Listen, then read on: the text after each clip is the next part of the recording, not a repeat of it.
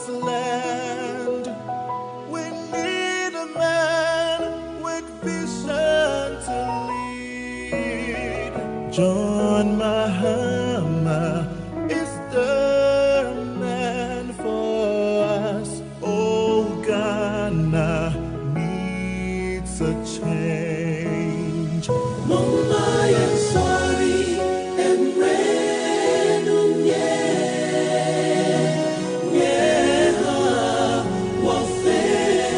what's Yashi, Nina, Yawo, Deka, Ghana, Naneman, Sakia. Let us rise for a change. A vote for Mahama is a vote for Ghana. Ghana needs the best man. Rise for a change. Naneman, Sakia.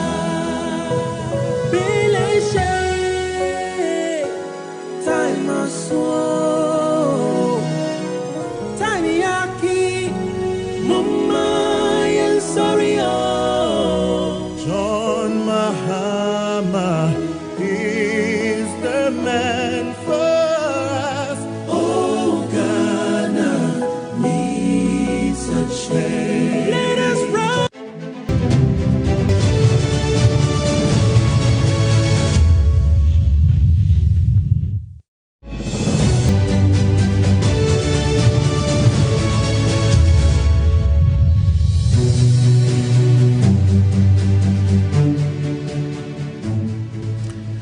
Area Madeshe, Imobi Ajo, Imobi Kwabena, eba NDC 360. Ena yejebre, na watwi bia ebo dewro efa enhyehye pa ene ne pa NDC amanyuko ene yewura John Dramani Mahama ewoma oman Ghana as far as the upcoming 2024 elections is concerned. Haso ena nyema ekotwi ba breman efa amamuo bone a ekoso ye man Ghana mu a ede ahokyere ne konada ababeto ye nyina asomanfo so no ne yejebre eyi nsem no baako boko te sa wo no se ne be ya akoraketo akora ebeti ase. This is the 9th edition. Midiane Samije Mfibu Somfo Achiame Hinema NDC Amanyuko, and I will be hosting this 9th edition of NDC 360. Showy, we're streaming live on Facebook on NDC 360, X, do one our friend on Twitter, NDC 360 official, and on YouTube, NDC 360 official as well. We're also having a simulcast on 5 television networks simultaneously.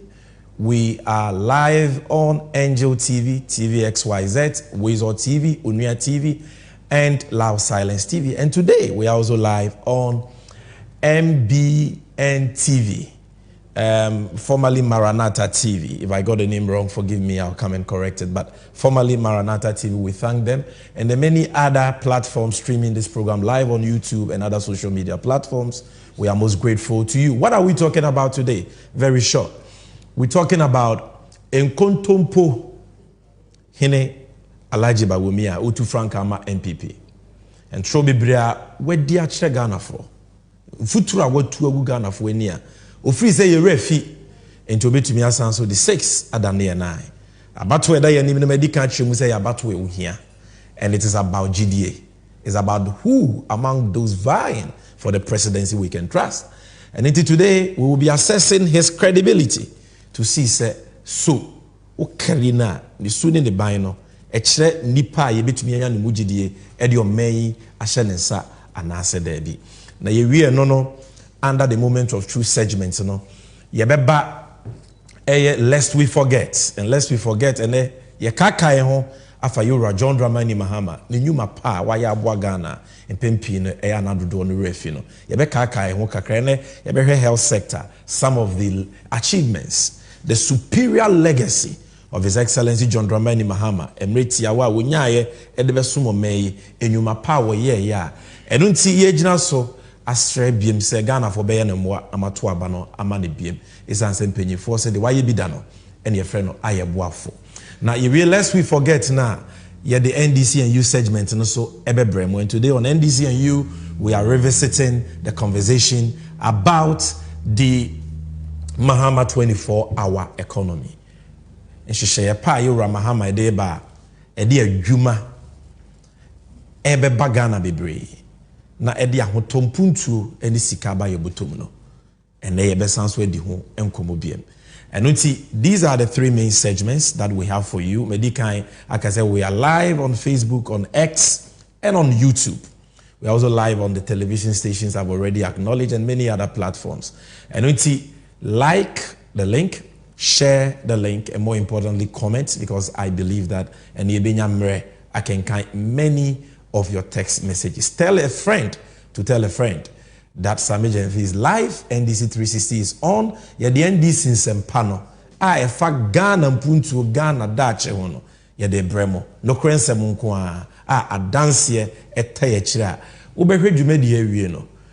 Ebe boao, amwo hunye mebibria, nebi a wontre wadwen enkoso. Na boao mwetimi atwa bapa mame. And unti ene, yenye adverting team biya. Just watch this moment of truth montage for me.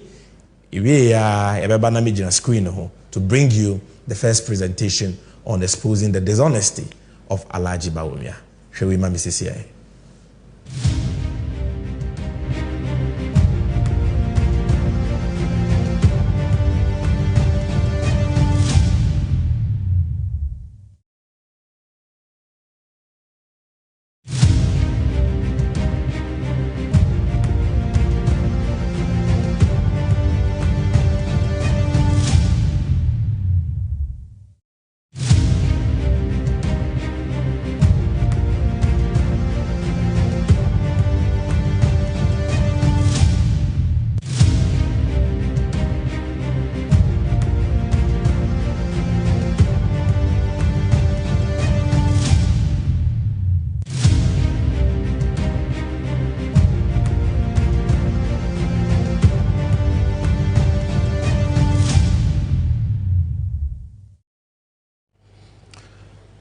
Enti abusuafo me sikasem nyina so no ono na ye ba so ku ne titireni enti Ghana sem sikasem ye ku twi ba brema nyina no upese ohumu nchiremu apapai na betimi akire mu Alhaji Bawumia na potoka sem ye can say he's the chairman of the economic management team.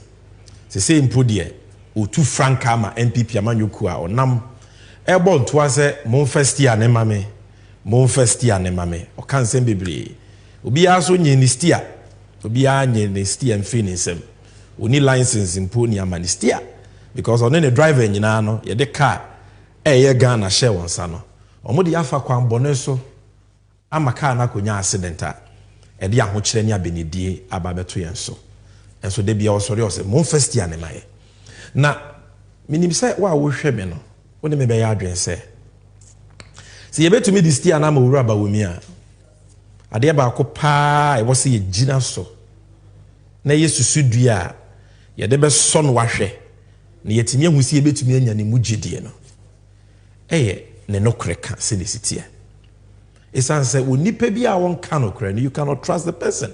You see about why ye ba betui it's not just about promises boshe eno de yatia bre enye hwan na betumi de adwen wanwaso foforo bi aba even though that is important. Enye the odwa nanum se mayewe there be the here titiru pa ne se nipa kura o kasa ansem no o hye osabo no o kasa big ideas and policies no ni sudden the bind to say what is his track record na so na dwuma wa ye ni nyuma wo ye ne nsem kaye ne de o ye fa ne nsem kaye ho no ebetumi amaye nya ne mugidie de o ma ya hye ne sa na. Trustworthiness is what we are talking about. Because if I can't trust you, then I can't give you my vote. It's as simple as that.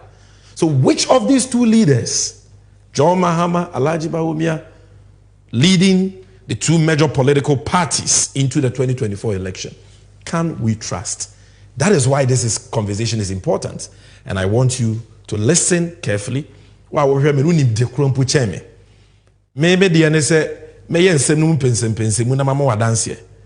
Maybe me to be also make chirisi na mama obiadi. Na wankasa wo de akwa adwendwen mu. Na wankasa wasi agina ya. Ebeboa wankasa wabrabo. Wo ma wabusua ene wo dache. Now, I will start with this quotation from a man called Brian Tracy. And Brian Tracy kasem we opotokasem say the glue that holds all relationships together, including the relationship between the leader and the led, is trust. And trust is based on integrity. Pape oye obi a wabempa train Ansah sem ko Canada memwa, they celebrate him. Ajidin people all across the world read his writings. Wakasem bi ehun here was a Ghana for your three adwensi so. Or say glue a can your first for leaders. Any on mouth for boom a glue back up a GDA trust. Na say GDA no ne fapem and no kreka integrity. If you don't have integrity, you cannot be trusted. And fa won say nipa ne be promise o say to abama me. O to abama me a me do be kwa bruchiri mema $1 million maybe adwuma and fa won de nipa ne be ka. Say nipa kro no ye obi a onya no kwafo a his words means very little. Now, you see, and yen to me can say me nyina intima fa nsem no ne fa bi part 1 pe. And under this part 1, me twi wadwen si in kontompo akese edu 10 lies that Alhaji Bawumia has peddled. And I will give you the evidence for you to know that indeed this man is a liar. When we call him a liar, we are not insulting him, we are not attacking him, because that is who he is, that is his nature, that is his name, that is his title, and that is the only name you can call him. And unti abusuafo, the edikan e 2020 MPP4 call Cape Coast. Omo ko launche omo manifesto. Bosha hodwa no mo woma Ghana for. It was just like this time 2024 ya ne kwa kotoaba, because 2020 was an election year. Why am I starting with this? Because this was a promise and asemo Bawumia kan in the run up to the 2020 elections. It will be to me the atoto and somewhere ne in the run up to the 2024 elections. Or say, and yes, omu besi habo for from Cape Coast for Debbie. Or say, omu si, we are building a new harbor for the people of Cape Coast. But we are kasa seminar. And what dance in we mame.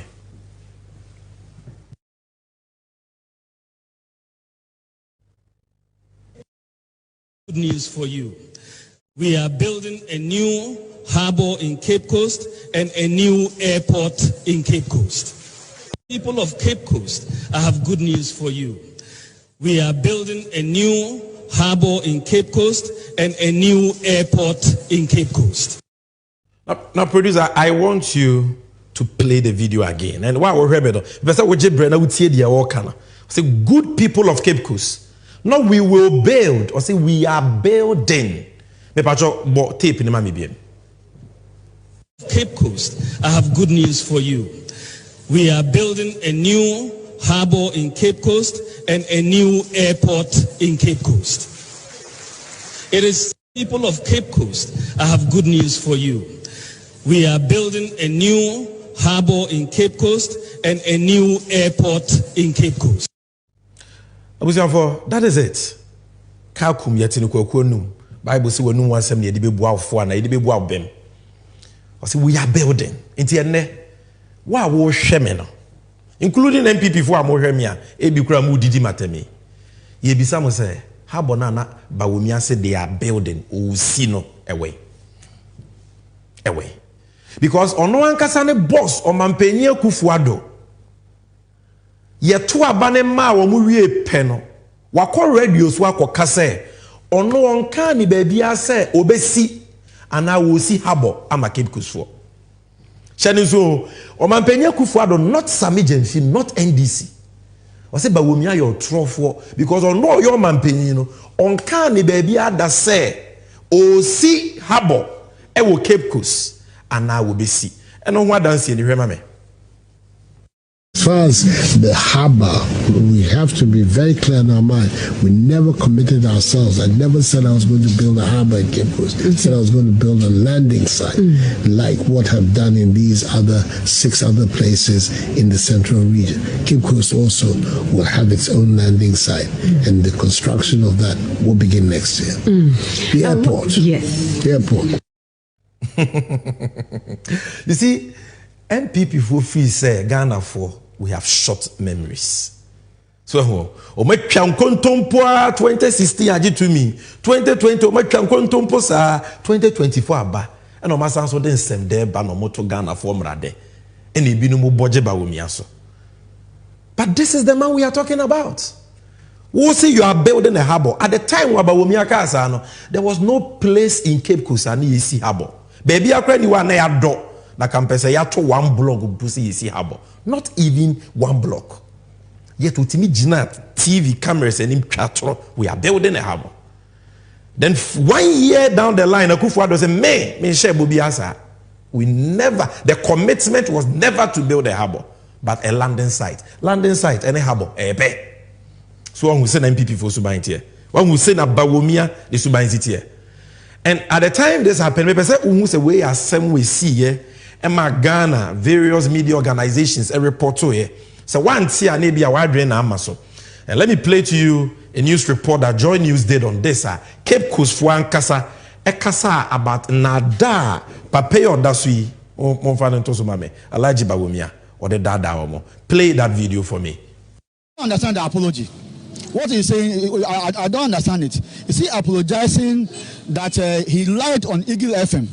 Or is apologizing that he's no longer going to build a harbor for us?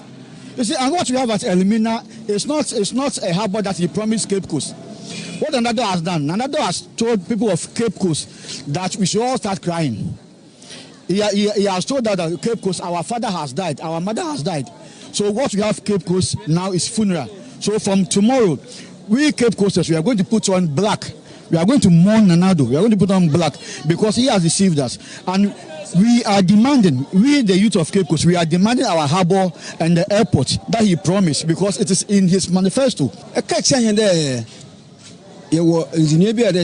moment pyramids acquired Bahumia, next summer can Bahumia, you want a cassette war.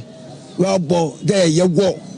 Or will be there, or the Megafo, or your harbor, no on your airport, no, then here, and a President Ansah. Nanado and Ansah Bella now Bakache de my neighbor's plane airport dam and no one could see how about me. I'm a bit of teach mention the when you to and it was for Areho. Mr. Crafton. That is how depraved our country has become. That today we have in a very high office at the very top a man occupying the very high position of vice president. Nipa no kure sei eninenum. Yenim boni no kure dia ye Alhaji Bawumia. No kure nam left, no afa right. No kure nam ha, no afa say. How can you lie to people like this? How? Na odi harbor no kura na wo dada wo mo a. Enka airport na odi twa to because he said we are building a new harbor and airport. Itika airport no podi ye kese e. Ena me no kasa yo ko Cape Coast harbor nail. Airport wa she nothing has been done. Say same podium munya tumi wie no. O man penye Akufo-Addo say wakoda adwen when we say Cape Coast for kra mon sem fata airport. Oh yes, waka. E bia na untie. Waji tumi na wie o based on Bosha what dia share we say Mercy harbor awansi. O say mi si airport ano. O dia ka wonya no humpo. Also, what dream when we said, maybe I won't share the here, Sana, and crying Cape Coast here, 1 hour 30 minutes, and crying Cape Coast 1 hour 30 minutes. What do you hear? One don't see any. This morning, people feel strongly that looking at our potential in tourism, we need to put up an airport. A place which is about 1.5 hours from the capital, which is a major international airport. there's an airport in Takoradi.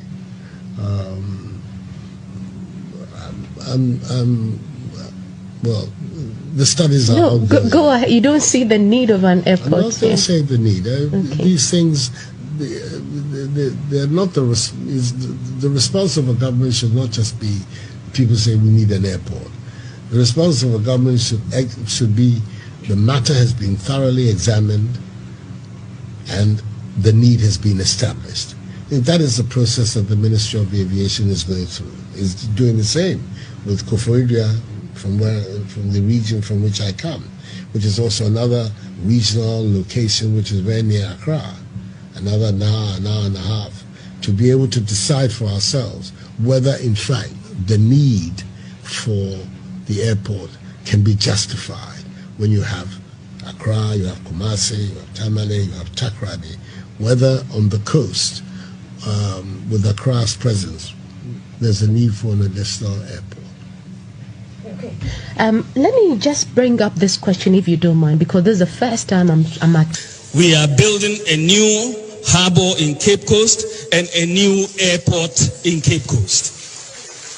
It is very critical that we do that. An airport makes a lot of sense in Cape Coast. It's a real tourist hub, and between Greater Accra, Kumasi, and Cape Coast, you have a triangle that really is a lot of hub of economic activity. You can build railway lines between them, and it's a major growth pool if we put an airport here to drive infrastructure growth.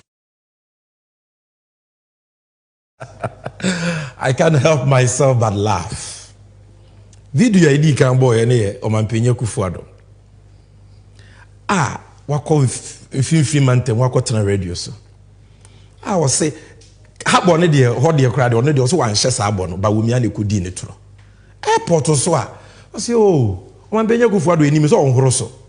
So what twa ne bossa again they say kan airport won hia ma Cape Coast na o say men ka sa ba ye ntimi sore nka say ye kusi airport sa akwa e was ye nhwehwemu hu say airport so no e be hia because enkran wo he ya Takoradi wo he ya o nyina wo airport Cape Coast hemfinfinti Cape Coast there afi was ye examination ye enti alaje ba wo mi anya examination no sa nhwehwemu e was nka alaje Omampenye Kufuado say was wo ye Ansah na waka say wo be si airport wo Cape Coast no ade no ma anya Ansah no mode sa boshe ne ba abeji tumi afi o manya tumi awie no so aboa no fidie ne chie na fidie chi na ne sunku agya no so ade sunku se se dia o se o se ekoye nhwemu se wo hia enso tie ba wo mi a o so wo hia pa ye hia airport e wo Cape Coast because Cape Coast wa Takoradi wa ha enkran wa a triangle no wa ye ne say tie ye kora bit my railway lines. You see this man,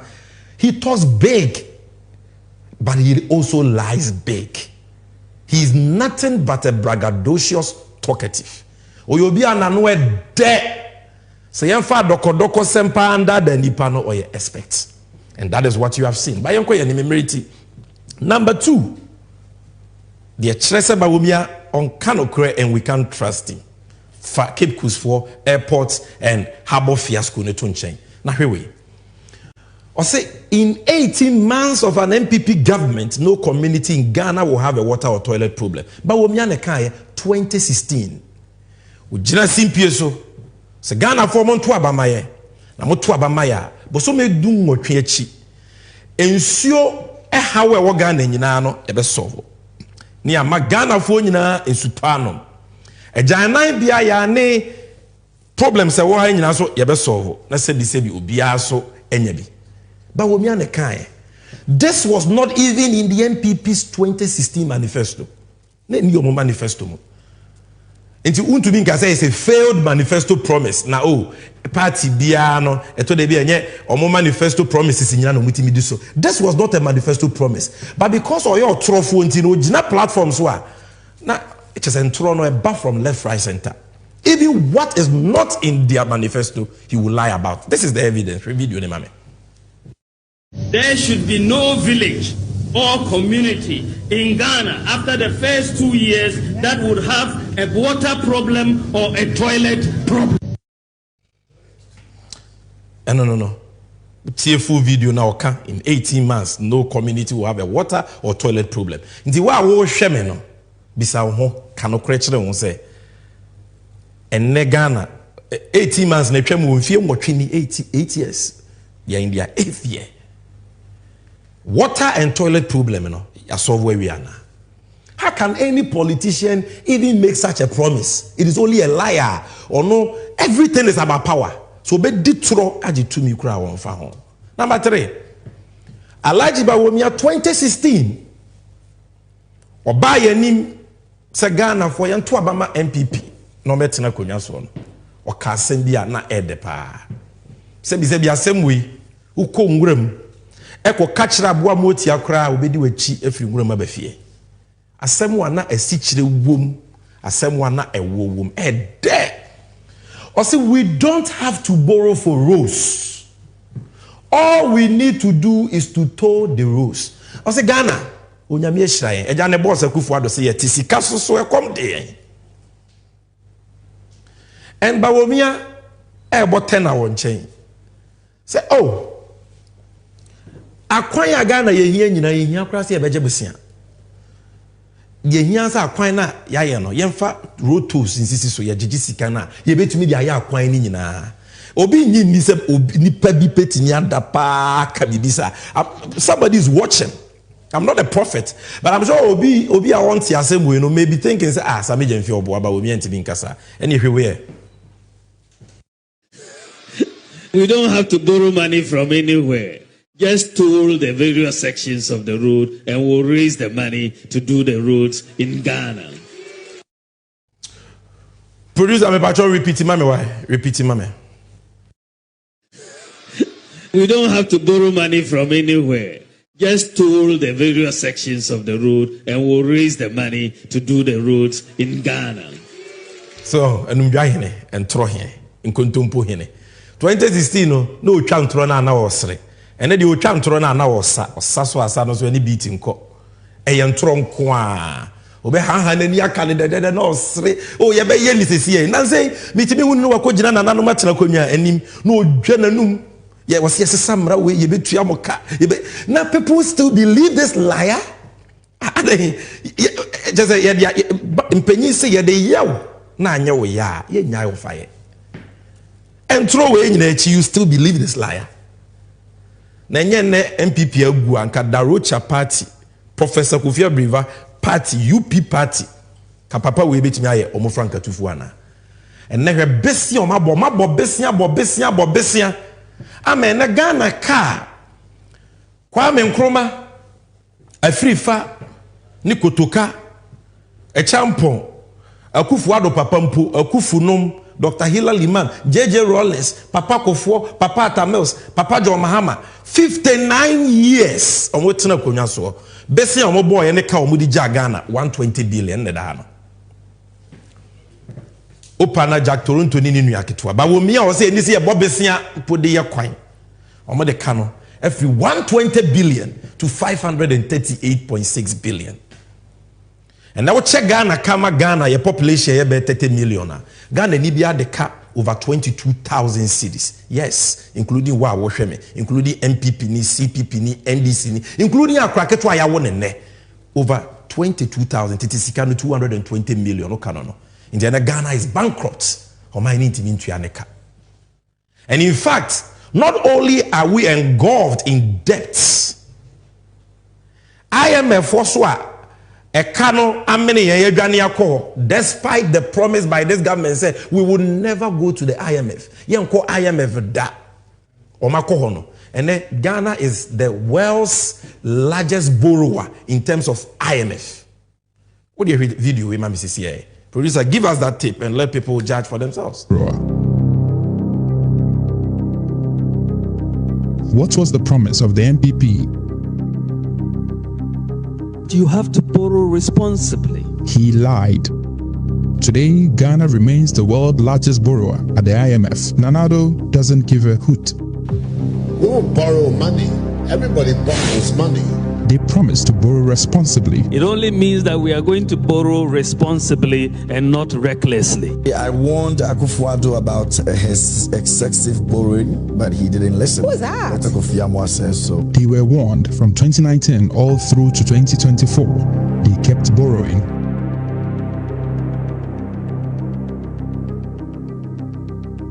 You have to borrow responsibly. Ghana's debt is projected to hit a staggering 99% of GDP by the end of 2023. You have to borrow responsibly. Thus, the World Bank has cautioned Ghana against excessive borrowing amidst concerns. It only means that we are going to borrow responsibly and not recklessly. As a Ghanaian, if we divide the national debt by the total number of Ghanaians, which is roughly give or take 30 million, in 2017, every Ghanaian owed 4,874 cedis. Fast forward to 2021, you owe 12,146 each and every one of you. When we look at 2024, when President Nana Akufo-Addo will be leaving office, you will be owing all the international debtors 18,312 Ghanaian cedi.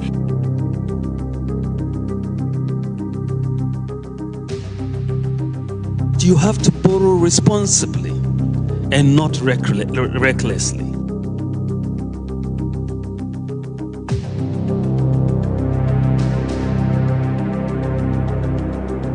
You have to borrow responsibly and not recklessly.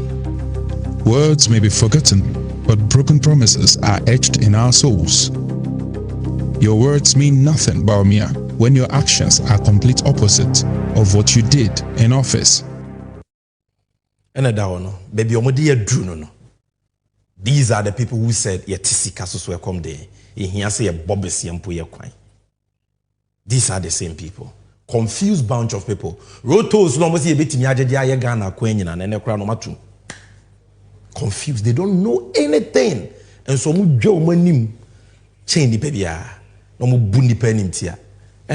is their scorecard relative to borrowing. All presidents from Nkrumah to Mahama in 59 years, 120 billion. More 7 years, 81.8 billion. No more they are the papampo Kenya ya. Dear no more this can I. Not even one hospital. Ometimi fiti ase whether a regional hospital or a district hospital, ye fiti ase ewie. And the petimi kum kwa jaya. Dear no more this can I. And that is why we are struggling. And these people say they will break the 8. Almost sounds what shall to Obama. And some want to make another mistake. No.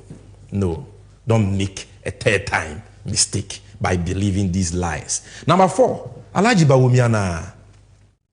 I say we will start constructing roads with concrete instead of asphalt. Yamposo kakra hadie emwedru. Asemwe emwedru. So because since Ghana beto hono, Nkrumah kra or de fa hudi ba menye so shebo she bi say. But this man Bawumia promised. Ghana kwan nyina was we asphalt a sentem dodo. Inti ono or the proposal akoma banya giatum. Inti akwan ya wo Ghana nyina no mo be ye no concrete na Ghana fo abaje so you. Na asem no de ehu kra ne sa asem no ka na sori dem. Muntie mi yo. And yet, kind of political campaign platform. So, what I say, oh, political campaign platform, the depend me to me. Onyami fie. And now, sorry, be aqua lighthouse or so for penny, darky word mills. Now, sorry, Onyami fie, nyame so for tewo. You see, Bawumia in Surunyame. Just like ne boss, Akufo-Addo, other than nyame so we see, I sorry, Diamanoa. What fast would you Ghana sika over 1 billion new Ghana cedis? Now the ultimate ya manyame the biggest pits in the whole world no. But we also could not sorry them. It could do to obey concrete roads, asphalt crade and yet omujaye. Me patro and what dancing. All this asphalt bitumen stuff, which the roads get washed away after 2 seasons. You look at the Mamoto Way, which was built with concrete, and it is lasting almost 50 years. And so that sort of got me thinking, and we started that discussion. It's a simple idea, but it's full of wisdom. I checked and I realized that even in India, since 2014 in India, they have a policy to only build concrete roads because it works out much cheaper. So I said, well, let me bring this to my bosses, and we have been discussing this as recently as last week in Parliament. And Bishop Dag, I'll let you into it. Cabinet did decide last week that we should move towards concrete roads as a country. Well, it say a harvest chapel, it say a lighthouse. Whether harvest or lighthouse, it's Bishop Dag be all. But no matter the name of the church, nyame fie, oni nyame asafo, nyame man, nyame honhom ti omumu. Okudi trama ya boy ensem wama. Se wo be concrete roads. Mfie nwotwe since o kasa asene. Concrete road ne bi wen. Wa wutie ni MPP ni a wo hwe me a wudidi matem no. Wo hu concrete road ni bi wo ukrom. And you are marketing this liar. Adana mo yesa, MPP for adana mo yesa. Mumpa chokra for truth. Me catch I say tetena. Say we are in the time of grace. Adom remuni we. Tetena na mransem duni adwuma na ba wo mi a. Enko gira wo twa tro na asase apai na nyame bufuo no. Asase na mene no. How can you lie even in church? How can you lie like that? 80 okay no Central for report here. Ghana Web, this is it. 18 July 2017. We will start constructing concrete roads in Ghana. Ba wo mi a. Number 5, where the Fawankasa was sitting in. This is direct. And then people for the BBR by your friend e-levy, Momo tax. It doesn't only apply to mobile money. I will send you a $2 to or here you breast somewhere in 50 years, Juma, or send you an abandon some $2. And yet, Bawumia obey economic management in Chamaya, KNT been paying some da. But baby, I make kunye. This same Bawumia. 2020 Yakotwaba on Peace FM sometime in August 2016. Who said about one mraso MPP here to me ofiti ase twan kontompo ne zen o se o mommo de eye hiafo ne yusu ehihia se ye de to bi abeto so because mommo ye hiafo ne ye mommo enti to pa se ye de beto mommo so de bida. But we me promise. Yet, ono ankasa ehwe ya di e-levy baye. Share this video for me. Oh, the point is that you are not taxing mobile money, and it is for me my view and that we should not tax mobile money because mobile money transactions, a lot of the people who are using these transactions are very poor people. You know, someone will get sent 5 CDs on mobile money. Why would you want to tax that? Oh, the point is that you are not taxing mobile money, and it is for me my view and that we should not tax mobile money because mobile money transactions, a lot of the people who are using these transactions are very poor people. You know, someone will get sent 5 CDs on mobile money. Why would you want to tax that? Oh. Yes, I for another one. Why would you want to tax mobile money? A brand new entity, so we here. Yet, on the e-levy buy, and then what paper no so minimum she a good for don the buy na me nka ho. What paper no office you refi. Bosha or the share and the oye. But well, I don't see that was a Bawumia himself. And the proposal e-levy on no kofa buy. On the that's what I had the buy ma bind it to. And ya me na make MPP, then General Secretary, for Penny, CEO of MPP. Oko cabinet meetings, John Boyd on the kind, any more. Another screen is no. Or say, wait there, but we me asemwa. I feel more we mame. Modern Ghana. This is a story by Eric Nanaya Kwafo. Or say, Bawumia is in full support of e-levy. John Boydu reviews John Boydu. Because he was going to the cabinet meetings and also Bawumia in full support, not in support, in full support of e-levy. This same man, no, the e-levy abano, and our promises will be try e-levy when yaji. How can you believe him? Obiso John Boyd will be on paper with me as no cancer, no problem. Way me krom ni Gideon Boako, spokesperson to Bawumia. On also so need you say Bawumia supports implementation of e-levy. Bawumia supports implementation of e-levy. Spokesperson. Go and read the story. myinfo.com. It is there. Entro number 6. Ebusian 4. Mokai Bawumia and US dollar 1 Emra na Bawumia be pay to me. Na ne pet subject. Asemwa no ta kapa was about CD. Because Omampenya Kufuado mayeti asese ono onim sikasem totoye. Enu nti no akofa alaji Bawumia so meboa no na omehwe Ghana sikasem so. Edi Akufuado wo video bi jinaka so say CD na ye hata no kasa wodwom. Enu nti na makofa owura Bawumia omeboa. En Bawumia so kansem se Ghana sikasem fapem under Mahama atetia pansam. The fundamentals are weak. And if the fundamentals are weak, the exchange rate will expose you. Shebompo say, watch it after they came to office, after 100 days, also watch dollar to prison, they won't suffer comma IGP. And then dollar. And then I'm saying, share video, mame. But if the fundamentals are weak, the exchange rate will expose you. The type of free fall that we are seeing with the cedi exchange rate is a vote of no confidence by market players in the management of the economy. So, if the fundamentals are weak, the exchange rate will expose you. So Ghana, sika semfa pemtete pansamoa, dollar be kosro guye sika nanimu ase, ama obi ehun say ye mo number. Samra wakasa no. Na dollar ni nyame do 4 cedis simple because this was before December 2016. It was around 3 cedis. But we miasi on TB da. Mahama more number. Mahama nima mamu. Fundamentals ni weak. Na the entire dollar yet 3 cedis at the time was because investors are passing vote of no confidence. O match so mundi GDA bia we sikasemo. Yeah, but we mia e de benyu anahye nsa. Emfie ngotwe ni. Fundamentals man. How far now? Oga, how far with the fundamentals? Dollar now watching us prison. No? What in Kensin, what it change? And the dollar kaka krebi na 16 Ghana cedis. A ready full soon. A kwanso for bread. A maybe bia ya the dollar krebia boy day. Say from podie, bobo. President Mahama Breso now pay 1 million CFA, 6,500 ubenyabi.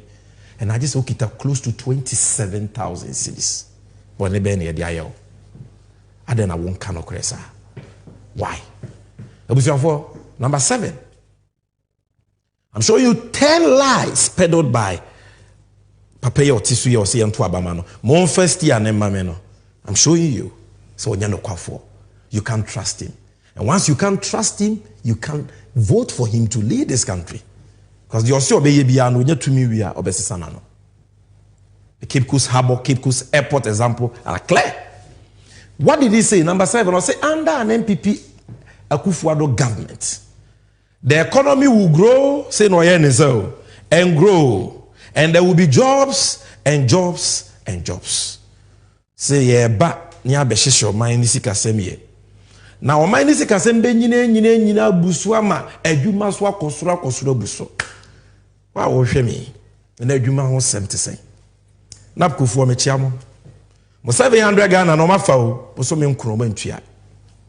Enne minti bi krada national service personnel omo strike.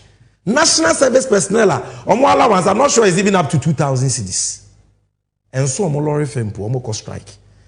That is how broke and bankrupt this man Bawumia has rendered our economy. Next is omo we school 2017, 2021. 2022, 2023, omutifie adwumanio nurses, teachers, omawie school tifie. Yamoma tra exams, my national service, no jobs. And the unemployment rate are 8.4%, almost 15%. So economy no can say to grow and create jobs. What do you have video? Look at the evidence. Economy is going to grow and grow and grow, and we will have jobs and jobs and jobs. This is the economy of Nana Addo Dankwa Akufo-Addo and the... This is the economy of Nana Addo Dankwa Akufo-Addo, where unemployment has increased from 8.4% to almost 15%. National Service for Ako strike. What be that? And they were unemployed trained teachers association, unemployed nurses, trained nurses association. There is no hope. And this man says, Santo Abamani Biem. Adengana for your Hurian Costro, Omubi saying, Shantre that way, wait ye, on one and grow for Zongo for, because we in Cremoni. Not me cry me so in Cremoni, Papa Bay, because then now, or the Bawumi or China or the Timothy.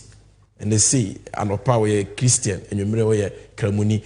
But this is what he promised the people of the Zongos. I said, we will build model senior high schools in Zongo communities in each of the 16 regions of the country. Alaji Bawumi on the kind. Say Zongo war region biya. Into region biya no, including what we region, whether Ashanti, whether Bono, whether Hafo. Or say yebere Zongo kesi woni esi secondary school kesi model school ama Zongo for akobi. Ehwa dance ni hwema me. MPP will build 16 model senior high school Zongo communities across the country. Bawumia promises. 1st August 2020. Ni ekwa akoto aba say ya. 4 years ni school no so we si ba akokra ka yebeka so we fiti ase. Not even one has been built. Not even one. He promised 16, not even one. And I'm not promising, missy way. Where are the model senior high schools in Zongos? Number 9. Mokais has same way.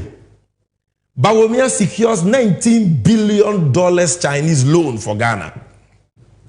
Hey, Bawumia free say a refi. But in this campaign, it's about trustworthiness. It's about principles. It's about credibility. This was a time Bawumia called China. Obaye jamboree kesiye nipa koshia ne airport. The economic whiskey has hit a jackpot. Or the $19 billion from China. Where is the evidence? This is the evidence. Ghana were 5th July 2017. $19 billion Chinese aid. Security to get 25,000 houses. Bawumia so no konya $19 billion. Obe sit down kwa mako 25,000 and ama security agencies. Not 2,500. Not a dime 25. Houses a dime kwa 25,000. Bawumia, I am trying to tell you, say pay no crane in the noom or your trofo. That is who he is. Where is the 19 billion and where is the 25,000 houses? Na yenya papa bi okromu IDEC penyipa Dr. Emmanuel Akweti samre no mu fi say yenya ade ehren bia na ye good o. But omo Bawumia atwa omo nice. They said wako circle na ye de key soap ayo iPhone no. Bawumia defraud omo. I say let's applaud Bawumia for securing $19 billion Chinese loan. I say Bawumia ya de yemo mano. So the executive director of the Institute for Democratic Governance, IDEC, Dr. Emmanuel Akweti, has lauded government's ability to secure a $19 billion aid to boost the economy. This is a quotation. The man goes to China for 3 days and brings $19 billion to our economy. Let's give him a round of applause. Round of applause for Bawumia. It is a round of applause in 19 billion away.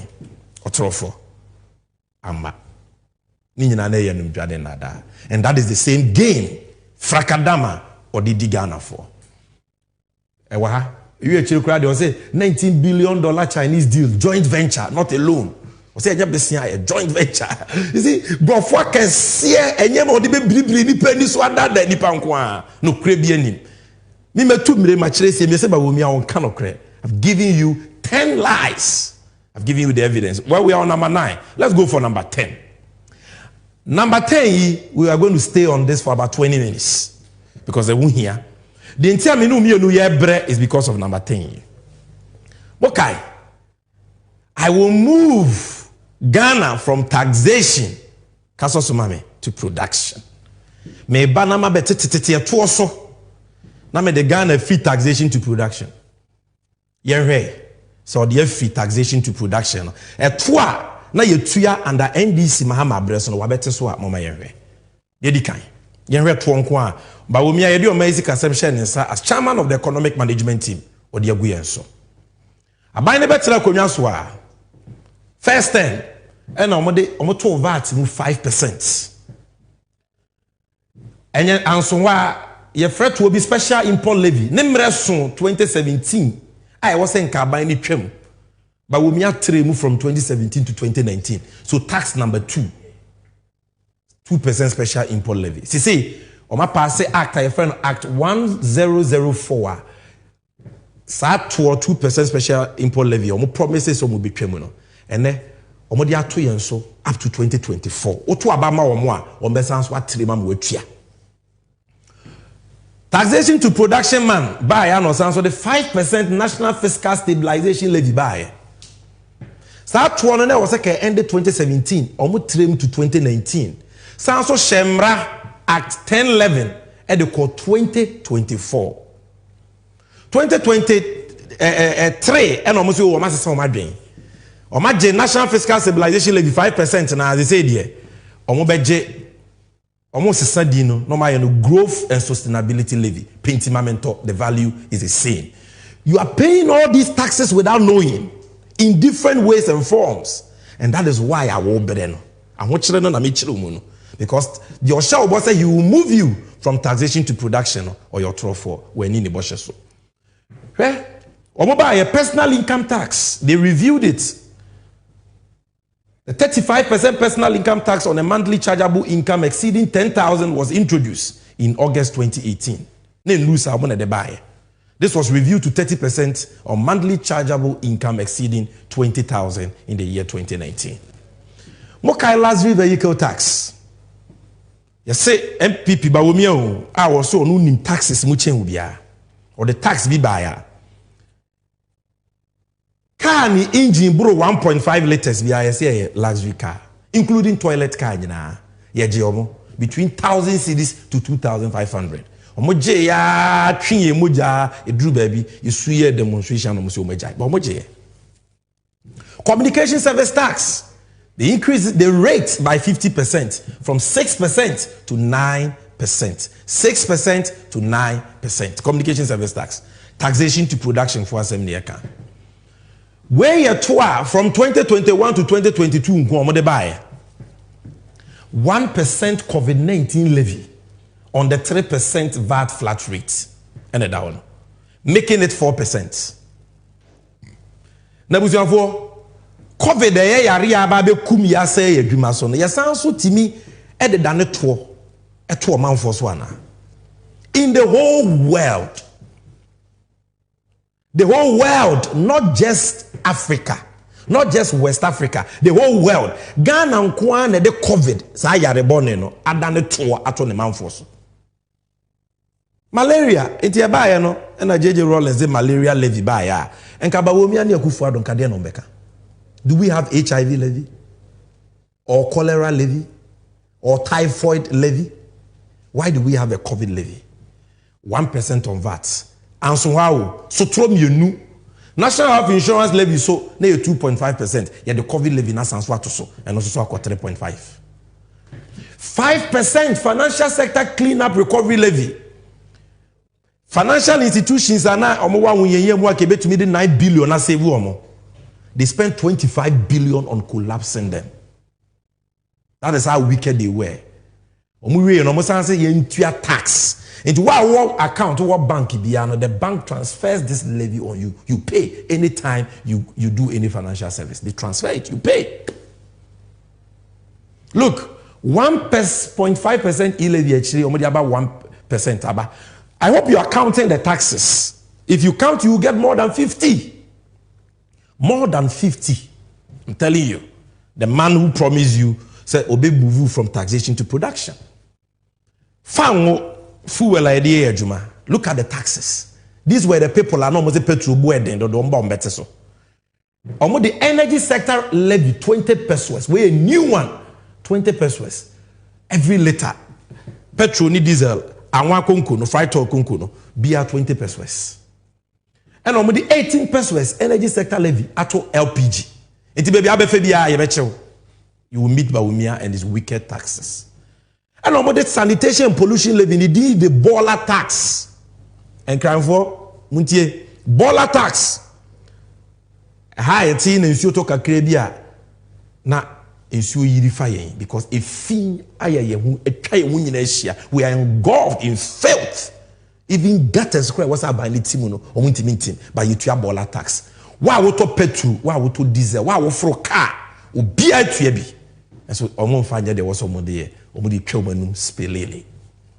Abusafo we no ye new taxes on fuel commodities but we ye taxes are na that fuel so that omo beto ya no be say wo soro dodo omo bete so.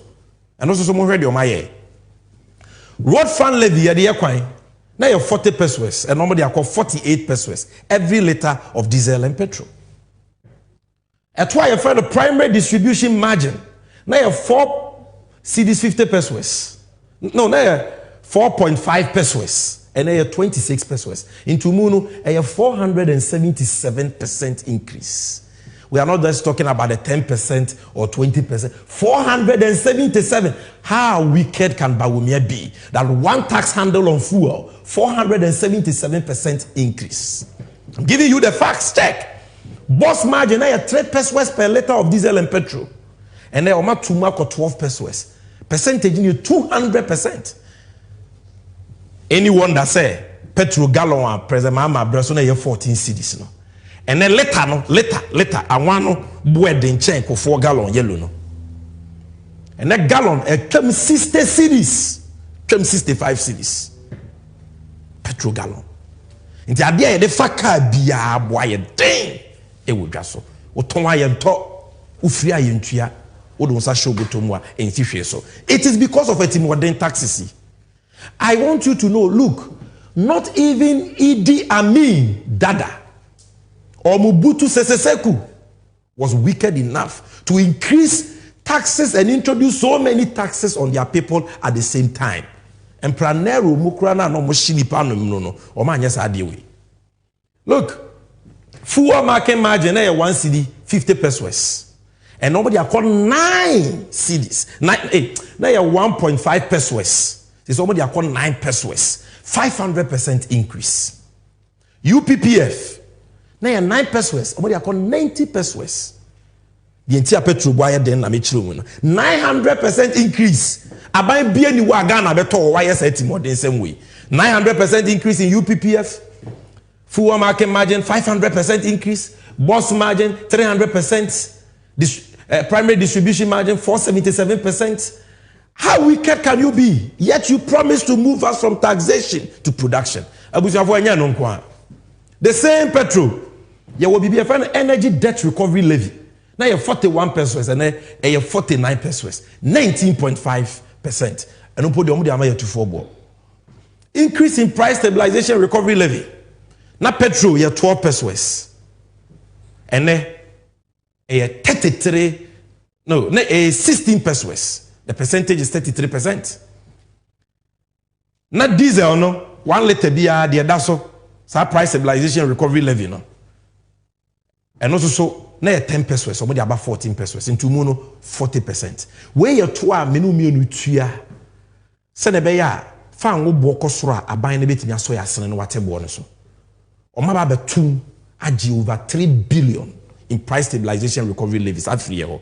Edume was on more year, which is that Omonfante petrol so no, they are not doing it. And until now, no.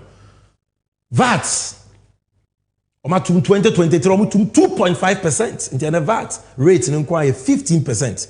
Or they get fund NHI on the can one way to 20 something. Growth and sustainability levy 5%. Yeah, they are good companies so. When I am a yano, Liwe Becca when I'm a dream one mentiasian. Mama Ghana ya dindini pe bre. People are struggling in this country. Boys enyedwuma, girls enyedwuma.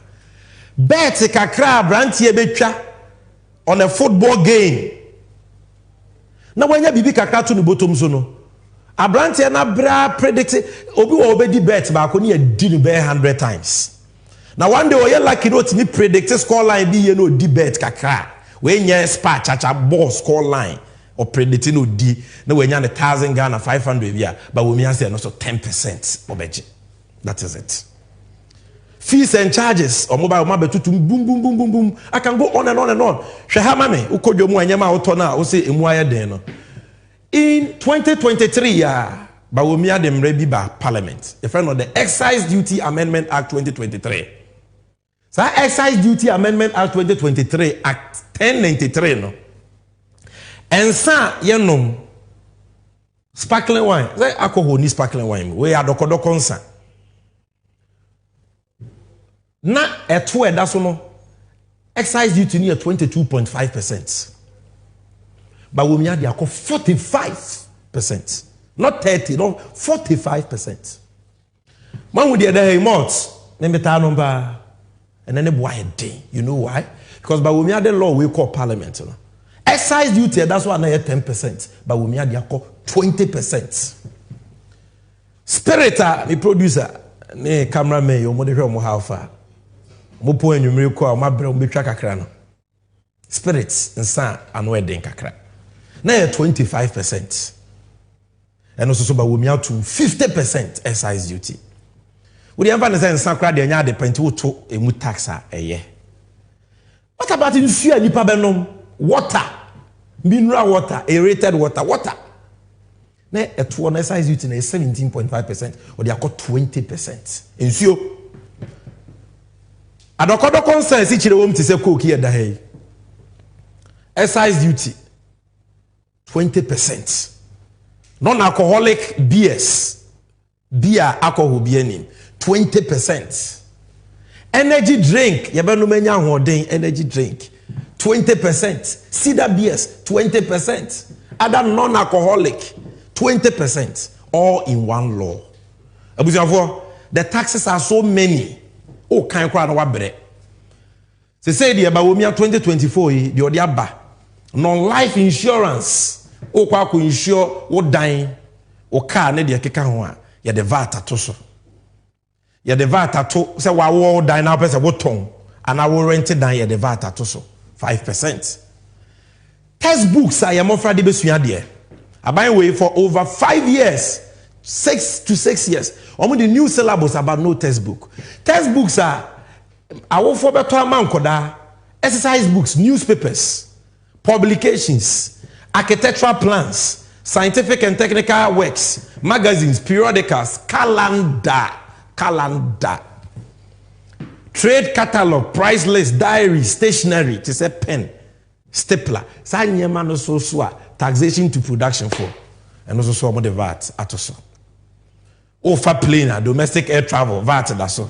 Domestic transportation, offer SRA VAT, offer formula VAT, offer insurance VAT, stamp duty atum, excise duty no, afekwa no matum boom boom boom boom boom boom boom boom boom boom. Na de nwanwa kra bro so no say omode enwusie so eto ato nwusie so enwusie to emissions levy. Enti enne wa wo moto abobo ya pragia okada mahama can do. Wa wo car say enwusie free to banko ade say 100 Ghana cedis afibia ne agyew. And a factories no mo ye adwuma mo so produce nwusie no ye besusu nwusie na ehwa ye say nwusie no do so to 100. Ehwa ye say nwusie no we dey do so pa to 500. Enwusie to taxation to production people. And that is why His Excellency John Dramani Mahama has promised say bear tax 10% no ubitwam. Boys, this is good news for you. Just say you encourage chacha. No. About 10 billion you person back to chacha. But betting has become a refuge for young people who are totally hopeless because they do many. It is over to make your boy tenya bibi kakra diabo akoma eye chance obakwa akobo krono. Twa bet nya bibi kakra nya ho na bawumia wo don se kwa akɔhye agene tax. Na wa be ka chese me ba me twam. Wo betwam mu atwa nu ne because una economy ni shawonsa akufu ado so tie uche nipa bia because ono wose ebe sikasem a omo number and into no buy. It will be tremor. Yes, our President Mahama, you bet me and Bujidi say, will be trem. Because work out taxation to production, you have moved us from taxation to more taxation and more taxation. You can't be trusted. Mahama Sanswa Shebo, this is good news for you. Mo ye momo, mo to ade online here ti musika no, Mahama say e-levy will be trem. But we mere copy so akokabi. He cannot be trusted because onya no kwafo. Nanse ye Mahama, apart from e-levy, o share adwadifo kubata ye from Uguta. Or the assembly to be about port taxes, sir. But we mere two wamana doswa. Ama nyama boya den wa port. Na ebiomusu bibia boya den. We no shebo about those levies. A person imported a car, and I was just looking at the charges. This is it's a 2023 Lexus. These are the charges. 20% import duty. Then, after that, import VAT. Then, processing fee. Then, ECOWAS levy. Then, vehicle examination fee. Then, network charges. Then, network charge VAT. Then, network charge COVID. Oh, I'm shocked. Then, Ghana Shippers Authority. Then, import NHIL. Then, network charge NHIL. Then, GHS disinfection fee. Then, MOTI import declaration fee. Special import levy. Ghana Export Import Bank levy. Ghana Education Trust Fund. Ghana Education Trust Fund network charge. African Union import levy. Then COVID health recovery levy. Then certification. Then IRS.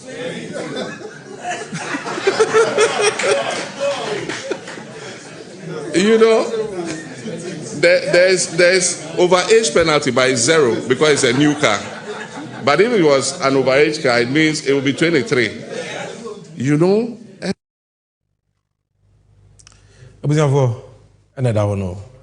One car obi di abaga na woyi.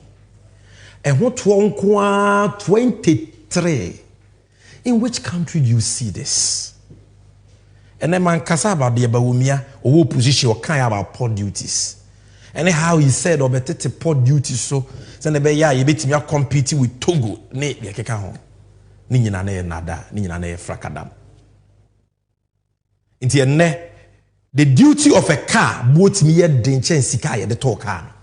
Go and check Corolla duty at say. Go and check. Even cars and getting go and check. But there is good news. The nation builder, that honest visionary leader, that experienced leader, why ye be da? Or ye aye boafo ye be to me aginedino. Washebo. Set to one obey be biafao. Mame. Some of the levies and other things, what you say? Anything I can say, the charges at the port and some of the illegal fees, no, you don't pay money a year for. So we'll work together on that. Mepacho, this is President Mahama addressing traders. Say port levies, fees, the bena e ku adwadifo no. Oni omo be ye adwuma. Na bibiri wen hia superfluous na yenyi mfiri ho. Na adwadifo wen ha omo. Ko adwadifo wen ha omo a ya ye koto ebedi ne so ye so ye ho be hin. Producer, by popular request, bo tape ni biem. Some of the levies and other things, what you say? Anything I can say, the charges at the port and some of the illegal fees, no, you don't pay money a year for. So we'll work together on that. So we work together, we'll take some of it out. Those are the words of the nation builder John Mahama, the man you can trust. And I'm going to show you why you can trust Mahama. I believe says we are no for. Even if you are an MPP member, Ebi abonten e na woni menya adwen. Ebi abonten na obedi matem be wankasa wo conscience wo tibua. Meaning say wankasa in your loneliness you will agree with our verdict that this man here Alhaji Mahamadu Bawumia or your trofo or your dadafo or your kuntumpuni ye jinidia in ye. And for that matter, Boshe de one and some work as ya work cano, yatia bre, ubi see a swap and ko share ma. Ye man na die being the third time. This is just part one of exposing the dishonesty of the liar, the pathological chronic liar, Alhaji Mahmoud Bawumia. There will be part two. And if you we mame, ye bape, may the less we forget, no ebro near the NDC and you know at waso. Sharp, sharp, sharp, sharp, sharp.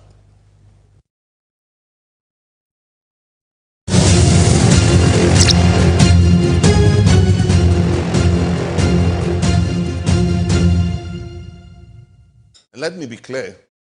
I am utterly appalled and disappointed by the unprecedented unemployment rate we're seeing today. Perhaps if the government had not jettisoned the 40-year National Development Plan, which was developed by the NDPC during my presidency, they would have adopted and implemented my 24-hour economy initiative, which was contained in that document.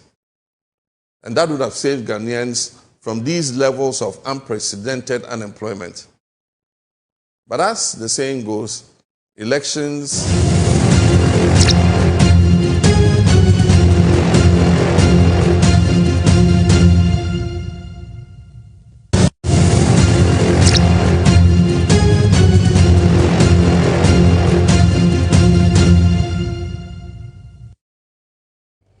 Yes, so this is Lest We Forget. And today on Lest We Forget, we are talking about Mahama the nation builder. I want you to know the entire Kasa Mahama a nation builder. Nation builder Chese. Chese wo you be a impuntu dana komaso. Wo be a or Jonesha Kain, he's visionary, or when Niswa de Huno, or one share pa. Ye mano a Quenya Manesumo May as president no.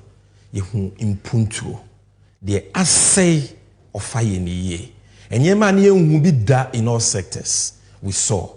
And I have this short video documentary put together in 2020 as part of the 2020 election. It's called John Mahama, the Nation Builder. Even though say a 2020 year video, no, it is still very relevant for today. So don't pay attention to the fact that it is 2020. Just watch this video because it is very relevant for the 2024 election. Yeba, I will talk to you about some of the things John Mahama, the nation builder. The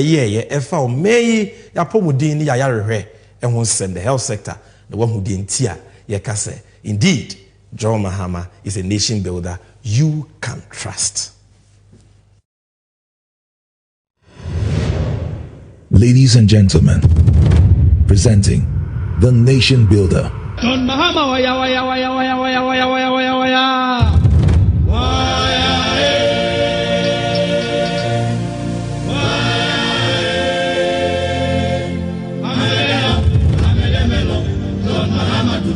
Come on, hey, come on, hey. John Mahama, waya, waya, waya, waya, waya, waya.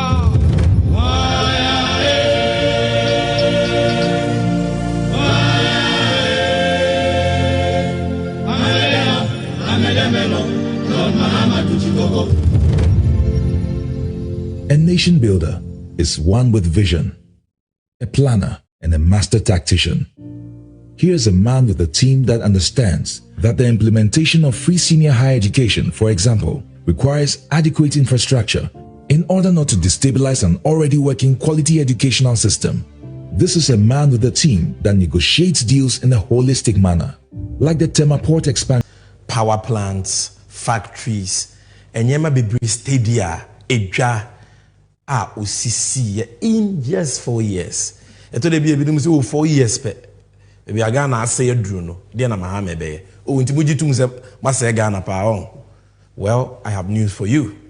If 4 years is enough for Bawumia and Akufo-Addo to destroy Ghana, then 4 years is enough for John Mahama to rebuild Ghana.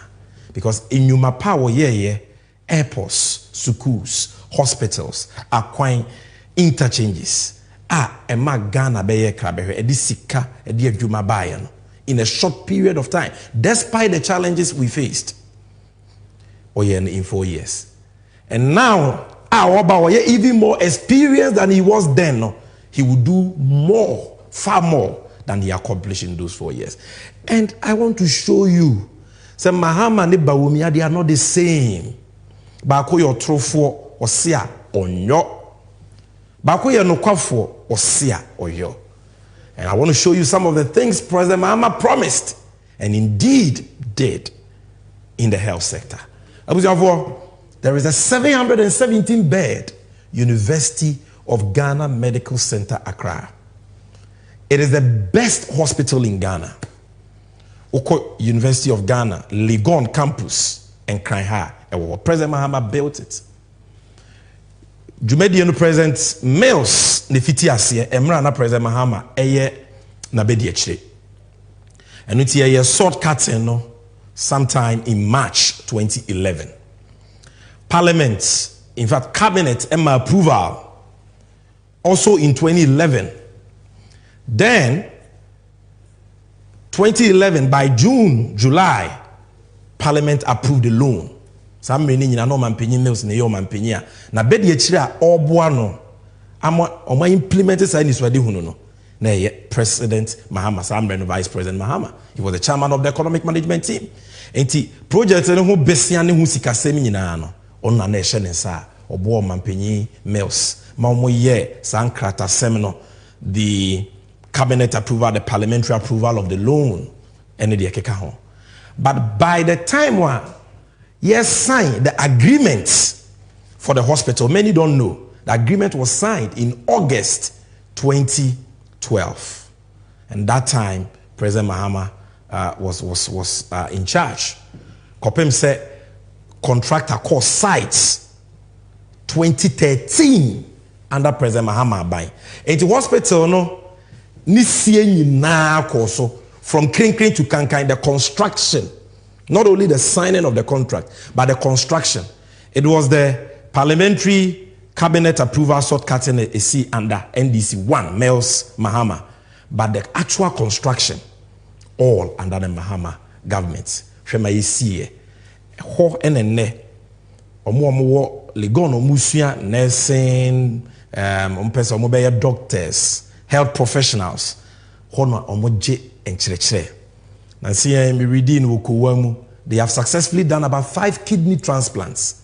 In Fidie wo hodudu wa yembe show. People get there and they ask, is this Ghana? Because indeed abrochire, even United States of America, baby hospitals in Nusa Hospital way. It's a quaternary hospital, the best hospital in the whole of West Africa. And this in the President Mahama and the today matters MPP for Kazu. And your mama and the C and Atamils. Now Atamils or MPP ni. The Atamils the C if I'm obeying.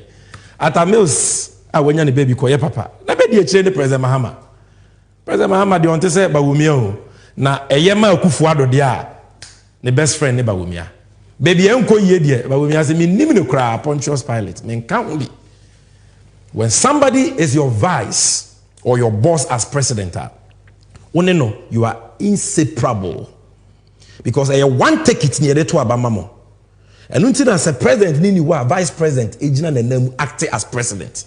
So when Atamils was president, John Mahama became acting president several times. Same for Bawumia. So the vice president shares in the successes of the president and in the failings of the president. You can't separate it unless you resign. And this Atamils it means John Mahama did it. That is what it means. But I've explained where it started from. The shortcutting, March 2011. The cabinet and parliamentary approval, June, July 2011. President Mahama was vice. The signing of the contract under President Mahama. The construction, it was almost 100% complete. You commissioned in January 2017. President Mahama did all that. And so when we say it is his legacy, and on the eka. And this is it. The Nim hospital, the Nim city any UGMC na eka any hospital, let us say hotel. Any Bimu Kodawa yaka so munku fi ukra no musu because omu fi they don't get these facilities any. Then, apart from UGMC, the Visionary Nation Builder Belt, or can say Accra, capital. Na Enkrayeni Regional Hospital, a share region in Puenimunyam. Greater Accra, you won't believe it. The regional hospital, you won't believe it. In the regional hospital, now what na pratiti aseno. And na me catch me say Mahama, offer the say no why any ye. That is why we call him the nation builder. He builds, but Wumia in Akufo-Addo destroys. Look at the when this one there. When this one there. Rage Hospital, 420 bed. And I'm just showing you the exterior. Hotel. Mr. Hotel. A hospital as a hotel. 5-star. Look at it. And I will call a cinema Mentifia Pa East Bolegatanga. You see brand new 386 bed. Upper East Regional Hospital. Maybe we no MPP for that mudi matter. Most of them come more dear mercy. More regional hospital, more quaternary hospital. Show us your Rage Hospital. Show us your University of Ghana Medical Center. Show us your Upper East Regional Hospital. Show us. This election is about issues. It's about trust. It's about proving track record. And you're Nunjani Atro. And Upper East, the Anusuni, big hospital. There's an area view. So I'm the Papa. We took these pictures in 2016 before we left office. Huge. Then Tamale Teaching Hospital phase 2. President Mahama did it. 400 bed.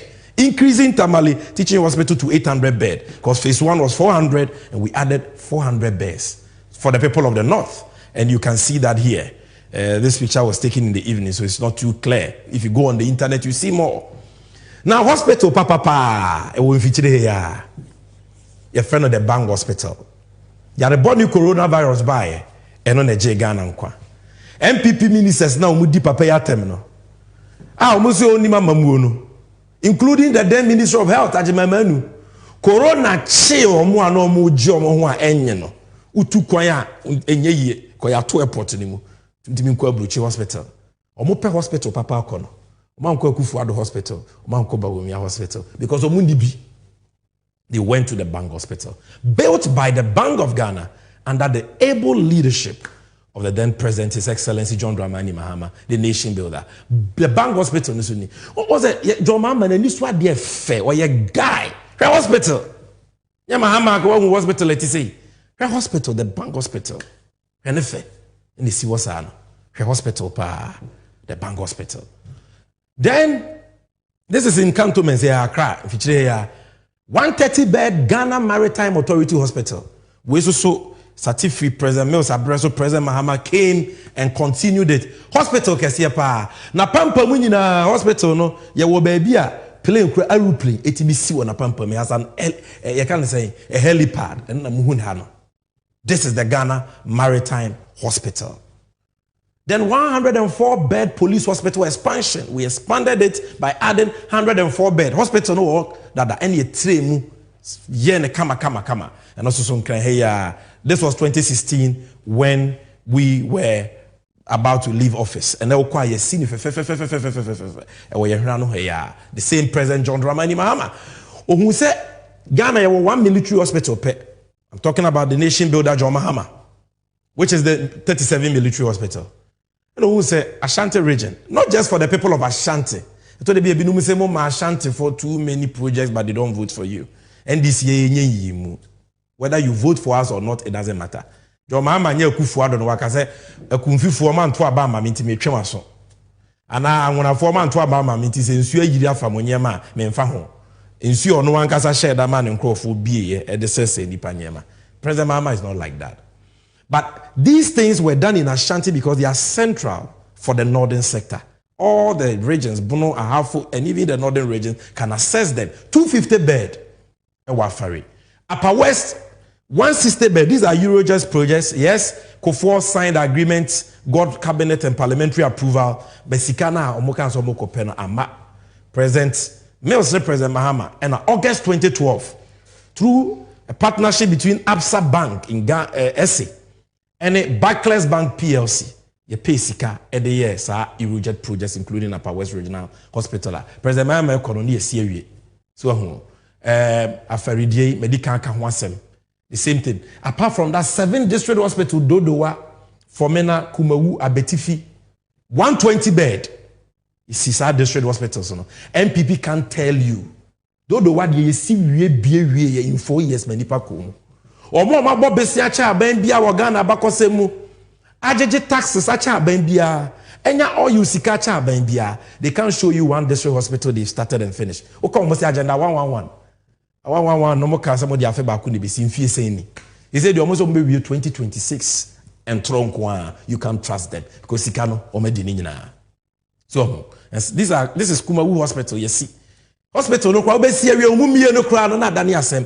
UGMC for 1 year no more kun. Almost umumie. The same thing. They abandoned these projects for years. Kwabetifia, Omajatuama Hospital, na Sese. It is there. Bekwai, 120 bed hospital. District hospital, Stepa, Nsoko, Konongo, Salaga, Chifipraso, Madina. The 100 hospital. John Mahama took the loan for all these things. And Sakra na President Mahama Bekodosanso Jebusia, 89 million euros for the construction of 85 bed district hospitals at Bupe, Tolon, Sola, Sobenya, Wita, so I can go on and on. This is just part 1 of his achievements. I don't want to spend too much time. But what am I communicating to you? Wow, hear me. What I'm communicating to you. And I say, in Penyufo Mienua, Omujina Yenim say Yantua Bama Womono. Bako, Ujini di because on Yano Kwafo.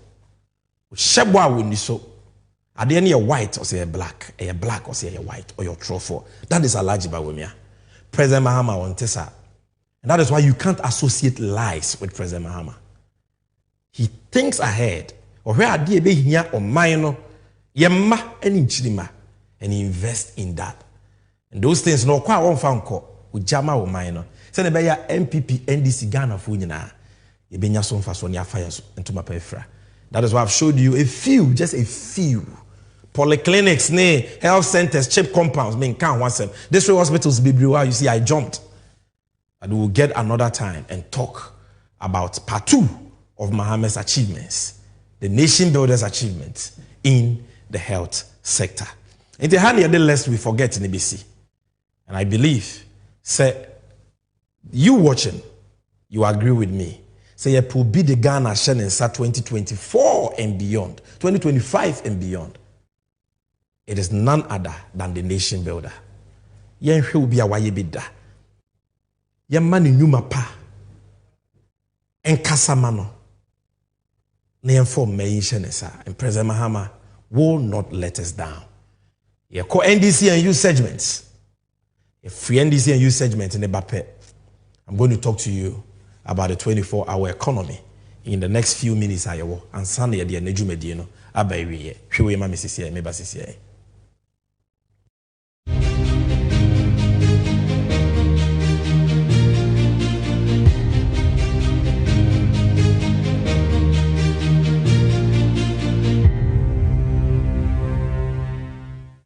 Let me be clear.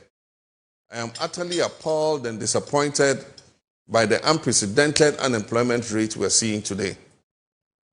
Perhaps if the government had not jettisoned the 40-year National Development Plan, which was developed by the NDPC during my presidency, they would have adopted and implemented my 24-hour economy initiative, which was contained in that document. And that would have saved Ghanaians from these levels of unprecedented unemployment.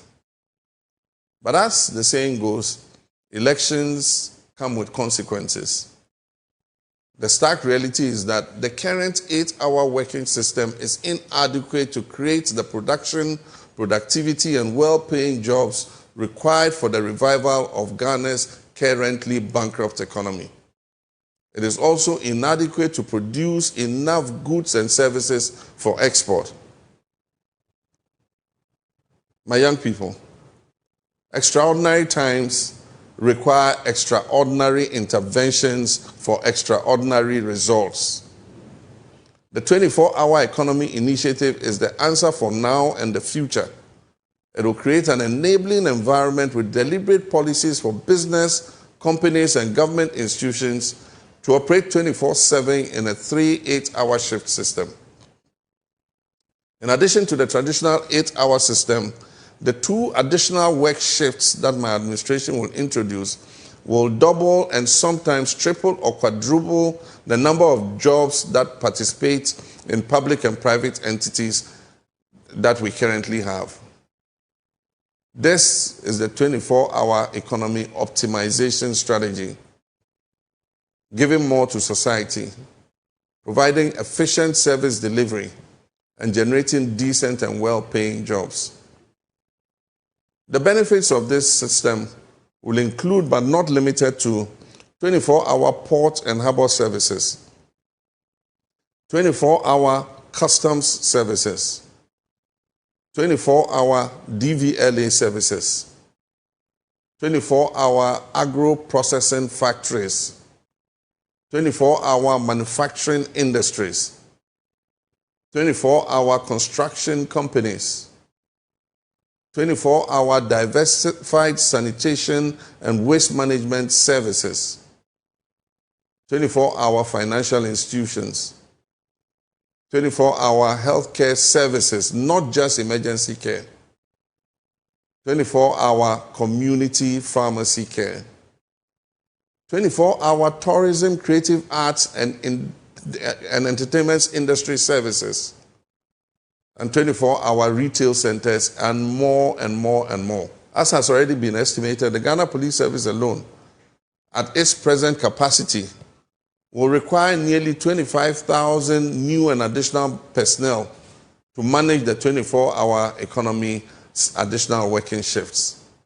And keep in mind that the police service, as it stands now, even without the 24-hour economic initiative, already requires additional staff and motivation to meet the optimum police-to-population ratio. We'll adopt a multi-stakeholder approach because the beneficiaries of the 24-hour economy are diverse.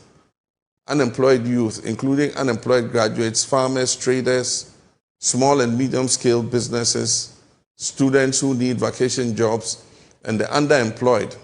No one will be left out. I'm determined to provide the necessary incentives such as favorable tax measures, cheaper and reliable power, financial support through the Ghana Exim Bank, oil revenue, and the National Women's Bank, which we will establish to soften the ground for both public and private participants who sign up to the 24-hour economy initiative in order to have a smooth takeoff.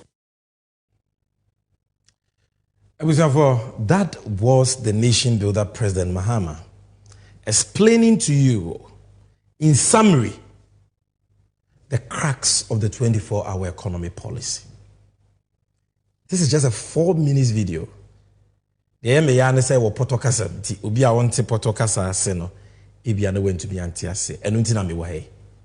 To just break it down in the Cree language, so that one tip Potokasa and Seno to be Antiase.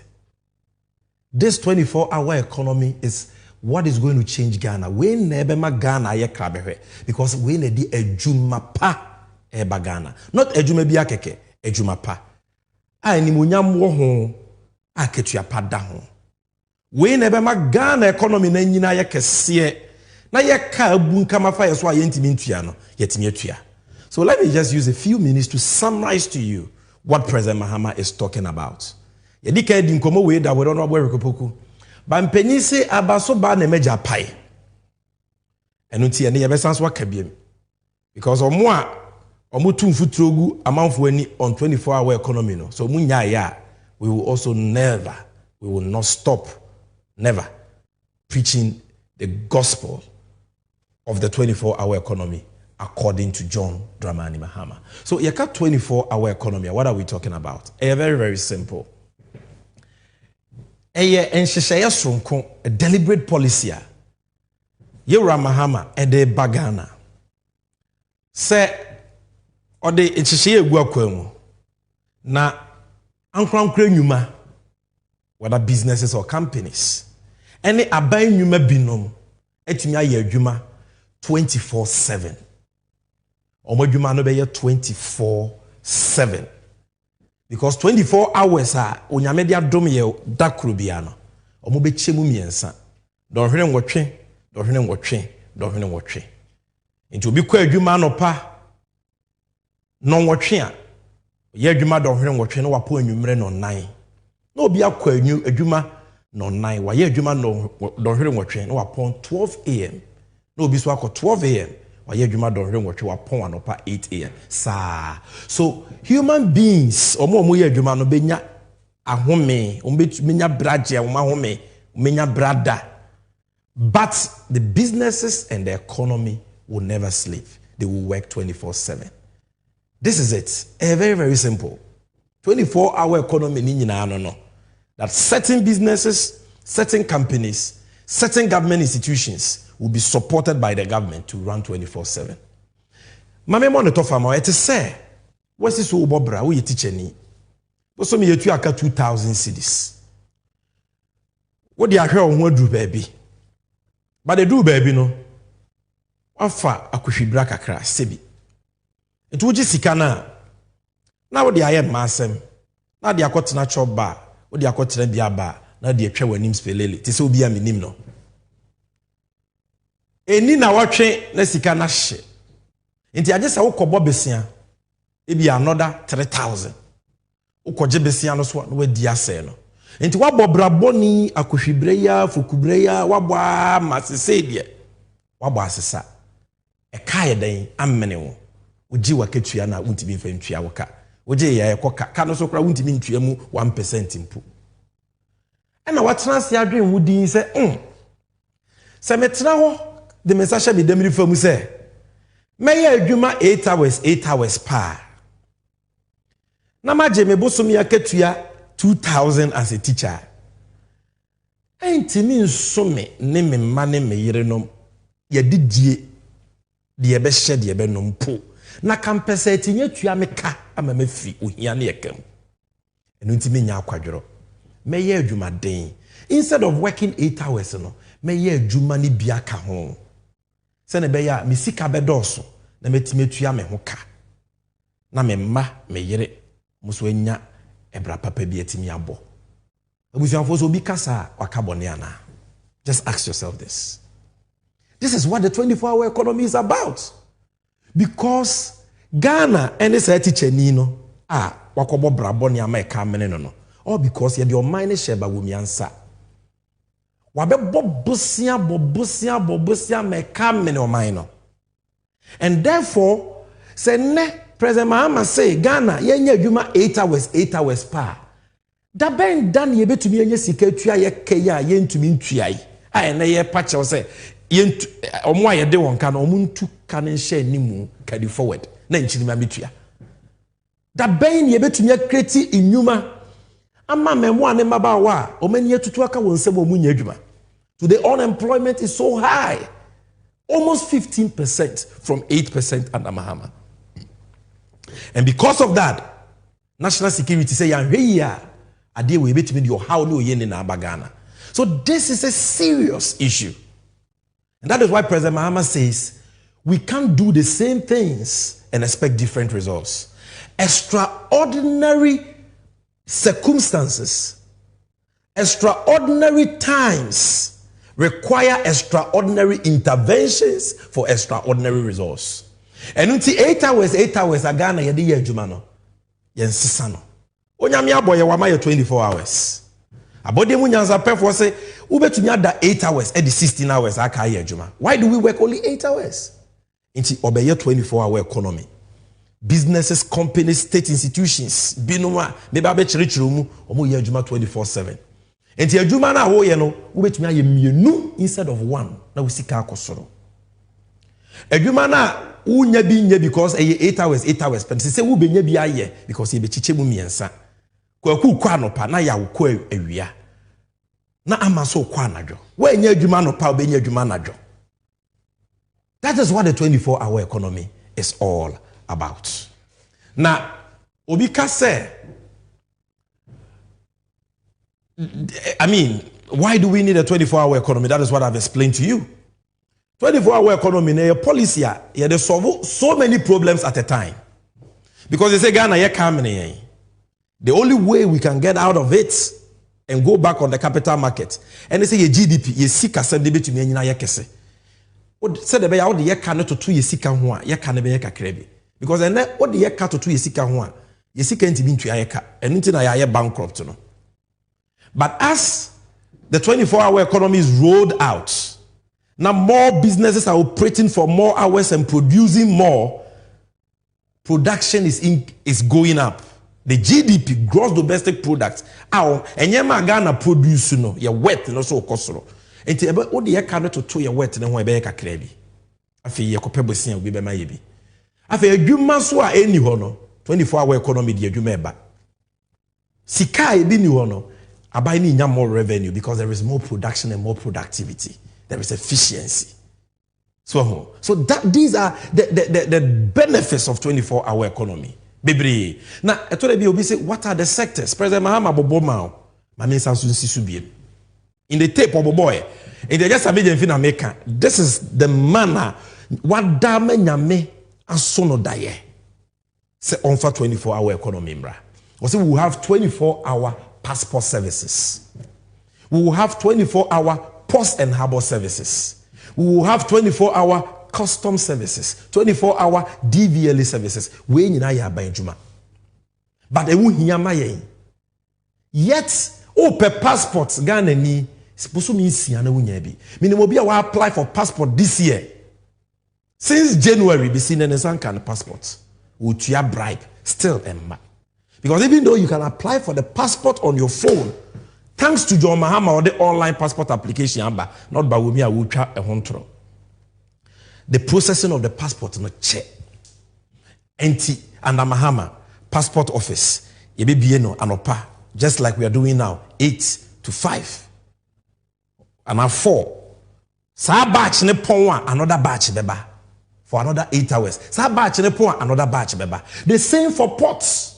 I have 80 peso amount for peso mu yo to be no money risika then you pay jet bribes your connection. No, let's give citizens better services. The demand is there, the pressure and traffic is there. President Mahama said the post too the same thing. What this means, they say send you my na say the passport office what you my 400,000 24-hour economy nti mienu beka ho nti e 300,000. The same for ports, the same for customs, the same for DVLA. Into a humano, formally, no, cost times 2, times 3, times 4. And because these people are engaged in productive work, the state will benefit. The more passport application they process, the more revenue Ghana gets. The more goods we clear the port, the more revenue. It will be say, oh now for baby sa be den tuyo moka. Edwuma no mo ye no hu sika e ba na ne de betua moka.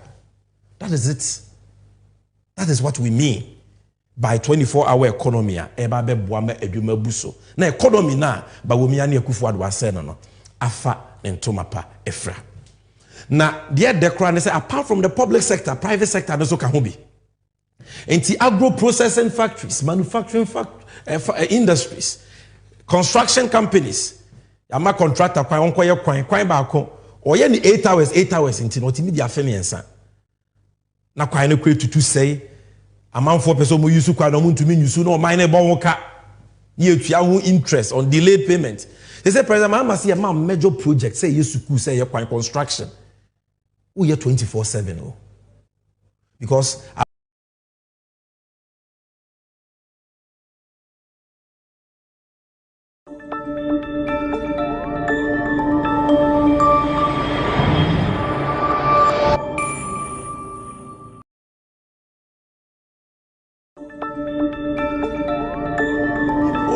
economists any meduma wansem chen MPP serial callers ni social media communicators na omo kasa pam onim che omo 100 times o say kasa magana djumayefo say this is a game changer.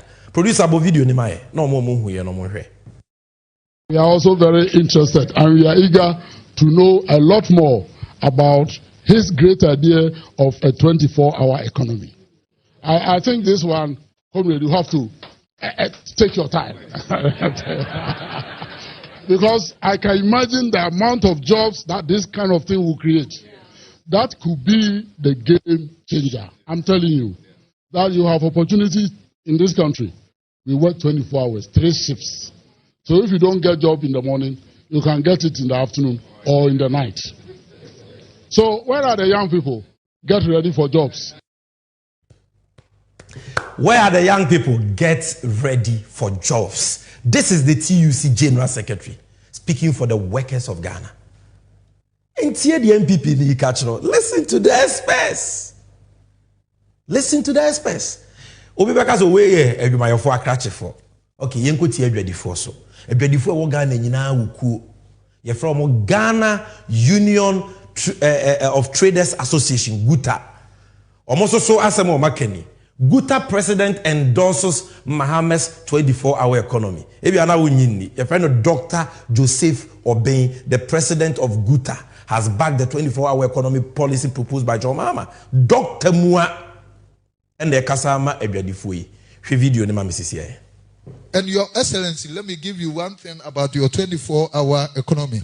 I think we had a program at School of Mass Communication. It was live. And I've actually thank you for this. At that time, people were just opposing. I said, no.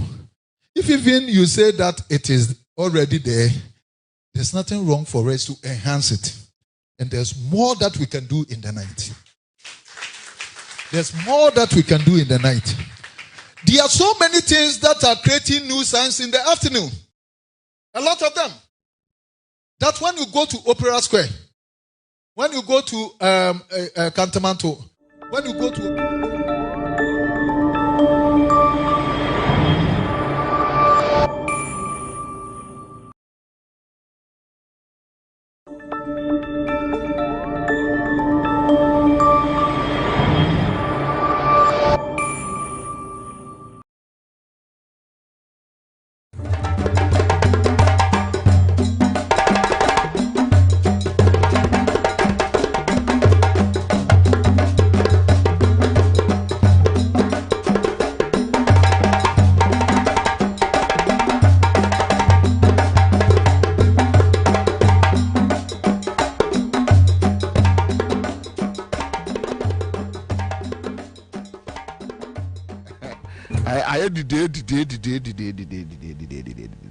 Right. So, Yamaya Adma Sunday, Father's Day, and now Augustine say, I had the Fanta Bruta. Okay, so watching us live from Upper West Region, Nandom. In their minds, they thought we have been conquered. Little did they know we are on top of their games under the umbrella. Okay, so I call Chimani Bintum is here with us on your Facebook page. We're now joining your YouTube page, Citizen TV Ghana. We are joining our Lottie Jones, our Assume Frederick Tector is here. Good work, bro. Good work. All right. So but and then one year back community be a metie free. Me per se tie Dr. Predu Kunadu Apreku kakra na tie from pom wate kakra na tie ade ni mo kakra na tie sly kakra ye wi na de asa no ato aso kakra ko di bronyo ko di asa. All right, so got Dr. Predu Kunadu Apreku on the judgment on the economy, and he is an economist. He is an economist. So, and mamu BBC a friend is a show. All right. So thank you from Laboni Street, Kakubako Street, and as badly as some of us. So Ghana's problem was what exactly? Well, they may as I said, my job at ECOWAS. We visit every member countries 2 times in a year to collect data as badly as some of us. So Ghana's problem was what exactly? Well, they may,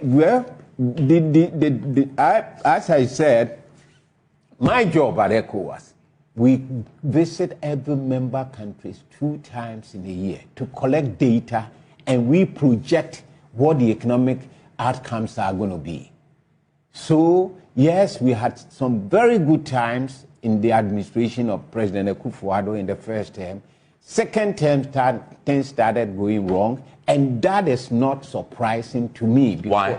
Because we collect the data. We come to the country. I send my staff. They go to trade in industry. We look at our export. We go to the airport. We look at it. We look at government expenditures. We look at incomes and all the economic variables and prepare a projection of what is going to happen in that country. So what did you discover was the real reason why we dipped so low economically? Well, I think government expenditures went up significantly, and it's a major reason. And there were so many projects that... Spent well? Expenditure went up, but spent well? Well... Because if expenditure can go up, if you spend in the right areas, you reap. Well, it's not whether they are spent well. Did they go into the priority sector that will give us the greatest impact? That's my question. Yes. Did they do that? That's the question I'm asking. If you did that, you won't have the problems. So they failed to apply the expenditure. No, I mean, we are diagnosing the problem. If you want to solve it as a president of this country, yes, I'm ready. I'm ready. And I'm asking you, if you don't diagnose a problem, you can't solve it. I'm asking you to diagnose it. You say that if you spend the resources, if you increase expenditure but spend the wrong areas, you're not going to get the returns that you require. Obvious. So my question is, your government, and I say your government because you're a member of the New Patriotic Party, which is currently in power, spent it in the wrong areas. But if we had done everything that is correct, we won't have the situation that we are in. I mean, and I'm curious, you don't disbelieve the president when he says this particular crisis is largely due to COVID and Ukraine. I never said that. I said the impact may have... You see, when your economy is already fragile, something that may not even impact significantly in another country can devastate you. Was that fragility because of mismanagement? Well, the fragility comes from various reasons. Poorly targeting expenditures and therefore not getting the results. That sounds to me like the proper definition of mismanagement. Well, mismanagement is different from poor allocation as badly as some of us. So Ghana's problem was what exactly? Well, as I said, my job at ECOWAS, we visit every member countries 2 times in a year to collect data, and we project what the economic outcomes are going to be. So, yes, we had some very good times in the administration of... Poor targeting, poor allocation of government expenditure. And yes, for somebody like Dr. Kwabena Apreku to struggle to tell us whether Adeneye Ansah enye government expenditure. The fact of the matter is that I'm breaking here now. Omo adisikano. Yes, Akufo-Addo nemba omia US kano. Sa no person waka. Dr. Apreku asma Akufo-Addo ne ba omia omo ye akromfo, they are thieves. Omo awie sika no. Finito. Bibia nimbio. Asembia ni ho. Bibia ni ho. Omo awie sika no. Sika no na opeso waka se omo awia. Because almost spend it, but spending almost spending no. Unhunu baby ade ne wo say eha any spend it, unhu ade kro.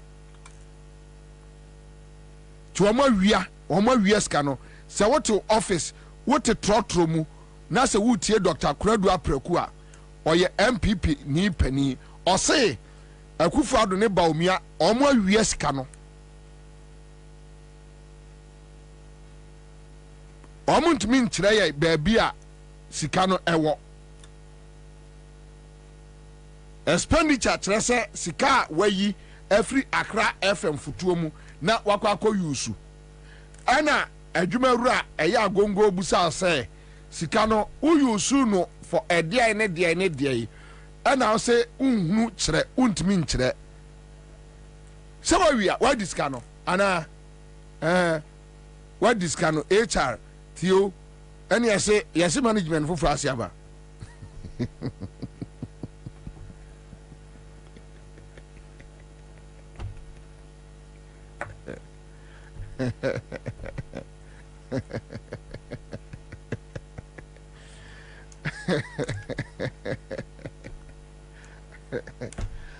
Oh.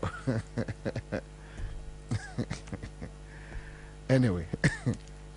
So enti the management is free CMG footroom. Na say adwuma wura ba. And o say also oh ye ebi ayamfa na say 100 cedis. Adwuma wura say sika no mon me target at the crime mode eye. Then they can't tell adwuma wura say ye discard ye say. Omo discard omo yes can. Straight. So this is Dr. Kwabena Preku for you. You got here from Paul Boateng on a judgment on the economy. If they want loans or something, they can do their business. But you, as the leader, should be clean and be prepared to leave power after 4 years. Do the right thing, and the people will see that maybe it is how we have to go. Set an example. You and your family. If they want loans or something, they can do their business. But you, as the leader, should be clean and be prepared to leave power after 4 years. Do the right thing, and the people will see that maybe it is how we have to go. Set an example. You and your family. Set an example. So who are you going to vote for in 2024? Me? Yeah. I have not decided yet. You haven't decided? No, because it's fluid now. But what I don't like is an attempt to buy votes. Force people in a certain direction. If you do that, it's a testimony to the weakness of the candidate that you are supporting. Can MPP win the election? Which one? Which 2024. Why not? But it will be difficult. Because they overpromised and they've underdelivered. That's a fact. But it will be difficult. But it's everything is possible. And you see, the NDC too is not giving me. That's why I wrote this letter. What shows that. Let me tell you something. When I was in government, we started. I said, look, the way this NDC has mismade the thing, underperformed and so on, we are going to work hard to help the president so that for 40 years, the MPP will be there and there will be no romantic ideas about the NDC again. And now look at where we are. People are talking about Muhammad and this thing. It shows you where, that's all my worry, I thought we'll work and there will be nobody will have any romantic ideas about Muhammad and NDC coming back. But now, when you look at it, it's like there's a certain romanticization of the Mahama era. Yes. Which tells you the way people perceive this government. Yeah. So that is why there should be a change in the political parties, how they do their things. I'm sure there are very good people in the NDC, very, very good people in the MPP. I think they should rebel and try to set up. Do you think there are enough good people in the two parties to come together to form a third force? If they want loans or something, they can do their business. But you, as the leader, should be clean and be prepared to leave power after 4 years. Do the right thing, and the people will see that maybe it is how we have to go. Set an example. You and your family. Set an example. Professor Frepon Boateng and Masada na medem penifo we emiensa ato aso. Look at their body language, their demeanor, talking about a Kufuado Bawumia administration. Now I have to boy somewhere. Forget about PhD and hypocrisy as usual. No. MPP Ayomo party. In the first place, you guys must understand that people like Dr. Kwabena Preku and Professor Frempong Boateng, MPP Ayomo party, they have never said it anywhere. So we are neutrals. You must accept that. They have never said it anywhere. MPP is their political party. Go to NDC, you will find the same people. They want to polish it. So that is not the issue. But Sawofa Obiti said Kwabena Preku is more UP and MPP need than Bawumia and Akufo-Addo. Mimi nim Kwabena Preku from Edubuahin era, SK Buafonom, and those people. Yesusano Moba campaign wa Mampong. And because you fear for near MPP for always we are with them. What do you say? Aha. So no any issue because from Pomboati on neutral. And their MPP members. Ya said your corporate flag bearership cry. We need and come at the Sabi J and Pepe. Aha. Now, this is the issue. But look at their body language. After 7-8 years of Akufo-Addo, and look, Frimpong Boateng, waka omo project Akufo-Addo ho pa wa Ghana. Then listen to him carefully. Mo amoshe Facebook no share omo posture, omo demeanor. It should tell you something. Say, oye Ghana ni na akoto aba. Na say some penifo went mean can't was say MPP led by Bawumia is a better option. Then you must know that there is a problem. Now you've got to add any more quick one. Well, the performance may vary, and so you always have the opportunity to improve. But as we speak, and currently we are going through hardships within the country. So citizens are really going through that. And well, the performance may vary, and so you always have the opportunity to improve. But as we speak, and currently we are going through hardships within the country. So citizens are really going through that. And government has admitted. We are running an IMF program. My expectation is that by the time the second tranche is received and we enter next year, there should be a remarkable improvement in the performance of the economy. That recovery. And we will see that recovery if government is able to regularly meet its indebtedness payment. You know what you know. You are a party member. Do you have the confidence that that will be done? To pave the way for breaking the A? Are you that confident? Well, so far, since we had a IMF bailout agreement reached, we've already received the first tranche of 600 million. The second tranche is expected in November, maybe up to December, it should come in. And that should be able to give a relief to government in servicing its debt and in making sure that new projects, regular payments of projects which are ongoing and supplies and consultancy services can be met regularly. Give me your quick verdict on the performance so far. Happy or unhappy? Well, as it is now, I believe that most Ghanaians are unhappy. You? Are you? Me? Are you a Ghanaian too? Are you happy or unhappy? I'm in the category of unhappiness. So you're unhappy with the performance of your government so far? We're talking about now. Yes, now. Now. Yes, now. Maybe some time ago. Yes, but now you're unhappy with the performance of your government. And that is why we are saying that there should be that improvement with the prudent use of the IMF facility that will come in for the second tranche. And the third tranche is expected sometime next year, April or May.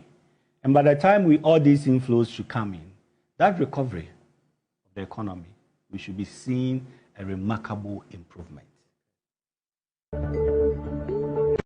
Well, the performance may vary, and so you always have the opportunity to improve.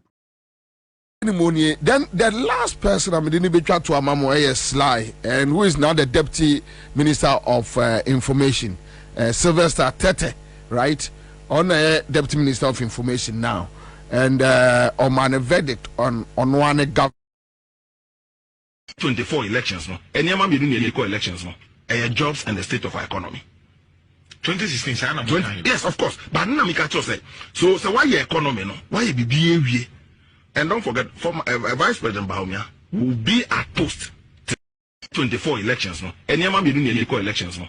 Jobs and the state of our economy. 2016, yes, of course. But now we can say so why your economy, no? Why you be behavior? And don't forget, former Vice President Bobie will be at post till 2024 elections. Okay, NTB strong couldn't want him person. Not say the new vision, but that's our vision of Nanado in there. You should give that vision to Nanado today. So, with me advice about the name on country. On country. So, to me, on country. Any exposure out of secrecy. Any president and the head of the economic management. I'll bet me a one year based on experience. Me the state of our economy. Yeah. Nanado who countries or the name buyer. Because of the experience in the economy. So if the economy is not going well, you put him aside. I think no no who the 8 years the economy. The experience. But the 24 elections, no. Any man be doing elections, no. Jobs and the state of our economy. 2016, yes, of course. But now we can say so why your economy, no? Why you be behavior? And don't forget, former Vice President Bobie will be at post. Sylvester Tete, Timi Abadin na to farm into the 8 years economy. No, and Obusa, very fantastic question. Or say, the winning no farmer Akufo-Addo na onye ni ye. But me ase there be me pese Ghana for 8 years na me ba na ma ba aba be ye ni ye. And in all na Baumia Eddie Adani Ansah, Odome the car never mouth. The car never mouth. The car never mouth. Onipa uko position sa. Yeah. Uko position. Yes, but mepe. A friend say Tete, Deputy Minister of Information. They say on also NDC campaign manager. On also Okahumbi. Campaign no omuguso moye say 8 years. Yeah, let's go. So when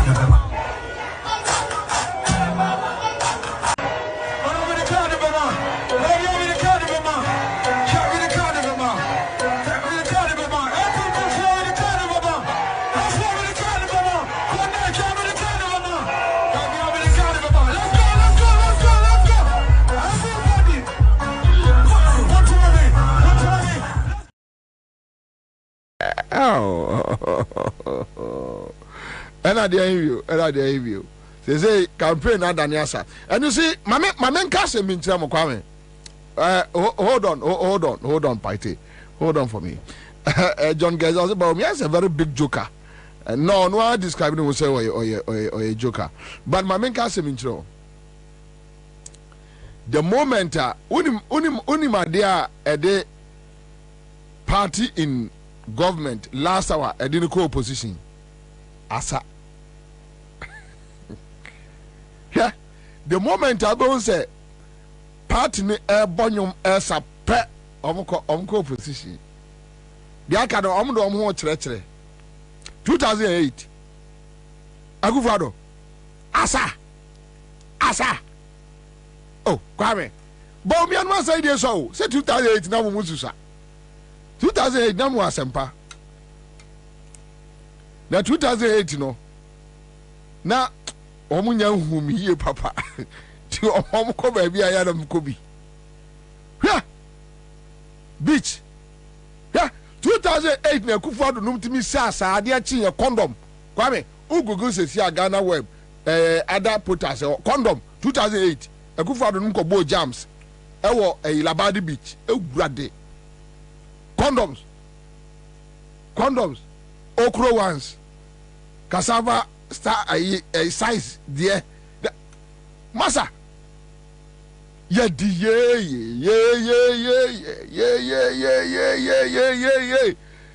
yes na nado ene e hono koye oba check me team 2016 kwad wa 2016 said any si boyum awurade Yankopon one guy yeah na 2016 na Neil Antivanta boy waji Shatawale nyum no waji microphone Mahama paper na MP to be true news are no so the show asa why yo Neil Ante yeah Ansah 2016 Ansah eni edumunya asa yo bunya asa yi asa ne ya doso wo mu di asasa no omde o ka bibia na ndisi ni ajo so o ka bibia sa na yeah wo mo sa ya ma general asedu nkati akura won pa enipa mu asa o sunyane di asasa we sure mo say hey enipa ya ne nipa ehwade o team Bobie ako omukọ opposition me na mkachiro omukọ esa no a Ghana sunsum no ma wodane concert ahu na wo jin krofo ani ti ube chini Ghana jin krofo ani sa abadabede ai sunsum no be mo chini Ghana ayese bodamfo no na wo jin krofo ani mo be jimu ani sa na wakra na okọ yeah so I says Ghana sunsum ni na dwen se be pamo a Emma wodo hu ekyerɛkyerɛ wodo hu gigagija anytime bia no se wo kɔ ba bi kura no na se crowd ni wa na on the way in 2020 okay let me give you a typical example 2020 say na MPP for Bonyum 2020 omo ye concert say a disco who bisa there be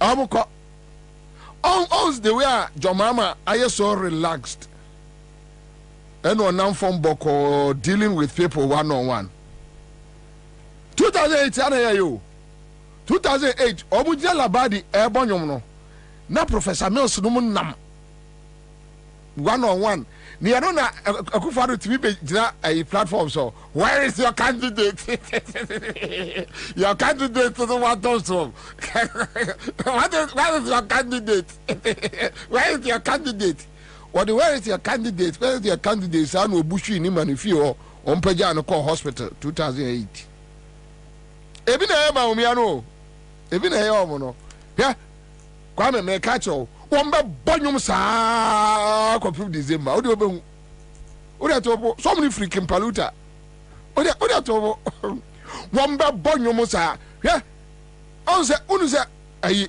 Shatawale nyum na dey ndisi call ayi opposition 2016 Mahama paper yo she adina yesunsumo se onti ase a na unfollow eye trend no a unhu me Bobie awura kumasi a we chance ya who say omukọ they are gone yeah I just said to myself oh okay now it's confirmed they are yeah sunsumu for research yeah astrologers Go, you know, the science and a idea.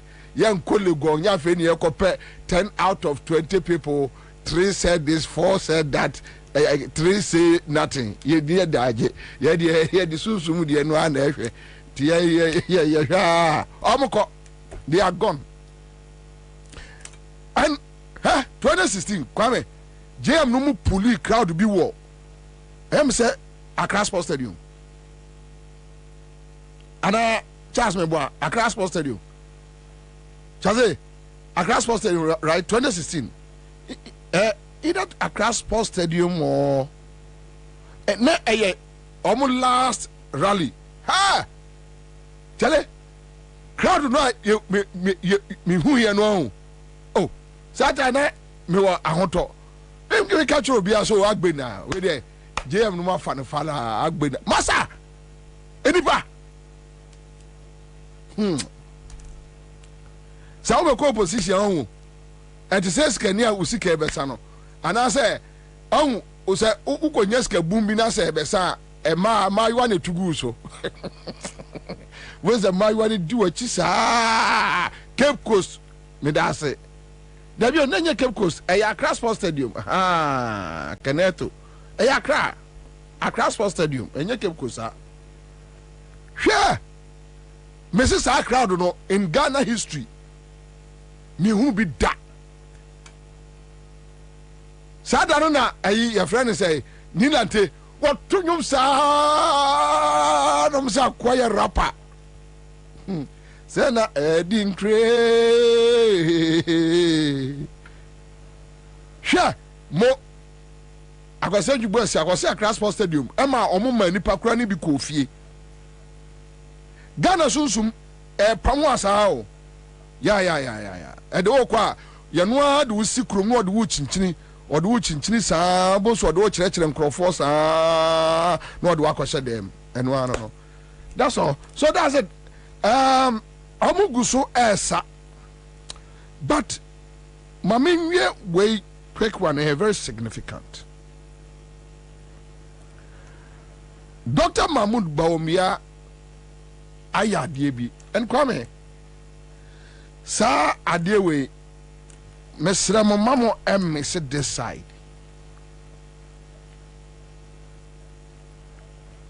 Dr. Mahmoud Bawumia okwa Kwabre, right? Kumase Kwabre mama entie asemo ka kire omo eforma akwae ho. Andy Mules, but commander, the verdict was stolen. Bema, obi to opposition now because we are wa bodam. Jai. You don't cry there. NDC more chamu make a cast answer no message in the bar roba.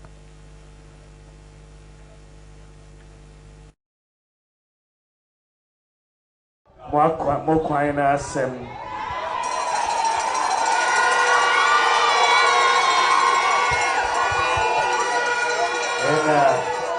they say the person member here, Namini, more quiet as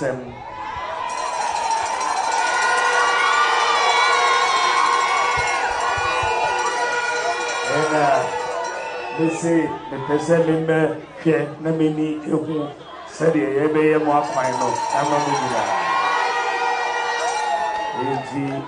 Never be blue or but meaning say. Kwabena assembly here mo. Listen me share mo boss say ye be ye Kwabena amamo. Eti one try the Zamwasi more the MPP ye highest votes every Kwabena is. Eti ye Zamwasi pa. Maybe mumbo time ichi. Me pedio mampenya mumputu no ebe kosro akosro. Me Zamwasi mo Kwabena assembly.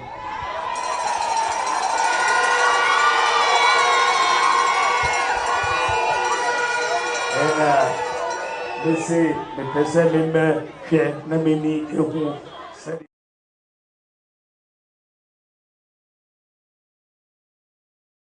Sir Kwabena for with their share. Sir Kwabena wo de share voting pattern omo to abadodo pa de manana obse men kanche yes obse men kanche president so omo kwan no se president anya ma wo mo a na se be yo mo ya pa na 2024 on be to abanetia NPP. No problem. You do it. I'm saying people make those kind of threats. Me, they don't frighten me. Okay. It's somebody votes for you, somebody supports you. It's because they want you to do things for them. So I understand that. There's no need for people to go to man, say. I don't want to answer. Of course, I may. About decided to be to my NDC. I won't answer, man. I don't need myself. Will be in songs and in teams, baby. And they are the important thing is that we have a responsibility. I understand the responsibility, and we will deal with it. Fantastic. Right. Now, the last time I was Bahano, now you're a candidate. And as president. As president. That's right. Now, maybe Opewasempa no send a question way. Also, Baha as candidate. Oka said they will take a year. Sir, obey president will ring feeder. Sir. Kwabena for say omo beto aba ma NDC a omo asem ono nya asem and such threats ehuna no empusu no nya ne hwe. Last Wednesday me can be chiremo that they have a consultant from South Africa, and anytime bia no aka kire omo say ba bia ba omi abeko bia no on behave as an opposition leader, behave like an opposition leader. Into kwa kachire wa almost say this is purely opposition kasa. Me ba me ye amamo. Se motu aba ema me ba umiana me ba me ye amamo. So it tells you something. Ewa omu trimu no. Young Congo country and Crawford said Baumia Nebeye. Ekufuadu a faili. Ekufuadu a nyade. Inti young Congo country Ghana for. Before no na Ekufuadu a kase Ghana for you so gullible. Say Obia Jimmy into a free say Ghana for you the Jimmy. So let's assume Baumia Nyansa. Then he believes that Ghana ni bia Nyansa. It be a vice president, but so true. You want to say opposition leader. Catch almost say wo ba obeye e de ama wo mo. Enti ma men kokọ abre na men kokọ catch almost say me ba meye e de ama wo mo. That is Baumia for you. Mabo Baumia, mabo Akufo-Addo. But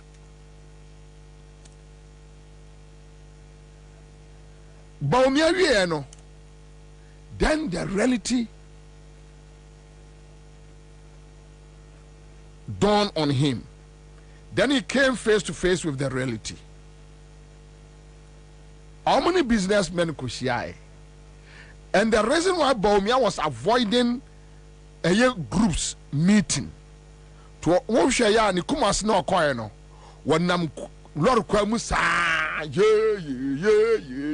bass ni pamra ye rezi atmosphere no euphoria no nkosro what you say no bia hunu say because the number of miasin ko be share groups one on one and can some betin kan nya kra can some about me better no one and can yet and in fact me na minim groups ni bi wo Kumasi a na omo awiata so say about me ahia wo mo they will insult him e woni panum.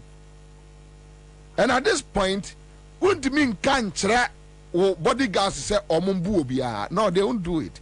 The worst thing they will do is on beku krunipa na kwa akosi abonten. Yeah, at this point o government in Saka will be there will be a problem. O why he say, e o kromu say, no asai nam with your entina saa dadeɛ so for no it will stop on the convoy no okay say before 2020 and combat nya isa no among for ready who say time no nie so they will provoke you and minim groups are no my imagine say Bawumia yes obesiasia groups are they will insult him nanim. And I think the national security picked the intel to acquire one okosia when group right? Okay, so enra no me meeting no a businessman in Kumasi, businessman community o Kumasi and Bawumia shia enra yenkotie one of the businessmen as small catch the Bawumia just Roma, Sunday, your MPs, any ministers, Your Excellency, Musa MPs, ministers, I want to say, Kumase. Apart from MPP, by business gurus, I also let woman for true person who do. Obiet my wall, yeah, all Canadian example, they say, Obia or Banet. Bẹ́ẹ̀ bí ẹni dẹ̀ ma ó fẹ́ bẹ́ẹ̀ ma sẹ́ ọ́n sọ̀rọ̀ o bí ẹ ti mi sọ̀rọ̀ wà because ẹni bẹ́ẹ̀ nyina egu yẹ wọ ha mi yẹ india mi yẹ wọ́n fẹ̀jú àmì yẹ sẹ́bi yẹ wọ abẹ́ bí wọ́n ọtí mi support businesses ẹ wọ́n mu blow mi yẹ nsuo ẹni mi product Ansah water ẹ yẹ one of the best mineral water in Ghana. Ansah the people out there want to still from 2016 the machines and the two engineering have more basic there. Dog, electricity, I have my grain. Just a base, if we never check and be at 20,000 and then we check 200 and something. Just a way one way you know electricity and use dollar. Who does a be bien wow? That's why all women are done in my way. It myself, I didn't hear me understand. Somebody died so sad. A baby muscle, I'm a mother, and to my slap. You want to any support to the art. And even Pierre was a woman who ministers, no MPs, any party members. Ever who you are, you are also far from the area. And only here. Because I never work in MPP, or MPP, Asante Stronghold. But so real one, and the other person was Santimena. What mean that you say MPP, Asante Stronghold? Because the beard is a oh, Roma. If you never be all right, they say, money MPs, no ministers. But I mean, I say MPP, but I'm afraid of government.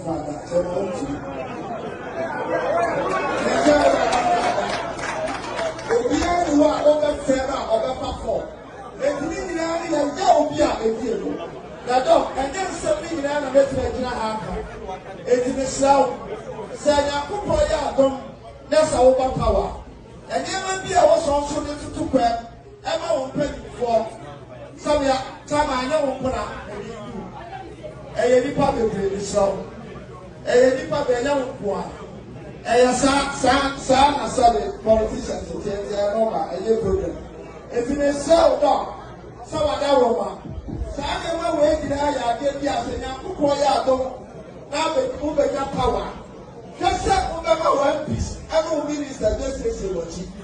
So the be ya just start sa program we MLB. And that's our ya. Roma Sunday, your MPs, any ministers, Your Excellency, Musa MPs, ministers, I want to say, Kumase. Apart from MPP, by so,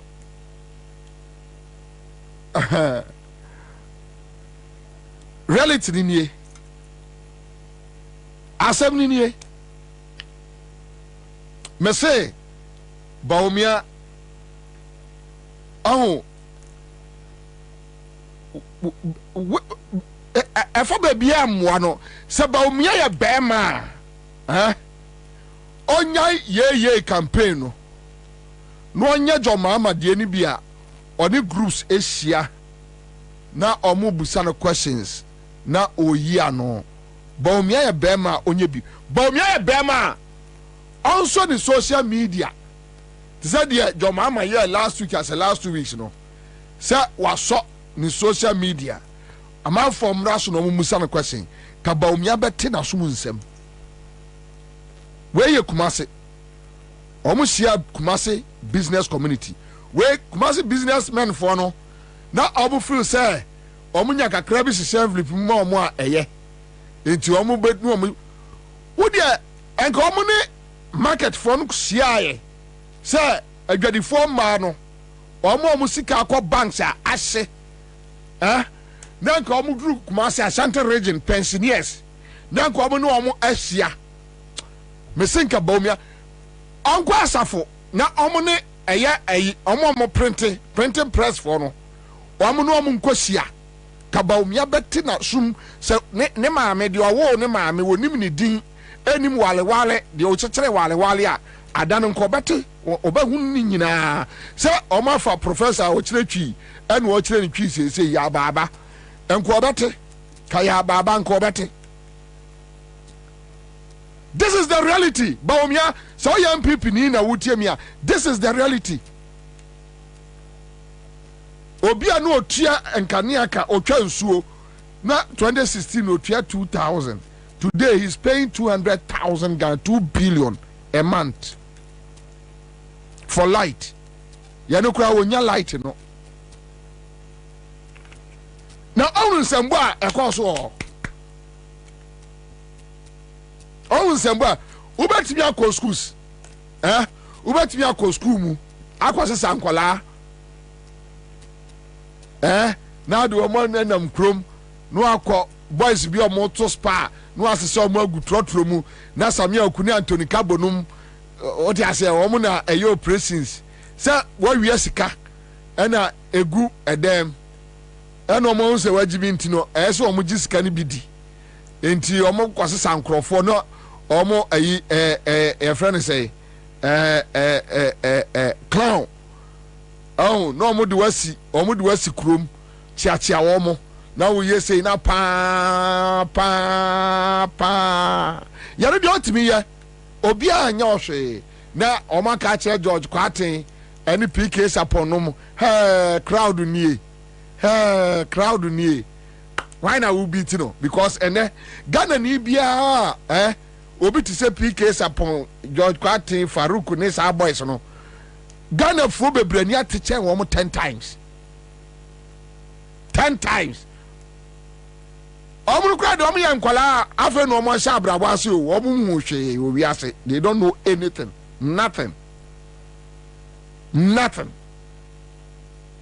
obi a okra smart card et say sa MPP boys ni bia no or equally intelligent like them enti za omu twitwa omu yeso na normally drone atwa no ma kate no ebu o ma stretch no mo de ama eyopon kroma ne isaga no information ministry no mo friend say isaga ne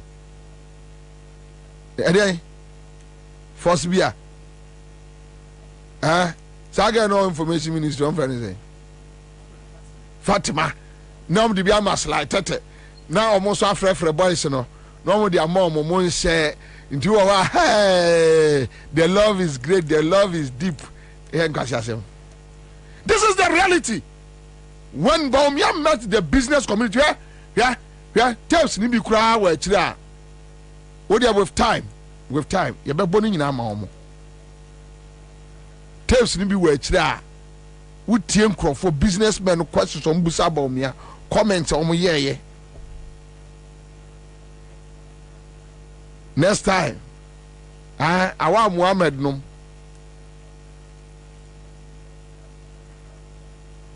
Ubet mi akwasisa nkrofo afri baabi o. Ubet mi akwasisa nkrofo afri baabi. Yanu de obi anka hwe. Mese Bawumia bema. Onu de on so the Facebook 10 minutes. Se me kwaku Bawumia ma so me Facebook na amanfo abetena ho amanfo bebu some questions obeti star 413 hash and I may check 1,000 Ghana 2,000 3,000 may check 10 million 20 million 30 million. The most deplorable, the most deteriorated, the most rejected, and the most neglected district in the Ashanti region is Kwabena, especially Kwabena East. And as if that is not enough, Akufo-Addo end up insulting them.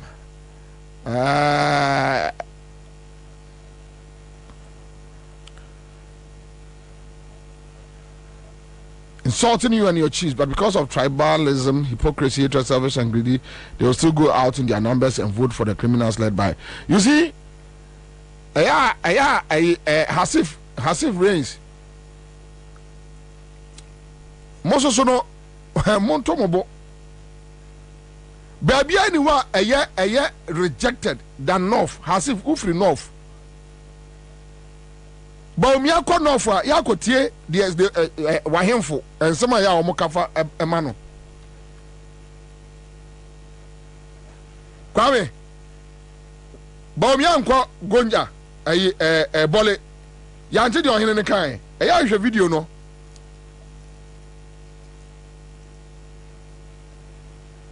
Hasif ya ba me akọ sremu a munkotie esremu ya one of the places underdeveloped and Juma NDC ayani on north 8 years ni go and check say MPP atimi an say adwuma no but Baomia akọ esremu a Hasif eya mun ko tie mu ahemfo no ye bodwa mo ye oyo tratra ponkoso esa ebo Baomia baso anenka Akufo-Addo eko esremu mo koka say on friend say abuna aba say abudani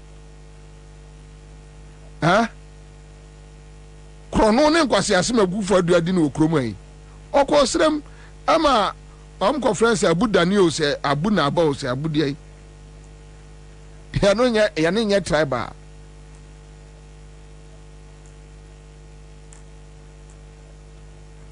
ya no nya tribal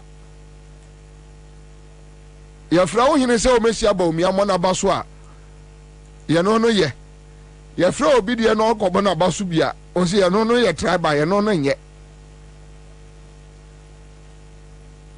They are going around using state and Daniel said the man title be Akufo-Addo kromfo we criminal obi odie destroy a whole country, a beautiful country like Ghana.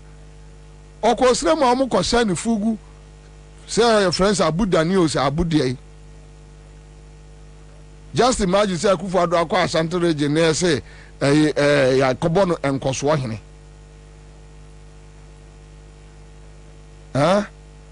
Ya see akobon nkoso hene. Hasif nka mbepene. Say ebufo ne de ewo mumuti Asantefo yare de we know. But just open up. Ayade amo ye enam eton krofo. Kwabre minim se kromo for no anko. They just bust people. Do ma kwa koguo. Me see the reality. And Kumasi businessmen no and listen to Kumasi businessmen comment and questions. You never show the reality. The reality. Yeah, cause Ashanti region. The reality. Star 413 hash. What the 5 series nature? A boom or a boom. 1 hour chrono. Remember 10 minutes. And then Friday. My name is Collins Kayasa 10 minutes. Me wait 10 minutes. They can hear conversation. And then me bien komonumu. Because Fridays from Monday, Tuesday, Wednesday, Thursday. Ya nyama bebre nyama koso. Tiene be bien komonumu. Remember, be uncommon. Your partner and person de Fabia 0302208090. Your opinion. Tell me. Your name come on. Yenim komo. Baby a person de febia. Hello? Hello. Yes, sir. Hello, Bobie. Eja. Hello? Hello. Tafam kwa bimu kasa fitama. Tema me pacho yo. Pacho akosi yanko. Me pacho. Papa na anse won pesi anamano no. Ya no so bisa. Ya no kuta papa na ntem. Onse sa ubaje upana wudi sia na wanyo papa na ma. So papa na so de mo. Na papa ka yen se pesi na mo. Mbaga sia ba na ye de ba anyen sia. Today sia na ye ba ma no. Ana seke. Wa we make how did you start? So what did this can work but ma ta boka ya. Ya de kan mo de anu ya be de. Martin Medas say young of another call on the line. Quick one, hello. Hello, Bobie. Yes, sir. Nami Adumo, your first of refrain. Yes, I club Frederick Kunkatamas. Mr. Bobie. Yeah, one man, ya make so. Me mo shedding so. Now, me ya Bobie. Papa we on nam ya or to me ya or say. I said to school. And Ojina, maybe I said that more people said about the young first you know. See, I the man was don't got the best to be on the same. I'll end your kids to help. But I'll be able to be a fool at the quantity. Now, why would be a so? A master da. Come on, for now we are over the dear so. And your papa will be PDS and him. I want to this car up to now, young baby. I and you were only good for oil about Bobie. We was also good for oil now, the buy and a fool and your tonic saying. So, make that no be say, or person in my debate. What did that 16 or what do you say? Not in the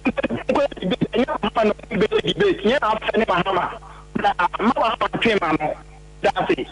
Miss Meda say a no more position mu na phone hello. Hello, Commander. Yes, sir. Good afternoon. Apomo Boko. Boko minia. Yo, kakra makanda President Mahama.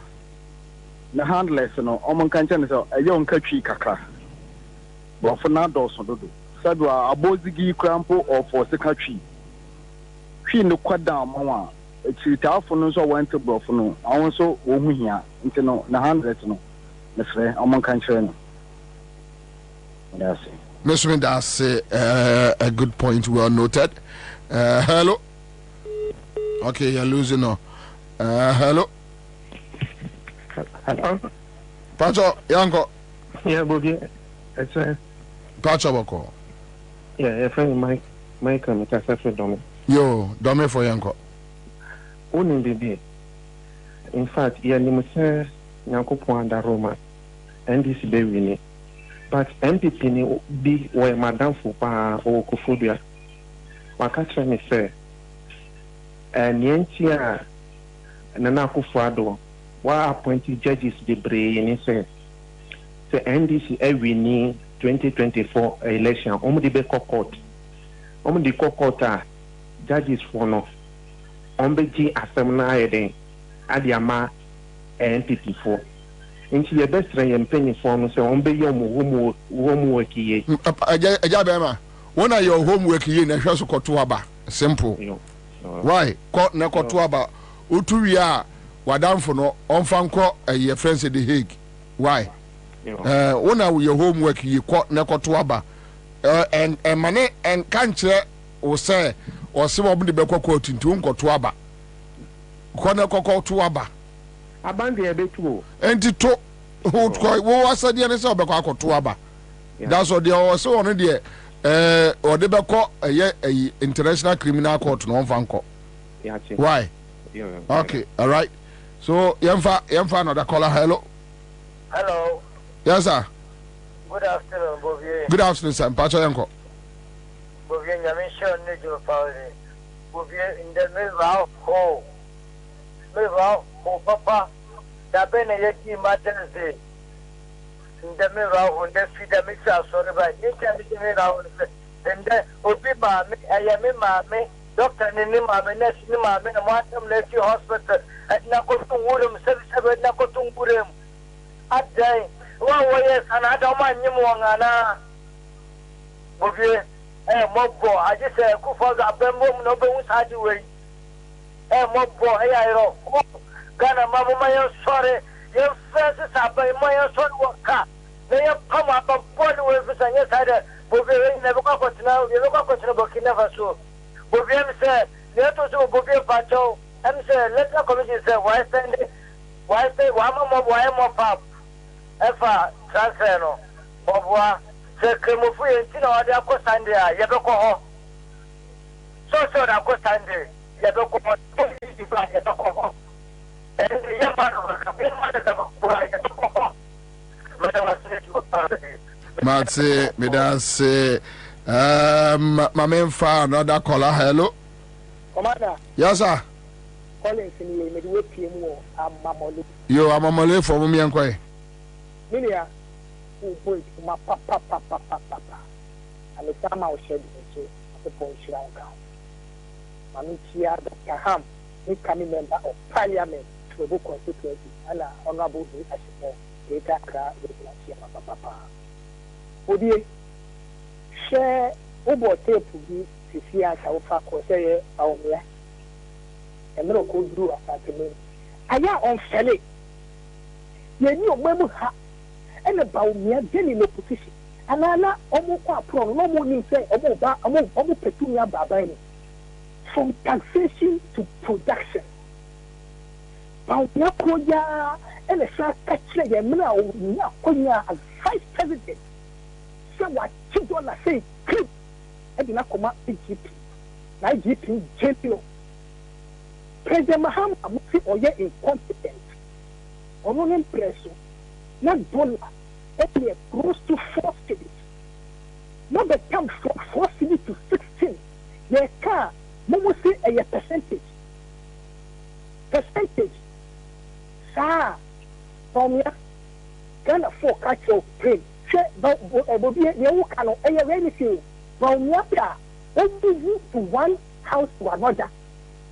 Question pay a baby canon, or best price can pay uncle Pum. Question, single question pay. Only your past, one hold of MP, Yakasaka, on Bolo, above free, over. No check question back who pay a big salon. One of this 3 about no about the difference.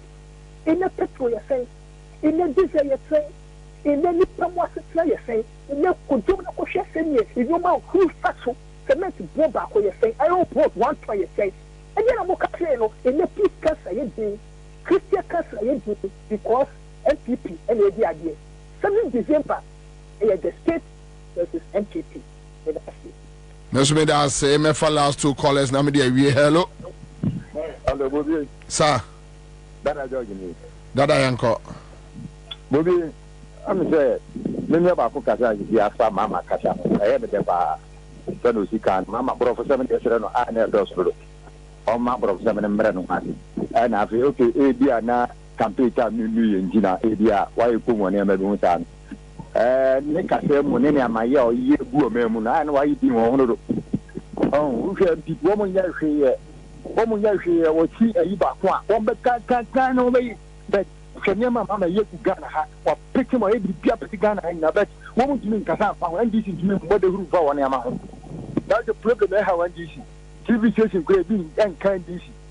Oh, NDC TV stations. I won't come one time. The best and pay for a mobile TV station. We, Mamma, you are no Yaba. Mamma, you are no Yaba. Mamma, you are no Yaba. Oh. The best of Mama, and Ibrimra, Namama, Casaya, Shrow, Yama, why I have Bodin Kakra, she did the beer, Mamma and Sammy, many our Ghana, every place.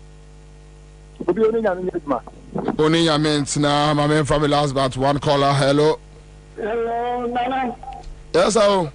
Yes, madam. Hey, yes, madam. And also, the bank national Bobie, the flow of family, Catasi, Agna. Pacha young Comami. me asem ho ani sen sen e ka ni ame wa ye wi e ta ta sin wo mu sha ta wo mo no fun na wo ta ti ya wo ni Mahama pe na me me ti ka na ko me say ya me ayi ni e ti ni wa mo ye ni na so am confirm say ya me e ta won ko bi ya Mahama dia wa bayi ya me ka hu na shabe atakundu na mwanya mbe kanu kwarani eradiri jamu ba atampo na mo sanka mo da ya wasi be kula da me be kula da anso ya me da ji mo da ya chia isi ya mame mate mame na ti ban telefon kama makuma to me ami bank la permesa ba ho kwa chiwa na mo me no ba so chiwa wa wo kwa mkwache na ba ya no sabre na mi ma mi mo se tuntum ena me bank and tiemu fi agule bi akwa sasi agule yi mate ma kwa me kwa chidi no amam so me frama fa that I will come the personal argument mate that the time me dimo mate the card that mate mama that's mefa last caller na me dey awie live on Accra 100.5 last caller. Hello. Oh, Nana Kwabena. Yes, sir. Pacho, family. Yeah, Bobie. Yes, sir. You know, the shedding. Amen. Na, you decline. The bonfire say, "Oh, mammy, say, you bonny person, baby, and come pay me when I'm a wono. Na minya batty so. Yakupo in Sham. Bobie, I send back one person make say, Ghana for some, or Bianya Adrian say, Abana Otono.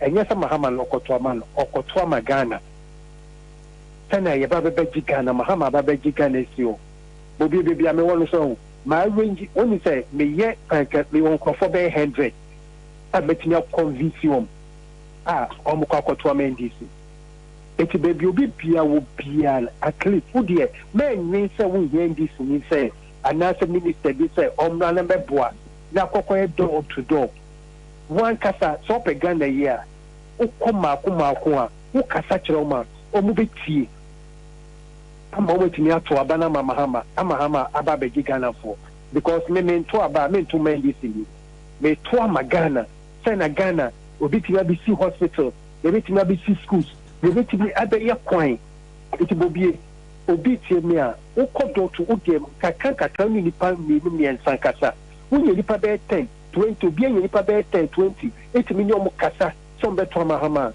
abani yan ko second round enye din Bobie yakofo nshiraw ne djuma pa wo mate be da se hana me de ye me call in segment na ABC and a Friday afternoon live in Accra 100.5 Citizen Show adjuma bebre ho a ese ye chaze akwaba menua kawada bejoso mboko de ukra siba bi musa sa aboko ni biu because sanete nano na sa sanete yeah oti hono microphone we are inside yes da sunum nsuo for lunch yeah yentimi complain just say aseda need be wan yankopon so di yen kwache ami ye erade ma mo beboa ye pe mo ma me krabra ye ba ni intimi nhia ye but you know as usual mo ase that ye em say nyame no na beda mo ase ama me it was so overwhelming, the support and everything. A shame cry. I mean, that's it. Chazi. Every day, yeah, me come in to join in piano. Me kai mo say at least ministry no me wo anuanum bi. And yeah, no matter what. Omunja mo me won kwai wa. Mampon kwai wa. So kwai wo bi free crying say obefa car. Atutomwa ababa be gina wachi. Sebe ya wani entutu nka wonsem a ya adenya kese. So bro Thank you. Yes, Thank you so much. Thanks to God. Thank you so much.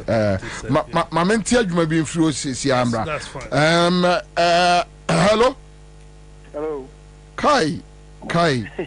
Adia menina so misaka. Misaka. Oh, nice. Adia menina so misaka. So misaka CMG achedie. Achedie. Adia menina so misaka CMG achedie. Adia menina so. Pacha your friend say. Your friend say. But your friend bless. Bless. Who are you for?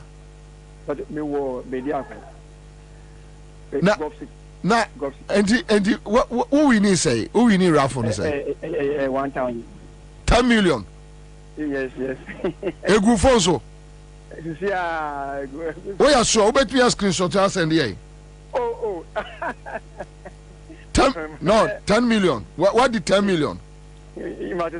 Who can say? 65 cities. 65 cities.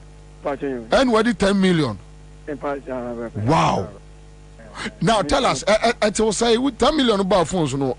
I was so surprised, but I still have the faith. Yes, so there's no way it will say possible. Somebody winning. I'm very happy. Yamin ne koso a enne no ankasa no me che 10 million me che 20 million and 30 million. Okay. And to try a bit me as abomu amount. Oh, and I'll your 20 million or your 30 million or yeah na che. The here say just enter *413#. Then you are good to go. All right. Yamin, God bless you. Congrats. Yeah, that's very. All right. So very much, Siska. Okay. So, Bobie, you have the shock of your life again, like it happened to you in 2020 when Dr. Bawumia wins the 2024 election. You continue to be in your own fantasy world. The Belfast rapture. Ghanaian people can see beyond NDC propaganda and continue to reject them from Texas. Very much. You see, the issue is not about shock be any. Even 2016, now I wasn't shocked because 2016, some of us felt NDC approach to help JM, so maybe in election not a bad. Then of course the 8-year cycle and everything was against Mahama. And you're shock. Me a shock say and me pe one party state. Me pe a state where we have other political parties. E putu obia on nitos. Enti berima me shock ne say Ghana for timi hwe Akufo-Addo anim to abama no. Enti berima enka unwaste space we ne wa kyere se Bobie enema say ni na MPP aye within 8 years yes ye to abama omo berima oba Ghana o fatem na 3 adwoma amasi no ya net wo say Kumasi airport phase 2 na no do atimi akwa bie ano wa commission but omo nwie berima onkrofo no nwie yo very shameful omo nwie ade aya commission ni ase atutum. Can you imagine? Berima, fine time, bro. Meso, I like you. Me pe nkrofa. Omo person, let's jojo. Obi answer na adwene. What be airport? Ya commission so ya tum. Wey. So it's not about the win. It's about me. I win no betimi Ghana here. And I don't have. Why should I be shocked? In any case, 8 years ni. 8 years Akufo-Addo wini ye me ni didn't yiri fie. Gabi emprafo omo no aduane ma me nkodi bi. Asante bedi atuo omo restaurant nye onam kosra aduane. Me ni omo ni hwie ye wo wiase. Me ye Ghana ni metem ba bi omo te omo ba bi. So shock be any ho. But my worry is when I pay taxes. Na se nipa ni wia taxes no de kogu ba bi onfa nya adwuma. Then I have a problem. That's all. Anyway, so Charlie, Akwaba. Ubate cafe biafro. Then near Yakwaba near Baba Bibim. Yakwaba Baba Bibim. There are issues, but Messia Bokumasi tape no. Eddie ama mobile, but maybe Ebiana Bibia Opese Otifro 111. Yeah. Issues yeah, Yanko. Issues there dozen. Me banami tinkomo. But I saw Dr. George Pra. Winniba. Yeah. Medical superintendent. Yes. You know. What happened? Netense sit my meno. On your accident, I know you're involved in accident, and I'm in call hospital. According to reporter Mekanye from the Daily Satellite, as Kelly from UTV. Okay. And according to Mr. I'm at the hospital 2 months in here. Now, on your accident, you know, movies are affecting our dream. And at this time, okay, come. That's it, or ha. Other patients na busani bia so amenti no medical superintendent awodi George Prano si ono wa instruct si yendi maame no de no amena to ambulance mu omukodru krotia ena se dere mka no ena omuja maame no to ho no maame na da ho manewu now why why ye? Oh, see, it is in the news, in the media, everybody. No, when I make us say, mom follow sorry, no why who ya later who says I'm in free hospital way. According to I chrome hopeful, like okay town folks. Okay, hospital narrative no story. Okay, because 2 months there. Yeah, 2 months. Obviously, a chromo for no call. Yeah, hospitals are 2 months. Movie ya must say. Ubia ma ena ma meneke na adwuma ke kanenti no makotu nego te se yura nipa makotu obi ma miego te se yura, and you are not ashamed unfere uni nipa hudo anka doctor dear ma tisa GMA Ghana Medical Association for issue statement I see. I've not heard anything. Not even the health ministry. No. Okoboy, I think that what by Nema na shall say about the ministry hono. And what he has to be up and doing. Now onja media campaign. Wow, Bob Bolus. Now these are some of the things. So you children and gender ministry maintain Monka. They've not spoken about this one. Minister of Health and Kasa and Catherine for investigation by now. Which investigation do? Is it not true? So I mean, no hospital. Is it not true? Say government hospital and ambulance and with the swan go to. So if it is true, one install 2 years. Based on the report that me making on the Daily Satellite, Dr. George Pra, or yes, medical superintendent. Winnipeg Government Hospital in Sanwe Jumani. So one more dama wako school akoya medical doctor which means was young two being principal. At least so na dreamu kana there was psychiatric hospital. Yeah.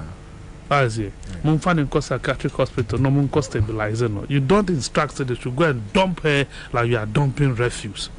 Say oh mamia, your papa. You would be a bar. Will you be happy? Will you do that? You see, but Charles, when him, ye didn't come away. Me who baby, Ghana, say Ghana state institutions. Or more year, you more when you have some personal property.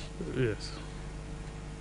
Because that is what I think. Well, that is a feeling. Like that's what I think. Yes, that's a work and pay because they see the president Nuan Kasano for minus and the personal property. Does things the way he wants it. President Nokra Yama Basa Basa Obia and Kashe. So because look, me de tutu the entire Mekasano. I was shocked. On Tuesday, me read the Ghana Armed Forces statement. Yeah. On sa MPP candidate. No. And that's from Paul. That is the most stupid statement, very foolish from Kwashi. Ghana Armed Forces. Me who Ghana Armed Forces in that stupid state that.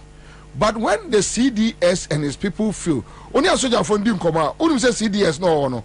And you're not going to say he controls Ghana army and dia like a property. That is the same thing with Dampare. Oko Ghana Police Service. They tell you Dampare is running Ghana Police Service to say on one fear Japadie.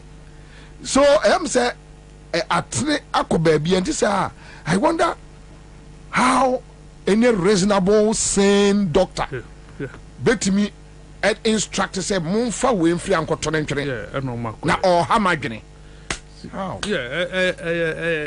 Worrying situation. You see, it fits into the perception now, all kind of because so also be out there that continuously as if say oh new be or reno, new be bit me atiana. What it means is that had ye ubia nyamere, they are alpha and omega. I can do whatever I want to do, and nobody will say. And we trust me, and worrying. We say we no more candidate for Nsawam. We ye nina samo. We know the narco trim because it is criminal. We are sanctioning death of the woman. But only a murder. Say we produce say okra MPP kada. Trust me, that will happen. Ghana. Anyway, my second issue is a major no Kwaba. Prices of commodities, tomatoes, onion, garden eggs, pepper, yam, for costo. No boy yet ding. Intina may finding out dainty and now of mine to see Ghana. Ya sassy, ya arabo. Na ye bre. Na ye crab roof in Nigeria. Really? Nigeria forecast in the Broba Nima market. Maize and what have you. Yes. Onion and what these are the situations. Now me besides what is the problem? Focus on no every day. Commander, you were 20.7% of arable land in Ghana. Uncultivated land. Let me put it that way. 20.7%. Over the whole Africa, 60%. Africa is 60% of arable land. Yet to me the dog and the feed just 10 to 15%. Of the population. Meanwhile, China has 10% of arable land. China 10% and only 8.5%. It feed 18% of the world's population. Or 10%. 10%. Yeah, was say 18. Yeah, or 20.7. That is Ghana. Yeah. 20.7. 20.7. Yes, as of 2022. Yeah, yeah, so she. And in fine, you didn't go to some. You did 2 gallons. You did 2 gallons. Yeah, the world, Africa, it was 60%. But China, the only 10%, so 8.5%. It share 18% of the whole world population. Yet Ghana ha cramo. Everything you import to. Yeah, besides I will say your focus here then when it comes to our Greek culture. Say we should till the soil. Are we ready to till this soil? Because so chance now we share major political parties are on tour. People are not telling us quite a bit faster tomatoes young crown fi Burkina Faso. Because you know more weather conditions are the same. In Sueto high, we are neto, we are boha, we are bohonum. How can Burkina Faso ye koto tomatoes fi Burkina Faso ni Mali? Then yeah, as on mine. What is the problem? But almost tamale the tomato self. Though last year ne 600 say 1,500. It's not a 6,000 per box no. I fantastic argument. I don't have problem. Kwabena na mefa.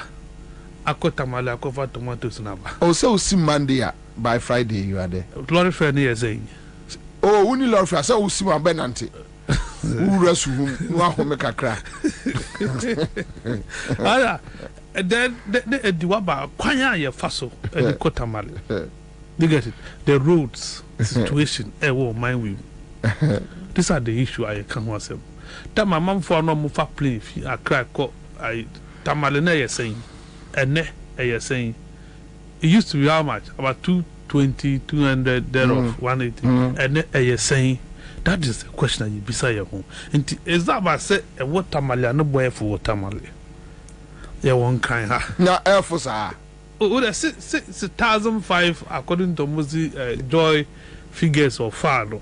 6,000. No, 6,000. 6,000. And I'm going to say, or more MPP communicators, let's say, almost I could check it be 1,000, 5,000, 6,000. What Tamale? What Tamale? It's Joy and Castle checking the no Tamale. Debbie. So that analogy, no, a new comparable. To almost be our one crabia and quite Tamale. They say Tamale now, but we had the analysis.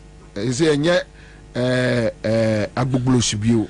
It said, Omeanka, yeah, planting for food and jobs, rearing for export, and in as for not your fast to be with more.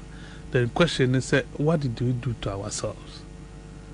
Honorable Brian Champon, a Greek minister, then we have fire situation. The agric policy of Ghana, what is our policy? Your policy near what is our agric policy of this country? Interestingly, our fellow, our colleague editor, Ernest Ado, yeah. ne Inquirer, yeah. Editorial be on food security, yeah. And let me just read maybe one or two paragraphs to support and come out yedi and so office baby I will be ano me pacho ase we here pa ade na ekoso na no hye out of matter say the agric minister is interested in buying hotels than formulating agric policies. Yeah. McCarthy, we don't have an agric minister but rather a hotel minister. Okay, so the Inquirer, the chief editor here, Eric Ernest Ado, or yeah, article be yes, I know. Oh yeah, article be on food security. Yeah. On food security. So food security under threat with Brian Champion's picture here. And Mamimbo just first and second paragraph. No, so here comes the rains. The downpours of June have officially commenced the rainy season for the year. Yet many of the aggregators, that is sponsors, for the phase 2 of government's laudable initiative planting for food and jobs, PFJ2, have still not reported to their post. The Inquirer cannot report. That is the investigation. Now, aggregators are the ones who are to sponsor the project. That's individual farms with timely inputs to beneficiary farmers on credit. All right, so planting this paper land starts by close of June to July, but since 20th May this year, when the aggregators received their appointment letters from the Ministry of Agriculture, many of them are yet to report to their assigned duty post. So it's likely that even in the rainy season, and they are planting bekoso. You get it? Apart from individuals are omo any abrese ebia opeso ye ni kuya kakra no take otondi, but aban no they are no oye no. Brian Champon and his team has decided that they won't do it. Or say in the Savannah region, for instance, the Inquirer scouts reported that it appears none of the aggregators have reported to their duty post, leaving the farmers stranded with their lands cleared and waiting to plant. To omoje eye enema free aban eho say seedlings ne sa niema no, then aban so wo the aggregators, the facilitators eya omo de ma omo enkane no ne beka say akwiafo krache for akwiafo krache na akwiafo krache for no me bre ye seedlings any ehonema. So coach, talking to my district director, it appears none of those posted to the Savannah region has reported. Can you bring this to the attention of the minister, Brian? My land, some 200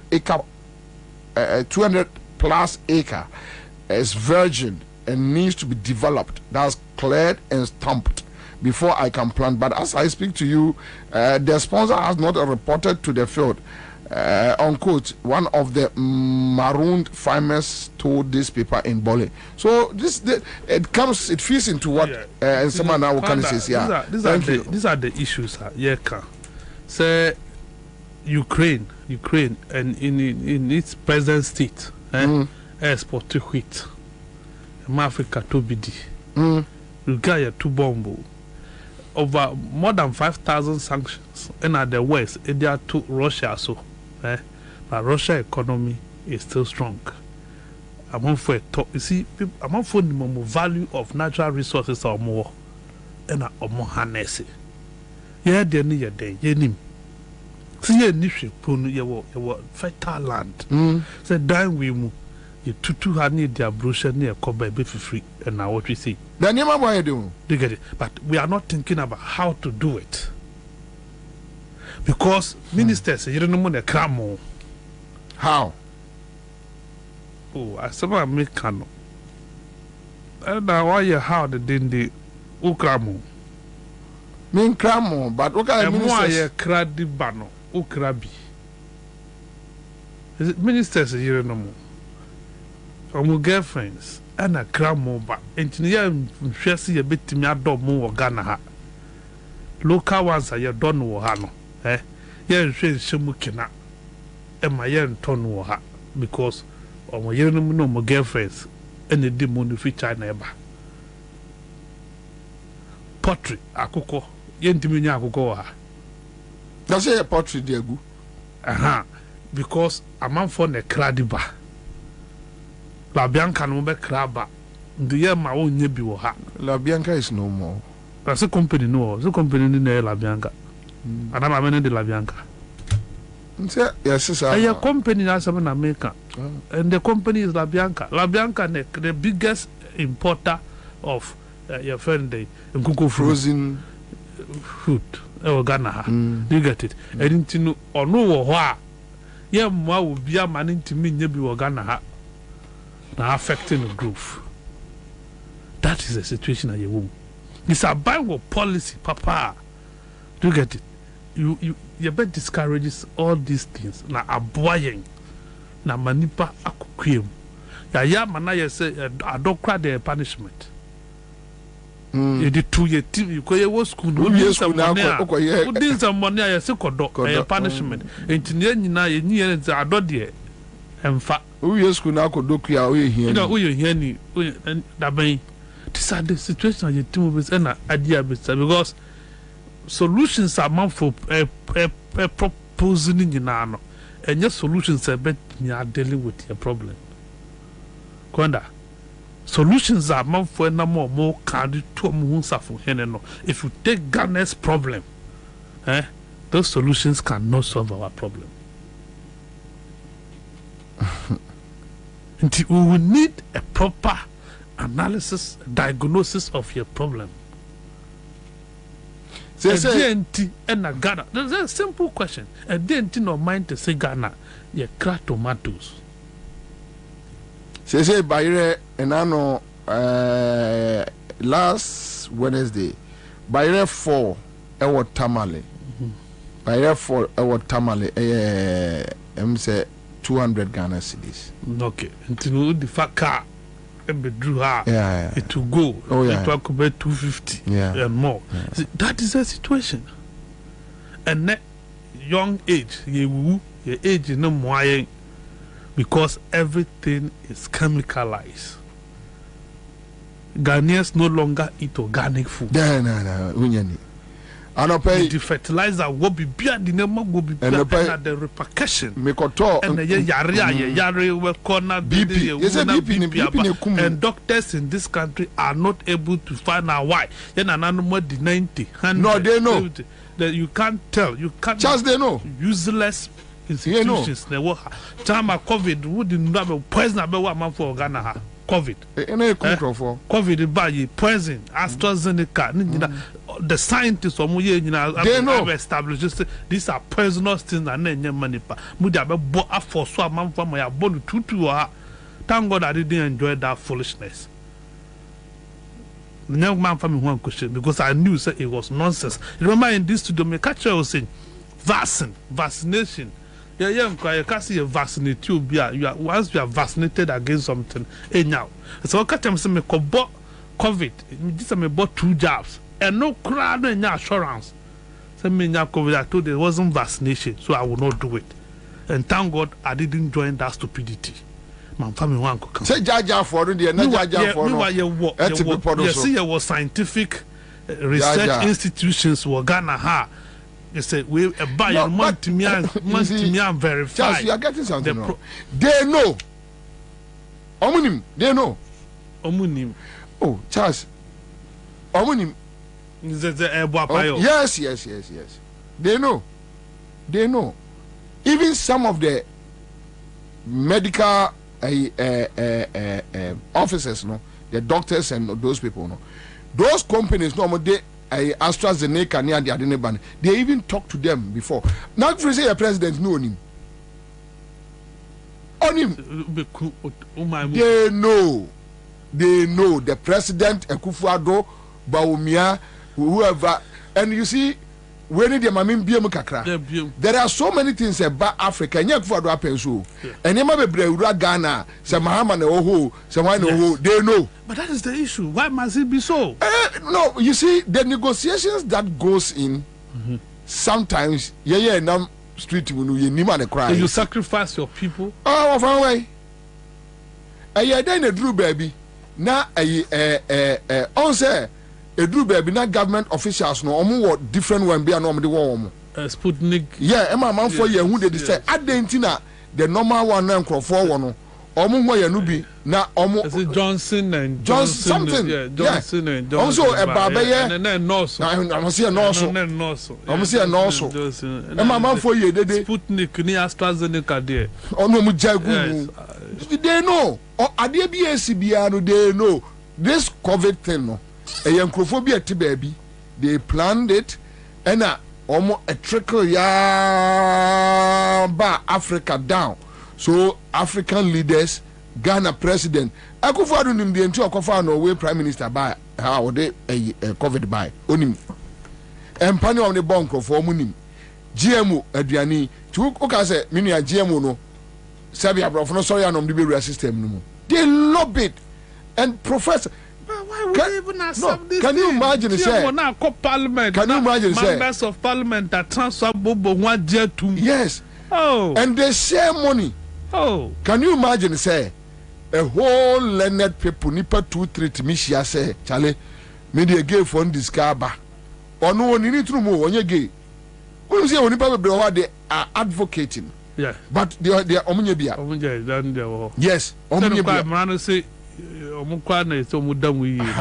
Onye bi owoyere owokunu na or advocate for but the money involved, if you hear the amount of money they get, Charles grew. So everything going on just a bia obiti say why you men wo now to baby because yeah. And omu nyina nim say the rate and crofo would tim say no omu say no. They know everything they know. Bra champion to say here onimpa say Ghana food security e ka ba because omo wie sika no omo di omo anye adwuma na say omo ye now just ye call other countries compare duane eba they know they are aware omo nim bibia ya chaze the omni bibia. But mami boss catch the bako embraces here. Hello. Oh, Pacho Meluzuno. And just sad way. So one long crop for so more anyone come about and near my boy. Yeah, but these are the things that it's affecting me directly. Me I me fat trotro. Me I me fa okada. We na me fele. But the mo ka GDP no. Mo fa plane no ma ka dollar no. Why say? Na ye todok no. Tomatoes nya ye no. Yen kan na say. But just Argentina we have prices of petroleum products. Yeah. Air cost. Yeah. The forex is going up. Yeah. Rent is going up. Tariffs air cost. Air cost. Food prices air cost. Then they tell you that inflation figure is coming down. Where are they? It's school nebia kwesinebi. How? We say bia binsinebi. Entino your understanding no different from obi understanding. Who check inflation yanko last year by this time. Yanko check prices. Then from to this year prices. That is the only thing that you can tell me say conform. Price of commodities. You want to talk about inflation, you look at it's a year. Until last year by this time, now milk you're saying. And net you're saying. They calculate percentage. You say cost run a buffalo. I'm saying say inflation commodities no price no cost but inflation no casa figure no or buffer. One control. Oh, sir, Ghana a friend selected items. Miti statistician. He tries over explaining, exempting Niamini would did be. No, you see. What do I say? So, for example, no. Key. Okay, what's here no person? I don't know. I'm fine, no, no, boy. Actually, economists were Ghana. They've never been able to produce solutions to our problem, economic challenges. No. Now what come in at me time? He is not defending no. Me time I mean come but no I me person because it makes no sense. I am buying and I'm telling you Belakwa a buy na say. Belakwa medium next charge near turn 11 cedis pack. Today and 30 cedis. Depending on where you are buying it from. Where are you buying yours? Yeah, the way you say baby at 34. That is what I'm saying. You can't tell me say who work of select items. When am I power to select items? No, who has given them that power to select items? No. Items, they know select items. Anything I make say, you see, when I started, I said those who are flying, they should be talking about dollar. Those of us who eat kenki and yam, we are talking about kenki and yam. Yeah, they don't need macaroni and support. That is what I will use to calculate my inflation. What I say, Obina or no, so yeah, no, calculating it there. That is what it is. This time, me more being better than go cancel won't tell me. Economy say what Ghana will be a problem. The CD is running. Dollar to CD, and that safer is wealthier than CD. More than. So that is the situation. So what again do you want to tell me? Me tell me bre, and you know it yourself. And go on be do anthem.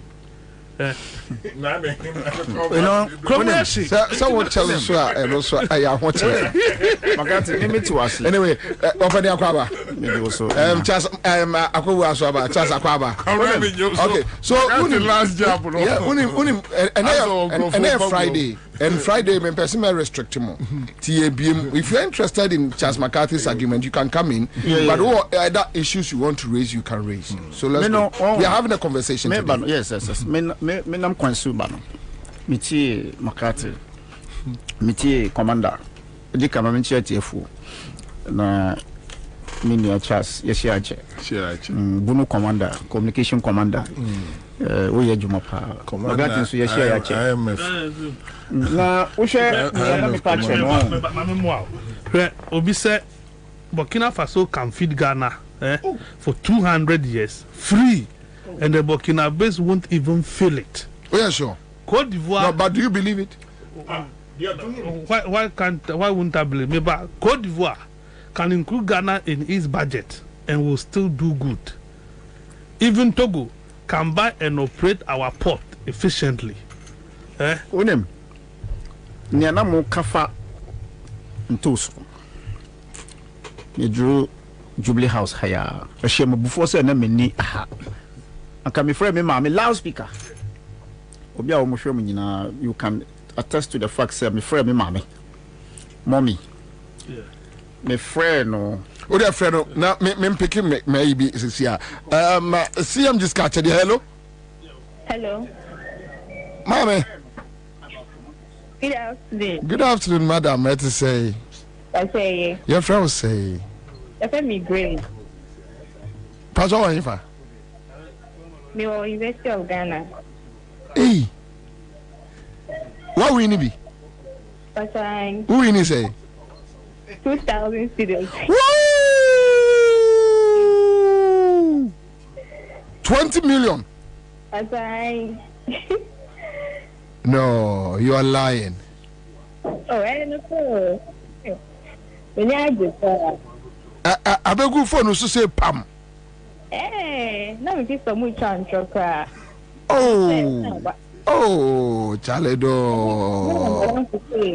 Not to some way radio when you can try. And I just about 6 and what to Rafa say? And what to say? Yes, for 50 days. Anyway, we need 20 million. Aye.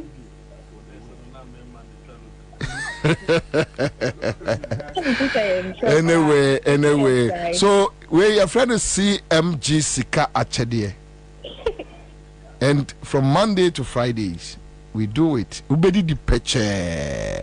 Timika says CMG Sika Achedie, Ubedi di peche. CMG Sika Achedie.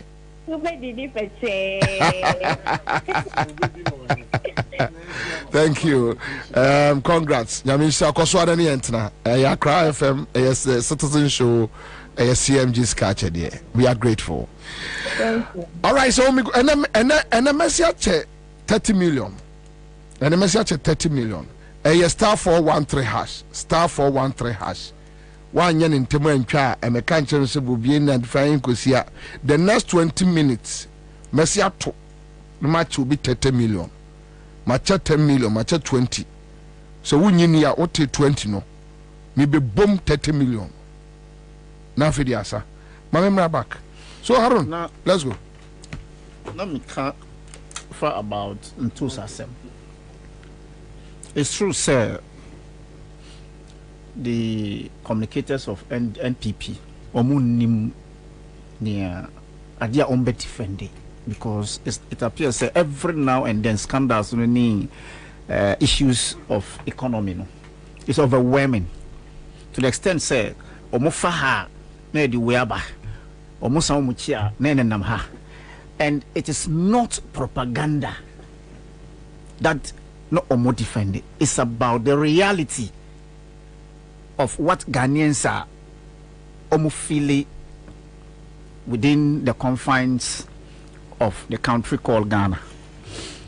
Me friend me mami about Ntus. Maybe someone say, Mom, the business no. Okay. That's my mom's business. Oh, okay.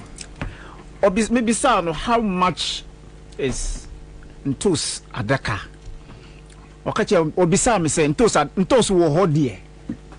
She asked me, say Ntos wo ho to the extent say ubenya adaka ato. Membisa no concerning a radio program. Membisa no say me pe Ntos ato every tamale because Accra ha Ntos ni ho. Ye benya bia to tamale. Ono ka chem say Ntos ni ho. Ntos loka 2.5 250 Ghana cedis what tamale olonka Ntos lonka what tamale Mr. Bisano say olonka sign na yebetimi dru adaka wo se nto so san baby unya adaka na asese a yebonu because you can even almost that's what I'm coming. Yes, because adaka no different. Say obi ebe kachira wo say nto so adaka entamale 5,500 yambisa nipa koro no say nto ehun bi na omoton 1,500. Ana on chiro baby ana ya on chiro ye baby a the farm gate ana the marketer ubetimi because me nimpa say ntamale yan dot ntos. We don't grow tomatoes in Tamale, no. Every Burkina and Vrungo. But just backyard near a watermelon there at least when you be. But not to that extent, say we media commercial quantities. So say obi etin crime. Emo prices or arguing prices of tamale there. There maybe can say nyambe tueli pakro no kan emayen mo aye fre tamale. I'm telling you because you are using tamale as your base market to rate near yeton and near yeton won crime. What kind of nonsense is that? Na minua makatin timase me sha say every day statistical department they were overwhelmed by the attack of the media stations with the reality. Dear friend, no to papa. I listened to him. Now I try to justify the 23% of the inflation rate. And I bisa no say, uko malata ntos last year, not even last year, this year, beginning no, what me top 5 for 10 cities. 5 for 10 cities. One, no, there be 1 for 5 cities. Missing about 2 for 10 cities. For 10 cities. And you are telling us, say, inflation year 23. Mebania na upatra no say last year, because that is what na oka. Say last year, how much was in tools? And this year, how much is in tools yeto adakam? And then as at that time, the inflation rate as at that time was beyond 20%, 23%. So if today the inflation rate is 23%, he's trying to educate the daft at least we were somehow the economic background. Say you have to look at the distance from last year May to this year May. What is the margin? What is the increase, the speed rate of inflation? You cannot tell me. You can't say that because I am buying the food stuff to go home and eat. So if you are using your book and then your margins and your speed at which your inflation drops or higher, and fire, it is about the pieces of ntosa anameto or 10 cities, and then the pieces of ntos that I'm buying today. So today, onion is around in the past 760 cities, 750 cities, and that was somewhere April haya. Na Jenny sack of a Jenny na 750 cities. Just April. Today we are talking about 1,500 cities. So if you calculate the distance from April and then today, and then the amount involved, the increment, and you are telling me that the inflation rate is 23% based on last year and this year. I am saying, say, ABR, because he's been paid at the end of the month, because his foodstuffs are supplied for free to him at home, because so free, on to your light bill, on to your water bills, so he doesn't feel the reality. For which reason they can tell him to massage the figures and come and blindfold people who are in Accra and who are the learned. Really? Sanoka, my mother who gave birth to me said, Ntose nitamali. To the extent that you can get adaka to buy Krano anyhow. Yes. So where did you get that figure from? 1,500 from where? Woman catcher. Fine. It is left to everybody. I am not doing campaign. Me catch say if you are in government, continue to be in government, because I don't see how you will survive this when you leave power, unless of course you reason beyond me. Say where these people are taking us, it is not where I should belong, and come out. Let us save your life, because continuously, if it comes to Accra, say there's nowhere in Makwala, there's nowhere in Abubulushi, Kantamanto, and everywhere you can get food stuff to buy. Where are we headed as a country? Say the basic food items that you must involve them, you must add them. Those are the petty things that the prices are unbearable. So I want to mean talk. Jenny Ekosro, Ntos Ekosro, Kakadro Eniho, I mean those things. Where are we headed? Last I can't Saturday, imagine in a rainy season unya kuntumbre. This is Saturday. Saturday, the only thing now I can say I bought and did not fail was kuntumbre. And you be na call me call Agbogboloshi, me name yiri na call ye. I drove ahead there. Me koto nema je you can say Amasa my market. Okay. Yes, I say free Amasa my market. Odi we brem, I got angry. Now let's go. Okro. They counted okro. Yeah. 1, 2, 3, 4, 5, 20 6, 7, cities. 20 cities, 10 pieces. 20 cities, yeah. Odo, now we see 20 cities. Yeah. Me ba boy ne ofi. Me ne ba boy ne ofi. Just imagine. Me ne ko market. Even Enra. Me ne ko market. Ya to ne ma ne wie no busa say daddy, so what is happening? Enra. Anopay me ba adwuma na mesi me ye aduane ama no no so be ko gym. Ena o say ne menye abunabunu ema no. Yes. Ena me suma no say onkoto kontom ne wo junction ne so mra. I was shocked. Yes. I think sir, the only thing that I bought and did not feel it, na ye kontombre 5 cities.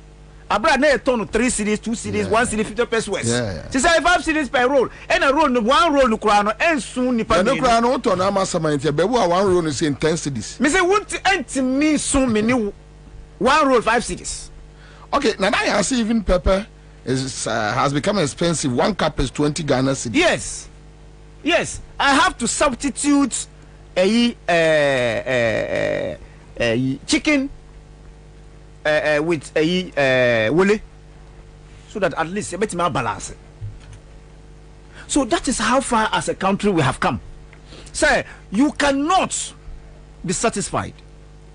Your own motherland, you have become a slave under the regime of this useless president, the so-called human rights activist. Commander, and no, I mean, say, utie court and some echo. Yeah. Utie. Yeah. Who tape no, and I utie tape no. Okay, man, tape. Mewura ho enra. And I'm still wondering, as a state, as a country, where lies the justice and freedom of this country?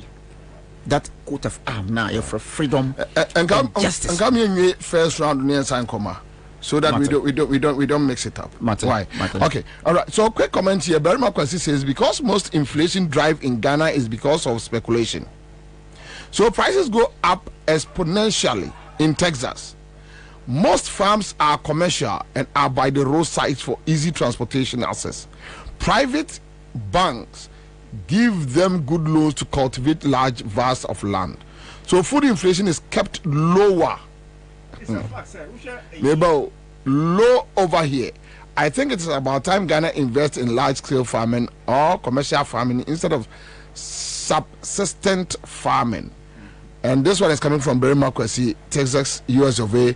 And Berima Kwesi, a strong MPP guy.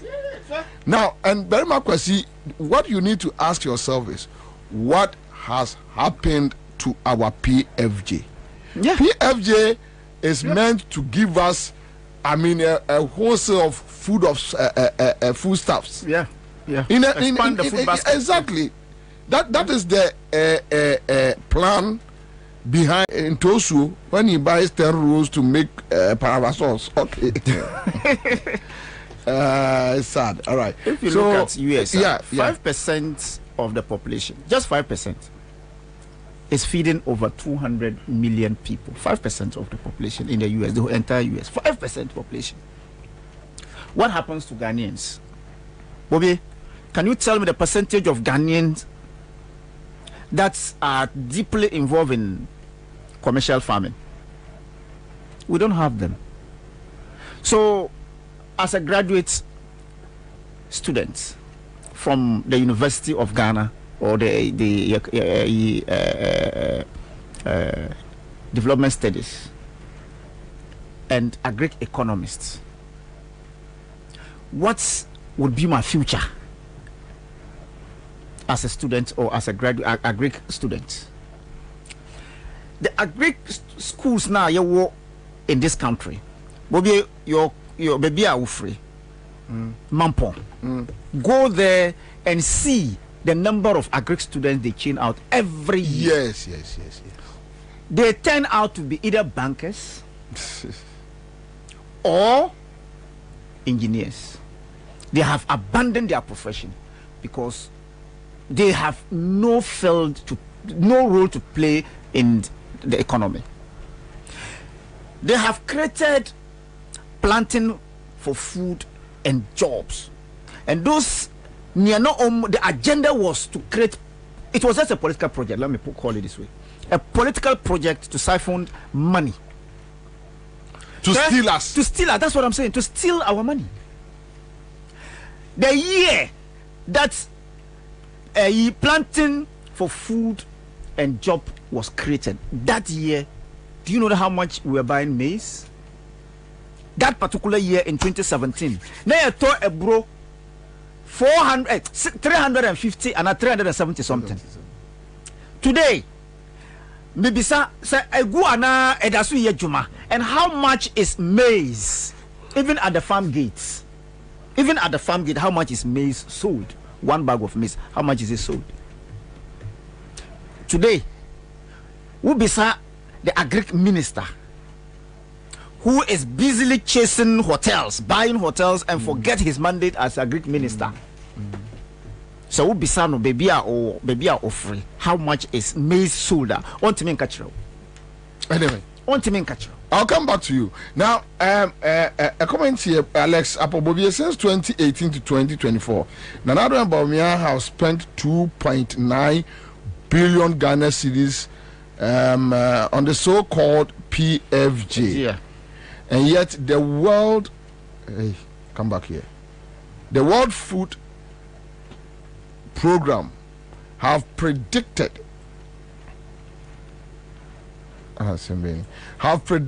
for insecurity, food insecurity for Ghana from June to August. So you spend 2.9 billion Ghana cedis, then you have food shortage staring at you. Advertisers, they are dugouts, not even concretized. Okay, so let me leave this one.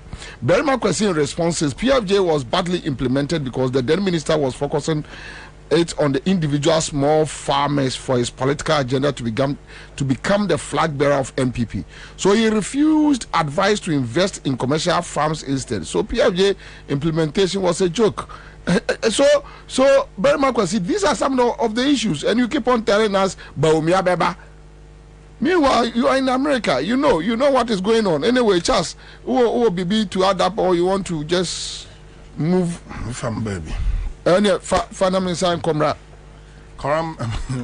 But I sit there once and one can be see, that is why me person can move here. Second round. Why make it twice or to me Facebook or no, after the radio. Was not to watch out, Kwabena. As usual, Abraham so radio, you don't know. So we are say, we make us say, nah. Kora winim seria me no seri nyina no o kai emra ni bi me sere kwa ya pretend you na obande ye nyina ya pretend you there na be you pretending as if say we are happy but you are not gabere sabi ojo so kura ya ajo so ahwe but them bi o mampon o ba be sia no hwe anu sa sen ka so ka be dey oh Syria yes ni nyina ye borrowed and to please ourselves to say as if say okay yenye okay asetena mo ye tene ama kwamna nipa o mo nsra de kura sha se sra de it's but abai ne pese chinchina wujitum say what for example maybe free buno ba a year 2017 even abai sesan kura no 2016 me free buno ba nkraya me ko VIP and me tua 50 Ghana cedis na ma ba be duru akra and then me here 120 Ghana cedi de aka 50 na me tua no ho 170 unyensu onum ya Debbie over tax in car ho entimi no over calculations bi kire me na one calculating year na asebi ya besere mbese nka makati ba inside na mi say tomato business na say ye baby o yenya consultant bi amana tuyafo as you say no ye have profit na ebam na kwamra ye beto bi abeton unse minister na ne mrante no mo kasa say ne eto no tamale na o de ba abeton ni say no o de omo nkyere na mo madam bi o tachima ya ono de obono bosia na so de be bada obehye ne de a o de be ma wo enti se de o musika se o mo fa no tamale beton ni de makati o de ye nko na me amesa Africa ni nya daka be 100 beduru ahwe afi ye nya adwuma bio penkunta no mo bu no go come na 1005 na se de na nini e kai unya kes ka 400 Ghana kura de onye wadaka ba ko 400 say 5000 Ghana wa kra de a makanke ahitio jackpot Kwabra utie mazoma mi kan ye pa enti 1500 plus 500 per ayi ni e beton 5000 enti kadaka bia me no mi ni o 3000 o de en ton 5006 en ton 5000 pepepe kadaka ba ku bia me no mi ni nya 3000 enti times 100 ye say 3000 times 10 cry 30,000 tikaminu mienu ye share profit of 3 billion na sabi emfasu juma we wo ho ka ministers no kura mo ya mane enko mo abepe bosi ya mo ma me no papa akodi sa adwa no komo amu bebo ma me no mo papa no ma ne mo akodi sa adwa no enti no Ghana Statistical Service under this government nyambesa meka nyina ne say wan kasa no bunkunta na udu omu data ekodwomu a ema no bebo wa bunkunta simple as that anamakata adwene ena adwene nsuo mu na mo adwene a o kondo anu akoto bi awe no yetimi tam adwene kitwa bi hye wonsem say 100 Ghana say ni yakwe adwene pala on friend say pitre adwene mad fish and then friends say no ma modify ni say catfish 100 Ghana cedis na the fish ba kwatu jaso atoto we as 200 Ghana cedis and I know I was shocked na minim say yen kan ni kumase banda ensuo na no and the obeka say fisherman de buy no o na say ba 50 cedis now premain for na mu koto aduane otonwa koye bua o na eprimani na nwa ye to ne o yare say dabio say o mu yen o mu fa nwa owuram bio kobra enreal obwa Gise Gambia kora eni prisem na mi kan ni edi koye yemu anka utimi di enije ka so mekoton wawe mekoto adwene awe no kora premise no a jump ko almost 500% enti o ka 23 a otinso na no na ni bu ofu premise no boy day. Boat na no motor ntaku ni nsempua. And the boat ni bi na 40,000 Ghana cedis.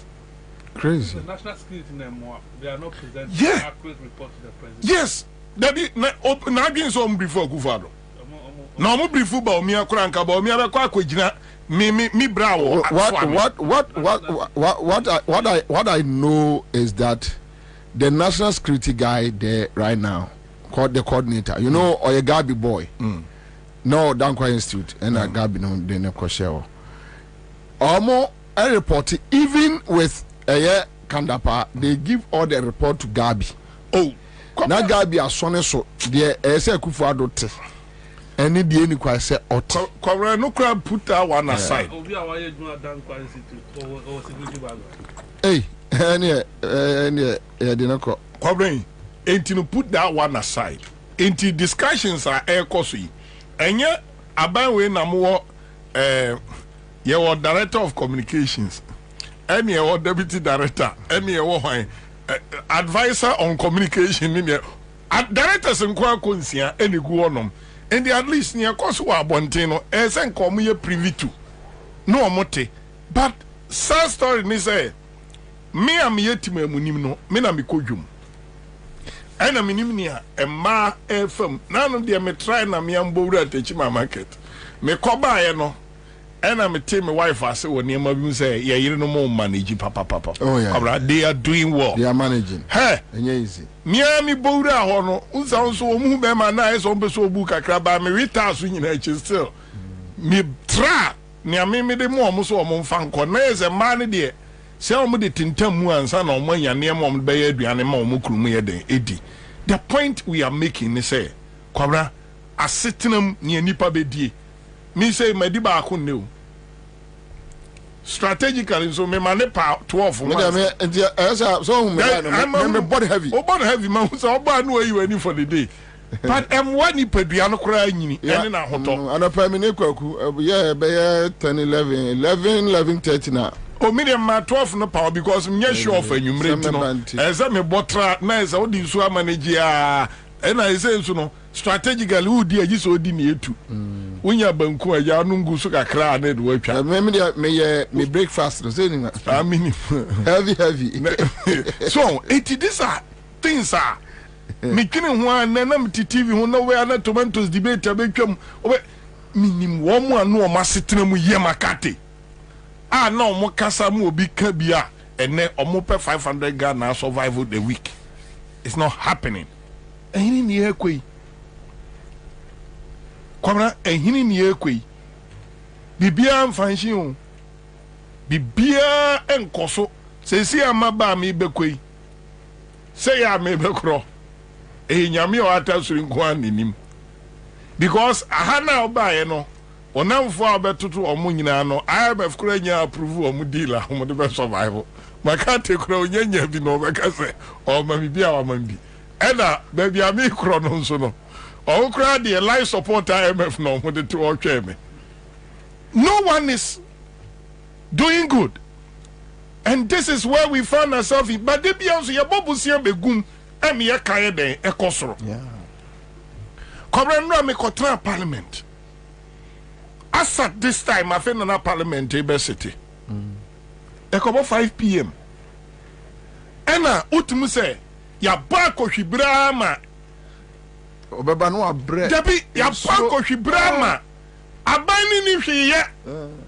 Enti government majority leader now, a leader of government business. Ebejina parliamentar. I onu amu nim say yemfa bill bia meto parliament on education talking about free education beside the article 25.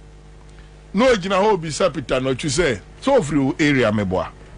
No chita no chinyoti and I voter region. Okay. Obisa say what to say or say on support to free education. On my ambrashe bedwafo took a free baby I voter transfer bedru. Other people no so other people no.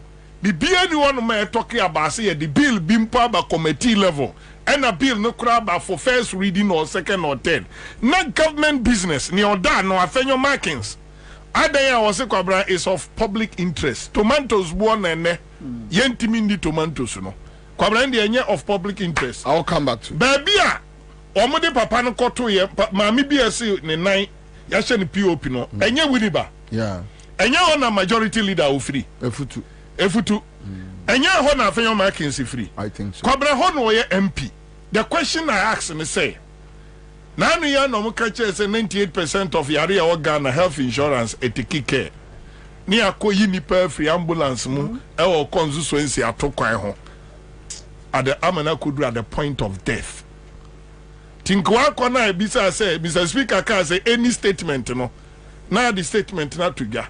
Na by now mu say enye uni MPs o mko parliament nra majority nipa 12 Omo aka campaign out of 137 no omo aka ni nyina di ba omi achi nipa 12 ne bae and omo mum minority for no by nipa 30 because omo hu say munye serious omo ba brother mama omo ba ukuada mama omo consensus here transfer. I'll come back. Afena mum we have time. We have time, so let's do the need for them. We come back so that you make me as separate issues. No, live on a Crown 100.5 Citizen Show. Mame Moson Kai was a Greenfield Scientific Back Clinic Friday.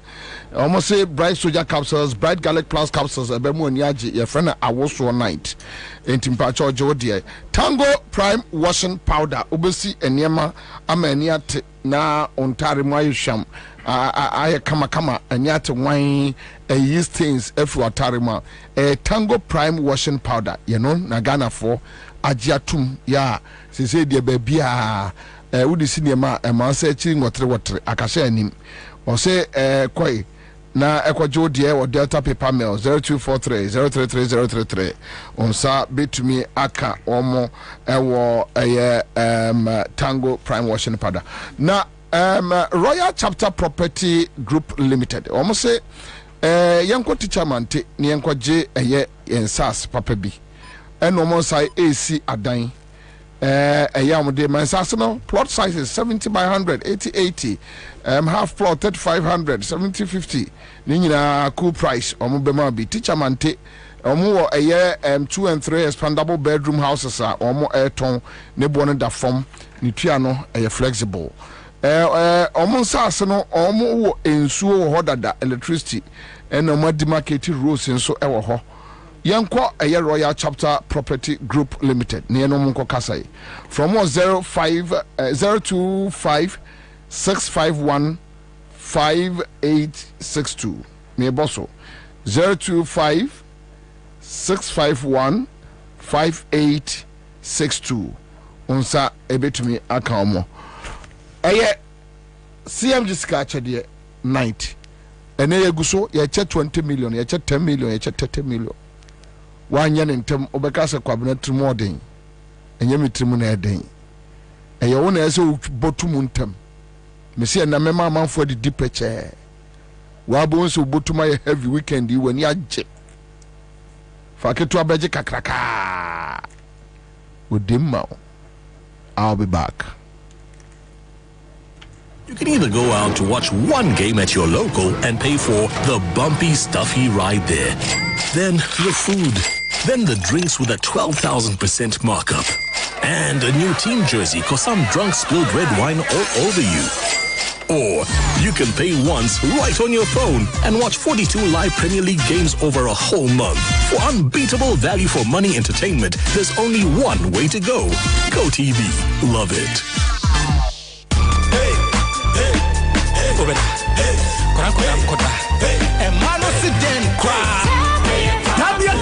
Where and remember you don't know. I mean, and remember, and you think a band may be here, and to four and you'll be a petty Tombia and cook chemical shops, pharmaceuticals, and they have our shops beer. I was gonna have beer. And that's a friend. I was 0243 686861 and 0245 749206. Sanka 12 FDA Fajatu. Kaise Tabia Takumye. Bembe Bia Yetakum.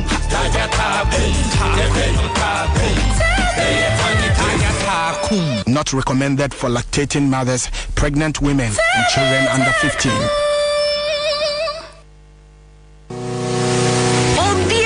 Sumrika Emra Bill Swans ye. If you say, Asumja wunya wayem bosia bon hwehwe ye ho de. Edu twem obi bia wo ye. Eni dwumedie biara wudi. Bills will be mao. Won hia susu, won hia awowa. Na nya wo hia no national ID card. Enti tutumri kana freyen was 0302200390 and 0596920833. Kai say on Mansika Krobia Batang, Bank of Ghana and Sawo Bills microcredits Jumediemu. Bills Uposia Bohon Adamfo. Kai say Jumedie in Shishaka Crown. Say the Mako who our Greenfield Scientific Herbal Clinic no. Me who credit me. Say enunti no manya award wa. Eya word bestie. Obian transe Emma Dumpemi ya de kase anase mo boya de enkan to dem bio. Greenfield Scientific Herbal Clinic. Esa nyarwan te say ne ekuro etu no. Ne enkan ewana num. Oba na be mo pa wo. Ene enyarwan kaye. Nansi ma me kase ene spinal cord ho ekaye no. Greenfield adaromenti ene wasa so le gina na so epiem. Greenfield Scientific Herbal Clinic. Our ultramodern laboratory and a diagnostic machine sa ahwehwe di pedua di mu ankasa. Greenfield Scientific Herbal Clinic ewa Nungwa Dogon Estate Junction last stop from 0243 983 906 and 0261 651 898. Greenfield, God is our healer. Greenfield, your last stop. I believe. Think about it. You can either go out to watch one game at your local and pay for the bumpy, stuffy ride there. Then the food. Then the drinks with a 12,000% markup. And a new team jersey cause some drunk spilled red wine all over you. Or you can pay once right on your phone and watch 42 live Premier League games over a whole month. For unbeatable value for money entertainment, there's only one way to go. Go TV. Love it. Give us P capsules. A memory. Manum bia ye benemu. Kani metutu ya na minkuma bo asese de. Betu esa kum menia G. Give us P capsules. Give it to me, baby. Give us core capsules so e. E man meme nyina akoko yade. Sisi yade amamanya yem timotete wo mo no. Yedru no no. Manum bi amama de me ho. Give us core capsules. Mrs. Moye ding. Give us core capsules. I give it to you, baby. You give it to me. Oh yeah. Hey, give us in no. A man ni jia bebusiemu papa. Na bema ka give us P capsules. And ni give us core capsules bomu nom dia. Na eni jeni ahwode no. Wabrudo. Give us P capsules. And men me wadi ifiedu watwede kronkwan na efa. Give us core capsules. A painful abatan wo mo manufu ne nkwada wo ne ifiedu mienu nka ho. E wo drugstore bia motofonko Give us Herbal Center. Teshi Mobile. And na Teshi Aduami. Phone numbers 0543 222 470 and 050-68-51135. FDA AJ edwedie nkratoi ato. Suzuza.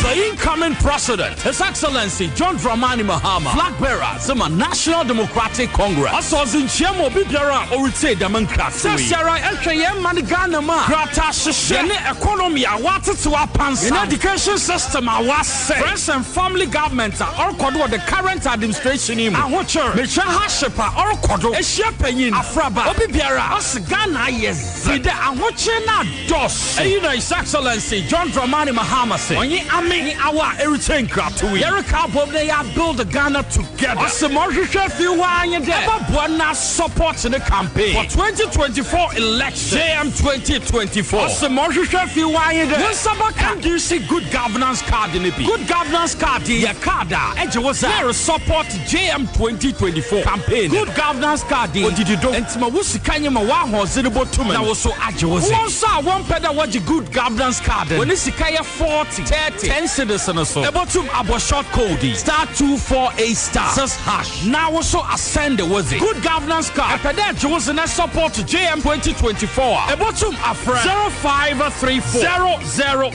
261 now 0531 033 503 and now 050 982 3400 you can internet to do www.ndcgoodgovernancecard.com my young combo they am build a Ghana together with John Dramani Mahama Nyamin Shra.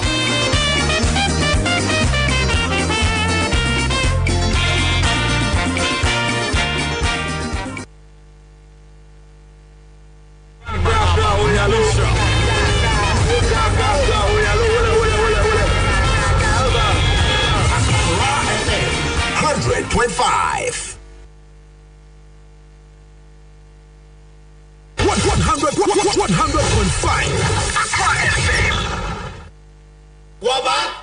Accra FM. All right, so that's it live on Accra 100.5. Yasia baby. Mamunya ha mamu akwaba. Ye best titru adroba fo amonam eye motorway no so enso no egugu enti eye boko.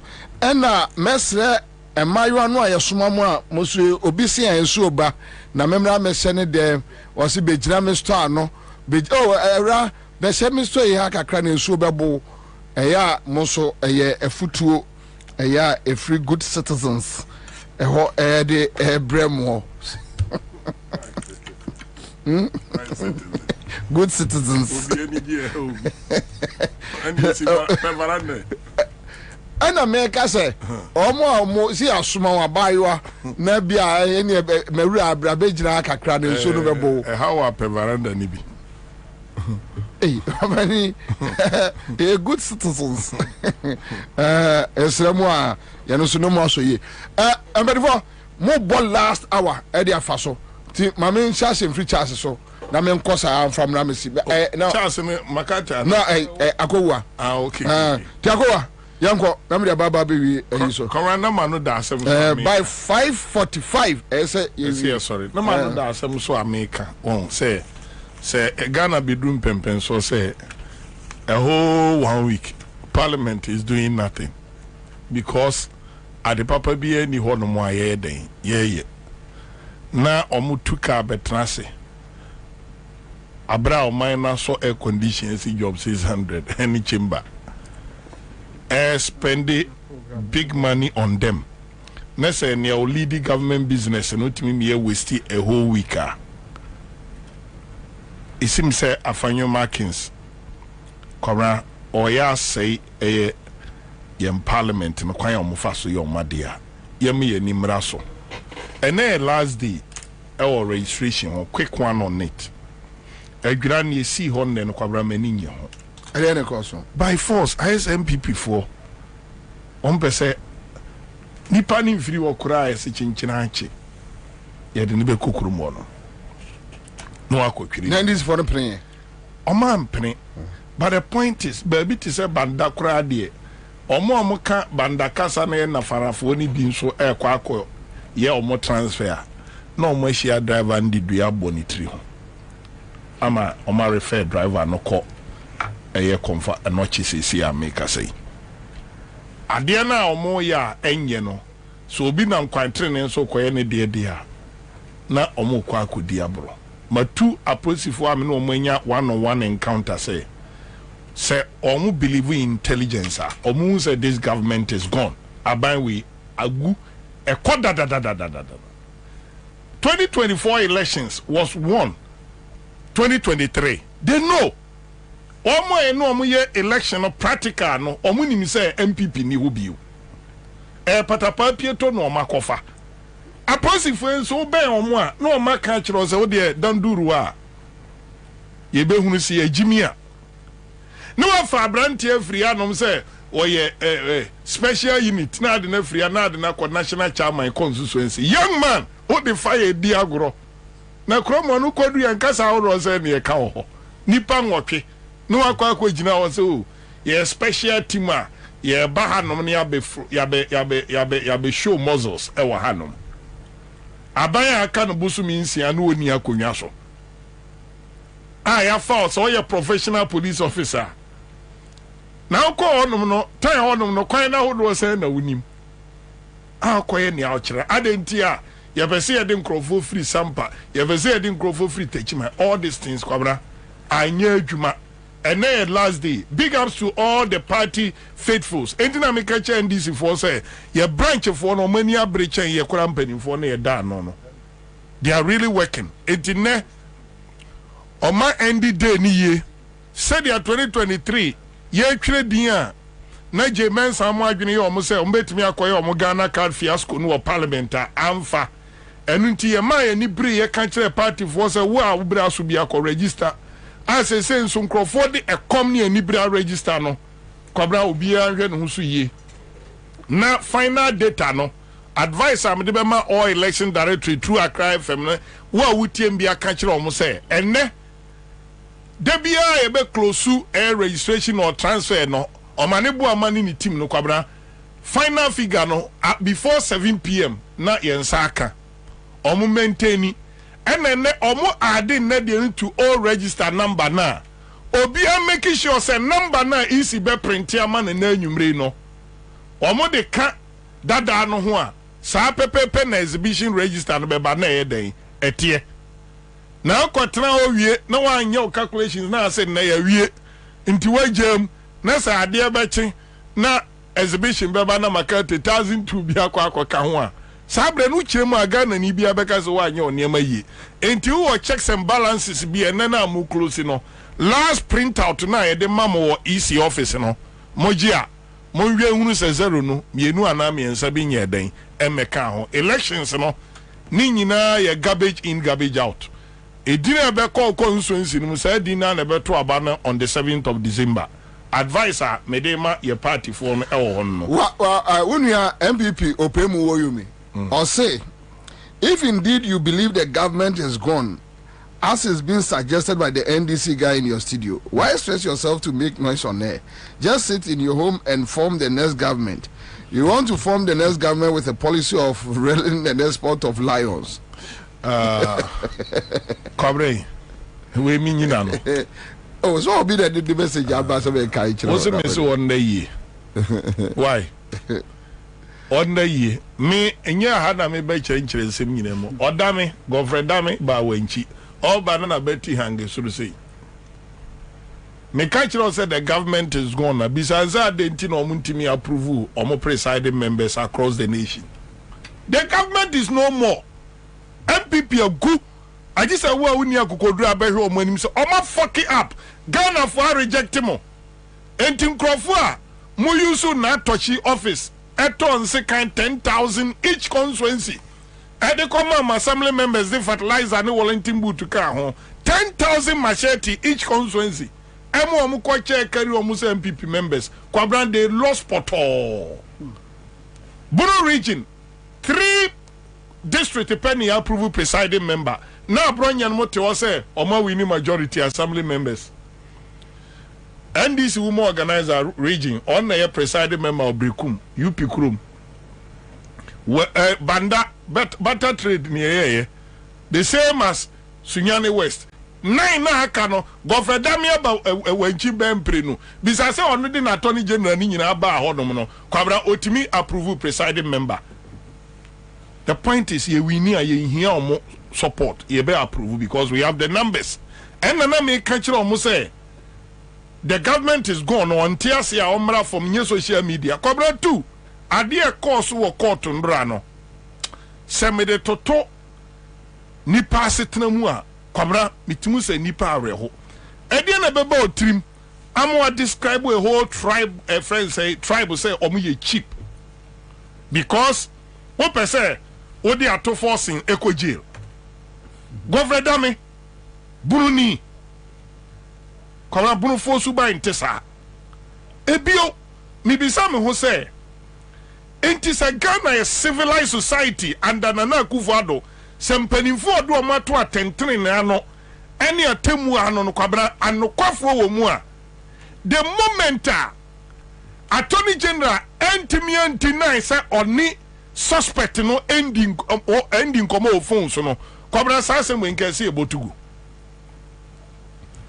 so nim say tiamra say obi ofa lawyer ni na lawyer ni di na semano a asem bia pese oni ni ka bia o ka through the lawyers na attorney general yate say oni the suspect edin komo ofun so say a suspect ni na eka say ono na eka na suspect ni beka say Supreme Court judge fie ye hia mprenu ye hia mprensa na Kwabena say justice system no ko do say ye negotiating with them any ababa implement here. I feel sorry for Ghana. And to me say, in any day, okas a Ghana constitution amendment ben pa ni yenye umua. Kamimi number 1 be say ye kokotwa ye modua o bodua no so aboje agini dua bo state attorneys ni nyina dua se wo abefa kuntura ase se me nka me so off na me se asem a me bedie se judge uchi asem na me de jo prosecutor achi na me de jo me anso me de je me ho enti bo se nka court say their role is so just say ka omo amudi nu kura nkwa na nka obran ko mbekwa akosama obi wo court anyesa ni esi nra ne na de che no was shameful say nipa ono na so protect enkrofo right no onu mom and they make sure say enkrofo be suffer injustice na mashenkom aye miami nua panini deputy attorney general tua la tua eboa panini every buno for the integrity nenam la tua okasa ya broso okasa obi nkodini I say aboa we kodini makotre nkodini mako emachi aponchirani meti hu fifiri what you say ejula tua o comments e was asemu a e koso e hu no including Dr. Opuni enche dabi enyina ne mo ne gofre dam ye beba be hia bono ye ne ye be hia ye na se achia ye ho na sabi wanyi obi se kumbunu ni na ya abrofo ne adi kum abrofo a ye be se hia enche but obi nka se obi favor obi but ne damedi aye ato forcing ene ne a elo atuamudi ye Opuni mu ni ade no Kwabena nyankopon be ka o masema momo na judge maami se wa no so minim se nsema oti na sumundra any extent of crook discussions course between attorney general no ni we no Kwabena wallahi se asem eni etie bia no minim se ato forcing obenya ne fa ahudie apia bonten se dia facts na yeden e kire no enye sa e bon. All right, so that's it live on Accra 100.5 Citizen Show. Chaze Kajatu Mienko. Commander. Point of law. Medasi. Tasako wa kabia. But no one company chance and chance tomato exporters. Commander. Meko court. Straight. Na makase revelations aba. Efa Ato forcing and 2 others. Prosecution we won and a trial we know. A damning, a revealing, a preposterous, and to put it mildly, embarrassing to the judicial system of this country. Commander Enimguasi. So we are talking about a Supreme Court judge in person of Justice Yoni Kolondi, Attorney General, conventionally the head of the bar, and an accused person or yet Richard Jakwa. Commander, for me, all these 3 individuals deserve nothing short of summary imprisonment. Nipa mensa ni nyina ya abone for. First, Justice Johnny Kolondi was swear oath said he will be fair to all manner of persons. Said if you be fair to all manner of persons, there Nipa mensa any dinner trial. Why did you elect to meet one of them with the Attorney General and not in your office?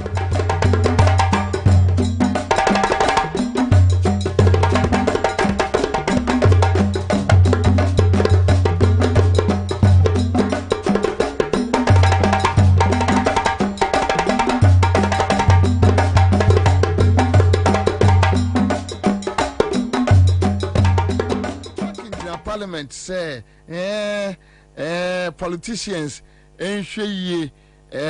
na the way things are going with the kind of impunity in the system. I hope so. You heard him. Oh, you heard him. You have it. Oh, sorry. No worries. After your marking the way an MSC kono say politicians are you see they are even so stupid that in the face of realities omuntimi nsore nyina won ka say ade we enye omuntimi nsore nyina won o sore a enano tie yeah, so our office baby bia wa utemi bia no tie me the reason why sometimes we one way ya bufusem me afenyo marking asiase so okasa na me tune free wo because I don't like foolish boys talking. When fools stupid people are talking me pese meti afenyo marking wo jimi dodo, and some of us as friends we should tell him that afenyo you are fooling. Say politicians are here. Any politicians are here. What the 20% ato a year friend is saying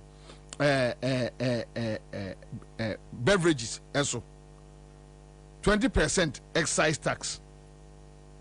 Now the beverages companies no egu me pacho TMU egu last week it was a Monday. No, it was on Monday. Just this Monday. Plastic manufacturers work for 5% excise tax. What they piawomo companies in Ghana are folding up. They are going to Cote d'Ivoire, Togo. Afenyo market no was our statistics no. They have it.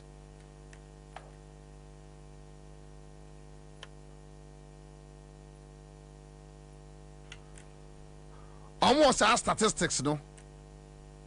A woman some.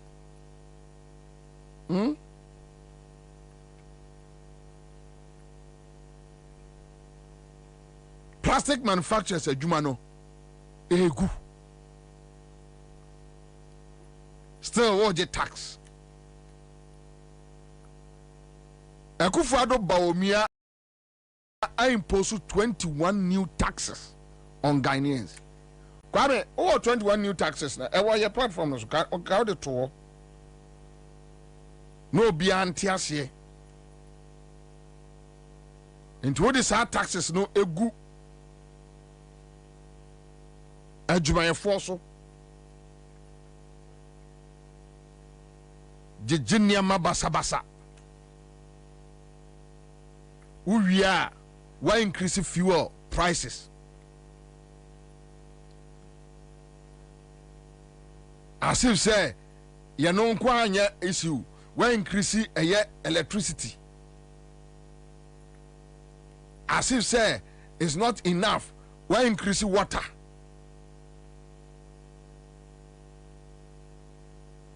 Ghana for one country cut down government expenditure. Uwe ya was say ministers ya me wo masai appoint a bio at the account. Ama number no kra no adults more. O te trot room with taxes and a 80 years old guy editing kwasi asem sa no. And I don't know why Bobie ko kan sem we ya o te trot room tax mu wo fia na obuofu and asa wo officer na obuofu. Adonie omo ye no Ghana ha ma ye nya bi nom ensuo ne saa niema no bottle water ne niema omo ye no aban wei e de tax wo ha mo nchemu aduo no e na to so in the said ye to eye ade ni bia no 20% calculation of saa price no o de ato so owie ye no wenjai omo ye sa plastic niema no insu bottles ne ade plastic packs ni ade aduane gugum na yeton no what the 5% tax ato omo so omo ye no Ghana ha no otie. Now what is it they say they are going to pass that tax e dia ma consumers omo koto And the beverages for in a koto. Already the beverages for no 20% tax at that almost. 20% tax now at that almost no. Plastic manufacturers no babe pass it 5%. As I the pure almost 25. 25 no on family. Yeah, final consumers no. And yeah. So these are the taxes. 3% VAT flat rate. When you are cook for the neighbor de buy, and yes, on better 3% VAT flat rate, 5% increase in VAT, get funded NHIL levies and taxes, 25% increase in corporate tax, 2% special import levy. If we want better or matum, 1% COVID levy, plus 3% VAT, 1% COVID levy on 2.5% NHIL levy, 5% fiscal stabilization levy, 5% financial sector cleanup. Banks no begu no or GA tax or no begu banks. Every musika di bia manema SCC hotel ba omia wi sika ni bi e di akwa kogu dem da pa wi bi di akwa kogu mpaase omo GA tax 1% e levy, 20 pesos levy on a liter of petrol, 10 pesos sanitation boiler levy. But meanwhile district assemblies municipal assemblies no omjiji ye boiler levy and was I a tax at a petrol. So to petrol you are paying boiler fee, 18% levy on LPG, 2.5% increase in VAT, luxurious vehicle tax, 50% increase in core tax, 30% increase. So it goes on and on. 27. And I was saying you didn't know my country say a mubako anywhere ya or more now betoye from 1 to 27 new taxes. Thank you. It's okay. And what I say, and two year manufacturers no now manufacturers ni bebre atoto omo a company mu eko now TME Ansah owie no eno say modern kania ena ye adwuma maton kania no mu because me di o man ni sika de moko IMF aka kire ye say Good.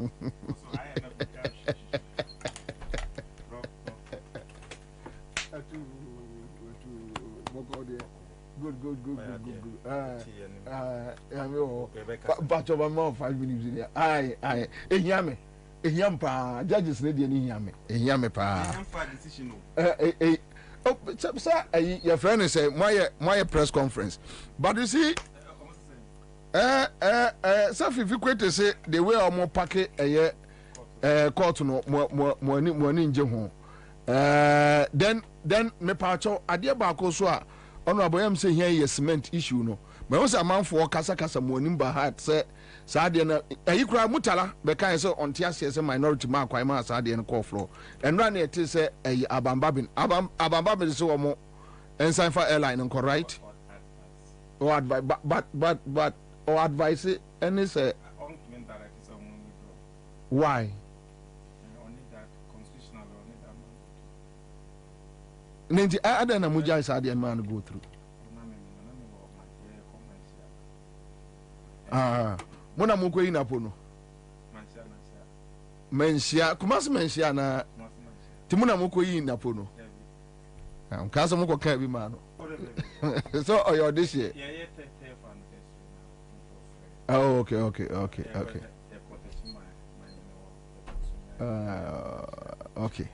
Mate. Okay, Mate. What else been found to have the bench on there? In the Premier Mate.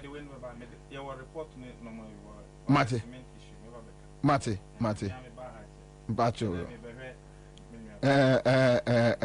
Yes, over here in my. All right, thank you so much. Honorable Ahmed in the house. All right, thank you, Honorable Ahmed.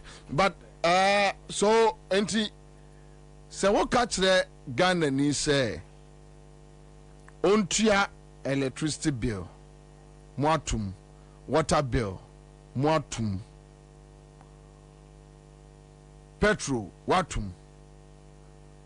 Uria was a appointed a number of ministers no would be aka ho. also Kwame Angasem. Na afanyo mark in 2 years for say Kwame wanya sa table. Okay, don't worry. Na afanyo mark in 2 for say politicians omonya careful with the kind of impunity in the system. Or say the Ecos who Kenya no should serve as a warning sign for Ghanaian politicians. Oh, catch the one. Mention Akufo-Addo, mention Bawumia.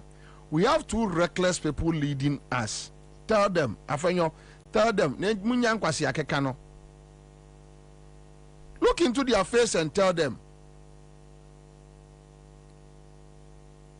Kwame, yeah, Oka Bronini Bibini Asema, Nenkrofo Buafu.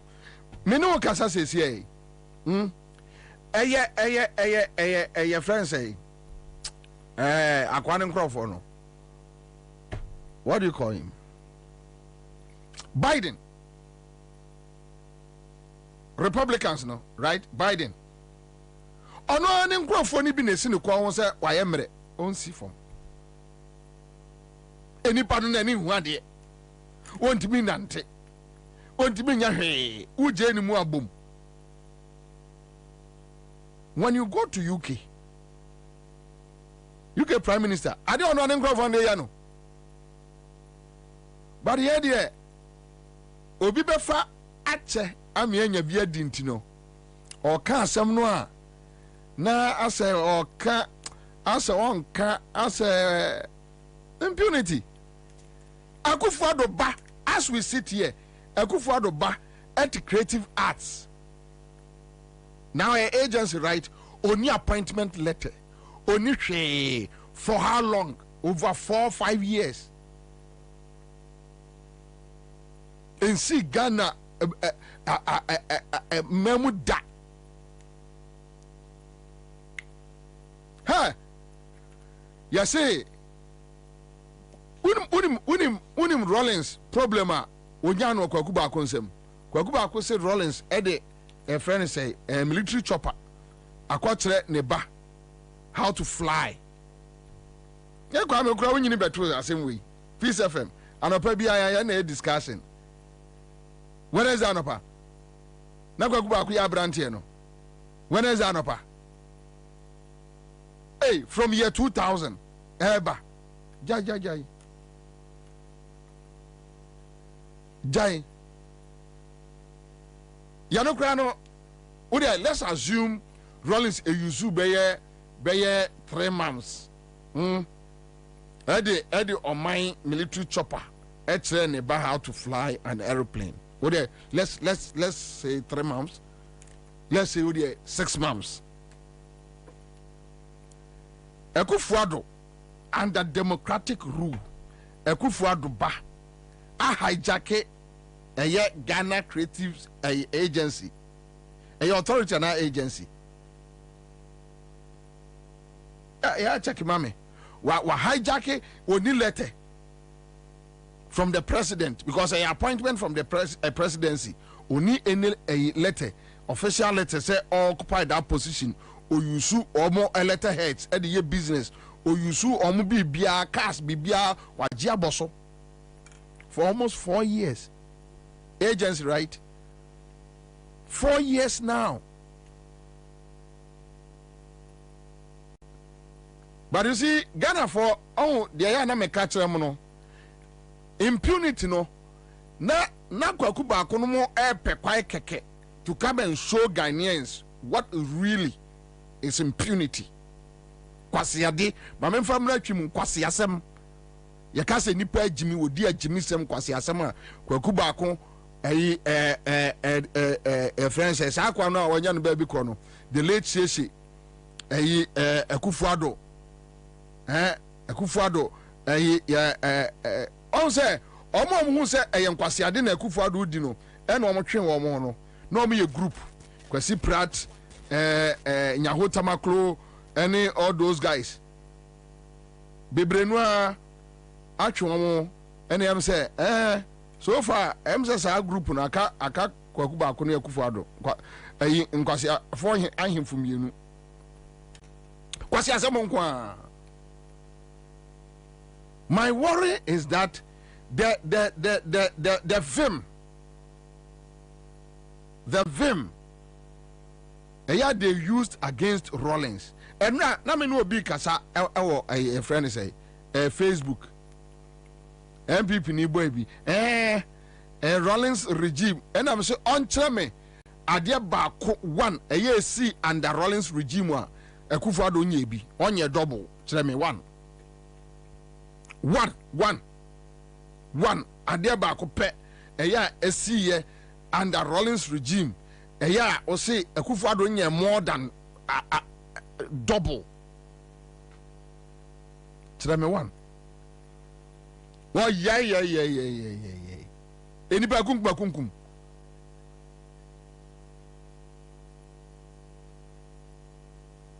And as arbitral detention, unlawful arrest. Obi otiminante ko Bank of Ghana. Kwasikama minkodi, me nye bank approval, me nye parliament approval, me nye no chana. Kwasikama minkodi no akodi. Otimi ko this can be no catch on say writing about that. But because they are beneficiaries, no Peace FM no, they are today beneficiaries of that illegality. They are beneficiaries, so they think it's okay. It's yeah. So far as it's coming to us, it's okay.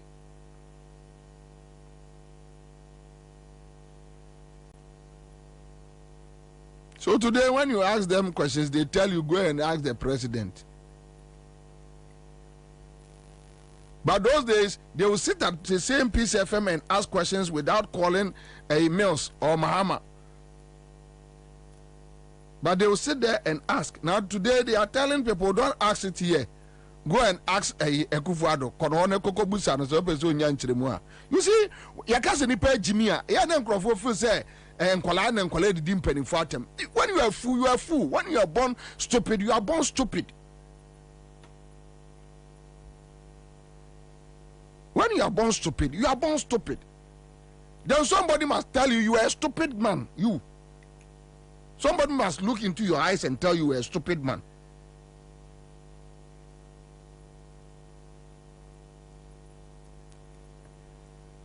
After your mark in the parliament, there can impunity. Ghana ni enam krom ohunu dia onya ne ho 5 months tio me pacho oti trotro one na officer tie 5 months you can't even pay national service for true or false. Uwie ya wo say me check 200 and something million Ghana cedis de kwa to cathedral so me wa cathedral no o ka kire ye say enye aban sika na de basic cathedral. And at this point the likes of Duncan Williams, baby Duncan Williams will be an one city trust in shame. You should bow your head in shame. Why Duncan Williams interview no? Check mommy. The Osi Cathedral no, and ya bicycle check it.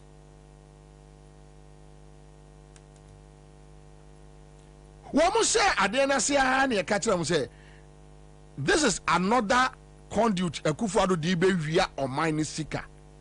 Don't allow it. That's just a man for any credit. And almost say, Duncan Williams, Natari no, sir, no, this is Kaya Tune Fusono. Having an annual now, whoever would try to steal the election, let them steal. Duncan, you're in your team 8 years in the middle, be made the Wolfie. What's already them or own one more, Mamma Bedibi, Yenina Yatia, Yenina Dakro, Yenina, Ibeja Assassin. Keep your prayers to yourself. For umpire, having a divia avanum omunium, Baumianum, me omunium, Emma 8 years. Ni what to say, ya Ghana contract a mechi any achrono. Ya the paper and 2 machine yatro. Yenina yatia, Obianco babia, meaning 8 years, mean 2 quanco babia, Yenina yatia, me cry me home me ho ya fine, chain MPP for nibi. mo ya ade enkola ka kire mo se ade na mo di akire aye no eye kro no de mo so no enkola ni didi atem. When we started complaining about this cathedral, that look, Akufo-Addo is a thief, he's a criminal. Sani ewo no, if you for their criminals. Any opportunity to steal this country, on a Bawumia beye. Na Bawumia nya kromfo a, enkwatimi aka kire se ode gold kwakwaji oil, but Ghana hwe oman nipa 33 million as I say, ye ni kwa se ye hunu whoever is the intermediary. Na eye onu ni nua ena ode ne yes business no onuan is Legon, and forever and ever enikwa say Ghana ni bi na ada ombe luzu aban say Kim Bawumia nua no etwetwe ne fie akira kwai. Why must you do that to us as a country? Why you don't respect us? Umbuye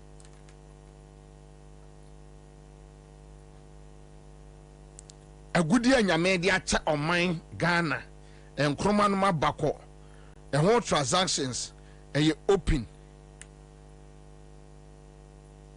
ye dru wo akola Bawumia we so na wo baba be 2 years ago wo de ego do kwa akoto oil abreye na watimi ahwe nyame anim aka akere ye se Ghana efiri otumfo kopem na yiri eko gama nche togba afede ekopem amoatia ne ho ahwan so ekopem ho ahwan so ekopem ho ahwan so obia ne ho kwai se ohunu nipa ono no eye the intermediary between eye the gold and the oil transaction.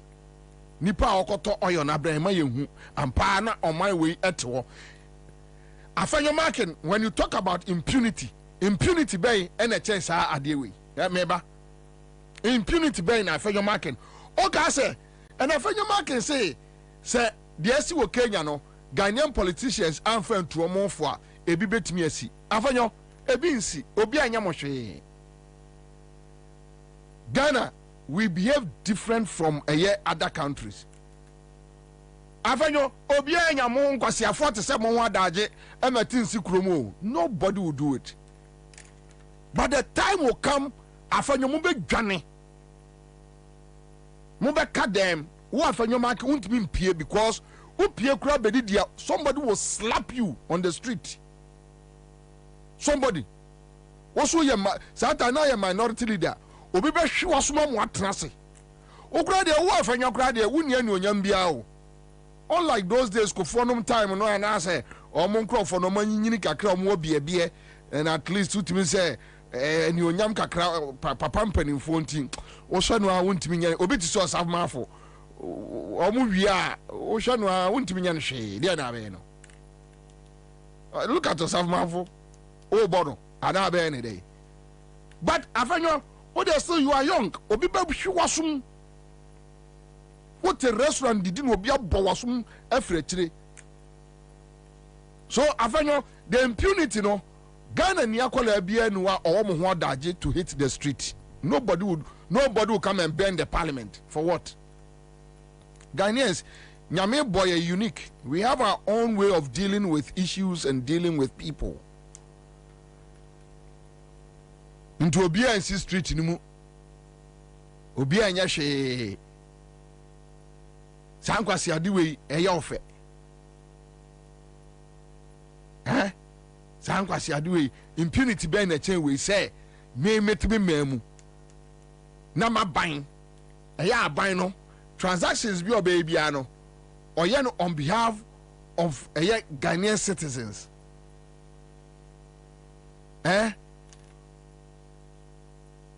Oyen on behalf of Ghanaian citizens. Na uwie ya wosu the gold kwa je eye oil. O de koya wosi enipa no a oyeye no. Eni kwai se mimi hu no. Impunity be na chewe. Afenyo. Yeah. Afenyo Markin, listen to me. Ghanaians ehunu worse from Akufo-Addo than the Kenya fo ehunu.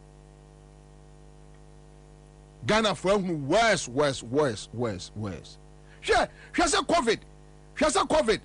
Wo kwaje COVID sika. Tio mpacho tie me. See me. Wo kwaje COVID sika. Odi aba. Also the COVID no abo oman no ho bra. Enye sa. Bacho enye sa. True or false? Enye sa. Okay, eya yi no mame. Eya sa de no. Enye sesi a. Owie ya. Yate eye your friends say bipartisan committee our parliament say majority led by Afenyo Markin munyi momo side mra enya sa NDC minority nyi omo side mra na mo audit eye covid account no na ye hunu say mo de sika no sei ena eye adwuma mo de sei ena eye adwuma bepemene Afenyo Markin MPP say omunu obia ni nkuntabuo ewo covid sika no enti sa committee no omate no omumba. Are you a free year and a chairman of the committee?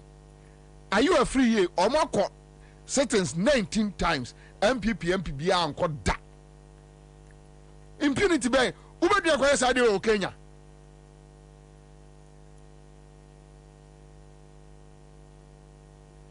And I hope Afenyo Markin unya kwai fofra.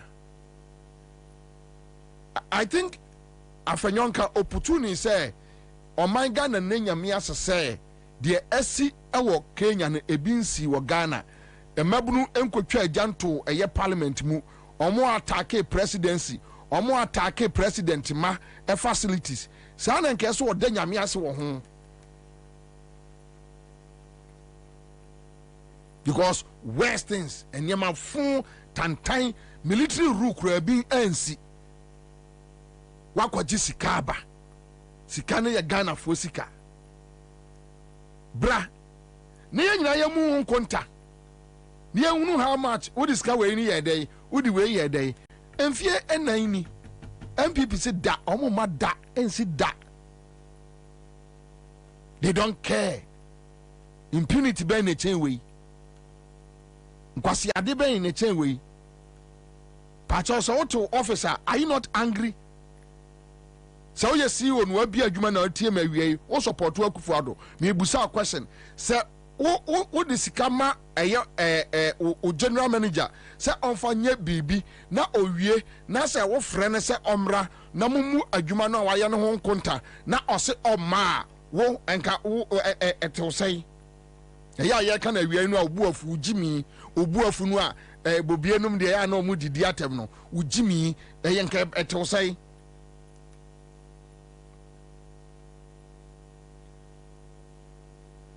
to bia adwuma wo di sika ma o general manager 1 million Ghana cedis fire say wa wie ni nyina eso obanam transe na mo ye niema na oso wa ye ne ho expenditure oso wa ma minua Afenyo enka bibio enkwasi ade a Akufo-Addo ne ba omia ne mo adi no oman bia ni wa ebi besi wo ho a oman ne mu badwo te se Ghana nti Afenyo Ghana fo de nyame eboyeye obi ansi abonten but I can promise you people me say the first a government you be co position Ghana for the best set example Akufo-Addo ni Afenyo no they go to opposition and people will deal with them on the street.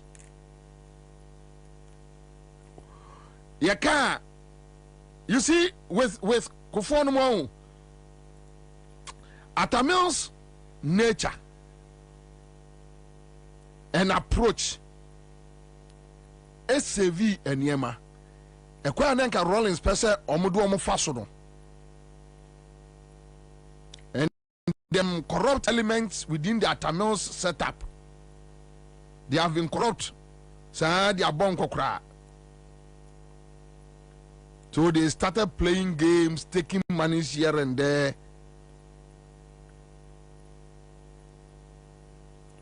I can't remember 2008 for almost 1 month. Not grassroots no, I poised after the 2008 election in 2009 to attack the MPP. It took Mills and Mahama to intervene.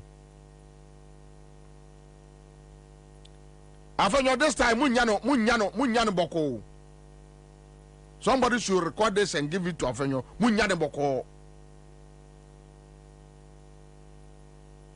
Kwasi asemo amwadino ebin sida. And you see, look, let me tell you, Ghana for the ama Akufo-Addo ne nkrofo we de ne ye ya ne se Kufo no time no.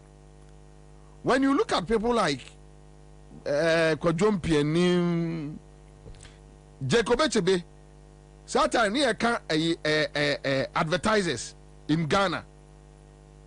Not the late Jacob Echebe Lamte. He was one of the top advertisers in Ghana. Talk about SK Buafo, no a legal practitioner, or one Chambers. Talk about a friend say Dr. Kwabena Prekunum. All those guys, I mean, mention. They are not a okay. They are no mobokra wo muno wache jakuma no TUS equi taxi. They are no also mobokra no. Yeah, so with them you can see say at least. But when you there, more brebia.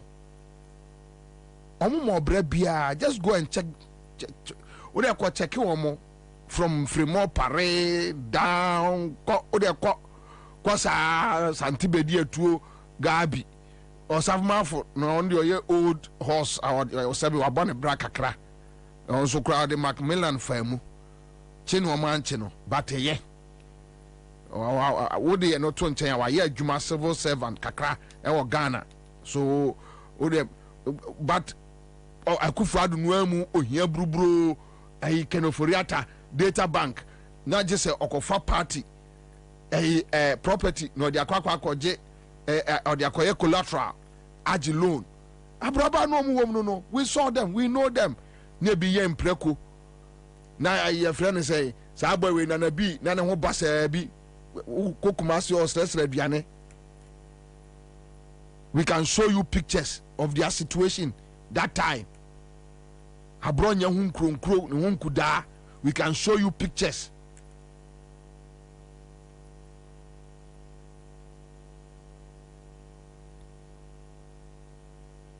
Now, Ghana Frontier Afenyo. Just listen to Afenyo Market. Just listen to Afenyo Market.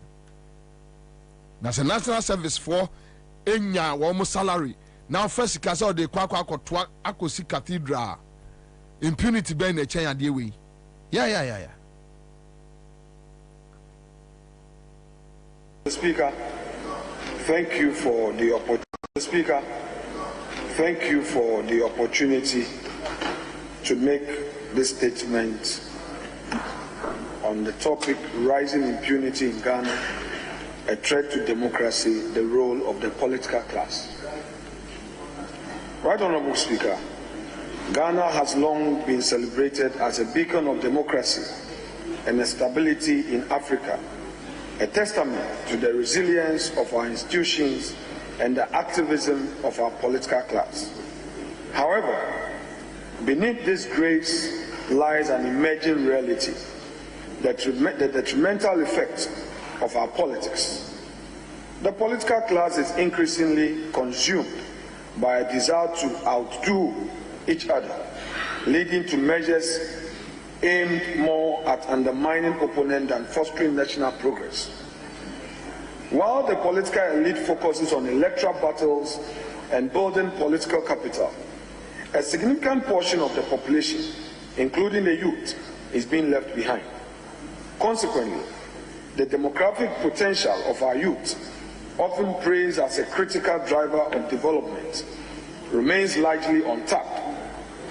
Entrepreneurship and employment opportunities are scarce, and even those few opportunities face challenges. Our artisans, often criticized for their work attitudes, are losing jobs in the construction sector to artisans from neighboring countries, even for basic tasks we once took for granted. The potential for entrepreneurship is further diminished as people increasingly prefer to invest in the money market, deterred by the prevailing work attitude from setting up businesses. Mr. Speaker, the government has significantly addressed these challenges through social intervention programs. However, these initiatives alone, without the united support of the political class, may fall short of delivering the comprehensive result needed, resulting in the counterproductive outcomes to our reasonable gains over the years. The consequences may be dire for our stability. Throughout history, frustrations and disillusionment among the masses, including the youth, have led to significant social and political unrest. And I wish I found your bell limited to or and Crawford. Why Danga Williams say, you know? Yeah, get it on board.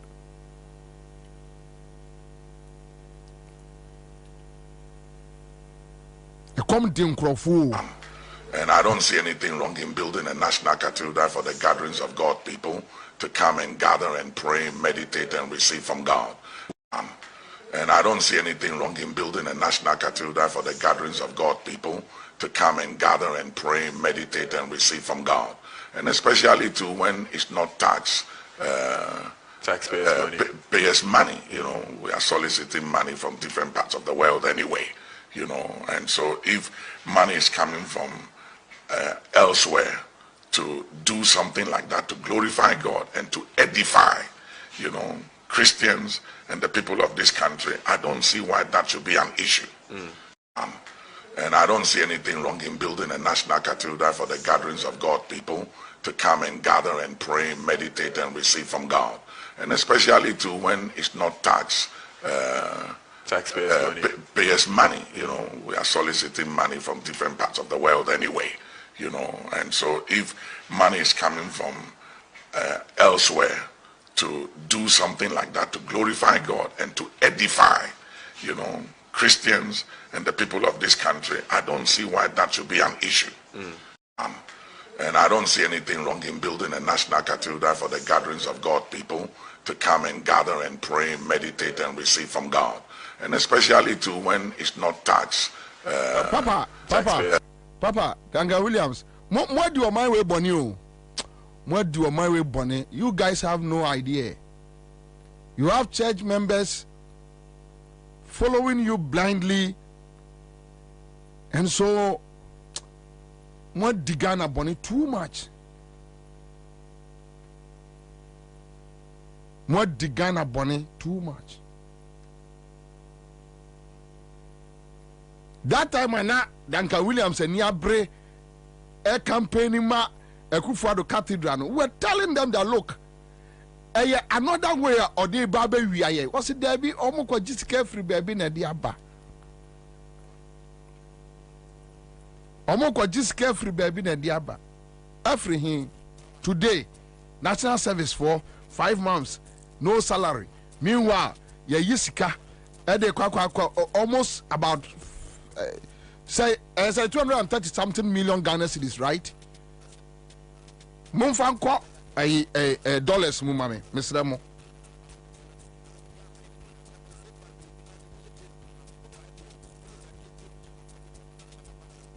Adeya de Kosi Cathedral. Napko for ba omiati napko de wia oman we are musika o ma create ghost names we are oman no e dis kan e koye campaign amene napkofo aye mobo enenam krum ekom yan first kan entua napkofo ne ka just that akufado ne yire ne mabenya ska na wia ba omia ne yire ne mabenya ska na wia ene e gabi no manya ska ne bi bedia tuo no mo savma fonom fremo pare no ombenya ska ne bi awia ntino yensan ko yiska by force ye de Kosi Cathedral won e benya ska hwesika akọ ajayi nsam and go through parliament. Nothing. A chess canamano, Fako, Kokodi. Because Ghana, dear, only purpose a yen papa, no, yen papa.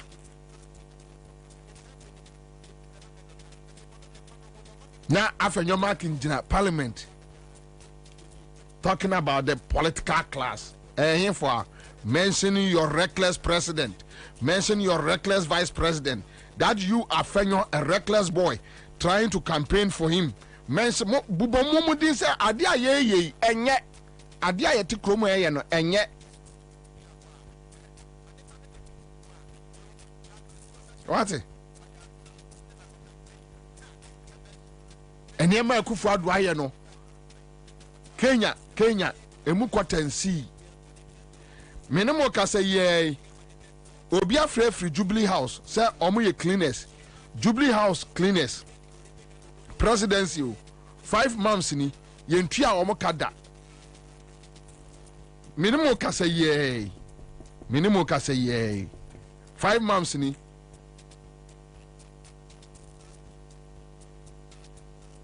yentua omo kada. 5 months ni yentua omo kada. Police ni baby ya modern call Jubilee House o catch them say omo do omo tukwa within Ghana na allowance 200 Ghana cedis. Maxwell said this crop of MPP leadership is exceptionally wicked, looting as if there is no tomorrow. Very pathetic. Yet discuss. Yeah. Obia obetna konya so na abari trim say yet discuss so come dey. Obe discano.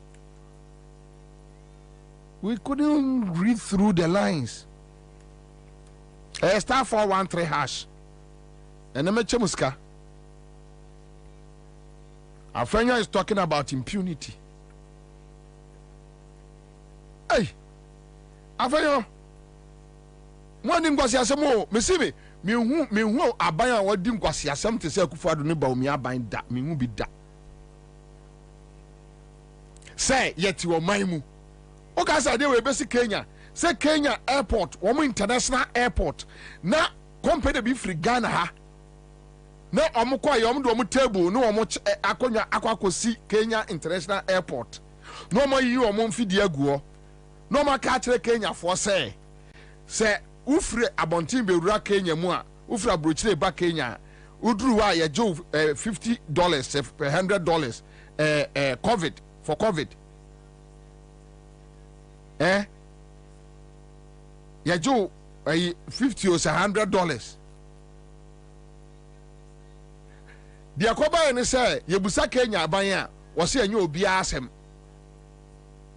Kenya for busa omo say eye den na Ghana kan yase company no free Ghana yase company no kra no ada omo start adwuma no sa ada no register na aban Kenya aban ka kire Kenya say enye mo asem yate Ghana esiye frontiers na frontiers etimia betena eye kotoka no more jiska COVID ska ye wie ya say Ghana bind the wom sika almost $86 million no Ghana bind the wom $6 million per $80 million na ka no o masesako ubusa health minister osminim omo ubusa foreign minister osminim omo ubusa aviation osminim omo ubusa obia si onim omo onim baby a omo free minu anto officer ade we na a champion cry yeso wan ko school da champion president a champion cry na yesi na omo nimu ngoma cry no nkwase ade Akufo-Addo adi we obedisa and you see when we tell them that they are fools, don't be angry, they are really fools. Me hu nkwase afo ma occupy presidency to say Akufo-Addo ne ba omiano da. And you are standing in parliament telling us, talking about impunity. Afanyo, impunity. She awrawosem. Kwampe na ya friend of frontier say omo ni mu omo no. Omo wie ya na presidency chief of staff no mo say issue a statement. Say obi bia ni wa eso ohwehwe the activities of frontiers mu Ghana ni bia ni kwa say ohwehwe the activities of frontiers.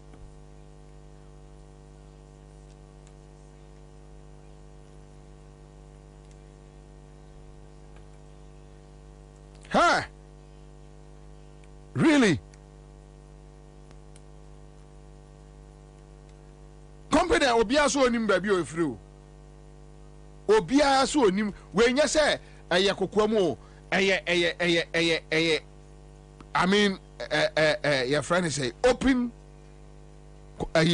confession ubusa health minister minimum ubusa foreign minister minimum ubusa aviation minimum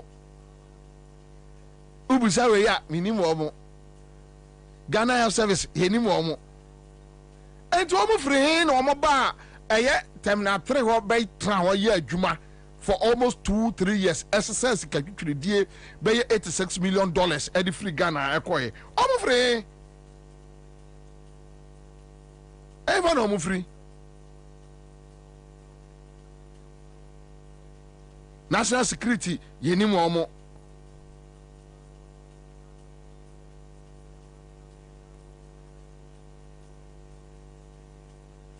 obia so oni mu omo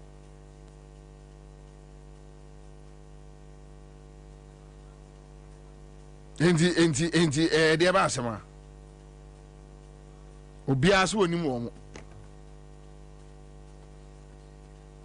aka so de ade we ekọ Kenya amanfo moma esi o Ghana mesi afenyo obia Ghana ha obia ntinsi street mu obia ensi parliament obia ko attack police headquarters obia attack obia attack military obia military mu amoma ejimi mo de amọ pompepra eno ayo mu jimi Ghana military obuo bia anim because ade amodo mo ye no na anu mekote ya your friend say akwa no this guy sa afuomu ni no also abe defense minister no nitiwu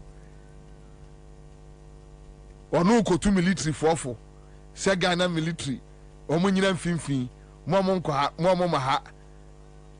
mo ma allied to any political party omo unu se military fo no bu afu e ka ba fie.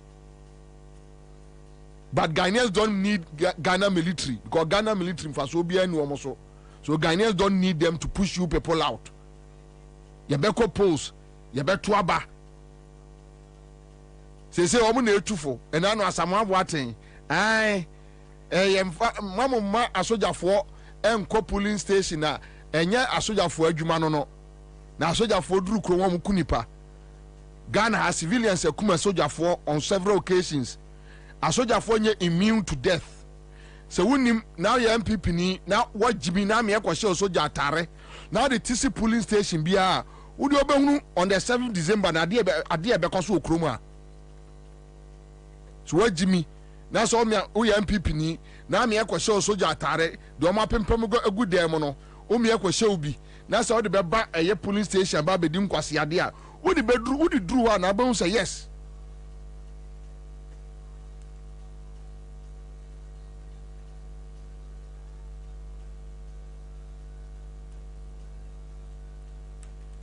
Enti afenyo obi anya mohwe obi enka hwe yebekọ 7 December akọ sunlight atu aba a protect a ballot box apamo ye pamo wi a afenyo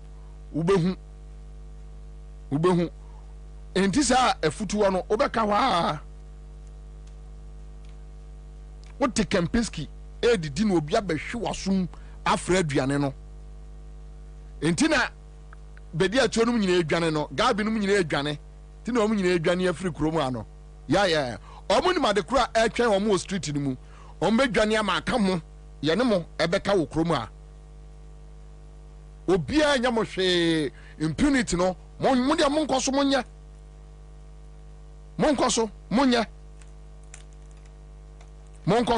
mo nyere mo ho na say we increase light bill, we increase water bill, Ghana ni we increase after the emphasis cement bo kra ma na wo ye ne say dia wo si pe no we increase fuel we wia na wo waka chem say ministers no di bia ka ho abra wo man ye nyina yesu ya ye ka say cut down your expenditure.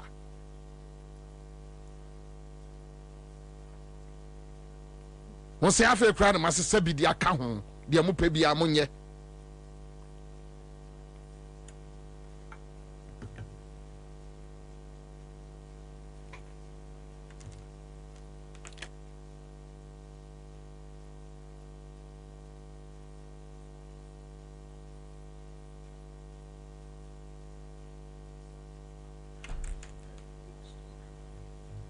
Enti sẹ́.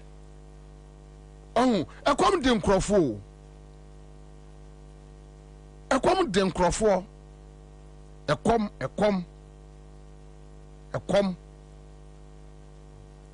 Afenyo, encourage the parliament ka kire ayi Akufo-Addo say no. Ade a wo ya na enye right. Ekwam de nkrofo manfo bu afu. Don't do that. Why? Hey, from 2000, you politicians in Kwasi Asemu, Ghana, Yanshi, Atamos, any Jomama na Emma Mofa Muhudiye after Kufo call, Tunian Bipini Kasa, oh, Chia, 2000 after 2008, Diana Mutimiye. But said this time around, more party supporters in a Mubig Granny. Hey, enti afenyo wo ka say busa Samia oku wo ka say your friend say double no mo didi Samia oku achi a Samia oku di wo mo harass nkrofo ni ade no enti wo ka say abayen besesa afenyo with this impunity say yen Brian Champion say yen ko ayawa so yanko bo nkrofo election style yanko bo nkrofo ni ato abawie na MPP eluzu o ka senti double number tra krom ha o ka say boys beja o mo street mu ni am prepare na mbesie nkrofo hwa impunity afanyo you are talking about impunity really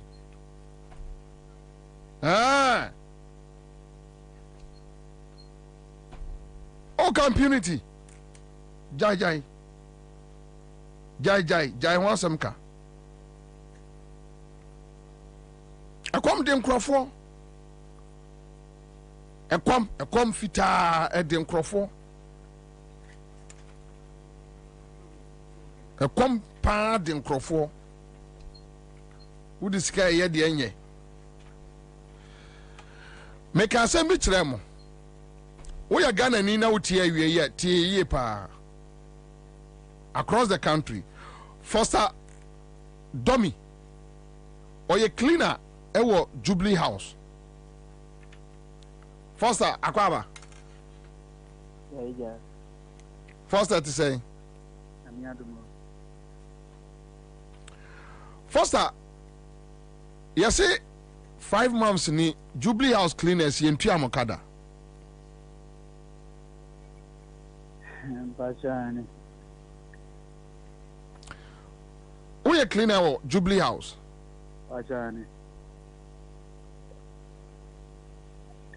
Who ya there or there now ye? Me cleaning office. Offices. Bachani.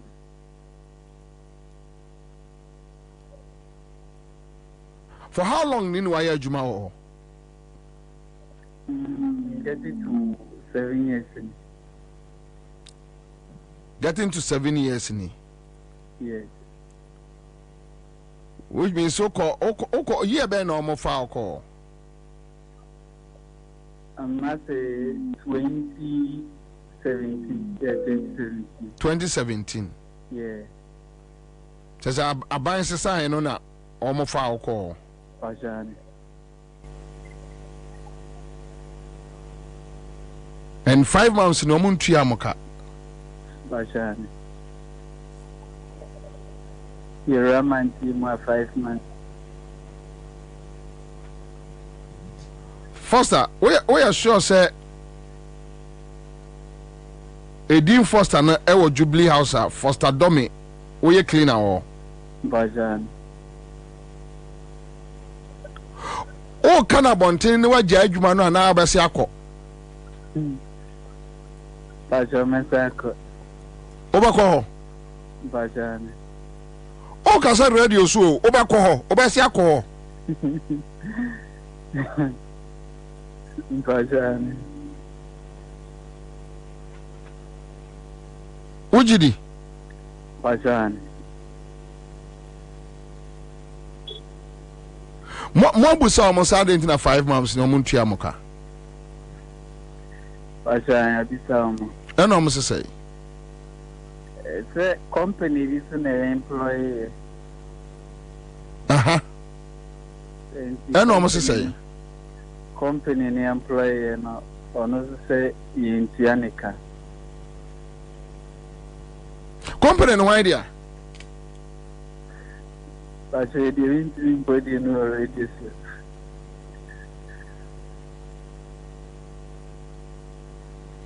O say Jubilee House omuntua ne kanti ono so ntimu ntua moka. Bajan. Tell me, Foster, what you say? What's the saying? Pacho, what you say? Mi mo kakra. Ti won kan kire me. Bajan.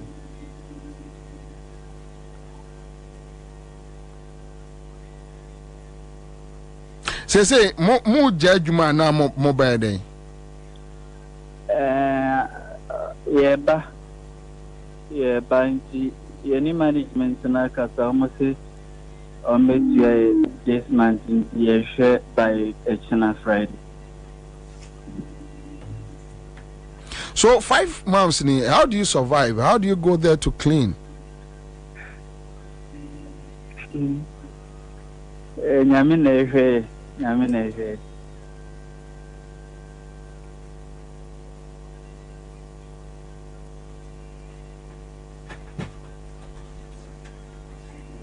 I see. This is terrible. I shall be friendly kakra mesinya ayana. Anyway, Mate. All right. Mate, me friend here din komo bi enwumre. Mate. Okay. Anyway. Yeah. Uwia na wafesika. And that is where I have issues. Me pacho I'm out for Sunday. In fact, my producer Busan said, "Oh, your money din," or say, "I." My producer spoke to him over about 10 minutes. He had discussions with him thoroughly. And my producer Busano, because we had wanted to hide the identity. Also, here hiding be a comdino. Simple. So that's it. Unisika udi tria your friend is a national service for Unisika udi tria cleaning companies almost cleaning Jubilee House. Unisika but to be fesika simply because mohon crofobia pesika kakredi ti en kan kire omo say pese ekosi your friend is saying cathedral the pese ekoto aso no asuma Duncan Williams no mama ba ka kire say bibia ni ho kire say ye be yi aban sika na ye de asi cathedral. And at this point I'll call on Duncan Williams to come out and apologize. Yes, say Bishop Duncan Williams he tie me no pese Ghana fo nyini se oye clean na nyo no mo na ewia sika ne dia. He should come out and apologize. Say asema akufado ne ba omianom soma ne se omra meka no wa anwene ho wa anya checks bia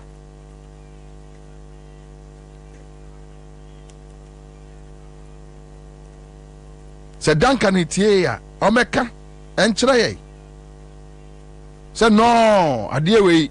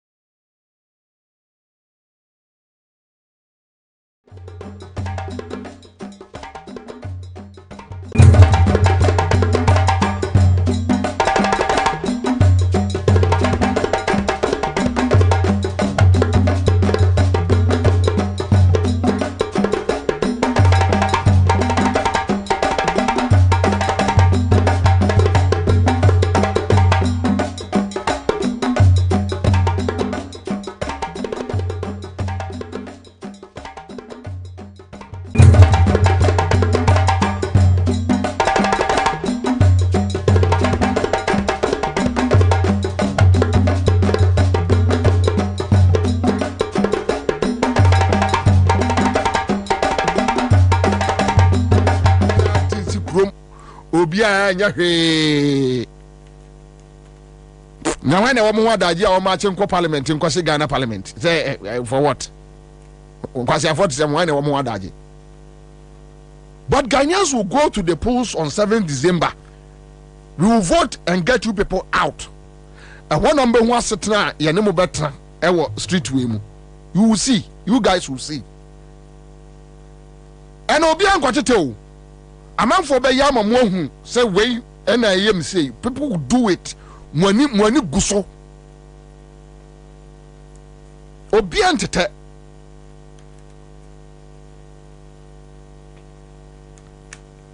You're talking about impunity. Adi amoye ye munye ye debut. Say Akufo-Addo ba e kwa akodi a birthday ewa America ni a fucking promise eko ni atua ne ka $50,000 with taxpayers money. Ha afanyo ya traho jaisa ya traho ya hunu worst things. Me say any journalist ya on support your friend say Akufo-Addo enter me Ghana ha president aneba ekodi birthday near fast state money $50,000 e dey tio bi ka so onkoto nyoma no mention can promise anya can promise me bo anya can promise $50,000.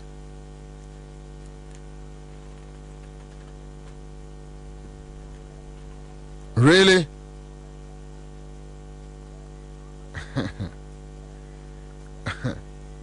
You see, let me just end it here. But I come Eden Crawford. I come home. Cost of living. Now tell me. And just what the guy from a friend say the cleaner from the Jubilee House, the presidency. Karamani nyonwa. Amani nyonwa. Amani nyonwa krakrakrak. Mani nyonwa. Are we free say parliament? MPs drivers. Ya sheda si baby di amo say mo ba ha na mbetena so ye yi o mafrio. when him say MP parliament now when him say MPs drivers or parliament uncle parliament or mutitare down titi ni ase but now more baby oh almost on me baby see the mom actually who baby you could see it now our parliament one na kwabena mo de enkra de anya no na me beka hold on almost salary asem ehia me so adwuma de we driver no betimi atena om kam when him say parliament drivers almost salary emfa salary structure so yeah, you muka table so boss gini pay no hi kakra ma. So hold on. Why na employ womo? Parliament na employ womo ana say parliamentarians no on their individual level no employ womo. Parliamentarians no and they recruit to omo ba. So what you say? No ma be part of parliament no. But say both minority and the majority better na ho. Say omo driver for Bosome swan. Na where you see come and hold on. Something is not right here. The recruit will be on a Trianica. Say parliament Emma will be a say uncle for driver na parliament be Trianica. And Matewase.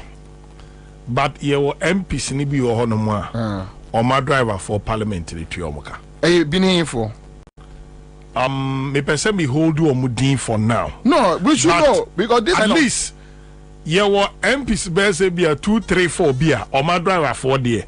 Or minim say ne sene boss no kura mpo ni ho bi. Me nim ne boss ni ho bi ma. Oh so nim say we obetwa anwa kwa ba me de bebra abet. Yes, but me nim parliament procedures no. But Kwabena they whether but is it that a parliament as a body and a far drivers Emma MPs Kwabena individuals and a form do mobile. So but they should deal with their Kwabena me ba baby am problem nini. A driver for no akko from Adam abesi na say yes individuals in a form adwuma do mobile but they are working for parliament. Omo na mo do omo ko omo workshops mo do omo ye nnwuma bebre enti omo akatua. Okay. So structure no. Okay, so now na boso so omo nso nko bank. This I hadn't the metias. What do you say? Yeah, no. Omo nso nko bank. It makes sense. Na omo nko ji omo salary. Yeah, it makes sense. Yenti omo tax. Yenti asnet nto. But for now no so no amu anya any plan for himself. So quicker not 20 years. Na we our parliament structure be anyone of. No, from this angle I agree. But come this argument about a whole house of law. Yeah. I agree. I agree. Is it fair? No. When you come from that angle, yes, that is the angle I'm coming from. So, is it fair? It is not.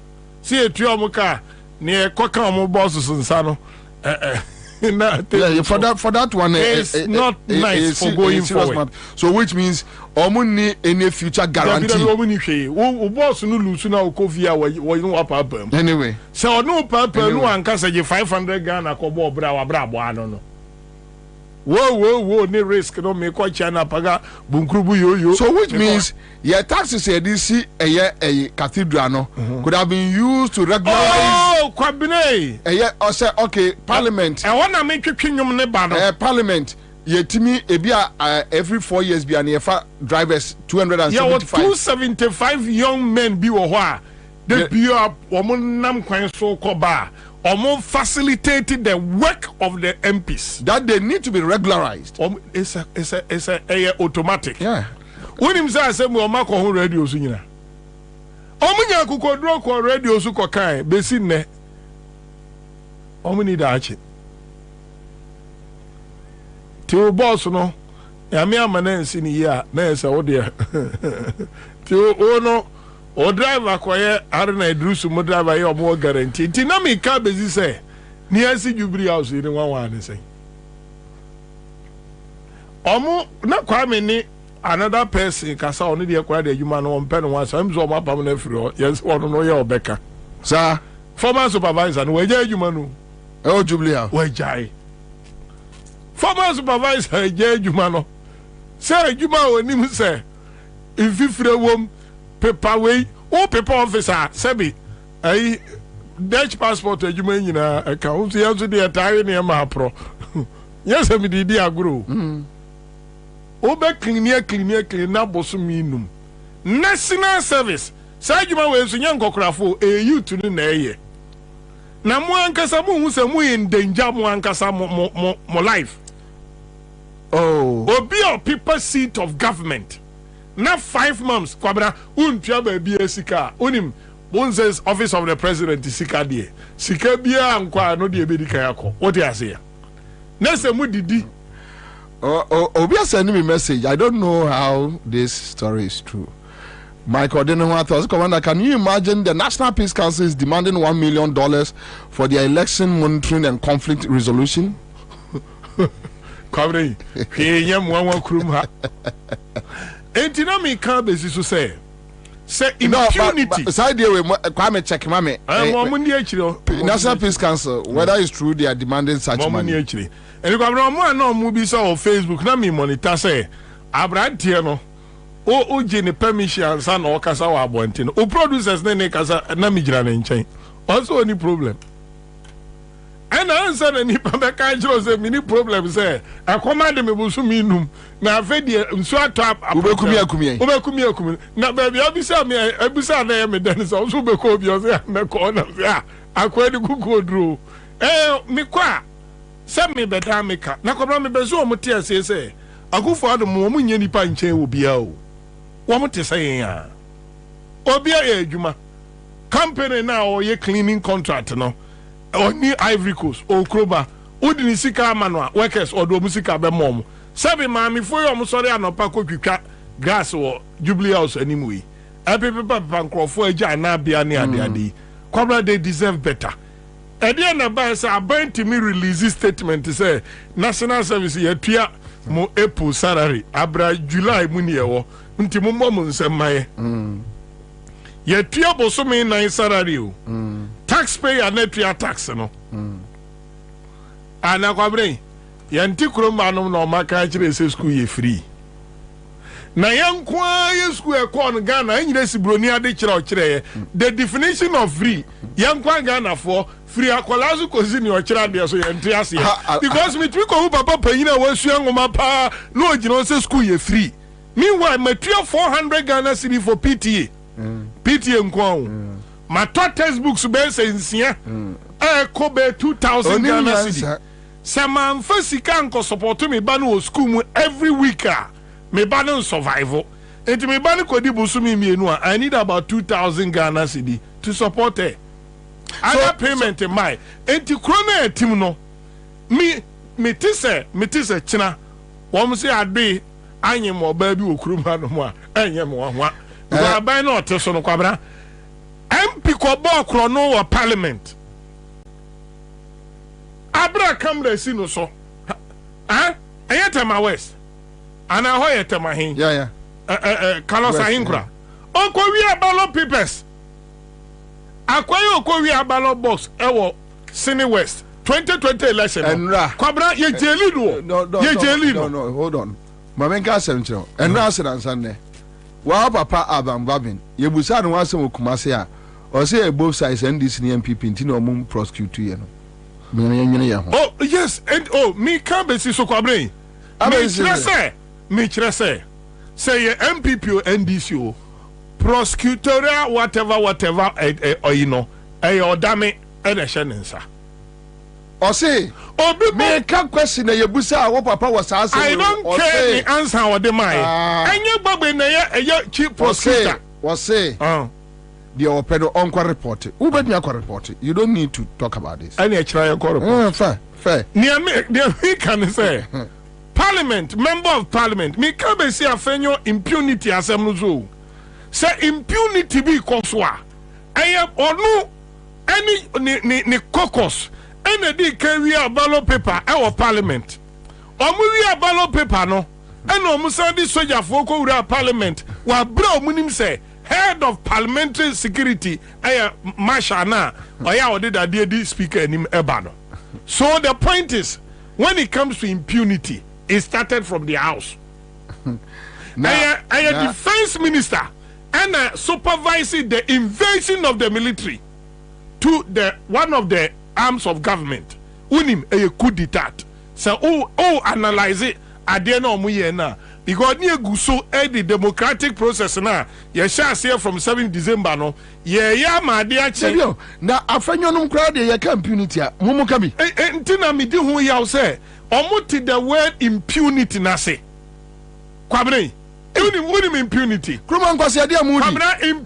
kakraka pa sigana and not the Nkwasiasem kase pa. Any on I am interpreters. Kwasiade kase ni pe di nkwasiade. Impunity ni na I said ya ma minimum tiase. Okay, impunity subanfo. Mase jaja da bi me na me ka mi kida mi kire misro nkwasiasem ya kase obi abedi mampani no wadi nkwasiasem pa obi abedi vice president obi abedi majority leader no mo di nkwasiasem a Ghana abakosem wan ya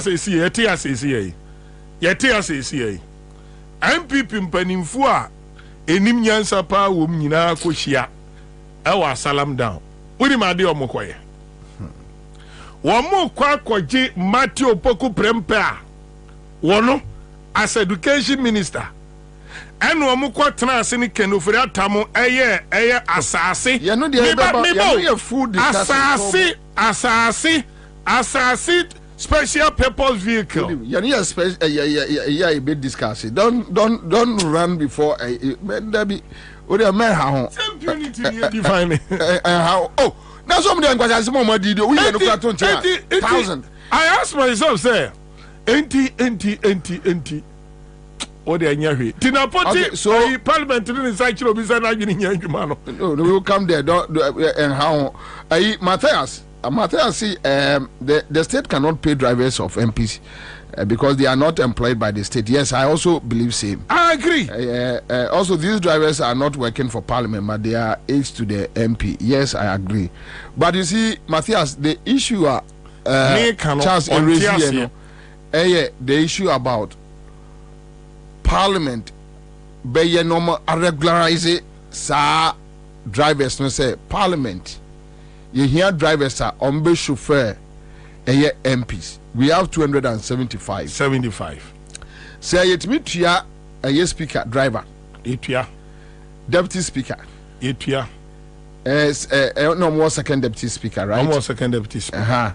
Inti etia sankrofo we edie. Debi oni esan woda for kura obutwi omukasa hodo. Omukasa hodo. And parliamentary clerk me assure the driver. That one I am not sure. But the question that I put in say Omonedo Senchi. No, I agree. The issue is that also per se, regularize. That is all they're asking for. Emma, ye tria almost senate. EFA system, no future. No more future.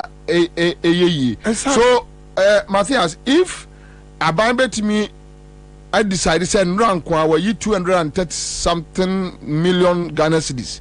Say a 2 amena so ato agum ti omode kwa akotim o ant means that I know omode kotim keke na se sika no ho na se betimi National Cathedral na se betimi e de regularize drivers area our parliament amomanya future. Why not? So that is the argument. Now the issue about $1 million no everybody nyankopon Jesus Christo em so bikura obi kura the video I send me je nyankopon omo pese $1 million e dia koye monetary na peace council no mfa so be na omo so good on that video David in the production team omo ye nyansa de we don't say Kwame Hui. Are they?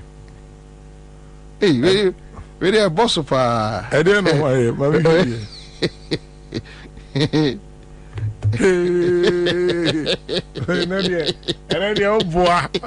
Hey! Omase. Tira so to free Ray.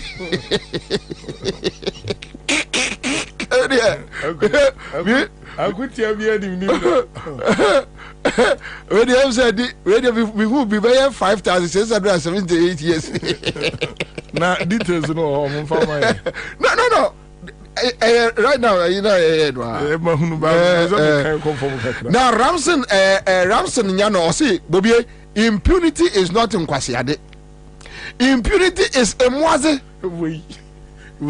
The moise is more heavier than Kwasiade. Please let them know. Change them Kwasiade and do it to moise. I create the body na penny kopacha wa he no so avekere. The yamuade.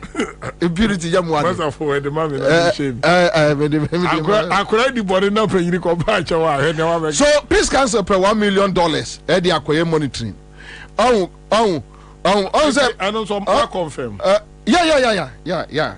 I'm for cross sending me home videos in okay. But on say Ghana also be catch or say afenyo should understand say ye sa mwaze no impunity no ye twam wo ho. They say why je mwade na over nkwasiade no. Kam dem pa nkwasiade na president need in nkamepe no mwade no enkomi yi. Okay. Mwade no so ye because onya aboa woni mwade sa. So when you abua would nim wasam sa. Now your friend say Debio National Peace Council no one for so partner say Ghana. That we should give them $1 million. Among first one say appointee appear hina or MPP communicator. I call a electoral commission. No regularizing amount. Okay. All the petition kwa no maka say omuntimi nya ho hwe. Okay. Enti efe omu penimfo boabone. Okay. Enti omu boni omu boado ho $1 million. Yenyi ye taxpayers money. Also kwame hwe sadie we se su Kenya se Kenya for ate say Wamu Peace Council so wamu pe $1 million. Na mebunu gu street wamu nye omebu omaku wamu. Dabio na oni bibi. Kenya for kura na sa ko fa de bi ba o. Na ne omde ba de kwabra no ehye. Woni watie ni frani no presentation. Dabi o mi o video. IMF you know. They don't chase you to know. Dabi we ni frani or member of parliament to Kenya. Okay, I'm not. Or say the young men are not asking for more. Me the video mbema kwa memo. Visually impaired o. Once say you to know per bonnie dia. O bubu ani ba ko oti akonyam na akoto yes. You funu wura dem honom no. Ana omude wo mum ekosie ba bi obi amo. Meaning say the youth are not against us. But no me against all video they are inspiring. Oh hunu hill.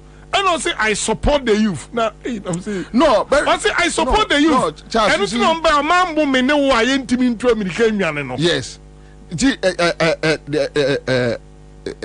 Chaze, the whole issue is like say a National Peace Council kwasi asemi 1 million. What is say National Peace Council ya soro wo kroma agichobo say SHS nkoda school aduane nye amoma ka bida the school feeding dabi. What is omaka bida? Oh, what is say caterers say omo ko strike omo nu aduane ma school nkola because 1 year ni entu omoka. What is the Peace Council? Omo advice say that. What is the Peace Council? I saw say MPs ya to committee say COVID sika momra ni ehwe omo so omo ma. What is the Ghana Peace Council can be say monko na ade amoye ne nye omo ma na afenya se ya to nkania moma kabida dabi omo nye. So when you wake up and you come and talk trash, you need $1 million. Akronfo dabi impunity ni say no so kan. But obisinka yenye no muazin kwasiade. Impunity. Ayakabo. Muazin kwasiade. Muan kwasiade. Muan mudim kwasiade. Hwa you see National Peace Council.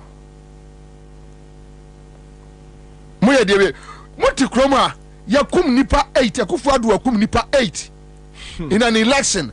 One word yakufu adu useless guy we akum nipa 8 moti kroma no mko fa boys free abuabo 7 ekokum omo offense kwam omo wie no mo this ka compensate abusua no na aban nim se ade na oye na ya enko discover ko compensate abusua no mo nka he you want $1 million onse Charles ya me ka se mi kire Ghana for na me ka Ghana for di agro problem a enkrofo to say National Peace Council, the Christian Council for any Mahama, any say, don't use the money to build anything for Ghana. First, Ghana brand yen cheni. We $1 million see. More than that. Into almost year, almost of hallelujah, brother. God has given us a very fearful, God-fearing leader, Ekufuado, and we know God will do it through Bawumia for us. This is the kind of leaders we need. And I know God is going to bless them. So, you know, I have some few illness I need to deal with. Can you make my money $150,000 so that I go for foreign checkup?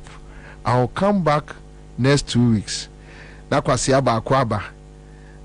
see the Boko conflict. We need to talk about it. Leave them for them to kill themselves. After all, none of us has a family there. God will bless Ekufuado. Amen. Brother, may God see us tomorrow. Bye bye, brother. Bye bye, brother. Bye bye. Jomama wa yunu nyina no. Fasikane bra ni enkodi. Me mfa mama the best cycle. Kofa Bank of Ghana sikane bra ni eni osidabi omu fancy Bank of Ghana Hospital. Aviation scan kofa bra ni eni oso fancy terminal 3. Almost say, any yay, ye be kwa come man fati, say, hold your mamma, ye crom for. Ye two aberia, ye ben nantia bofia babecatch or say jitum, 1 year too much, as a ye yabecast matro. Nangos ya for a rolling star, no one to me, yes, sir. Nankomu pie and kobi shiba kwasuma or talk for moi. Useless people like this National Peace Council, you know almost one for so, may try your jumetria tax near you $1 million near the Akoma or no more. They go out there, rent the best hotels, sleeping on Yajuma. We know albatross on our taxpayers' money. 6 years near, say almost, I think 5 or 6 years in. I introduce a new curriculum at the basic schools, basic education, no textbooks. Peace Council. I almost say, anyone you know, second inquiry, and say, I dare you man come away and I'm on Tiasi. 6 years now, no textbooks for basic education across the country. And for more, Nankamosi Moyanya Juma, and Kamomo Pharmacy Canto Fuele, Namufanko monitoring, area monitoring. 2008, you went on monitoring, and Akufo-Addo killed 8 people. Yekumbiwa Takwa, Yekumbiwa Dasuman, Yekumbiwa Techiman South, right? Charles, South or North? Techiman? Techiman South. And the Kwamoko and Fasobene also.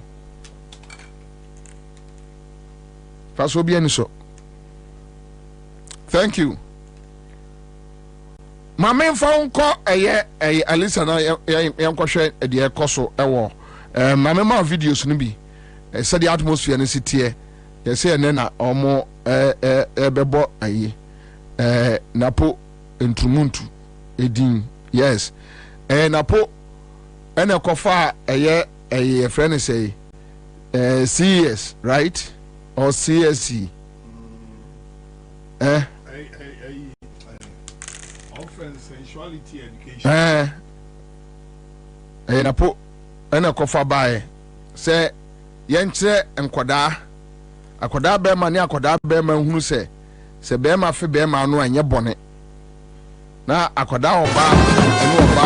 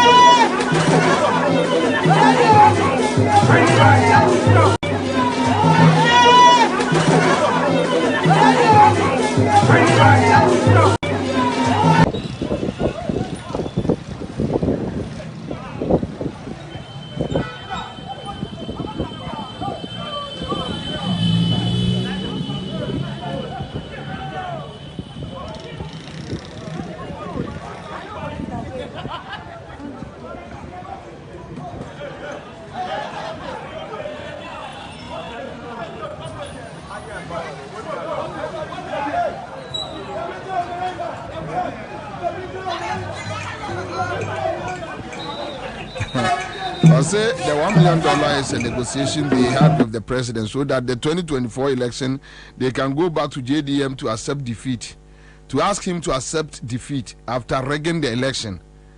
So give us $1 million and let us do that work for you peacefully. Yeah, of course. Okay,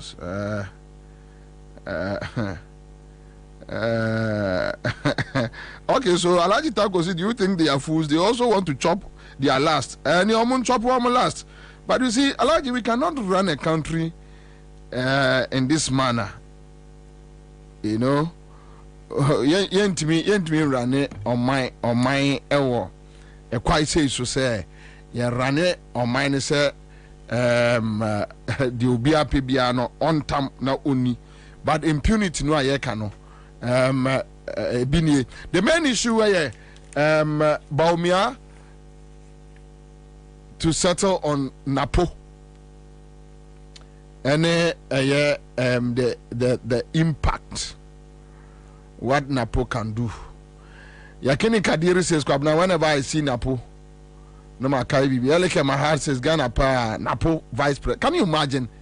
Yedu my Eje Kufuado Bawumia Yenum Ponyo na Bawumia Napo. I how? In the coffee bench, what that? Hey, Jimmy for we are you. To enum so. Brother, Bawumia Napo, the Kwaguba Konom ne coffee shop mafia for no at when you know Mompire and say Bawumia Napo Ebesia Ewini. They always want fools so that they can hijack the country, steal the country, run the country down. Rollins Amomo Kwanyina ne Omani Brana break free the late Bame Kunadu Afia Kunadu ne Afeni Dazi no money. Jimmy Kikano, Kikano. Yeah, Rollins was not giving them the space to steal. Today we are cramming check. Jimmy, what me destroy our mind to say Ghana, what destroy Ghana just like that. You ask them, tell me one good thing. No, free SHS. Go and check the damage. The reckless implementation of the free SHS no show the damage. Go show the damage. What damage? What destroy our mind? No simple. What destroy our mind is simple. Moda land cruises more move some bobra. When you steal a country like Ghana. If we say where we have an Odanka Williams or Bonham Empire. When I be dear dance, your mom say Cathedral and I buy Sikani. Not knowing I'm up here. Charles Akowa is in the house, and I think all right, so Ansah Divine and Chroma, Director of Operations PPP, will join us in the studio live on a 100.5 Citizen Show. My main cobra me bar. I'll be back.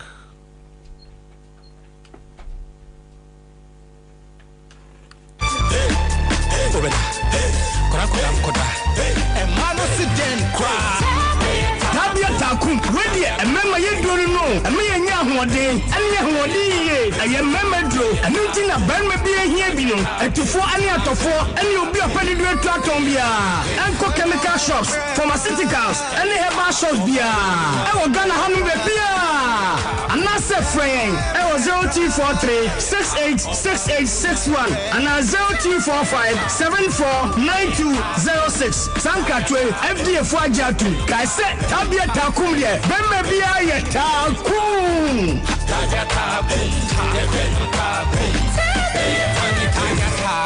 Not recommended for lactating mothers, pregnant women, and children under 15.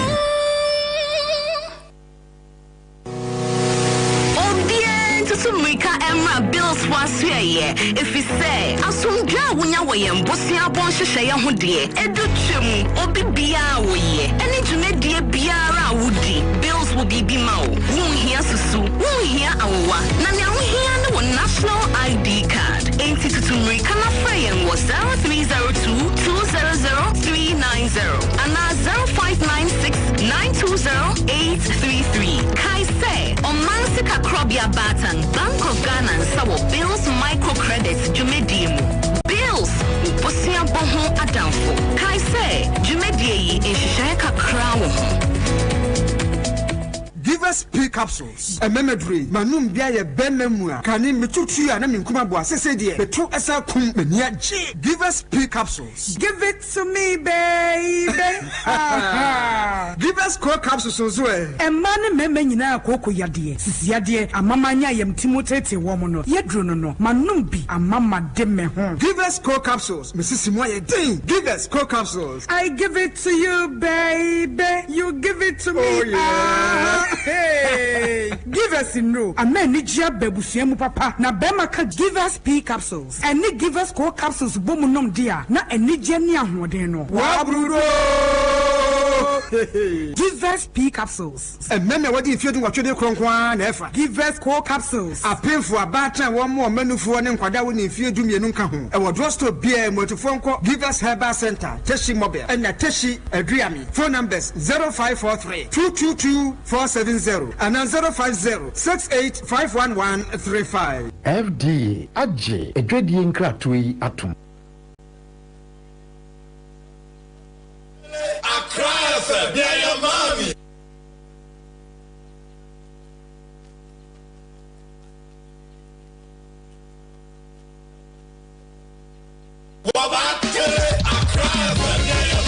The country where I come from, the truth is irony. Just like animal farm, justice mean inequity. So who go say the truth? Who go say the truth? Christian can say silence. Islamic leaders silence. Things and things silence. Traditional leaders silence. So who go say the truth? True for justice. We are the workers of the call. Now by area, no better. We are the workers of the call. One does no better. Who go say the truth? True for justice. Who go say the truth? True for justice. Oh, you need it to know what I see so. Now your friend and I come out. Only baby over Ghana so I won't or bet you at two. Everybody was afraid. And until I learned to my cottage again, once my boy don't be one and I cheat. But who go tell the truth? Alright, so live at 100.5 Citizen Show. We are back here. Mamenko a young man so Namene Kwabena Edutreme, Honorary Secretary of the Divisional Council of the NIA online. So Kwabena Akwaba. Yeah, exactly. Boko there. Oba the other room and now share in the Bobie. Ah, Obika your team community Adomaranko. What aroma? We are some more fresh offer. Atefa me offer uncle. Ada there. Yeah, in your opinion, my name for 10 years. My name chair what you for any public service secretary or a more crowd material. Prof, I won't call no offer, you know, I offer no. Into the idea so. And I said, they might be you are the women now. And to me, baby, offer any me out of some of my sons and the mamma, attack. And I know if I'm a staff, or maybe a profile, the man is saying a fire, Jumu. Now, what do you about the dream, baby? About your dream? Then if you say, Jimu, employees in your home, car, maybe. Yin Chinonka, the staff make a dinner of our buying and financing home. Now, or the super metro. de ba asema breaking it down my why den afa yes me say akra from here esa some join your home no time I call strike no mu di yachi eboa ma mu ka bi say yon fast strike in ba ezie dan say black star for kobobo na coach no when me am the cap na ma na dey tanka no ebo coach na BC for ekoye enso na omo ntimi antwa ezantimi na dey tanka no simolo ebo headmaster bia na say ya my phone ka say we do not send the person ya form system any scheme of service promotion in the man ko dia na tanka no your farm professor Ken Atifa it says on the management ammonia ma bi ho a omo antutu ni ani na adie abade yi ba dia ba be duru na ye nifi ka kire aban ni say Professor Ken Atifa or a lawyer and me bebre ho a ezese nkaji dijuma one fine dijuma eni ntino wadu emrane so enti aban me pacho emrane bi eniema ben sa emra ben sa no amfanye adwuma Nothing so one under the HR manual for public services we have what we call a human resource manual and policy for public services a document from Public Service Commission now document which say one so ufa obi adwuma mu na se bi oye anuamo ho nsem adon di bolivia and so say we dey fa committee so now interdict ni panel na interdiction na se di panel tuna about 3 months na o interdiction utia no sika no instead of 100% so o man 50%. The toxic you know o interdiction no so and you interdiction every 3 months. And so is staff media say no sebi adama under the expectation of prof no or say media say no they were on interdiction beyond 3 months up to about 1 year they are 50% na and na can went ya the toxic you no emrane chere say only adwuma for every adwuma now to see almost senator as a senator papa kwankutia ema auditors eko ema moko kopie afeni omuna mokaya nkutia ga ekopie public service public accounts committee ema almost aji NI say Professor Ken Atifa and the director of finance omuntia 98,000 Ghana cedi almost close to 100,000 for their failure to pay the estimate of their contract staff. There was another offense, another kind of Smith law naturally as you share the pensions of your workers. Professor can take for tier 2 no much no much and na ni kan the HR manual is saying cutting baby officer and a penny power share oni ho a se o mo bi etra na tina there entino you what you call acting officers and to act in the capacity where there's no a district officer or regional officer among others say o mo letter your members will be active for almost 1 year to 3 years without any letter and without any allowances, which is contrary to the HR manual. Any and some ahodoa ekahuni try a war and the crown is Papa year somewhere 2022, 2023, 2024. And the woman said, NI for your country and Kuyu.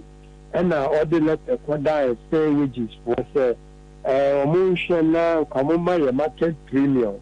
Any utility allowance, any rent or housing allowance. Okay, Kwabena, and can you see 125%? If sorry, and sure, I follow for a long time. I will continue this document and information we have put across. To NI and now the money link. I will send you all the documents. started by management as a party. You know, so okay. I can say about 125 allowance and a buyer. You have a high and young cost strike and you can. That's so Tifa, everybody who made you aware to me. I'm a say wages any look at one first scheme of service and bra. Now, and Ominga so Yamaya. Obviously, scheme of service now, Yayan, Papaya engineer of Tanko. And you and junior about public service workers, you know, about what you call collective bargaining agreement. Allowances how they cut to say wages and Nina, it's also never look at a recruit master. We had this district, other districts for also another institution is our masters, sales degree, any diploma, or micro masters, identity, and now or more form of pay for more allowance back on them, the new answer. That means I'm going to say, micro masters, meaning as a 2020 thereabout. Now, mean clear allowance back on them, na ene papa otisi na obeke di amaya na wakwa tena mu sister FM station so attach there say ene die ye no ye se di asuko no ma ye mfata ye bi sano ye so ye member for kan say enka ye papa ye prof enka mpanyifo say enandodo we ense kwai enti se enka wo hwehwe 125 allowance. The one to me now, my sweet year, no about the tumor. But I did get certain things for Cassa about Suba, about Suba, and Japan. Can you see a kind of validity? Now we'll take you and send position, sir. Yeah, Nayan Fatak. I've been as a Sukonoma. Members, no, but Kwabena, before that, when most said than any Enya Muslim Kunya, Munya internal discussions on these matters. Upon me, that was no yet to say, as any you can. You can say, so 2 there, they watch this year. The year this year, as an already this year. And semi equal Speaker of Parliament, for Honorable Right Speaker, Bobie. Your petition, why I can't your science to wasn't. Equal Chief of Staff, Vice President, any or your prof, any in the governing board. You are sending a whole issues about this matter. You know, can make about 10 pages management report. Prof, or you are being a no catch it. You don't know. They young children, baby, on the quack of a car about the child allowances you. After saying, what could the whole Ghana, all the system regions, now I could catch your mind for another dinner for any say, oh, 125 allowances and more. Under the heading of market of 55%, rent allowance of 20%, among others, amounting to 125. Now, when you be a more I'm paying for your monochrome. If you consider the country, say, yeah, Sebi, we are no Casa, no man, or more material, or more, or Marby, maybe 9 years, and can just say, Sebi, or more in 19. Where they are calling for, they don't deserve it. And among members, let's say, Papa and Okayan, it's also on the members, now on key advice for no ACE, and then are buying and sharing only. These are some of the reasons. More the petition we require no response because our public domain. But I said definitely the appointment authorities no almost more response. Again, koso. The mother was in India, and it is early days yet. And to said the appointment or the appointing authority will respond to the letter. To be honest with you, how the letter got to the public domain is not emanating from our outfit. And for therefore, we cannot communicate to what is in the public domain.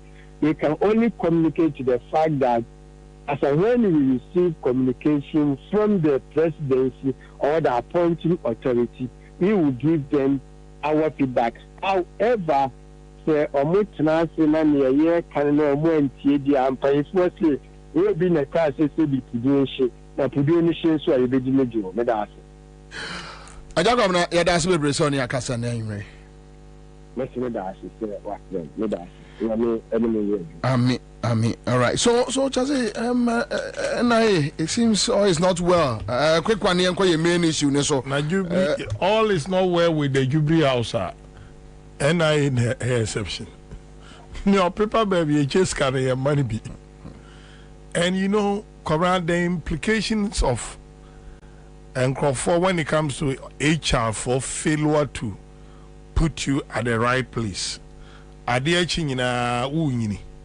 No. But a jumana wo ye no uni clear a say obia ono diploma or allowance A allowance B. What was say we yes. Our project was how do on presentations, how do on your masters no no. Meaning that there is no order at a friend's NI. Yeah, because a Holland passport was a Canada passport. And one fast watch a PhD. Where a professor one a dowman who's a boy.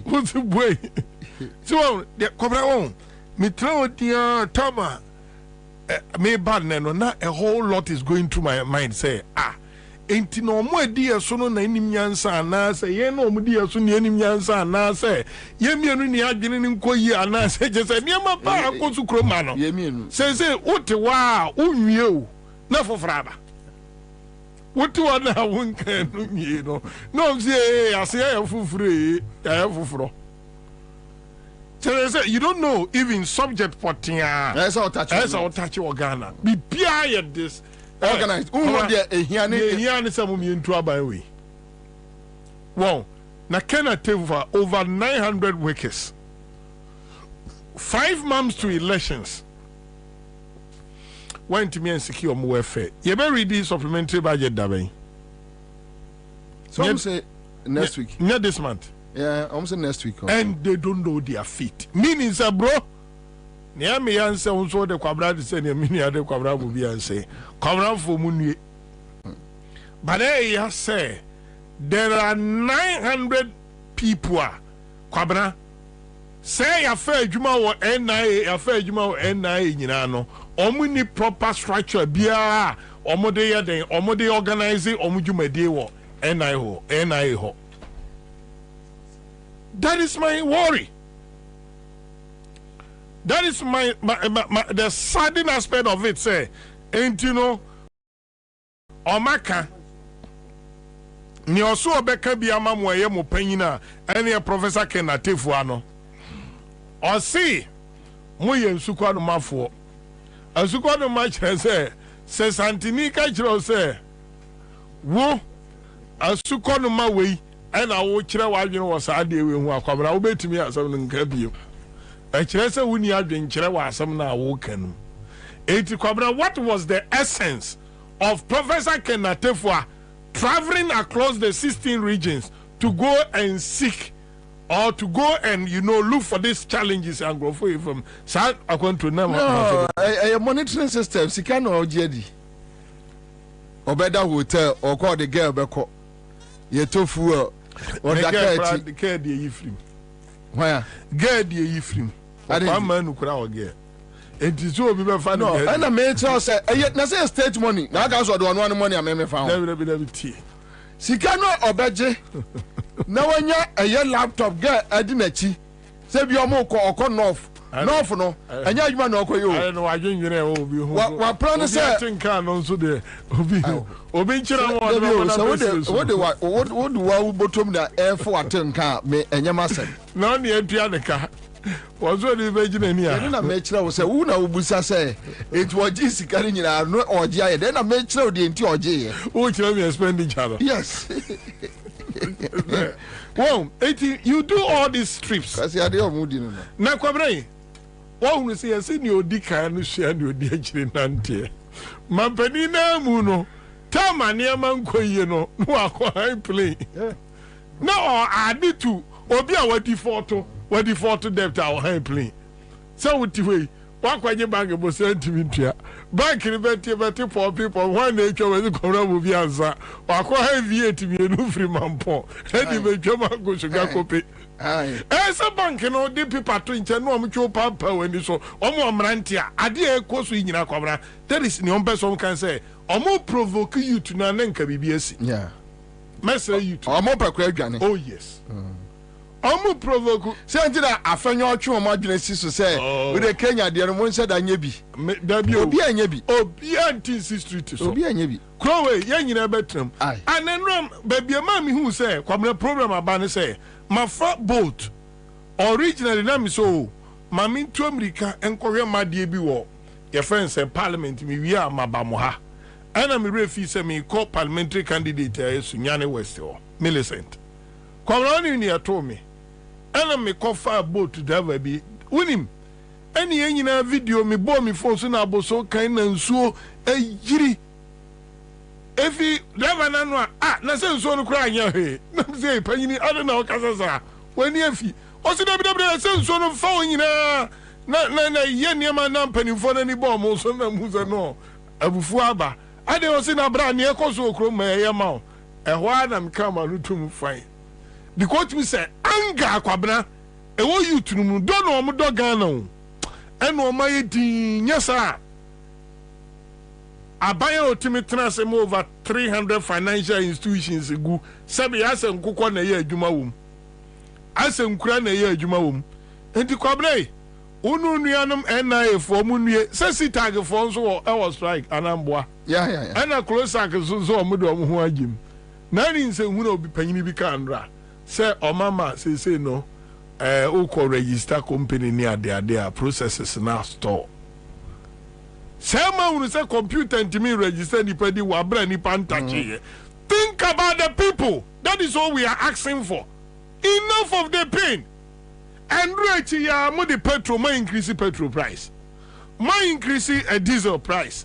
May increase be pia kosro Kwabena electricity den be pia kosro by abra bojina ni ejina. Kwabena ni pa ni salary endru $100.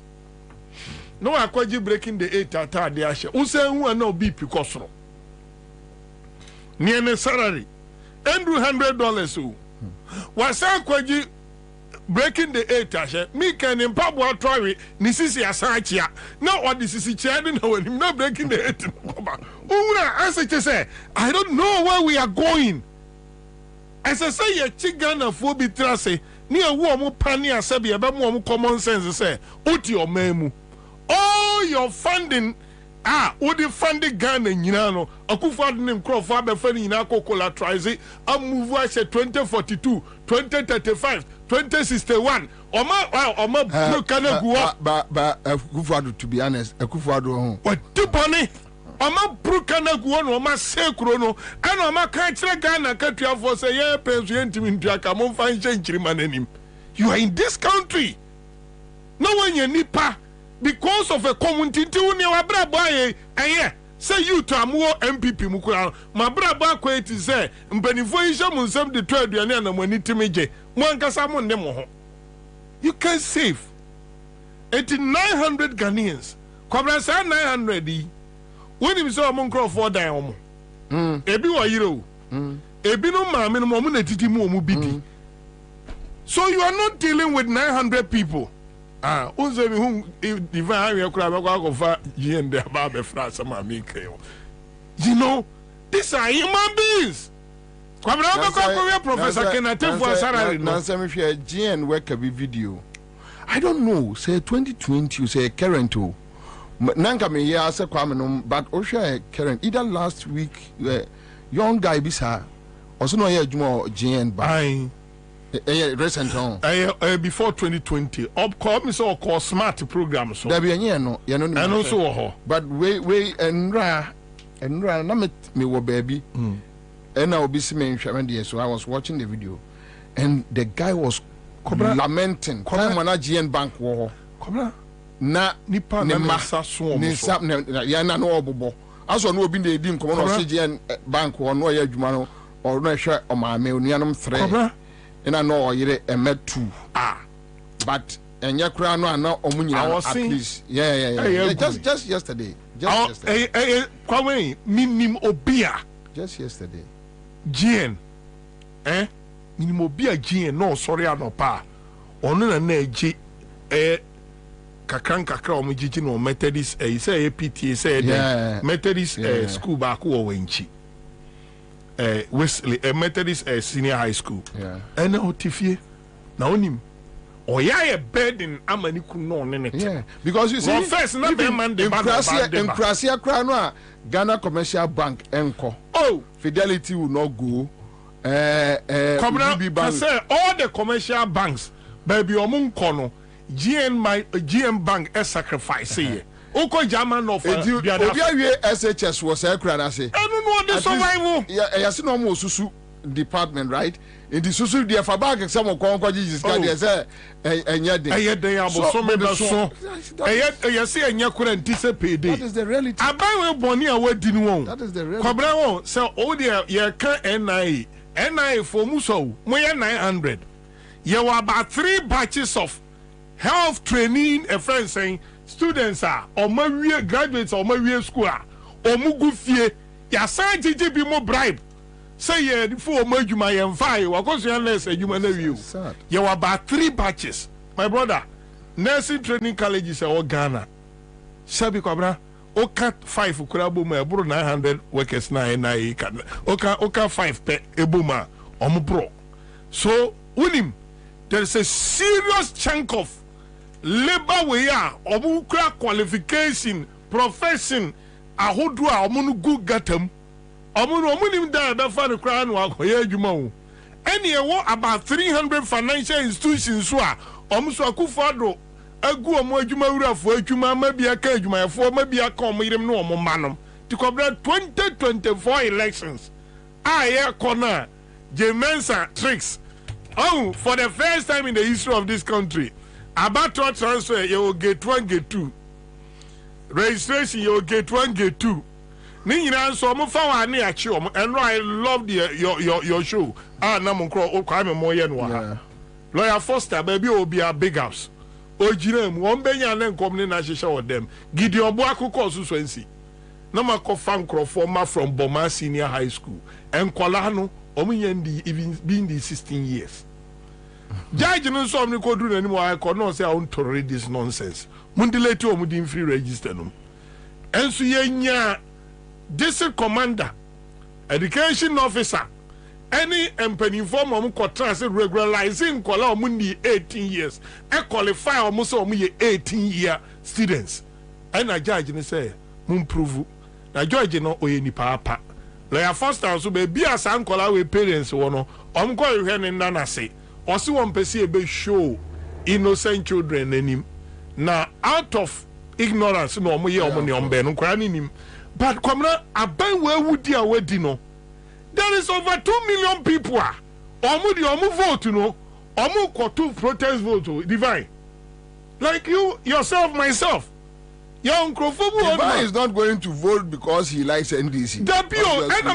He's not going to vote because also on a party. But the point is, a protest vote. Yet the illegal means a block the way of surviving back. I mean, Sa Gold Coast Fundy, MMDC. You're blocking. As a Rollins, divine best survival. But the question is, somebody depends on him. Those almost depending on him, and the young men now divine. When you see young men working, and they work under you, Emma will crowd when you're there. Edgy. Kora, miti hey. Say ye Jim 50 Ghana, any 30 Ghana. Now, bro, full of Besha Akiraman, who tells us Aqua Bank will be to me. Honorable, may God bless you. May you live long. May God increase your whatever. Oh, we are honorable. I've not eaten today. Oh, if you don't give me 20 Ghana cedi. We are Obia friend. Honorable. Say, Obia friends on sending the 10 cedis. No, we also need 10 cedis. Na, Nenny Panetimia fro, we are no pa. Copum and you mre. na hwe okwa awia o dabi na ti said obi abaga na stumasi wo de ma membo na stumasi na manfefo hunu so no a hwe okwa awia na stumasi a obi asene so osere no opportunities dabi o na nipa na timi afra okwa awia afra no pa akosi anyumre o gidie so obenya tensi na okwa awia no mom no so ka kire mi a se osere osu no o wusu ni ti se ti nipa mi opportunities every me wono to ni se me wa IMF mama oni akwaba I'll come back to you diba akwaba boko there diba cost of living you be able to deal with Baumia and Napo issue omo so Alisa but cost of living tell us come to say with your observations but ultimately Jubilee ni we ni there me sure okay good yeah sure maminchia ahwef etiefo ane ahwefo nso omo mo hwe wo internet ne so no na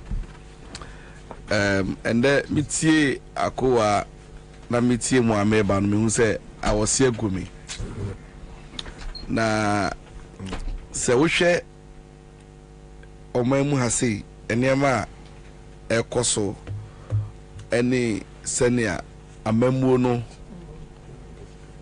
akwa ya enyo obi na beka cho se oman no bibia jinsem na oka about cost of living no on say cost of living na sometimes no obedwin say ebia na because say yesre yanim na yeko na yeba no bibia ya okay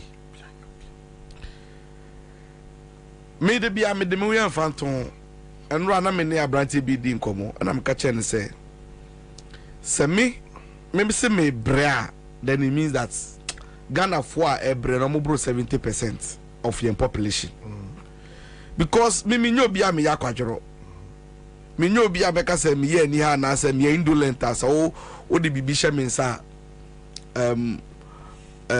me show any sign say me ye adwuma me de miti bobo pempem ye niama bibia me ye bia enso me kwa enfa enfa na unim ye ka cost of living no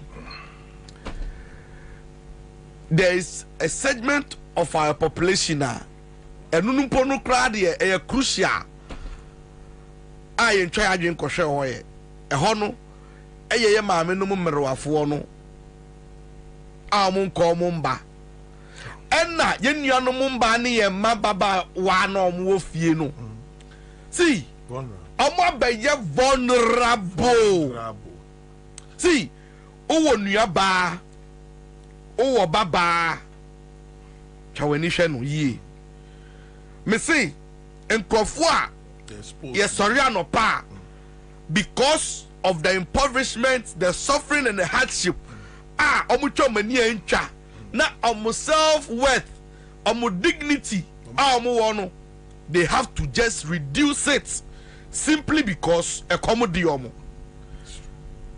2007 na me yemi national service now there was one lady bia gan no yemi fair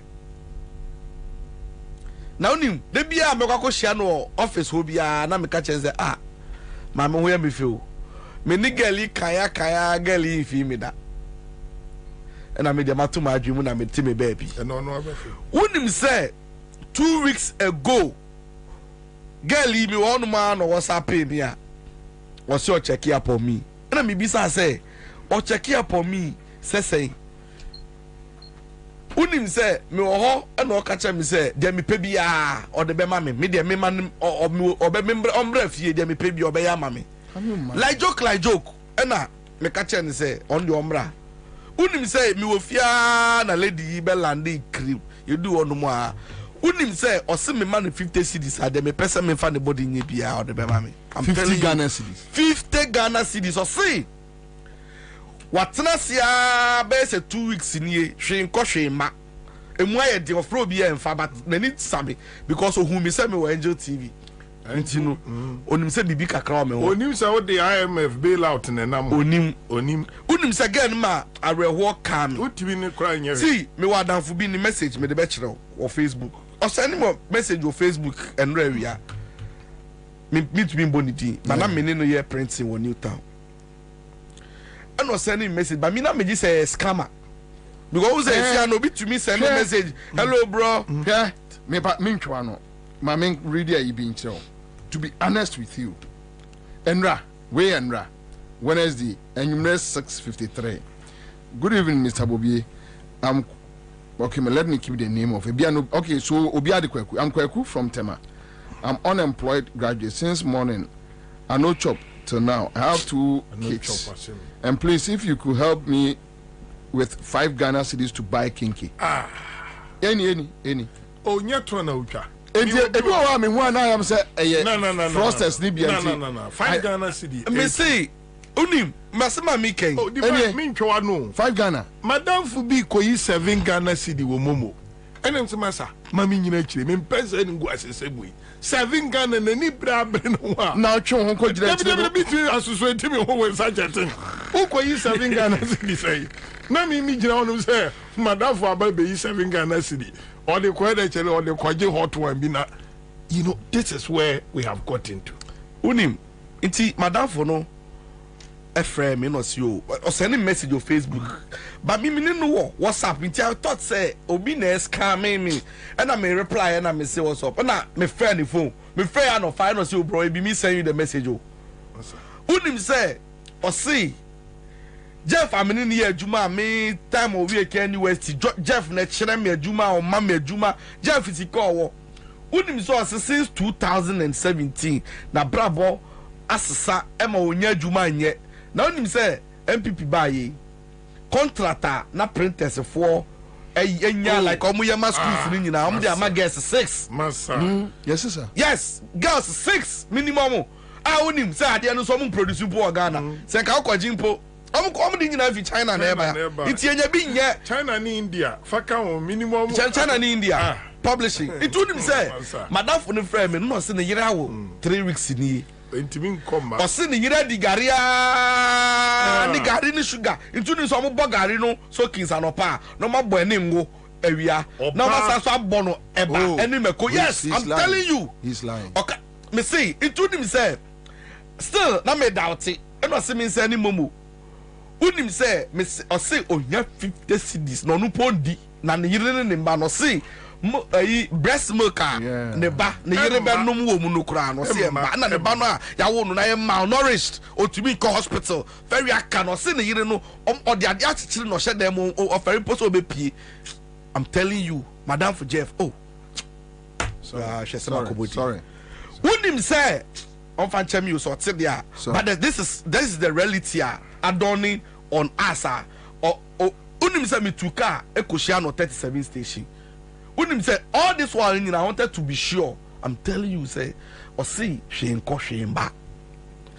this is just one of many examples made to me aside amount see unim say under this government divorce rate na yaka say divorce na you say aware na many people are responsible famiko yan komra ni nyina na esikasem me because of this financial sector cleanup exercise here course we wouldn't say go for lose some sika ni bi minim gentleman bi a and am no kase one na yira ware ejai because one if you no mutimu no because of debt ebu om ko muti no obaton fie no unim say ne masku o mutumi nkobio e no ntumi so hwa ne yire mi wa no ware ne yire ne so no there was a certain lifestyle or introduce ni to nya say o sheda oh not life ne life no and o mutumi manage that kind of lifestyle ni bio because of the kind of hardship and e komo a e koso e wo society ni mu see those days na me were young guys bebria me ni omu esaya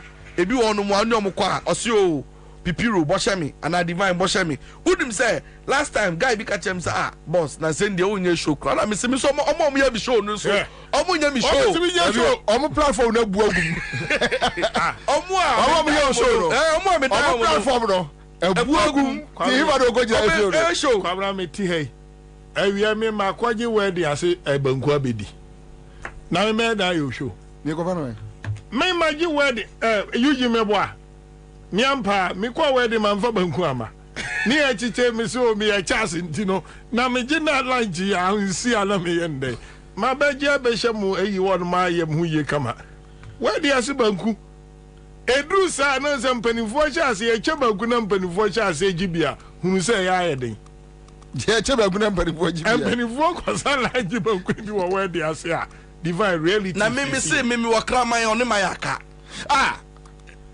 divine jai say na my brother returns ma odi say krama no bitimi hwe na me aka sasam me mobo ba dua na me de be ma me so bedi krama no aka because aduane na me surface me di a ebika no anya bi adi si ano e ka na me hye fridge mu akwantia no because ebi wa me ba na me hwe no gate no ho no a ohwe mani ma no mani chie but the truth is that me aka say so me na mama ubi adi iti esi ano me twen so obewu o krama no aka onu ma yaka onkasa me ho ohum ya no obuma ni chie ma me subiri hwe meye me twen a me unim say bitimi bia gate no to ho se na be ya ompie na mo mba bio azo ko unim say no so kokro ma wo say kroma shi akoyo sa so ba bie o say haye o manage this because I come to me no I dem the po because me aka say come de me all jokes aside see we are in a system where things are very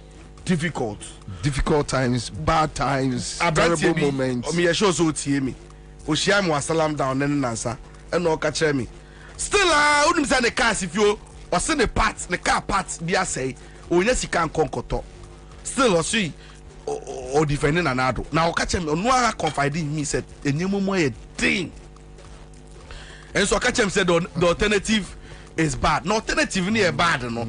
Time now you see sometimes they forget to use arithmetic metrics and statistics so upon the 3 more I'll see the alternative. So statistics need naturally say the way we I like I wouldn't say me ya kase we are saying me this time around me tell me who be bia enye bro me tell me who bro me think of what you on mo ya na me wo fia na so me tebe bia bonso bia test me commander na wa ma adwuma ada na nsa otutu adwuma mu sa ya na me pese me yi bomb ba ko na me yi ai na ya na nyi ya me see put him say like ube decide keke o say enya kohwibra on ko be bia one sport to pese abeko no unim say day na and many encrofo mu tie bebre e live on transport between 200 to 300 cities daily a day so be oba krom no 1/3 ani o on tohwe so tike mu a ode aba krom o kofie keke no 300 cities is gone. Oh, they multiply 300 cities by 3. That's 9,000 Ghana cities. 900. Are you 900? 9,000. 30 cities, 30 yeah. 900. Oh, okay. 300 cities a day. And no be spending on transport. Or the tofu or not sort of even the cheapest mode of transport are Okada Krano. To me for Okada. Me do Okada buy. Me see you no 40 cities.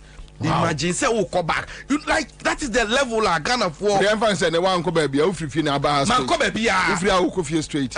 You know 80 cities mindidi yo. Mediane na onim. Bobie ade ama me hu say kromo edin. Me vegetarian. Me winam. Oh, okay. Me winam me koto aduane na say me spend 20 cities. Ama manum ya mo dey there. La. Just your royal shoe. I dey put it out aduane because me soakings near aduane me pepper. Yeah. Gary, see a Gary 5 CDs, sugar 1 CD.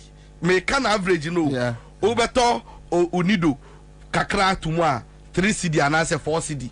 Wouldn't so be in 18 CDs for soakings. Pe me say no, I dear boy me pan say me pe kitchen she. I like cooking. Yanina a boy menti.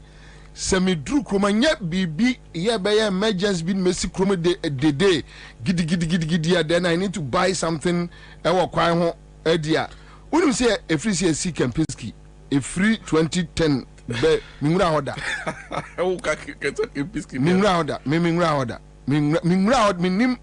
minim say the compound ni sitie eni say enya say bia mint mingra na but yes one I me hwe me ho then 2 Yana me peduane no more because masa so frɛ restaurants even also what dead biane na no me frɛ bi na me say noodles meti ane no. All right, so thank you Mr. Ansah. So 912 na me say pardon 192 192 Ghana cedis, almost 2 million for Talia me be 200 Ghana. That was okay, so I'll call you back. First, I mean, you thought it's 130, as I say. That was okay, so I'll call you back. So, should I do the order or I should wait? Now I'm saying, wait. wait, you order with the baby. I told me pay. I go into Lo Park, Lancaster, you see. What do you call? Tepi, so me, Obi so mama one day, me now. 8 year brand, na banam so. And I'm so me person more my tad also okay 7. Okay 7 na jam 20 Ghana na me say could I see near my book me 20 Ghana me say my check 13 Ghana. Me yeah I'm say me the cash $7 oh na me say $7 yeah. Hey what are you to so no and I feel my card them one yeah yeah no do tell you know me pie do I'm a card I'm not say money na me ko don't let you any boy dini. I'll come back to you guys. Seth Abeka is very bad, Commander. It's really terrible. Bagblaja Mauli says, Divine, you know correct. I swear today, we don't know whether to carry you or we don't know what to do. David Agbanyaga say, Divine.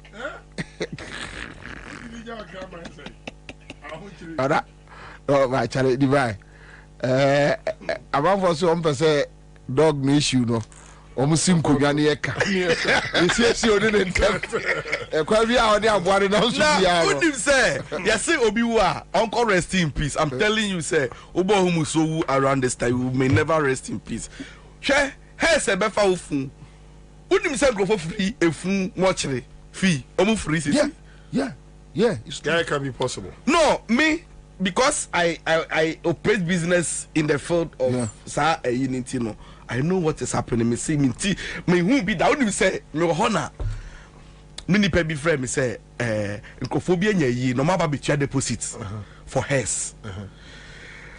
Na ona no ka ona no. Ye made deposit I find so abema 1,000 cedis.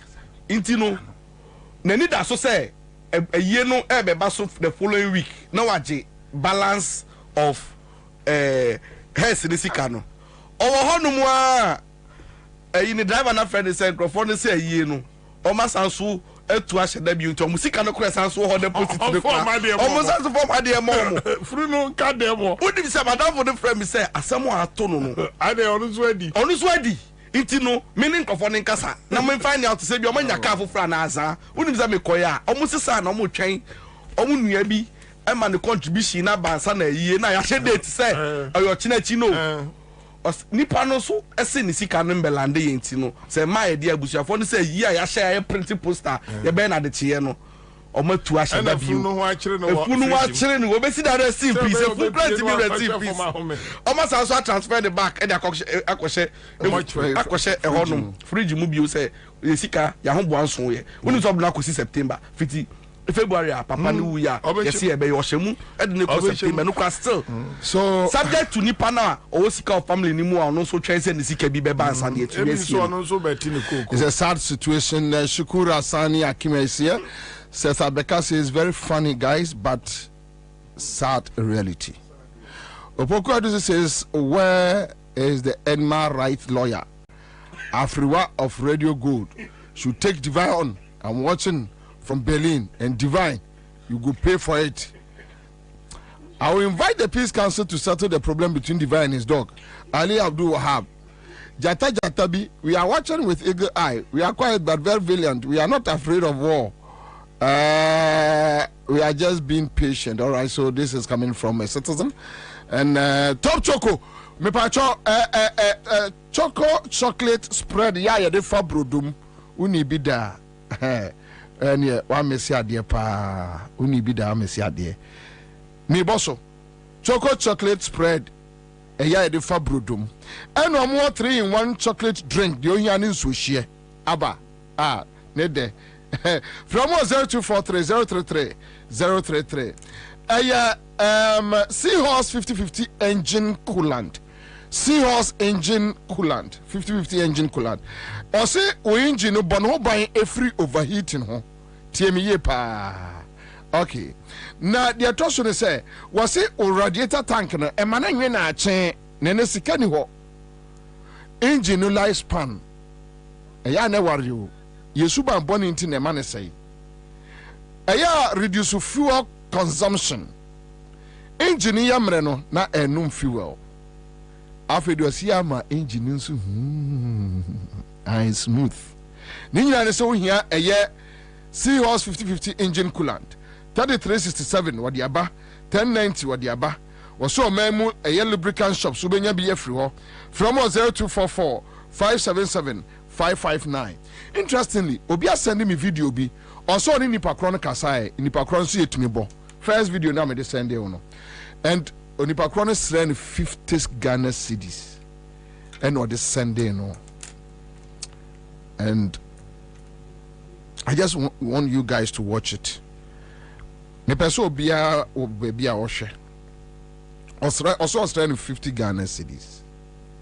And the person has given me the go ahead clearance send me to me ebo. Nana Ajman said Divine did not finish his story with the lady. We are waiting.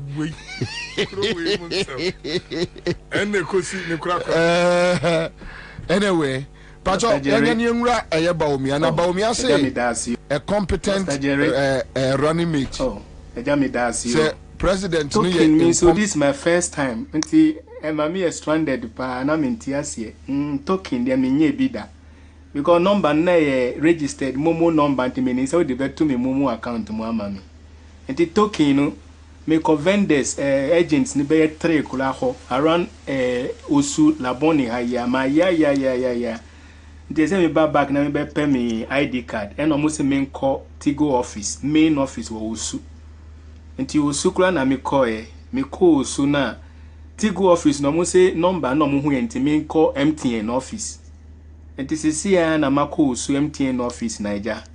Mako ye amuji me card bisa me quest me call mo say me nko ha sana nyame ado me nsanka na ne nyina mu no me da sipa why nyame nhyiraw bo hye bia nyame ahye o na asem mu afọ ma ho bia no endi wachi why endi wejumachi endi wo future wo destiny wo ma wo yiri ene wo bibia obeye bia ne nyina endi wachi why Psalm 41 verse 1 to 4 ne nyina endi wachi why ne nyina endi wachi Proverbs chapter 19 verse 17 endi wachi why Acts chapter 20 verse 35 endi wachi why nyame hira opa midawase wonte ama hwe na makoto nsio wonte na mato nsio anya drink bi amenum wonte o na me prepaid class anti na me to 20 Ghana na mabeso sisi ya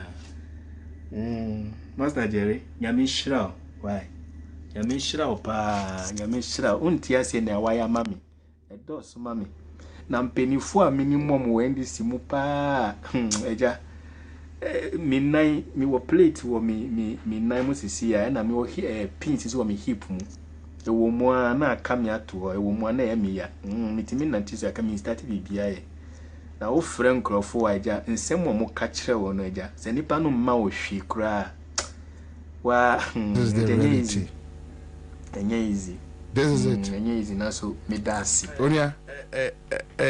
is the reality. It's not his reality alone. Once in the account, I to say, as if say I can't cross him, by Yanka Sansu Yasem womb. Yeah. Like a reality. And the reality of many people say, in Crawford pray. Yeah. And Unim say, the Siano, like people are just, Omunim de Bessi or China. People are just living today. For today, like what can come should come. Imagine say, like rent aso and lady B, Bobie, me say message we me the betrayals is here. We are not my castor and person won't country ashefo what message I made the children was this year? What they say? But what kind of Ajakru, they all down. Down. Nipan message. Good evening. I want to know if you will be available on Sunday so that I can bring my things. You throw the fee. To mean to your rent. Oba, you tuno. Into the Siano, the Niaman or baby. Eddie a goo. Or baby, Eddie a chalky. Nice yan, besides it, your basic day. As or say, or yeah, Juma da. Nanano, like Niama Bai, while Lusun Ejmano Bank, what try. Wow. Emma, cause you pedicure, any manicure, yeah, no be no so and fat. No, a banker. Eh. Emma, a shop be all a walk road to acquire, so no, so baby two. Me say, Onishi, oh, yeah. Intino, imagine, or sending me messages up a baby in your Maguna, me business, I've got me to me an internet. Unim say, is here and lady enough for bag about qua or the beba pranky from door to door.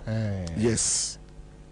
Unim saw Kohuni landlord say, or no, there's Kobe to me. On the rent no pay 400 cedis so. Oh. 400 cedis a month or think and landlord and just 6 months in po.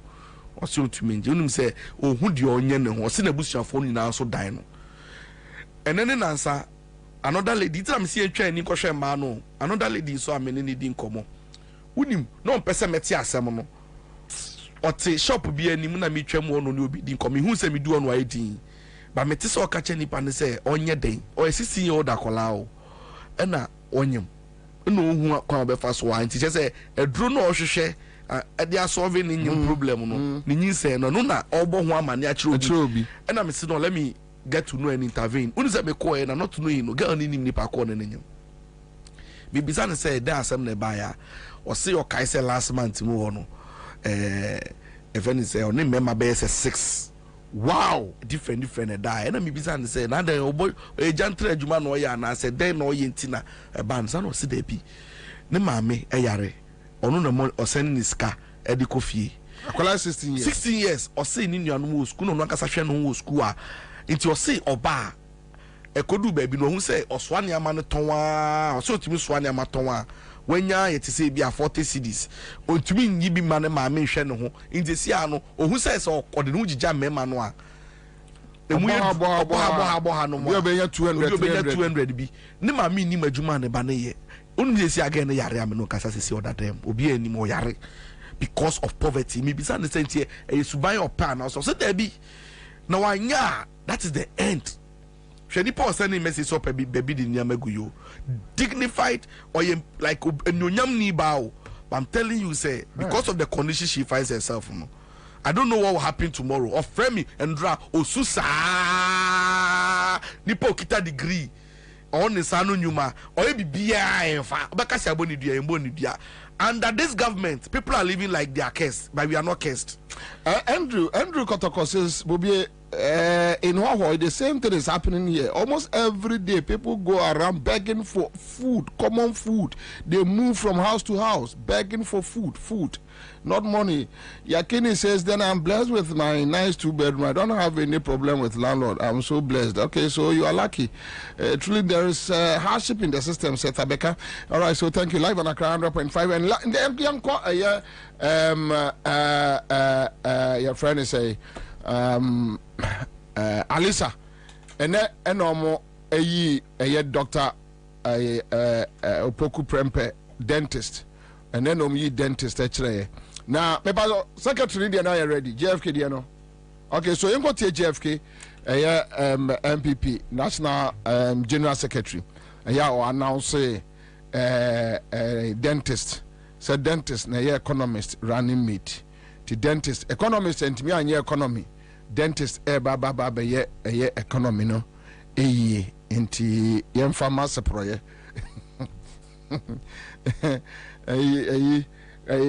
friends economic whiskey dent me se proye jam tutu se proye kankan ni kuku ono baba ye. Anyway, now Akwe says, Bobie, I'm a hairdresser, but it's not easy. I eat once a day. I eat tough. And look, if we decide to talk about cost of living, you bet him the bear 1 week I can't free street. Of the new patriotic party, which is the second highest decision-making body of the party met today, July 4, 2024, to consider nomination of Honorable Dr. Matthew Opoku Prempeh by His Excellency Dr. Muhammad Bawumia, the party's presidential candidate, as his running mate for the 2024 general election. The meeting, which ended a few minutes ago, did in fact consider the said nomination, which forms part of the constitutionally mandated processes for selecting the party's running mate as per Article 13(3) of the new Patriotic Party Constitution. For the avoidance of doubt, Article 13(3)(1) reads as follows: the party's presidential candidate shall, in consultation with the National Council, nominate the vice presidential candidate. Ladies and gentlemen of the press, I'm happy to report that after the necessary consideration, the National Council of the party unanimously endorsed the presidential candidate's nomination of Honorable Dr. Matthew Opoku Prempeh, Member of Parliament for Menchia South and Energy Minister, as the vice presidential candidate of the new Patriotic Party, pursuant to our Constitution, Article 13(3). This significant milestone marks the completion of the party's presidential ticket for the 2024 general election, and therefore sets the stage for the party to fully engage the Ghanaian electorates comprehensively with our message of transformation. The National Council of the new Patriotic Party, which is the second highest decision-making body. All right, so that was it. Live on Accra 100.5, and Matthew Opoku Prempeh, the dentist.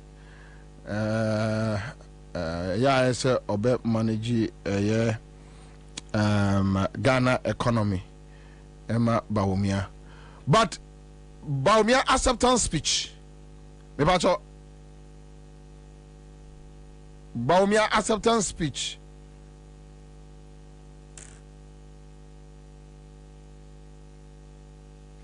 Okay. The best running mate in the world would not make a difference if the president is indecisive or incompetent.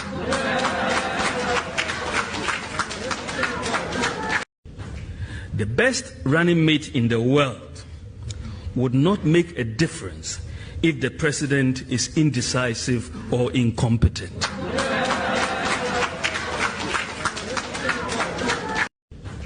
The best running mate in the world would not make a difference if the president is indecisive or incompetent.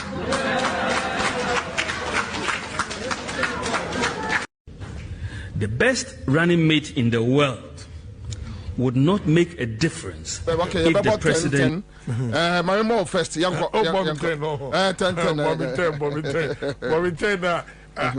Kwabena ne campaign no me ba cho ne video bi amrante bi aya akwaniti afunse ekutesti an wa hebi so wawu abo ani nka wa mram kwara yes MPP anya running mate na minim ni obe campaign manager also more campaign manager 58 member campaign manager no obi a obeyi 50 ministers and the campaign team bro 58 there e kire so kan kire so onye honest person na Alhaji Bawumia ni behavior ane kwan a ni suba ne ne yete anano na mi hwe video bi na mi hu se wa unia okatachi afrifa na ono so na so na po campaign coordinator Okochire ni Facebook say confirm na Paul running mate. Ena nkrofo kofa ono afrifa ni video ba ya. Osi ti near Bawumia ye oziwe.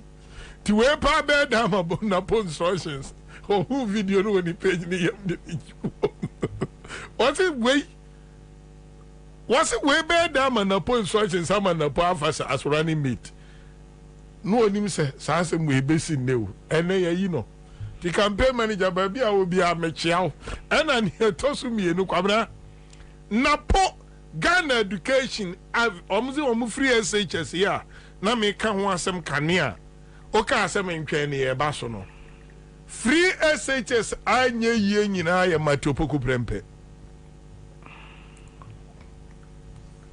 So kaisa ayi asase o se ayi enukwa na ejapade ana asase a special purpose vehicle. Get fund Rollins Kwabena sadie we me ka hear me. Get fund by Jerry Rollins Eddie Get fund eba. Your source of resourcing Get fund way was your benyes can be a free VAT meboa 2.5% meboa. Rollins bedia konya koi. Emma ye the Get fund SEC school at Dine Uko University of Ghana Uko UCC Uko secondary schools Uko primary schools Uko FN saying all schools and educational institutions are all Ghana all Get fund project or you know what Kwabena Napo Bay education minister unim ni oye e hono omo kan say omo kwaje bosia 1.5 billion dollars omo call parliament krata omo de koye no Kwabena 1.5 billion dollars no unim key project omo de koye wo aye sikanum omo so omo de ko end double track system Matthew Opoku Prempe MPP aye running mate omo yini ni ona na Ghana education minister Kwabena double track ayendi ana ayendi ye no ona na divine mbisa enti Ghana for no na yen no omo bu yesi agimi ana say definition of the word free no yentia say divine bia wo de oye krachi panyi gogo na say be free ase Kwabena mitwisi papa ni sisi achi a wo say breaking the tatade no ka kire me say mimi bana within 1 year I feel no be from one. I'm spending more than 14,000 Ghana cedi. I want to quite offer so I admit no. Near mammy to toy. Support them the money school PTA abitia any case scanning up and down. Vacation classes. Or vacate Kwabena obey no. Wouldn't some grand winning for so my office. Me bag no bedru fia Kwabena obedu ya or receive us 1 week and no started classes. I need about 600 Ghana cedi to pay. Because when you enough contact hours school Napo ene kodi Ghana nim eno mo koye special purpose vehicle no mo Get fund I Get fund the koye nsi anamo and about 60% of Get fund revenue ne ba na call woni ma wre hosem Kwabena o default to payment of the loan so me can say defaulter and she say your money we no ye no so o ma ndi so ti say si ami kan no Get fund ye de akoji akagiramu for 10 years. Omo anso nim say 10 years na kufu ado aban na ye den atwam. Sika na mi say betua wie 2027 or 2028. Omo nim say bedu na kufu ado aban na nu. Omagie de akira dodode no. Kwabena fe na double track no cry west. Afi de nkwala ni bi nya aduane nya den eni o school mu.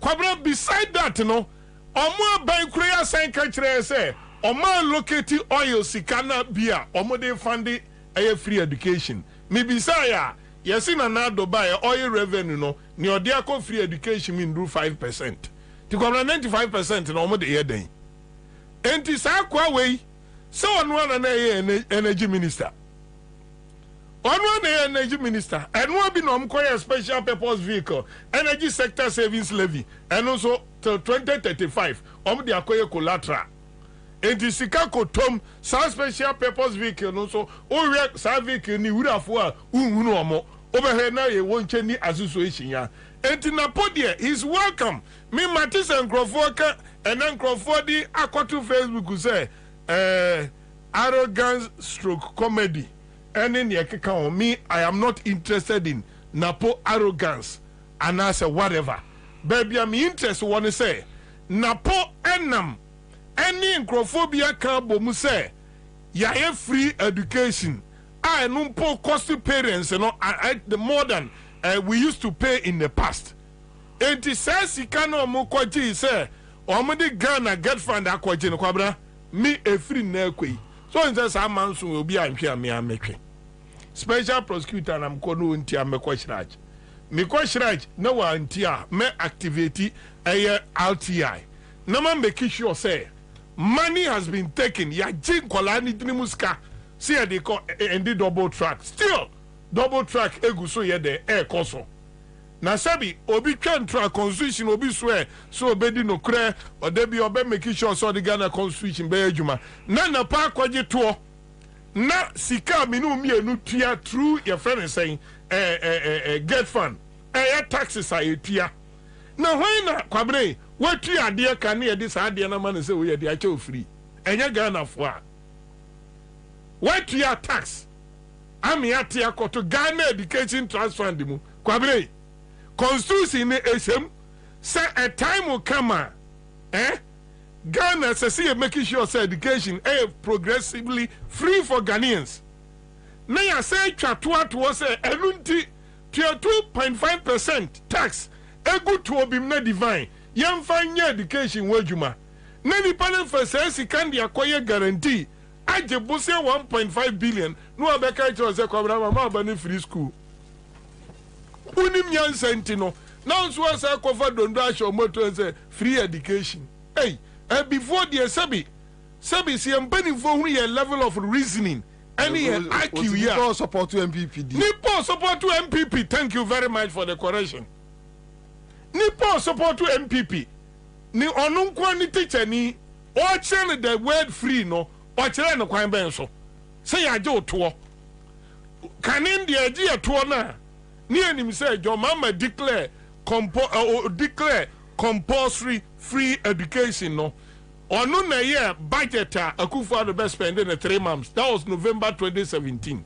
And free education kola na omuko face ye ni nyina no Kwabena on my locations your mama make sure say Ghana government no 2017 be factor. Hey, they can go hell. Nano unu apanyina ne ponkusi na pampam as a chiniye safna pania. Weka trokran pa ye ka jeza papa panyini failed and disappointed nyumtuni. Now who sabi obi aka credibility asema obi awakobu nipa 20 ami ache 155 million krono ho ye ko kanse nkrofo anyi joma mani a una Akufo-Addo ne na po you spokesperson say ko kasa ti ajomama sabi Kwabena ye obi a wa wi asichire ami ache na ko to prison si ye ko bo ewo ma ache mani dago yes we wi asichire ewo ye bo wo match yes na ye goalkeeper Paul no so be wura etu safra pani akura no de ye ka education matters a ka krofo mam ye ka credibility and kamo mam so ti ase enti kwamei misrese emi se wo ye bi but I'm encouraging more people say definition of the word free no as a CFA as a subject near Ghana for how much they are paying into a particular account called Get Funder. Napo a supervisor and they are 10 year loaner. Aya nipa no head the economy no aya alaji baumia. These are the issues we should be discussing.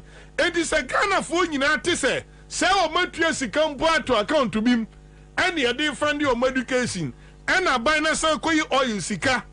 And I buy na some year textbook suka school mu awfo be we responsible biano 2024 2023 2024 academic year Kwabena ya na to e textbooks e mayemba me tie ma tua PTA 400 Ghana cedis yes it mean me nyimi and me ba no so free school mu ba onu kra no fire na odi free school mu ba no me papa no kra me timi vesi oba o sit down na Akufo-Addo di school mu on dey enyo adentia bibia mutimika se nkwala ne nto ene minim school teacher ni bi ye indomi onu amunim se aduan no omde man kwara ne nye enti nkran bi be prefer se ombeto de akushin no mo na Kwabena imagine se oba 14-15 years after of free school se da se wa mama aduane no omde man na ne mintimi nda as a parent who sign care, how will you feel?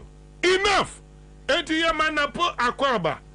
Kwaya fans we did Ghana voters we go be to parliament, floor of parliament to catch any answer why getting your juma. I catch a school phone call I say so when you baby near politin bag or mobet me and edge amonegu politin bag mu.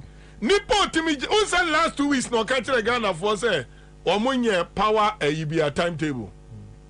Yenye doom so timetable. I won't cry how. Mo mo think cry ni kuma say doom so my morani mate no. And I just prelims. Na and prelims. Me wana bako se mo bono region. Prelims. So be ya campaign prelims. Ono ba conference. Tabia Herbal Center. Omna de Tabia Herbal Mixture aba Tabia Herbal Capsules. Tabia Herbal Mixture no wonu mu ato untumi eni di wonam ya oya enti di yade. Wase eyanom Tabia Herbal Mixture. Tabia Herbal Capsules awade aba constipation ya mu atim. Usisim twa yere de ya oya numbi Tabia takum. Wase boost immune system. Wade ewo 100% honey flavor organic na omodi afra. Ano so no de. Unya frisia do watwe numbi. About time awofo onyema emfansa nkoka fra eyef omamu pharmacy shops and about shops call kanshi drug lane ubenya bi fra 0243 686861 on sabeka mo bills micro credit say na ye from quick credit omo ana omo abaye bills micro credit efie dunum esum ya omo de asom eye o my Ghana na Royal Chapter Property Limited teacher maintains as a dear Mesrao abrochire for mutitru Kwabena meka asema no muatie me teacher maintains as nyina de bensa wem no se opedi asomdwe wo ho a to free Royal Chapter Property Group Limited in chain wo matwitwa ensuo nkania akwai wose ubetumi atua be abosumi nsia de aka no no tuatua nkakranka Ghana Fuwe Royal Property Group Limited ni mon from 02565155862 on sa betumi account divine. So you heard a friend say Dr. Mahmoud Bobie and what say we are running mate if you are a competent running mate no matter how competent you are say o president you're indecisive, incompetent, forget it. You can't do anything. And I don't know who he's referring to. Bobie, question now will be something. Me shall see if you know more. Unim, it's part of the trick. It's part of the whole scheme. Script now, matrona, or Moma Ghana for NTRCSR. No. Unim, the kind. Mami congratulate Dr. Matthew Poku Prempe on his nomination as a running mate. Na baby atwam na ka running mate ehonsam na nya de hu bia sa running mate ya ba na ya ba because at the end of the day no running mate anya nanim na be all ballot paper ne so ananya ne be to abama no but see anya aba be hu so omo nso no omo play role na so be kai a ye ko echi kakra be kai 2008 mu honum ye be to aba ne mu a for the first time in our history as a country no ana nanado ono no ye nipa be hype master edema vice presidential candidates eno obaye eno obeye dede eno ma fans or see what the new whiskey be on the block aba system ni mu eno say hey presidential candidate vice presidential candidate or the neighbor ni running mate ni de bi a wa bin niama otumi ye je say eno na Akufo-Addo be introduce papa bi ma ye see e friend no Dr. Mahmoud Bawumia and then on for presidential candidate ama the New Patriotic Party. Now, your man fans are the best and then no. See you na ye ni tuya. And then ye ni tuya de etimi. Eno ne ene. Eno ne ene de etimi. Sa whiskey na de bre vice presidential candidate to and then you and then ne ni tuya ma ye hu say mismanagement abode abatan kese no. Eno ne ye nyina ye ni tuya. Abatan. yes kese kese utimu say amemu ni koyie na oni made ba ko Allah yo uni Napoleon the Great eka sembi or say never interrupt your enemy when he's making a mistake. Se wotanfo sabi ojimi na o say niama na oye obodamo a jano manem bonko Baumia ne suwe yi na po running mate me na me correct no say o ye mistake it menfa ne na say we dey o correct no cry say incorrect aha jano yesi awa ye mistake na wie because me mint ase ma no by see me na po obi a frame say me mfra na po embeji na platform nka no asemo a I won't waste my time because I inconsequential. There's no point trying to highlight anything about Napo. You know why? Because nipa nagasa na ebetoma so a whiskey nagasa na nimda ballot paper no so na so a bench ayi obi anagasa kra no ono kra ye hwehwe na nya wo a wo botontru wadi nachi a wo ye didi eno de be go si sen enne owura Bawumia ebe ka kire yen say so wo ye running mates na wa ben said den kra na president adwimu e ha wo to me enye bibi papa bia o kai say me tra ka kire wo say uti asem we abaji so adidi na nado atemo but ondidi na tem yenga na for no ka asem bi a kire yen first question maybe say owura Dr. Mahmoud Bawumia the ben no realize say sana we vice presidential candidate no wa ben na o president ejimi a utumi nya hwe da ben no hu sa de no me say na nado meeting bi omko tena mu na nado gabiti ha ena Bawumia te ha sei ana omo consultant na omo fan from Israel na omo de betena say omo nchi omo ko omo fa so a omo be win elections no ana ka cha omo say woni bibi don't try to write on anything na nado aye because we mess it up Ghana for buafu no enti ukọ abontin a mani look to say na nado no ye bad ana nado so waje atumu onu wadi ni 8 years awie enti boni nyina fasha me na nado say boni nyina Bawumia tumi fasha no o den kra wadi ni term of office wie na onji eyi papa na ewo mu nyina ma ne ho so ono no waben enura na mo Peace FM na Unipa Grave one of communicators for government or whatever on the book kese bi bae e na okinkan mu na okan no say okan na wantie nipa ko na okasa na badwi say Mahama ana say opposition party bi manifesto na okan bibia okan bia ye may say when I come I will do this it be bizarre say it Bawumia opposition leader na say or government mu nyama okaso be nyina he's in power anyo no ka che say you're the most successful vice presidential vice president ever in the history of this country that's also why nyama esusu a and no be ka che say oba and they no onye don fanje fan so to me but you see today they are telling us Mahmoud Bawumia oni power bia oni to me bia so you see I always say the same thing no mubu yen say Jimmy na omo ba no meka bibia kire ebeje no ene ya nje sa asem ni ntumu owura Mahmoud Bawumia say wonim say na wutumi nya hwe abepa chewe adetira Dr. Mahmoud Bawumia on person like obepa chew and as obeye humble enough to admit to say ombona ma anu na person obeje atumu no onu person on kire so wadwen kase bi adwen kase ne so boni e course nyina wa abamu anyina no o Dr. Mahmoud Bawumia boni bi ani onu mo amekra o ka ni nyina ho president my speech bia or say my able my smart vice president bibi obeka bi o say una woje adwen fi wo COVID-19 ba ye I say we don't know how to bring the dead back but as for the economy no nipa o ka kire say obeboa no wa ben eye wo Dr. Mahmoud Bawumia ya ena yeti ha mo pese be ka dollar asem that time nana komia kasa of metro so or see or sre randiabi say unse ya mubo before me start show ron mubo throwbacks or see Dr. Mahmoud Bawumia catch say say de no mubo no ye ne ya omo boy ha no nti mo mpo saa ne ama no ono ani semu a oka ye ni nyina no ha no enso mpa ho chewo ana na ogidi date the chere say Dr. Mahmoud Bawumia na sema oka chere ye no yanji nindi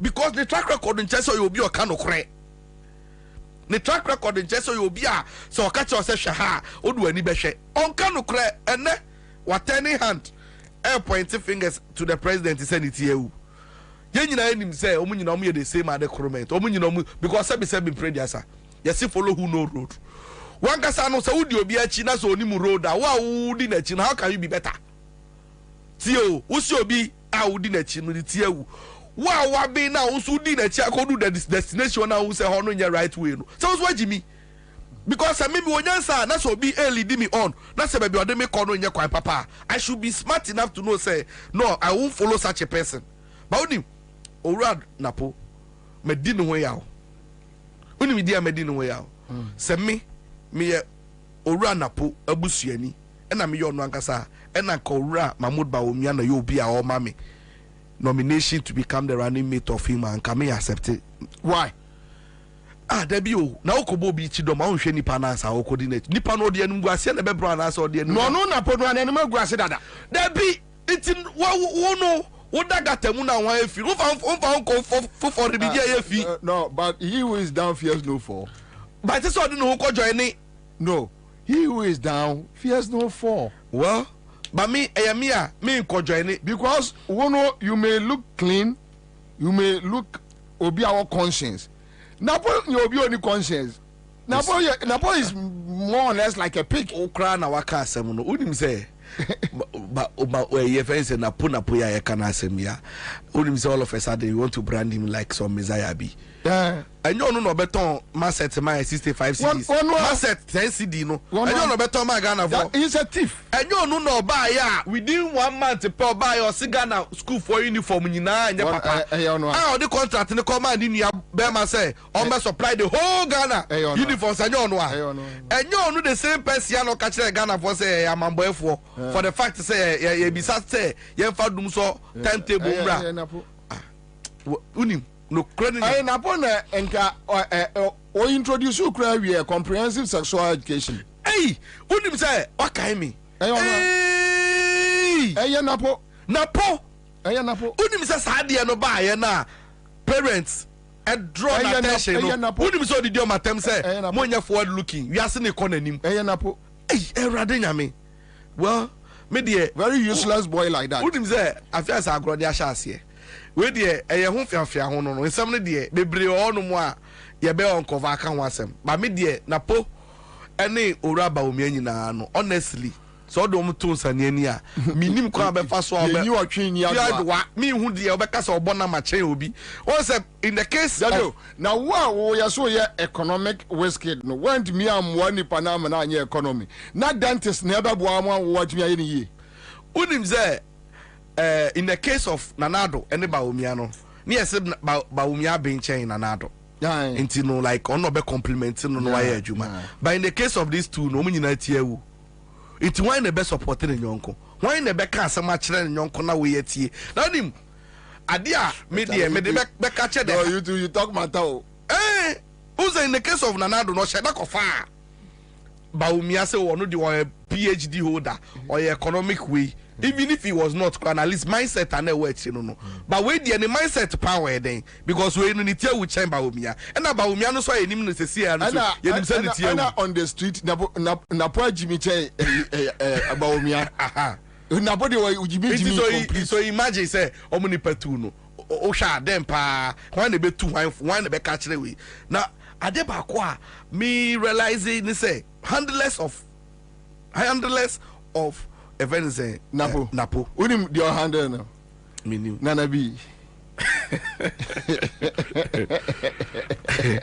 unim mafuto amede ma no me say say owura napo ebe mount platform bia na so be kasa ese send his speech be almost script man omo chro ma no because owura napo we say mu jano a onye obi o ye emotionally intelligent enough to know say asemi wo no ma ye nka wa ha ono beto bomb na me minim ora na popa pai na ese de tai ora ba omi echi because ora ba omi ano me hwe no a unim say onu sa me okukuru suro no osuro bia na me say yet kromo a Bobie makiasema mi ken say ya hwe yi omu campaign omu ye ya ubehu se bedu baabi no ubehu dwin say na pomum na presidential candidate ena ba omi amum the running I believe you because he will never koto and come down to the level of Baumia for him to look so important to be ama game and no modern neighbor na me the game no omo bebo ne said den kra me sisa otan for ojimi a me ntu ne fo janisa onfanko shim nti me dey be hwe omo saa because me decision no my no ma fa na pon me ni je ho because me say and in any case you don't have much to analyze on Napo. You don't have much. What are you talking about? Obeka den. And I could say no to say no. No ni me see to pa na say Napo achievement e wo Ghana ne say. No, we dey na America. Say okay, we dey am for the private life no to say. E say no well what? We are saying we Mamin Kao say Greenfield Scientific Herbal Clinic. Omne de a bright soldier capsules. Ena omode a bright garlic plus capsules. Abba Amagana Funyina Ajiatum. Was it STI and nemu ya dear a year you dear stroke and ne a face so and Yarwa would Greenfield Scientific Herbal Clinic. Hey, Wamujna Brane. Omsa provided a year world class ambulance services at the Magana Funyina. Greenfield Scientific Herbal Clinic or Azoye Tango Prime Washing Powder. Na wase a year near me. Na ampe gari ye. A ya mumiari na munsi near mo yoi. Tango Prime Washing Powder. A ya Delta Paper Mill. A diaba was from 0243 033 033. Na poku wedia. A visiting a associate lecturer. But your friend is saying, Kwabena, by with your mammy chetty for the Namin Chairman and my big and also the Dempa. I said the administration. Correct. Kwabena, and then no me call Nasibijum Kakra. Now the entire me call Nasibijum, no Namin him say, Neno, or more edesa, or more fake. Your friend is saying, police report, committee report now on Damparino about the P bedroom. Our plenary. Sorry, now,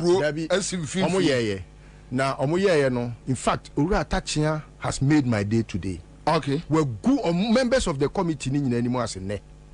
Wouldn't come on the tape. Who's the tape? No, yeah. On the tape, no, Yama, Omokaya doors to be and Omakoya investigation. Investigation now, Mokoya, no. Moseda Echebia Jack. Dear Dampare. A good anymore, no. If I was a committee report never and Dampari didn't. Yeah. Now why investigation and I'm yeah. Anna Agaga, I mean you know, my can't search Agaga said Nipa, or money Dampari nam no crampona, or Mudisika Brabono. They talk to me. He won't listen. On when him was here. Pacha, would the party politics I said up a say. You have to give the dog a bad name at all costs and hang it. Extrajudicial killing, it was on the tape, captured. Yeah. After the Abaya almost say, Oman Timia for evidence. What evidence is more than say Yakoku Nipa 9? Ewo Botiano. Yeah, a public knowledge. So you need to investigate. Abedonko, ask why, how, what happened. Nigeria 412. She nipa wodwa dan paria man kwofo akuomo ah public knowledge matter of public knowledge opposite from you know amukoku omo a mo say bullion van robbery. Okay, it's so public knowledge. Even you no crowd demanding an investigation. Public knowledge. Yeah. And so when they are talking about extrajudicial killing.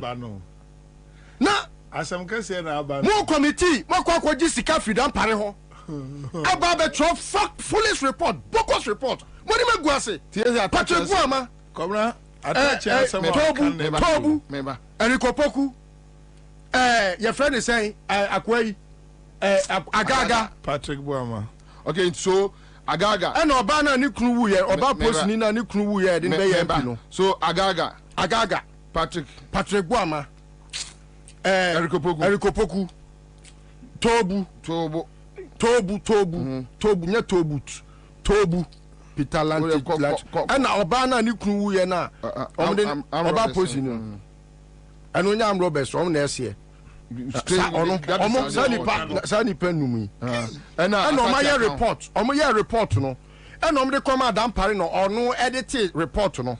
And no sade come out and no more they are plenary and no now yet chairman of the committee they say how can you do such a thing on the tape? It's a public tape. Obi. In fact, the Adam Parino presented to the committee it's 1 hour and 48 minutes. One tape. And we have recordings of Omo Sete recorder no. Who's almost Sete recorder Omo play. And a record Omo Akasa. And a Omo voice. Ebeto Bedjem. And we have it. Yesterday I played it here. And Nipa no Omo de recorder no man no subusa Omo say Bibia you okay? Almost say, what's that Bibia? Ayo, Bugri Nabu. Anna, recorder no. Omuwie no mde. Nipa no koto recorder no. Eye dampare akwala. Ono so yes COP. Nidi wo Nicholas. Nidi wo. Say nidi wo tape no. Nidi wo ni nyina Bibia pepepe. Enna mo makwa skill ade no in such a way say the extrajudicial killings ni nyoma ekọ so a ebe mo ye hu se dampare and the come abuki na buru atachia kan nyina wo Kwabena they say Ghana Ghana Nigeria relations ene abriki meba atachia sesei atachia achiremu osesei kwan ye fa so a committee ne tena ase committee no dia speaker de mo so mo nhye osesei ose report no my no. Any full report no. Nigeria full ni kumuna.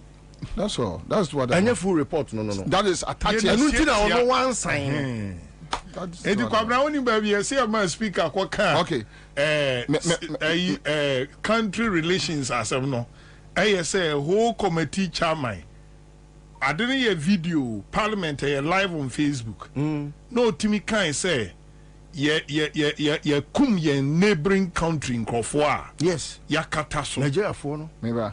So this was captured on video. The attaching issue, the speaker issue was captured. Yes. Now, in IPA 5 normal reports, no be answering and cash. There was no objection. No, there have been objections. Maybe. There have been objections. From who? Agaga, sorry, Kasai. What's he saying? Agaga, person said the NTR. Because almost say almost tenacity as a committee, almost investigate tape, and who the authenticity and no matter what tape, almost to about chairman say majority of them said no, where they investigated. Then why were you there? Okay, so tomorrow we have a duty, a charge to play the full tapes from Parliament. Yes. Right? Case closed. Thank you so much for joining us. Live on Accra 100.5 Citizen Show. Thank you. The well so sweet. The well so sweet. I like that. I like that. But as this speaker say we make our What's the MPs need to BM and Mosso? Onu say you can say last time obeko efie no. Na me suspect say dan paria command this guy. Okay, me be kan wa ha. Yeah. Ena onu na now the osima MP BM ka bi. Na sanu ehu do.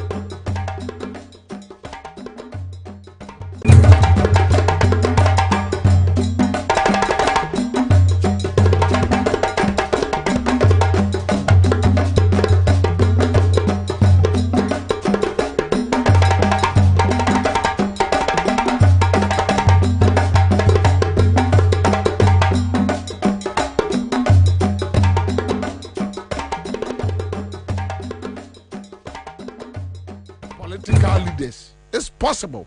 It's possible to have a thief, a president who is a thief president, a vice president who is a thief, a criminal, Kromfo, vice president or a Kromfo.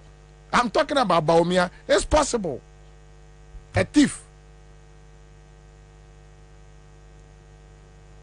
It's possible to have a government on citizens, because you can carry my gold. Say all the kofa oil aba. Na ye nebema oil buo akofom. Then as of today, may talk fuel 1 liter around 15 cedis. Liter na ewom say 5 liters. You know be so. In this 14 cedis kura no 5 liters 14 cedis mpacho kekabo mame. So it's possible. Yes, it's possible. It's possible to have a thief as a president. It's possible. It's possible to have a crook as a vice president. It's possible. It's possible. And that is why they have chosen it's possible. It's possible. Because to be honest, say we are saying yes, BBI possible. I don't see why. The problem is not the MPP as a political party. The problem is not MPP as a political party. Say BBI possible. I don't see why Akufo-Addo ever should become our president. 70 cities. Oh. 14 times 5, 70 cities. Yeah. So you talk fuel gallon between 60 and 70 cities. It's possible. Because it's not possible. Bobie Ansah mentia why Akufo-Addo ever should become our president. And coincidentally, Obeka say Nyamia say Bawumia mekano just to rip off a country like Ghana, a beautiful country like Ghana. A beautiful country like Ghana.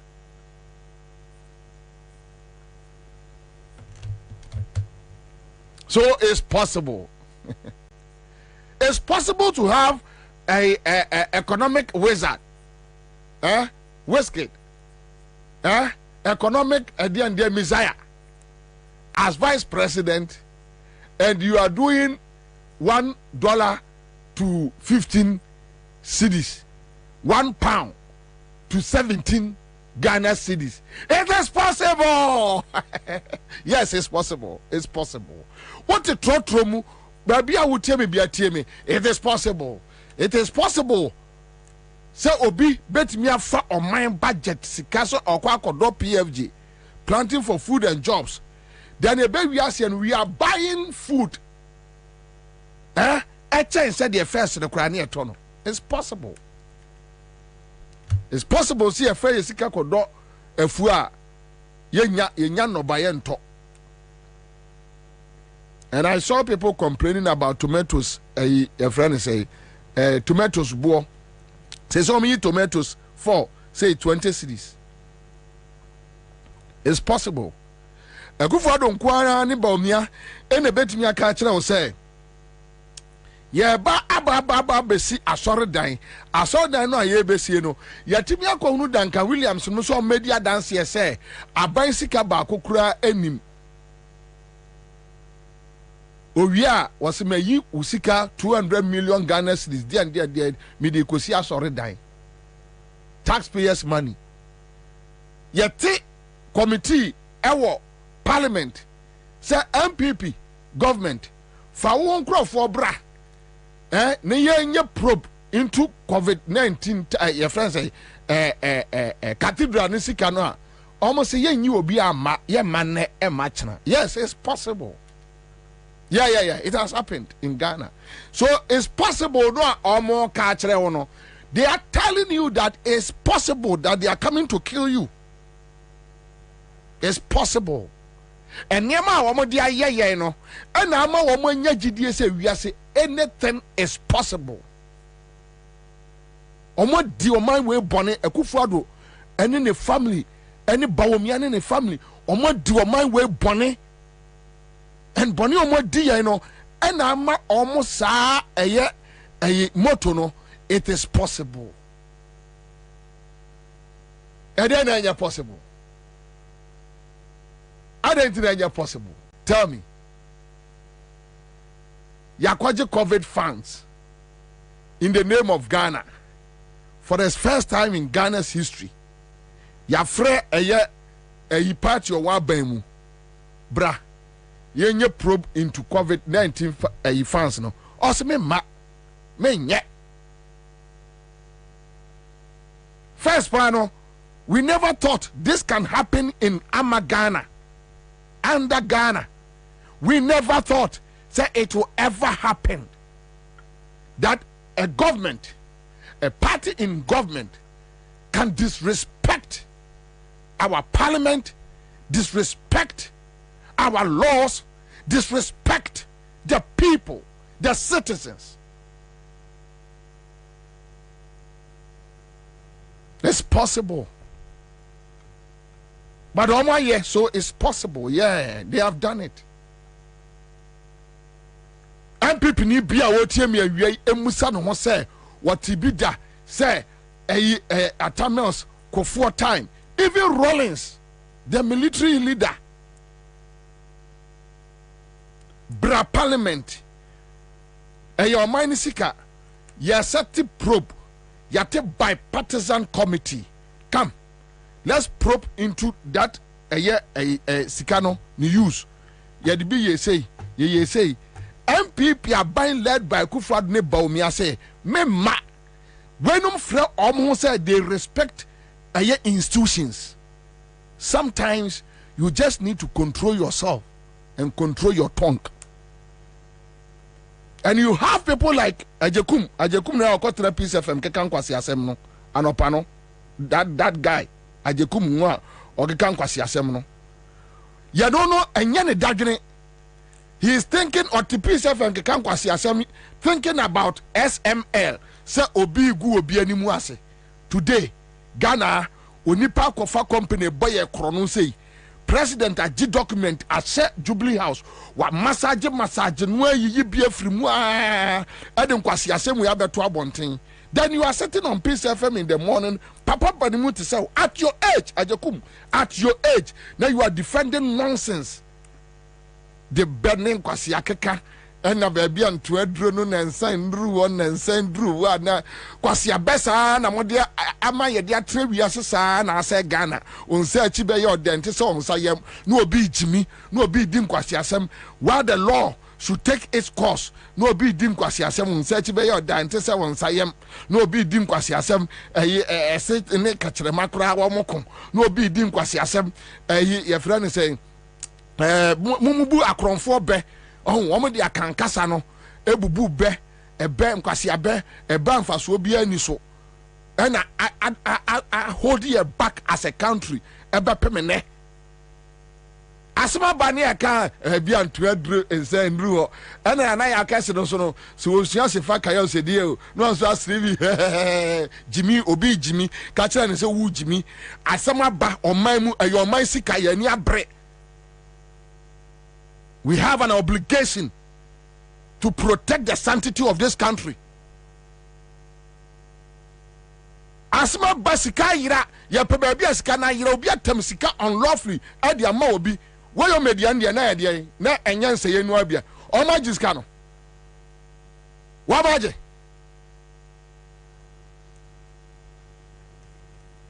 ya ka asma na kan kwasi asem. You see, we cannot keep on using a dim penny to run a country like Ghana. What is wrong is wrong, what is right is right. And we can't allow some people to take us hostage. No. Nobody is going to agree. So it's possible. It's possible. Even in the face of them stealing us, they have the likes of Kromfo Mate, Mate, Or no, I'm going full name, man, because I don't want to use the pastor or the reverend. Why? Mate, from Mate, no. In the face of the current stealing, the man is so quiet. So it's possible. Yes, it's possible. It's possible.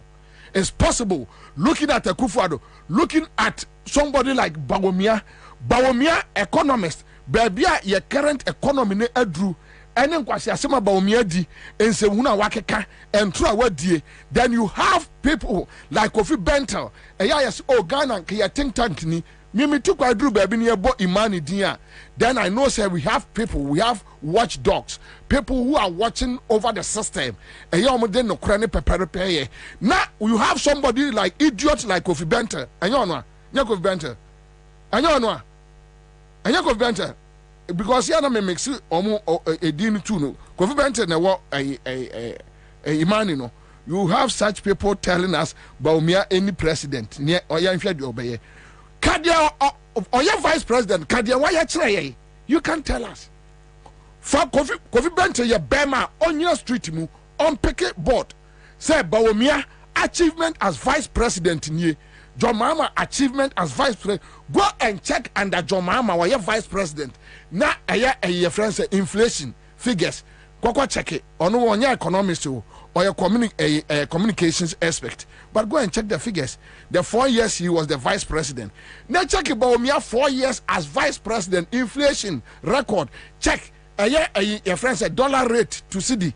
Check pounds to CD. Check under John Mahama as 4 years. Where simple. You don't need to go to Harvard. Yam found colleague on baby. Where Jimmy, Unim Ansah. Sanyama we no. So because school. Just go and Google. The figures are there. Internet no lie. Pick the figures. Check one menu. Under John Mahama vice presidency. And our boy ne papa Tamils. Emma Omusi Atuabu gas. Today, Atuabu gas. Asante Bedia Tuone Neba boy no. Omo Fumafa Jensa Energy Company. Omo fa eye Atuabu gas. Omo Gudo. Almost destroy Atuabu gas. A company that can in a month give Ghana almost $300 million. Almost good Atuabu gas. Using Ansah. The owner is a Ghanaian, non-MPP man. I will show you his picture. Mubehuno. They are using Ansah to destroy Ghanaian asset. At say your friend say Ghana gas. The way Oma yato, the way Oma asset no, and they want to destroy everything and sell it to themselves. So they will come and tell us it's not viable, and they know it is possible to do it, and that is why Oma peke sa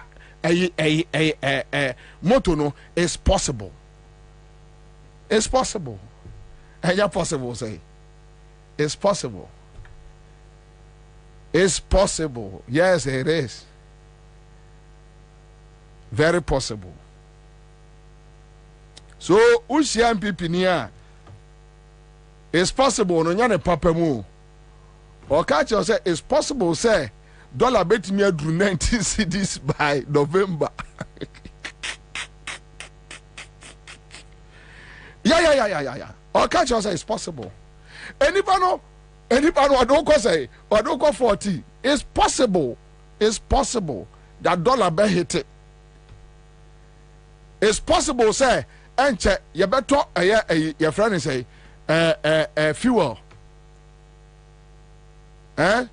You better fuel 20 cedis, 25 cedis per liter. It is possible. It is possible. Bibia it's possible. It's possible. Said they will add more taxes. But the taxes be home. You need to know it's possible. It's possible. Even in the face of companies folding up. I'm not for Johnny companies Johnny from Ghana because of the taxes.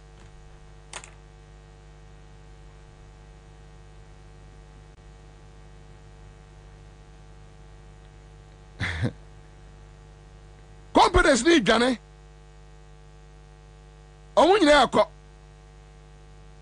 Then you have some criminal voices telling us, Bobie Ebeye. In Tiankofa, it is possible. It's possible. It's possible to have a criminal as a president. It's possible. Oh, ja. Oya Ghana ni na wutie mi awie ya. Onipa na o ka che say it's possible. No, look at the achievements. And when Abel say it is possible. Yes, it is possible. Hwe mame class ade we mfiri ho. Me woni e matu bi a metie free ho. Ansah na mababa e Ghana gas. Ansah energy. It's possible. Omo form of mine niema ni nyina afa is possible.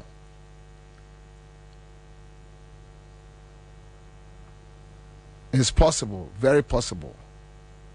Yes. It's possible. See about $2 20 cedis by November. Yeah, it is possible. It's possible. You see about to electricity 18%. Meboa. It's possible. It's possible. Said by November, normally 50%. I be womb. It is possible. Yes, it's possible. It's possible. A government, what they are on my ama will be. Ghana niya will team me. Moya amasi Bobie pekasa. Would you MPP ni kura no abodamo a would you assume ne ti asem we bi mame. Would you yi wasum. Would you why Jimmy wu kura de yi wasum. Ya de oman ama will be. Oso obetimi abu man no. Na sa nipa no ahyase e complaini e de kire yen tio wano complaini e de kire yen Felix Yeboah we are gam. It is possible they can buy SG Ghana Bank.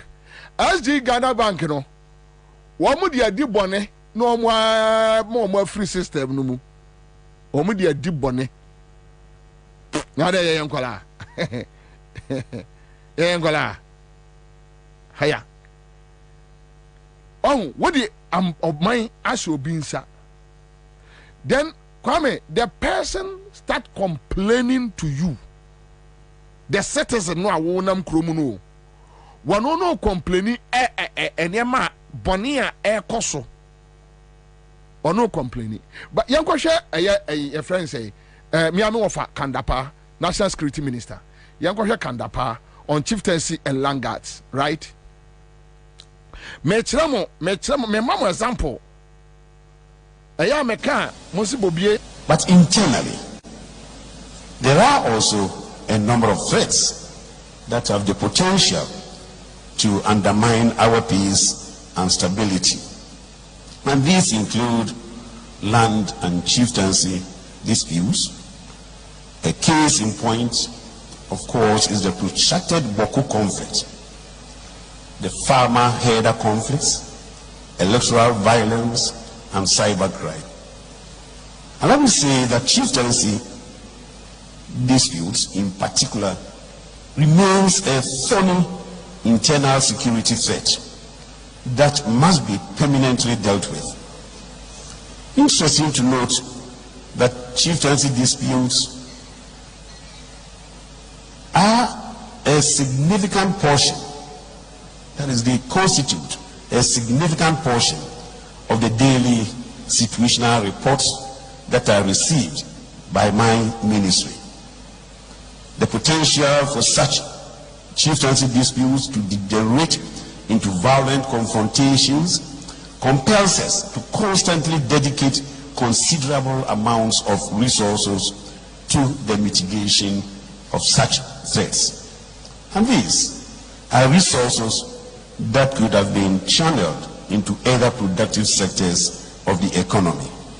And yet, we are constantly investing such resources into maintaining peace in the various hotspots of chieftaincy disputes across the country. Chieftaincy, of course, remains a useful aspect of our culture and heritage. And I myself am looking forward to the day when I would have left public service, that it will please Menshia and Napo. But internally, there are also a number of threats that have the potential to undermine our peace and stability. And these include land and chieftaincy disputes. So, the case in point. This is the National Security Minister, a proud son of Ofenso. The ordinary citizen, muna security kramo, muna bibia kramo. Na o complain ya Ghana for. You see? Oh, offer. Sometimes offer, to be honest, yenyimi sao. Offer kanda pa yenyimi sa. Sa mo tete adwene no a ewo mutirim na mo de tena akofo aban no mu di nkwase asem saa no a mo anya hunu se no Ghana fo ani ti enti yeso yen shift na yeso yen ma yani mie kakra no eya na ha adwene wo fa enya de papa, cause sometimes mo ne kasa eya mo hunu se ye analyze ne ma no wo ye tirim wo ye pani wo kasa asem a wo ka no akola no analyze ekro mo ahensem problems about 80%. Ayakufuado. Yeti Kromwa, the vice president, Mamprusi for ne for issues. Omo accuse the vice president on countless occasions. Kwame, true or false? Man news. Mena matro. Mena meka. Not a single time. And a friend said the vice president. I said, oh, may you me one on the match and sembimu. Even when they are accusing them, no, they don't care. Go to a Krupon. The other fashion, no. Like your friend say, like Ansah, like Ansah, on true articles on several occasions, and Kufuadudin on Kasa radio. So, Mema Hawa Kasa, Wabu Kufuadudin direct. Say Kufuadu is the cause. Now, National Security Minister, instant to, because it's all over the place. Into a intelligence gathering, yeah, as my president and say, look, Mr. Man, the threat now FAC, no, you are the cause. Into your baby, we are about the complaint. Civil servants no much one. What would they do? And listen to the National Security Minister talking about a friend say Langards. Who are the Langards? Your party boys, the MPP boys, they are the Langards. Ben Lord, why name Ben Lord our national security? Ben Lord ni ayi na nenam, ayi di omu yi na di no, nanapon. Ben Lord, any nanapon na nenam.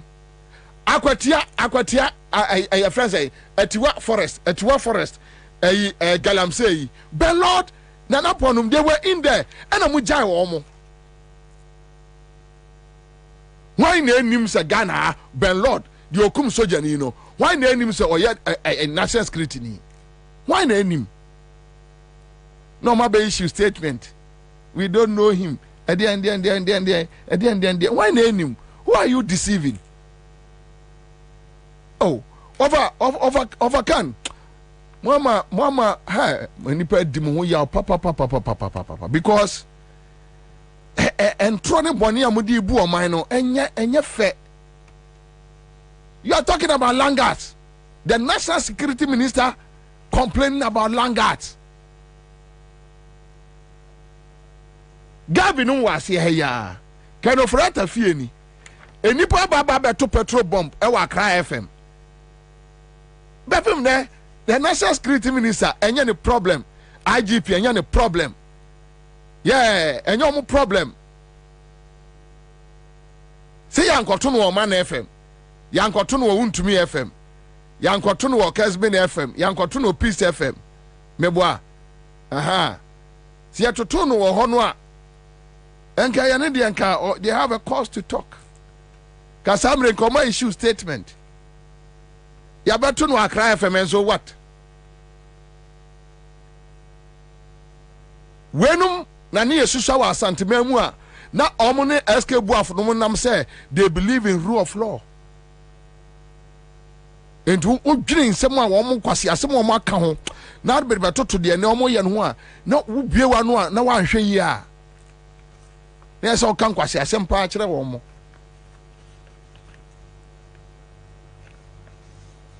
You are complaining. Yeah? Young Matuno Assassin Radio. Assassin Radio nsia.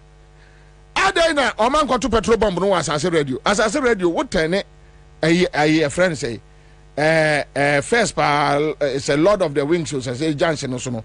Now I say we call American embassy no a friend say e kwa no apai ntano on ko left no ko right omo wa adena oman ko to no ho. Okay, Assassin Radio no to petrol bomb wa. Kasamre can issue statement. And can issue statement. Say police for any break. Cantonments police has taken over the case, and we are trying to monitor those people who came there to do what, and we assure the public the safety of Assassin Radio. Asia Ojain Moon.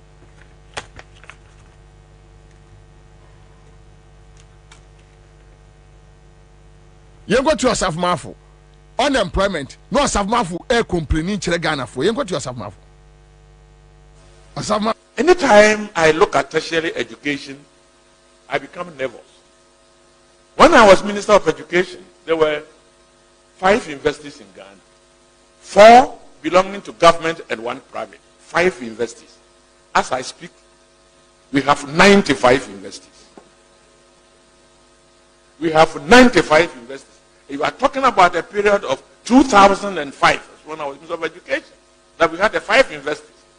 Now it's grown up to about almost 100. Training people with brain power, tertiary, but no hand skills.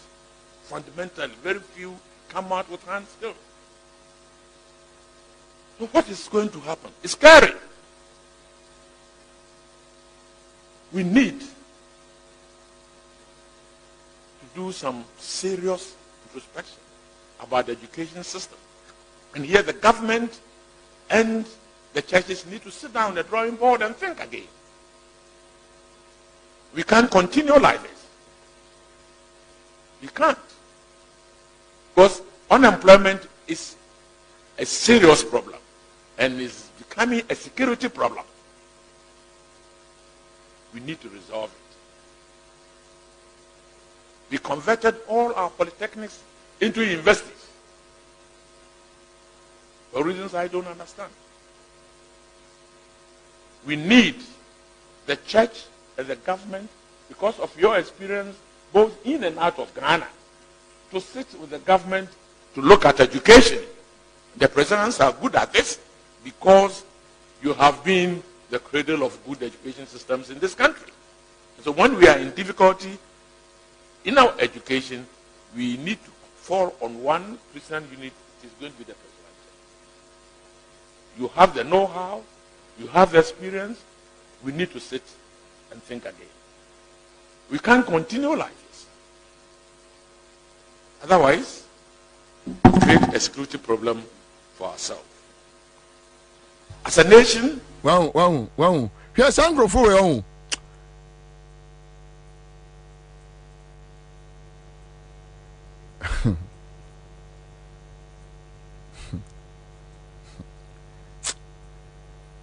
It's okay.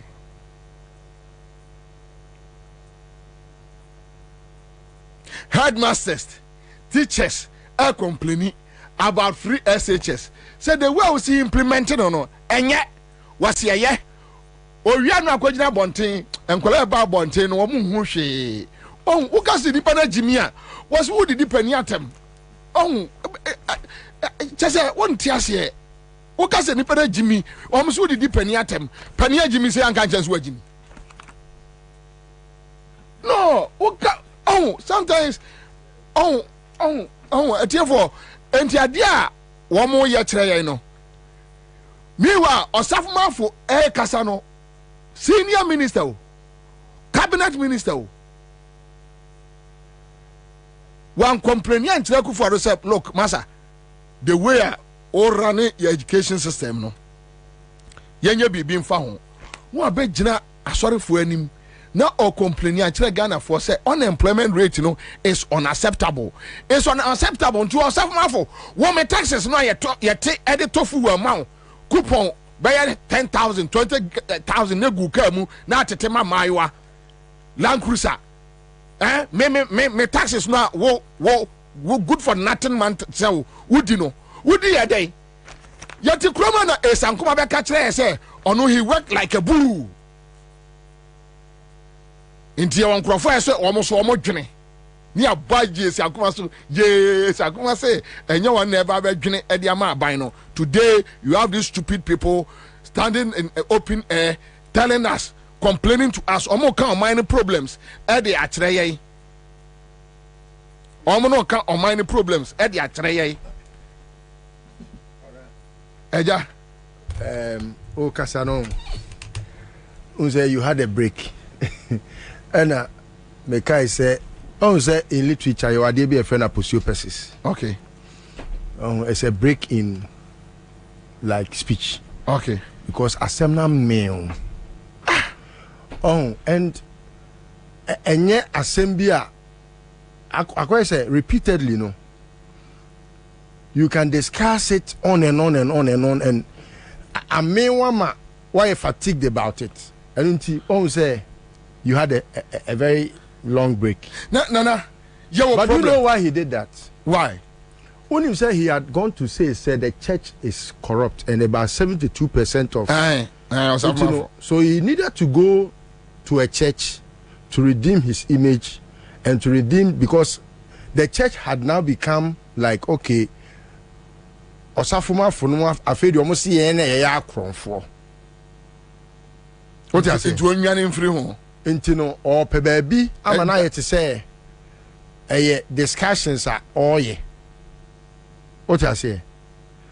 I don't know if you get it. No, I mean follow straight. So okoya or discussion for a portray the church as being the most corrupt in the country, you know. The church now decided to also backlash them in a rebuttal manner, no. And also okay, and Maminko Jana many asofo ne congregation in Kasa. So he's on a troubleshooting pattern. Meanwhile, Kwara, what are his discussions? That is where sometimes the church overly silent M1. Yeah. Because they are part of society. And some now Osafuma Fubejina or Broso no, they are the problems. Who are they today? Are they not supposed to be in charge of the problem solution? That is it. And so why are they still complaining to the church? Wafakandapa. Oko programmer now complaining say chieftaincy issues a threat to your security. Langas MPP for boys. Aside from even say MPP for boys, no. If you go in details, Kwabena, who is the IGP? Who is the chief land guard in this country? I don't know. And who can dapa? Any more boys now? You are fighting over lands, and you have people that are guarding the lands. Yes. And you turn back to come and look at some of us who have no penny to go and buy a Trasaco land, or buy a cantonment land, buy a land that has litigation like the Kaswa. Your friend is a Millennium City. A Millennium City, eh? Sasike, who has those money? And an ordinary Ghanaian no civil servant not one. Owie pension no kofia. Yaman 3,800. The snake sikano. Obi Eddie. Eddie Kanava, Muna Mowasika, Mona, Omuyi in a different snake. No, who knows all yet more about my office? Oh, really? Oh, yeah, Baomian a second in the course office, or a slate boss.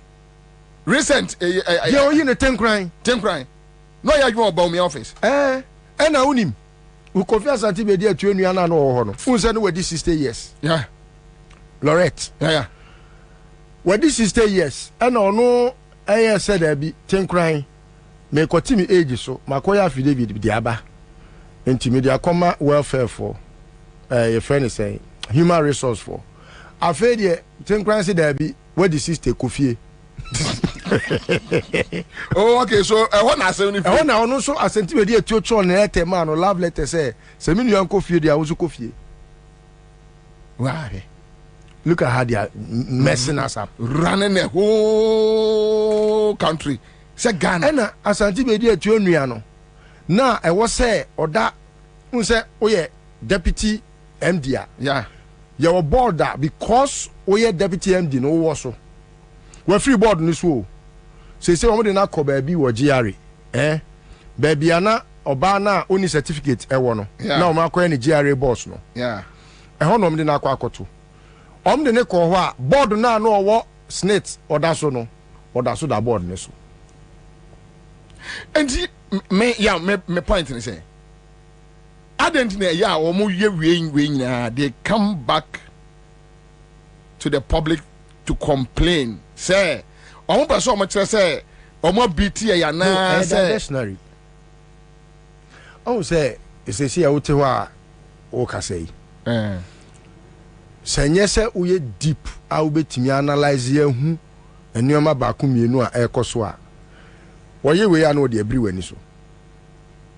Se ekufo da akohia wo hene a wanche ano no diversionary intentionally or person oye bibi na be topical, then you leave him from the robbery discussion no do be ja robbery na oye no no be discussing the behavior bad intentionally we divert your attention from knowing so oye kronfo to knowing say omuade or person wo muade ni chance say obeka so oye kronfo. It's intentional. Okay, they know every bit of it. Because except that they are not wise enough to know their tomorrow. They are not. Because Langards. Then pare the nurses who doesn't have a neighbor? Who doesn't have a brother? Who doesn't know who lives in an island? It's as if Kandapa is in a place or you're secluded and or you're in a certain yes. Why you're hidden? There be why you hidden or Philisa or some mindset. You must be living in a fool's paradise. Yes, self-delusional. Yes. Oh, and what Omo dream say, Omo to baby no more only tax on us. Until one I say, my men complain kakra and say ye hu bibi. As if say we are all in the same Kandapa walk boko.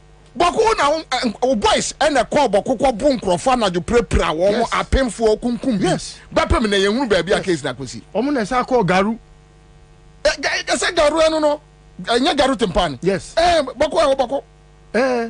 Okay, I'm talking about the garu. Yeah. Say yes. In line with that issue. Yeah, okay. Yes. Hey your boys. Uncle Kan. Hey your boys. Mon crofo. May I have heard NDC. Now Eyo rakanda passe on NDC in pen for a fine to know the boys no be nyom ho afadi. And you see me young what I foresee. And be na bagana no. Say amanfo hu say after kandapanum exit. Encrophobia say Johnum e bringi womo. A fit to the fire of accountability. Yes. Amanfo konkrofo fie for that time no Kandapa uni obia onfre ayi se obefre hwan yo obefre hwan yo ombedu na de besi anya asi. But you see the fact of the matter is that mo nya bibi na mo nya me complaining unemployment who complaining unemployment actually me say me Bobie unemployment me who complaining langas asase and aka no asase no obi ote kotubabi mamobi kotokraba your friends tadi obi ote asante mampon ono o ska o de ba beto asase abetwe manso eyamo ana mo wi aban sase trasako areas ne santonum mu wi ansase na mu use mu boys use langas samia okunum nyina all those boys they are using langas across the country. And this anti Papa person catch say if they want to fight national security minister a whole Ghana army ain't been fighting Langas. Is a complainant. Ghana Armed Forces memory like we are. Ghana Armed Forces combined with police can't fight Langas. Our Ghana, but Jesus Christ. You see, I didn't. For example, a course so some Millennium City or no. Say I share more police for soldier for I the be senior. Soldier ni no mkuno no. Say soldier for no kwara media dia metete no mani nya. Yaw. Ben Lord no your makola from the Jubilee House. Obi Ghana one more MPP, one more candidate for I think said Tamale side what baby. I got try UTV. Sir, I'm the one. Oh yeah. I'm the one and you know so I security aspect. Yeah, I got try UTV. I say yeah, all chire mu baby a boy ni free. Yeah. The security training the man no. I can the pan boy. Yeah, on boy. I lo come in boy. Boy see bebre. Yet kromwa of a kanda pa obeka chire say arms caches be 16 ayira from Osu Castle. Bapemene. I didn't go to my boys in some. More set up gangs, and I was you see, and therefore, who office, what, and near my no, so wouldn't be a cabin do matter more because I didn't know my training and quasi complete.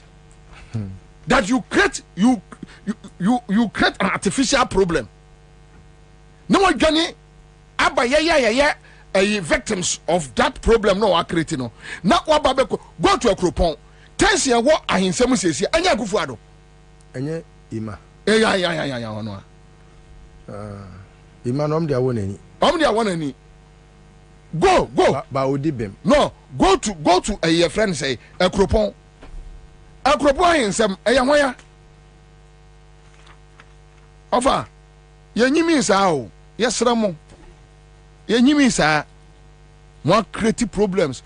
Ansah could the boys in some. As we speak now, arms, illegal arms, a war on my way mu, 60-70% ye MPP boys. Yeah, na. Oh, dia na ya na esie no. Mostly no. Esi because, for example, Kandapa only much knowledge when it's about security. What I say? Until you go far a square peg, echo share around home. You don't expect say, Sandy Pano, obetimi, aye juma, ama, and swab and faso. Oh, Omontia see with security mune say, Yemfa, I can't know for. Omunim say, baby, security adruno, intelligence, a nyansamu nim die. Sebio, when unibia, Yankopon found no more. Because again, a man national security, I had the best in the world. A comedy me before I got on talk. Mamia, men go contoka. But a comedy me, say here me, make what yadia a day national security, no, a better national security. What must I say? And instead of some Uber 2 or man penny for say, a coup for the giant question, some now would you know.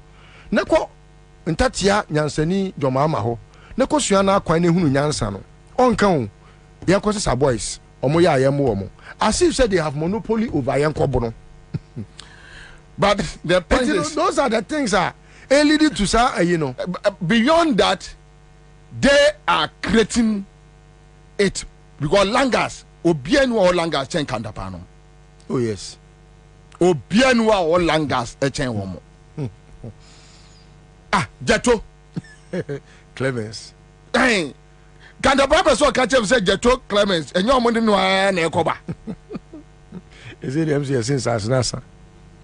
There be or the war back when he and omaji say in a free in some. And they are movie. Omaji say autonomy in a free in some. Ono nesa siasa. Ono the no media for be near in the chair. Jato. What you say? Look on, you can Langas if Ayana ayami ya say asemo ya kan nyina no asofo kroma mpanifo kroma omonim se de bobie no mo ka no no kre say eya ban no oteso no na ofuele saa niema we ahensem ne saa niema basa o baba be kan sebe herdsmen fulani ne nkrofo asem hey yetim koma ekoso yetim koma ekoso. You know the problem. You know why anybody be taking entrenched position, destroying people's farms. Yes. Go to a farm place with impunity. With impunity, we know. They don't care. Oh, but and we know those who back them. What do I say? Who we are? I don't know why we should be hiding behind a mask. For example, Tina Samira bet me akwa kosia Fulani fobi. No akacha me say Fulani for. Say na echo. Yeah, you see, and she will be left without being rebuked. The reason why, as if say, the reason why, yes, but that is why you have to let it be known. So no, this kind of discussions, left to me alone. Menka say, we are wrong. Yes, left to me alone. Okay, this kind of discussion as a country, you need to be careful. So why do you need to be careful when you are discussing Baumi Awako discussing say? Or no, you're Muslim and you're to Abamano. Why should you be discussing that? But won't you find any reason to discuss why you should tell Samira not to go on that tangent? Samira, your friends, Baumia can have video seen so. A beer, watch a video of Samira, I don't know. But I've heard the voice. Well, and can you only my say, oh, okay, fine, I can get it for you. Because I can only discuss Baumia because my video, no. Okay. Baumia can never tell us that wankokasa. Okay. You understand? Say you know true what there, and even I wonder why Ekromwa, the Christian Council, and other groups obiare because a video Baumia on a general or kasano. What do you say? But say Ekoye here say then maybe you just want to foment trouble. But when you have it, like said the Okas audio say. Why not? Say Samira wine. I thought you also had heard it. That is why. No, I've heard it. We should be careful. No, I have heard. You have heard it in a rumor. 2020. Yes. 2020. Yes. I heard. So yes, I didn't know Eastern region or baby. Yeah. Me boni pano say on for tape no mame. Enipa no yo mo nipa. Into one farm mame. Okay. Say nipa na farm wa. Okay. Then you don't have any locus. Okay. Say oba bejina abontia ababeka. Ntina meka say we need to be careful. All national security for no. Katapan onim underground issues cause onim. So please, over, don't come and complain to us. Don't. Whether it's unemployment na ekosura. Osafo, emeka nchire when issues were happening in Ghana here, Sankuma kachire say he was like a bull for people to also think and build Ghana. Odi o sorry now ba be kachire. O ba be kachire. Na me fan toje. Yeah. Me share adwuma bi ase this week. But me bo eyo resi edu nkatia ade bi dia akere mo. But before that no say me the Ansah see you na use send you. Debi anya letters no. Me say Ansah see you. Anya letters two different issues. Okay, so me it's likely say my farmer. This week me baba be adwuma bi. And wow. Enya ma ekoso Ghana gas no. Wa omwa amienye bibia. Omu gu Ghana gas to make sure that their private companies will work. And they are going to use those private companies to hold the NDC government into ransom. Kajo media sendo. Media sendo. Fato or mame. They just want to make sure they capture everywhere. On the Omaya Tono. Ufriwa. One the Omoya, your friend say Ghana gas. Ghana gas phase 2. Adiana free a Ghana gas. Now safety you call GMPC. Yeah. For whatever reason, and I'm saying push it back to Ghana Gas. Then they form a consortium because I'm forming local company. Local company is not subject to parliamentary, scrutiny. Yes. And I'm akofa Trinidad and Tobago companies be abeshas here as subcontractors. and the company, no a local company, no, it's led by Asante Bedi Etoba. It's led by Asante Bedi Etoba. Boy, no. And Omone Ansah Energy. Dokuya papa. Ansah. Ansah. Dokuya papa. I don't know. Ansah. I don't know. Fatwa. Now the Dokuya nyaminyaba. Fatwa. And the discussion is that Omonfama Ansah, okay, say Jomama time, one of the energy companies decided say on supply, I think it was crude or something. Jomama time. Me pese me kai story no. Pacho mama monya mami. Obviously the same thing. No dia ye terminal 3. Yes. So this is Mr. Bafo Esiameji, CEO and founder, Ansah Energy. This is Mr. Bafo Esiameji. Omo headquarters no America. Tikrane no man fan contact right? So this is my uncle Bafo Esiameji. Right?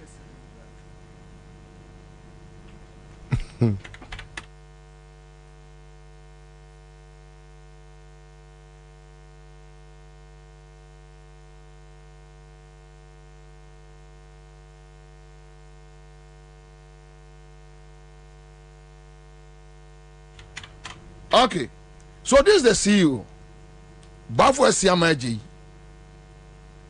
Now, Ghana for in the days coming, no, ye baby and ye may be the achiremo. Say, Omu gu a Ghana Gas. I spoke to one of their workers today. Or catch them me say.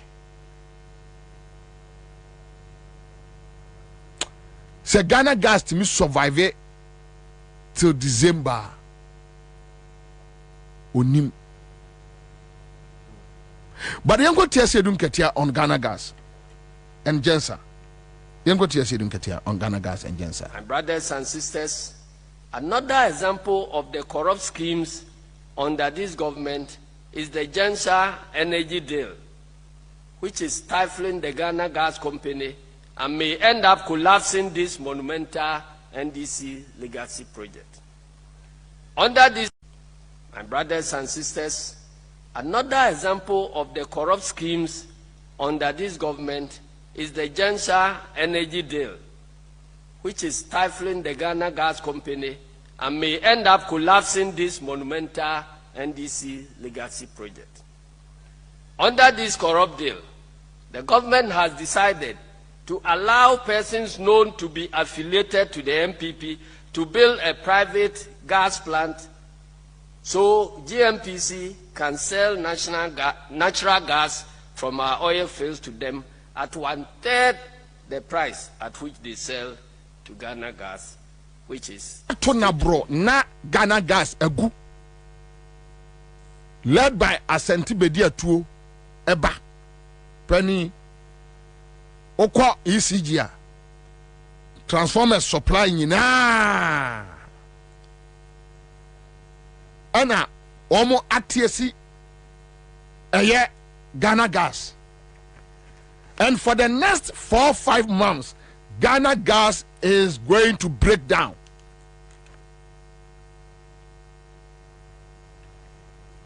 Omo nsibi omo nyebi obi aye no so a wo say no say ya wo no private company or privatize a public asset. public property. And it's a most mama men privatize Ghana gas there. Meje ne contractor free a Ghana gas in some. Na me dia private firm. Yes, private firm. Momo executive. And ukoshe the money, the amount involved on the GMPC Ghana gas Ghana. Now koshe the amount of money. Eko sa enkwala we nsemu a asenti bedi atuoba no ene MX Phonics for ohwe sika eko wo mo nsemu a. It's so sad. It's sad, eh? But the kind of but there's also one more story about Ghana gas that you focus on. Kwabena my dear friend NAFTA. As in NAF. The NAFTA that is a byproduct of processing of gas. NAF. NAFTA. Is it A or ER? NAFTA is NAF. Okay. And also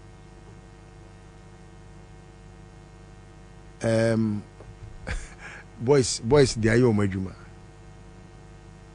Boys they are your majuma pa Kwabena. And no na senko forecast. I see. Omokoto NAFTA no at a very cheap price. No more their frap petrol. Into filling stations bebre bear wo Ghana hanuma utai hu say obekọ say oh we dey what tissue say who odwe say the fuel na efo no o dey ya tight fuel wo ho a wo say with time no o ka ne be say o plugs be say ama car engine no ahwe be break it down ntimi nya biem. Are you sure? Yes. Kwabena me metime di wanim di wako baabi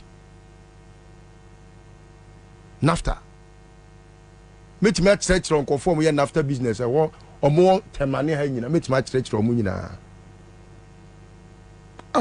makohu e wo bi yard mu wotema ohun a omo loadu NAFTA afena ebe move na unim se unkoto ne se wode akọ filling station a eno ana nkofo tore ye friend sen sanitizer ti Kwabena se ko hu so obi abu NAFTA agu tank mo de ko sanitizer so unkoto ne so de akọ filling station but Bonia ekoso pa this time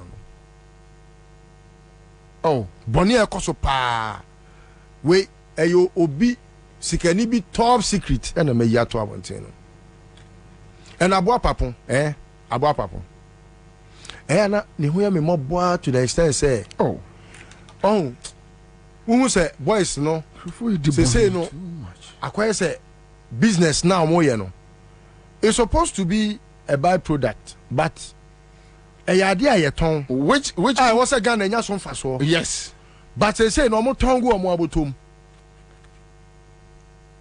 because they confront fuel.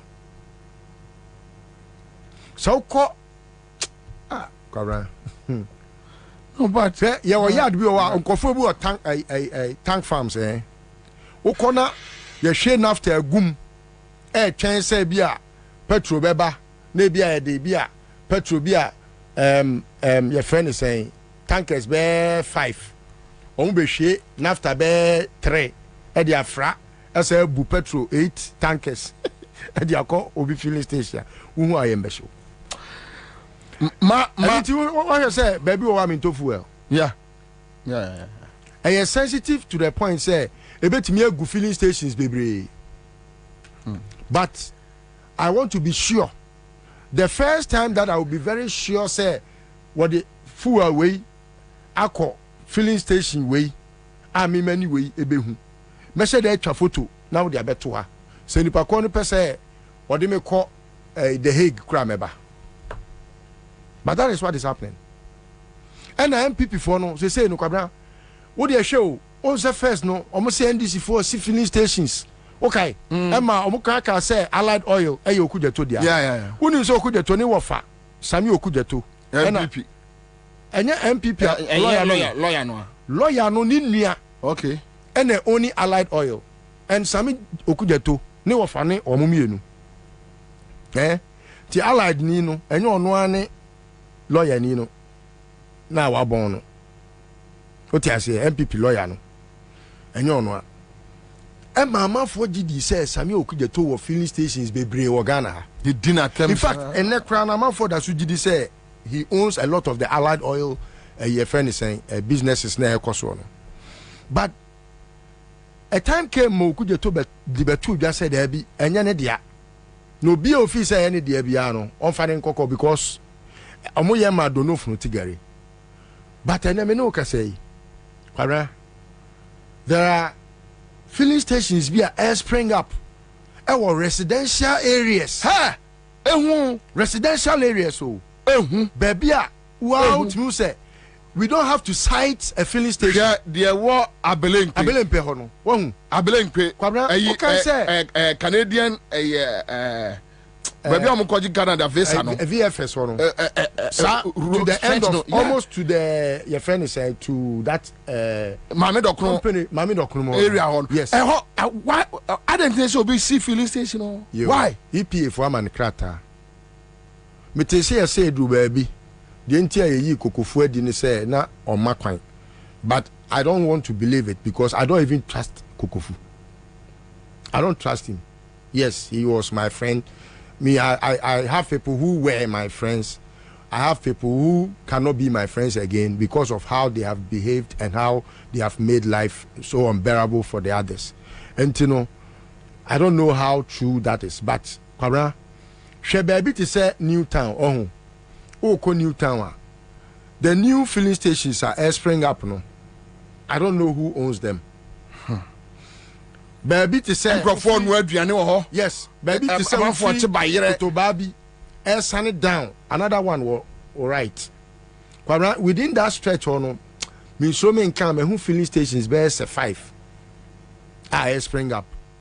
It is a very sensitive question. Say, one more no almost say, Akufo-Addo, for example, now, okay, say filling station be she or atomic area. Anyama 7. Una be holding. Anyama 7. No, yeah. Atomic. Akufo-Addo didn't call her overhead no. Atomic junction. NDC 4 na AC filling station.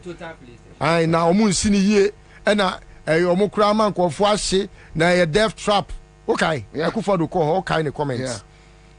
Has he ever well maybe a big crana me the year can crano.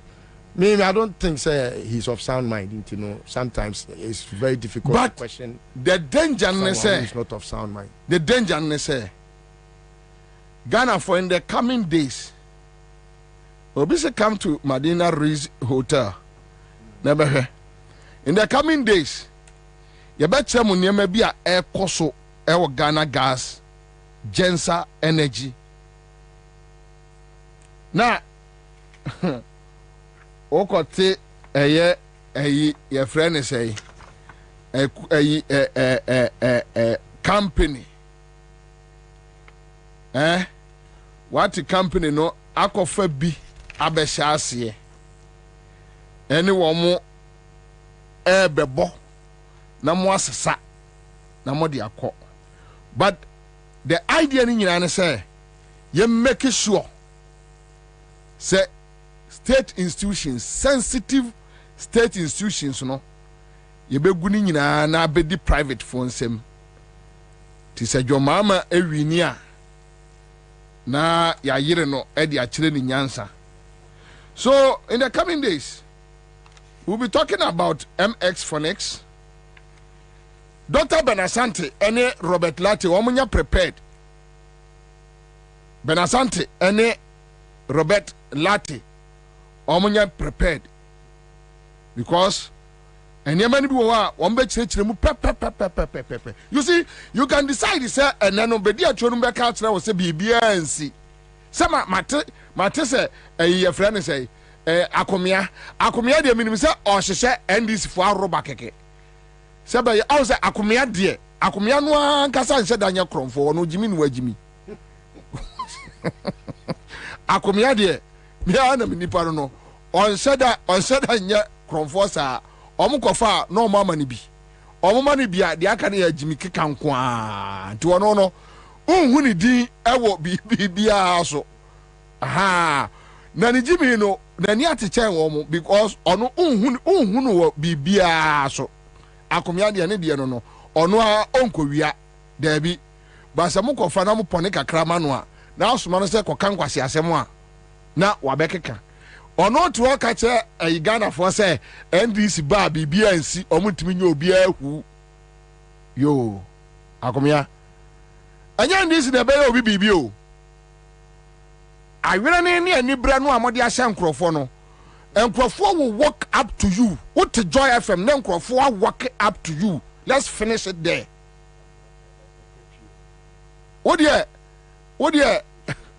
yo what dear mo was no adwene say mo fa na mfo wa NDC mu enti ya na obi unim the funniest me say kwara obi wa NDC mu a ono kra no the grassroots ne penabo no just because of his affiliation or their affiliation with the current regime. Plans any power fan. A draw na say Ghana for road plans and out. I want to say no. And Crawford no mo to almost no anya yi. Ade nyina nim wa. Din obi aye din e twen se mo be ko opposition keke. Din akomya e din obi aye din. Hey, you guys are boko for no a garu for no a mukokum omo ema ne mema no. Akomya, o guys o make NDC government. Really? You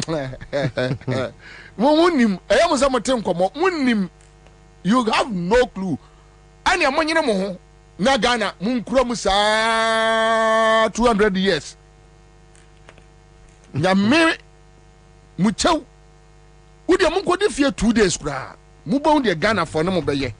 Titrawo na edwa wanum de biansi. Obi antimi nyo obi ahwe. Obi antimi nyo obi ahwe. But you see, the youth, Ghana for Mebunu, Besiamo. I don't know. I just had a text from one of the big wigs from Tema. Energy phone, oil phone. Yeah. Or said NAFTA is spelled NAPHTHA. Okay. And it is the ish of the wicked men in society. Meka ba ko pro say no ase na nyame atuaka o say no ase but the point is say who di bonus how dey here dey Ghana for from Ochina Echo in the coming days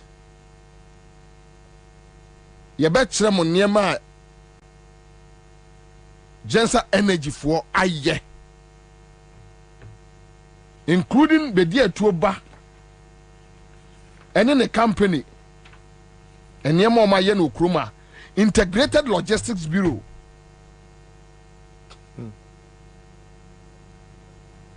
Ghana gas is gone. You know. Anyway, but my main for we Matesi say Ashanti region Omunsu say Omunsi a market noa and ye Omun to about said ye and a choboy. You see, your cousin Apo Abodama Mosi Abua here and I know or no president did not say at the end you doom so. Vice President Abedjan say a doom so. Ujana say doom CC.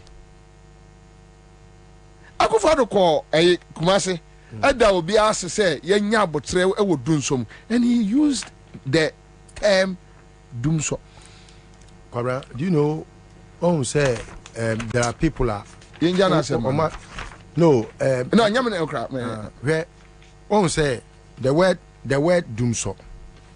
Idea it was spin around for a very long time, and I say, but Kwabena, Ghanaians are not worried about anything after the doom because suddenly the enemy here.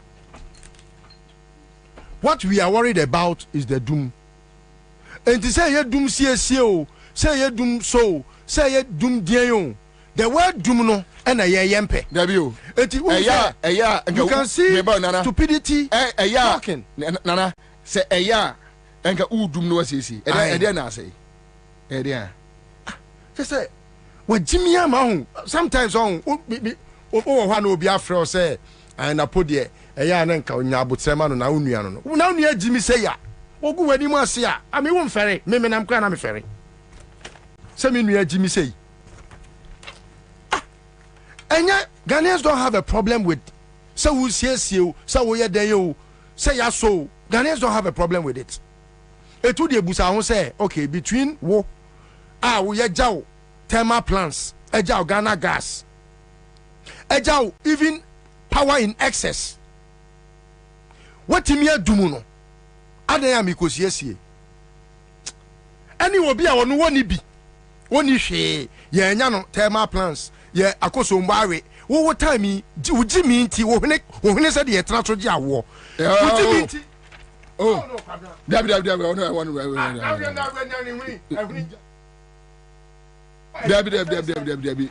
abata inti Debbie abata inti Debbie yaw Debbie abata inti apim 40 Debbie apim 40 apim 40. Okay, with all apologies to apim 40 oh what time akoso mwati mi yiri afanipa Joma time akoso mbare. Oh, me say in the abundance of water the fool. It already obviously. Who say Jimmy pa boa crash one fast one. Enra obeka say no ayo hwini. The bia kasa hwini. Say dey na dey fa hwini mo. Say the petrol railroad hwini mo say dey Jimmy. Enra obeka kire say. Meba enra say dansa ne. O say say obika aye dumso a. Dumso ni hobio. Na a dum CC comparing the previous incident. Meanwhile, unim say Sierra say Ashanti region for be enjoy light here. John Mahama ne effort. Onipa na wudi na chino one fa even on far 1% effort bianca ho except using the John Mahama ayekra de boy chrono. You move this thing from here to Kumasi. What's it $34 million? $39 million. Yo. So when you do all this, ayakayaka de we nyina awie na unni any sense say adia Ghana for komi enye and mamenka abotoyemo ensemo nkyere wo mo. And even their own people on Facebook last week they were insulting Akufo-Addo. Sapening kankwa siasamsa. Ubi wanwaka say there is no doomso no na doomso has come to an end, you know. Now Manford lights a doom heat and all that. And omunim nyansa say obu okra no opese woto aba edemawa the kind of dishonesty shown to the Ghanaian citizen. It's like you don't respect anybody.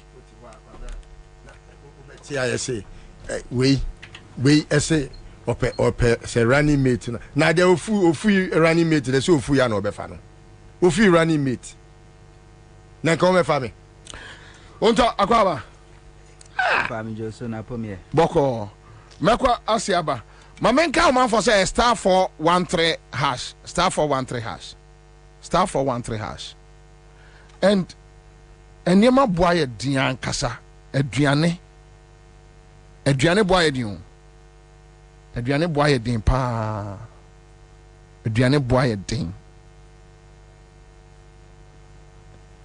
baby ade na keka kro no ehu because if they decide to implement electricity bills with the 18% with the current your friend say dollar rate any water bill share amount for struggle amount for aduane bo aye din aduane bo aye din ankasa. It's not funny. It's not funny. A come at din crofo. A come at the Ghana for. It's very sad. Text you to ask you for money. Oh. I'm sure it's just about 30 or oh, come here, catch us me baby phone yachro. Wouldn't the Yamia? Say Ghana needs 100 Ghana. No. On 50 Ghana. 50, 20, 10, 20, 30. 10. Ordinarily, no. Ghana need yeah. And you know what? What they assuming say the panokrano. Yeah, unimuno. Yeah, unimuno. That day the or bokalabuli. To your best rest the nipa bear 5, 10, 10, 10. What does it tell you? We have 50 cities. This will friend nipa 5. I was saying friend bako. But when you say bako crown, oh yeah 15 in free no. Me ferry for pabio. And or texted me say o person share me. No person will can of phone so. No can of phone so me the be agro. We share me ni me din komo me kra me the agro na ye kwetena se eja. Kwabena ne how nyina ne say last term went me try the best school fees. Yeah. This term me omo bebie aso kan say echina. Na ebeye den say ne ba ne betimi awura school mu because last term no mama na ntra example omo pamo no. Kwabena apparently no we yi ne ba na free school a na ne ba ne kɔ no ontimi edina ko school a less thinking say enko be ya ala hompo no otimi to books wentimi antwa fees ena second term baaye eno nso so wentimi antwa fees say third term na omo koi enti enka me money busia Kwabena me kubusa ni sika. This is someone Kwabena no jina ne na so pa or ye ni business. Unim sika ope 900 and something cedis, almost 1,000 cedis. Oh. This is someone you will not even think say on yet. Na say me hu na che na say hu obi a hu enye bibia o. Obra di na di chese Ameria ani alaji wo dem ontimi mpie be obi antimi mpie ene omo pie mpo se moya adwuma company ba akumu na mo ba bia you have to patch in obi car na mo nyina mo agege ntoboa to fuel e de move na ye kwa we wi a obi aka cho say it is possible. Oh yes, it's no Kwabena. It's we are living in pain. Aduane, common food. Oh. Sabi, udi ebi kura ubedi dina surplus so pibiaba. Kwabena ene. Chese utu aduane atwene kura mpo a. No obi hwe wonsa. Because there are so many who have not eaten. Baby e beto no. What they have say recently. So there baby I tena say ye tena e didi bom. Wo dey ya hwensa no se ne yeko. First no utu aduane kura wo badwa mu a obi ba ko no akotena se wo dey ya hwe. Say akọ fast. Ensa do ko de ba. Edion ekọ obi timi moa wo so dey me mo ya na meko na enim. Mo. Mama ne Ghana fo a mo tie ye Monday awia we nya adwuma bi. Tell me just within 5-10 minutes. Yeni aduane bo ho nkomo 0302208090 yeni aduane bo nkomo stay within asema mediato no stay within yeni aduane ho nkomo. Hello Kwabena Bobie Ansah. Yes sir.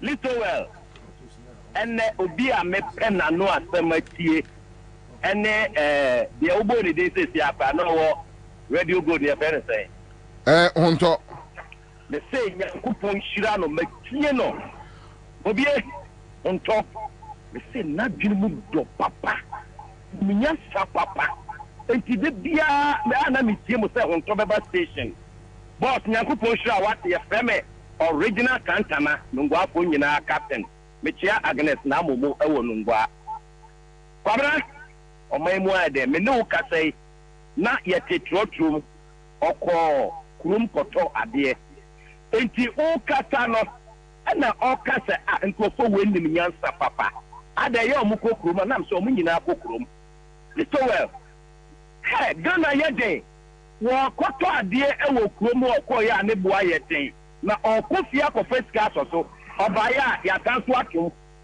obi esisi adeɛ Ghana deɛ kyerɛ Ghana yɛ too much tough sɛ yɛtumi tene ɔma nkurɔfo wei ɛtumi anya 8 years adan ɛna Ghana yɛ soft saa woka sɛ one of the countries na mu yɛ den ama president no koraa ɔmo tɔmo ne fie nyinaa ne polling ɛka sɛ na yɛ bibia obi ɔmo kɔ 5 money Ghana yɛ too much na MPP foɔ esisi yɛn de bia na po ɔwɔ education no asɛ hɔ ɔbɛrɛ sexuality education ɛna wasan bɛ energy no ayɛ ɔpatapata Ghana. All right, I think young Konkofo another caller. Let's stay within Enyema Adriane.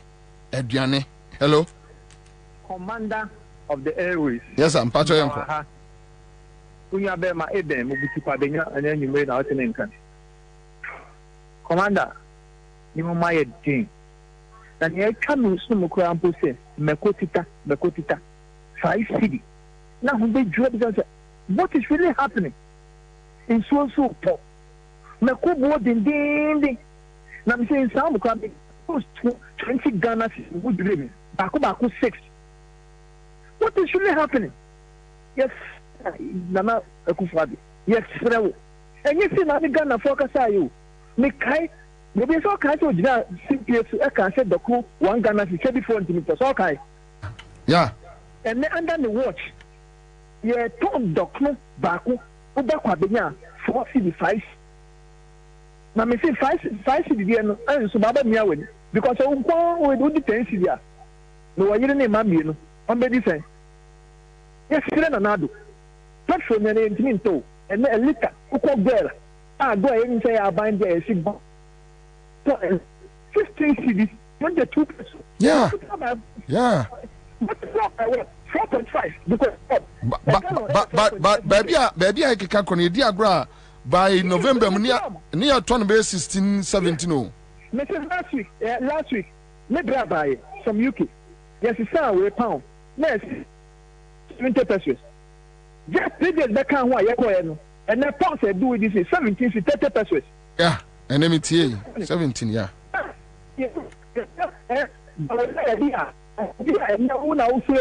the whiskey when it comes to economy and on now with digital ne crap network became in also yes send another or come dear and yes the doctor and essence yeah benigio the 2 years you didn't be present it make your bot offer na ma hwebe nko bi because the economy ko tell so me it me ka ben nko no yes no. All right, okay, thank you. Another caller, quick one. Hello. Okay. My loser no. Hello. Hello. Yes, sir. Yeah, maybe it's ya. Maybe just for list where na hunto the minister money the Fabia Mr. Koti to you. Michimwa na mami ki hunto ka itilisto ka na mami pabdim kwa mami. Usi ibiane bo se mu bia dasu de PPT a de jauka su beta se nothing eye correct de ko pa so bia ye nye PPT4 so no mo tie wo so ho obi say ah itini pata tiri e wo nyesa wo timu se adia wo akofa do opposition so so tiaye ne aye west na slaw ti de ti so le papa no wa jibi je na wa je mo akofa do ba je Santa Maria se on tiase se je ton to ku 1 cedi e do to ku 5 cedis se je better that's it. Hello. Hello, Pastor from here. Pachai. Okay. Yes, sir. Yeah. Good evening. Good evening, sir. Mahmoud Bonini, Afghan is over Kenya, on the Adibachi. We didn't finish our to the much. Why? Okay. All right. I'm found that caller. Hello. Hello. Hello. Yes. Pacho. Flano pa mi didio. Adenti.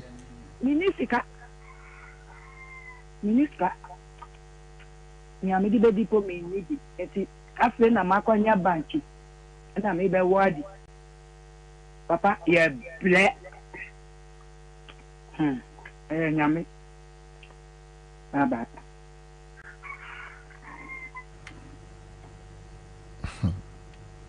Hello. Hello. Yes, sir. Yes, sir. Good afternoon. Pacho, why you know where Chipa? Oh. Hello. Pacho, hello. Hello, Bobie. Yes, sir. Bobie, what from here? Boko, sir. Oh, Bobie. I don't get any money. Na no ni bia me na ma me sire sa me do go me o chairman unim yanko issues no so na yanko na time ko one Ansah me kasa Bobie yo Bobie me fa kwanya wi so na ma bo apa so atma obi sa yo Bobie opa ma me ma yi ma ko me sector page na ko he da no car me di si me kasa me kan ha ro kasa me di tro dana UPC na na jino ku kwa driver so ma na la ta do ko me se fa bu adi am yi me kan me se me si ma fo ku ti re chiro mo Bobie mon ko suisu kurubni feda na mutu ku enu na passengers ni me for no mo kun topa o fa Madina we talk from Madina Accra to Madina 90 we no you ye ka oh Bobie da me ka ta ku ba no ne se wala be teni e se and then o kwa ko traje na bo di pia ya tu and then anu ada me fa bu shi market we se ma ko pe sta ko ni ya mo je ku ne de Bobie ku na e ka di bia ga le drama kwango so bia ma ma ndu wa e be kana me mo be chi na amfa Bobie me se me no ka ko ta se ga le bo wow ye that's the Bobie akufo ado ne ba o mi ade ya ma fo ye ya ka se ye so mo tuma dia akufo de ba be so ka 7 months de aka 7 months ba be so ba chi o mo na ni se se mi kwa me me ni because they mean na ona ye mani fu e boy ye su electricity company $10 na chi na and so e for and then me bisa Bobie so o ka man to now $2 now the pa fa ma bisa o pa no ma na wa the chaplain pa so na kwa kwa the tona boka o fa o tona wo boka do fa se fa so ko to kwa pa fa no ma e kwa di kamera kwa bobo kwa ndi me se ga na ni ba bi o ti bi ti ti ti mo mo yin na nya ji ba ko yen so ba ma jonda right o se mi trawa ona be ma bo je se ma bo je me kata o be mo ngene track record yo de ba infrastructure wa economy di bia wa ye mana bo e ti mo bo atina na die je na kwa na ba o mi a ono ba ka se ga na bo se o ma sku ya bo bi Ansah me that's it. Ansah, all right, so that's it. Let's talk about food, a serious matter, a serious issue, and yet a common work room, and yet fed agro. And near my cost work room, and yet fed agro. Especially youth no struggle and kasa very much. Yeah, and no Saturday no. Ye nyina na ne nam na ehu ade bi unum se ma adwene ho a bepem samre that se owo oman to say Ghana now wo emabunu over beye 800,000 na omo ko sie obi no mutimi tisi krom from a friend say Accra Central Post Office area ho Omudi nipa no I am so omudi ni ba osu cemetery I think so and they are smoking weed on the street afternoon Shatawale's godfather they are smoking weed on the street openly drugs bibia koso any braba it tells you that and you unim omunam street nimu from Supreme Court lemu ono enyina na Tamis Road ono there were police men around yeah they were just watching them. You could not do anything. And kolana adru apeto oma I hadn't we na enke se kandapano ma omo picking wintel na bo omo hu say no bibi ɔman no ɛsɛe ɛsenke ntima yɛ ni saa bɔne no yɛnsɔre na yɛnsɔ yɛn man mu yɛnyɛ ne yie. But the more they see that, the more they get the appetite to damage the country. And they are damaging the country heavily. Anyway, that's it. Maybe I start for 3-1 hash. Start for 1-3 hash. Start for 1-3 hash. And then me say 500 and 1,000. Come here, just say. And then just say. Okay, so another 5 million beko fee. Ubedi di peche. And there be ready on bedi di peche. No bedi di peche. Getting obi enye bi na. Sound. Ekroma show. Yeah, sika che de we bua be bua nkrofo no. Hey. Last week, okay, say una we interview Lady Bia. Or sister Kenya size can na the Bada hospital. I wept. Today are not me encouraging nkrofo say what they are told. Never share how far. Never share how far. To now. Also, Bobie, good afternoon, Bobie. Are you aware that 2 years ago, 20 Ghana cedis can give you 4 GB data on Tigo? Today, 20 Ghana cedis, same 20 Ghana cedis will give you 2 GB. This is a 50% reduction in the value of 20 Ghana cedis. And say services boy dene Ghana papa too much. Kwabena yede aduane light bill data any sa ne ma no to nchen a ene ma ekoso no light ya won so bill nso akosoro ese be kosoro na Kwabena me ko duru fie Saturday na yedum light am say okay ene ma me nko ha me ko lady won so afon and when I'm compare mattress and I'm the two car sooner the dash sent to marry me na mukra mo we na mache them baby amoye meda prison there my prison break asem mamemfa ayemi winner hello abomu amawo kai Aila woyo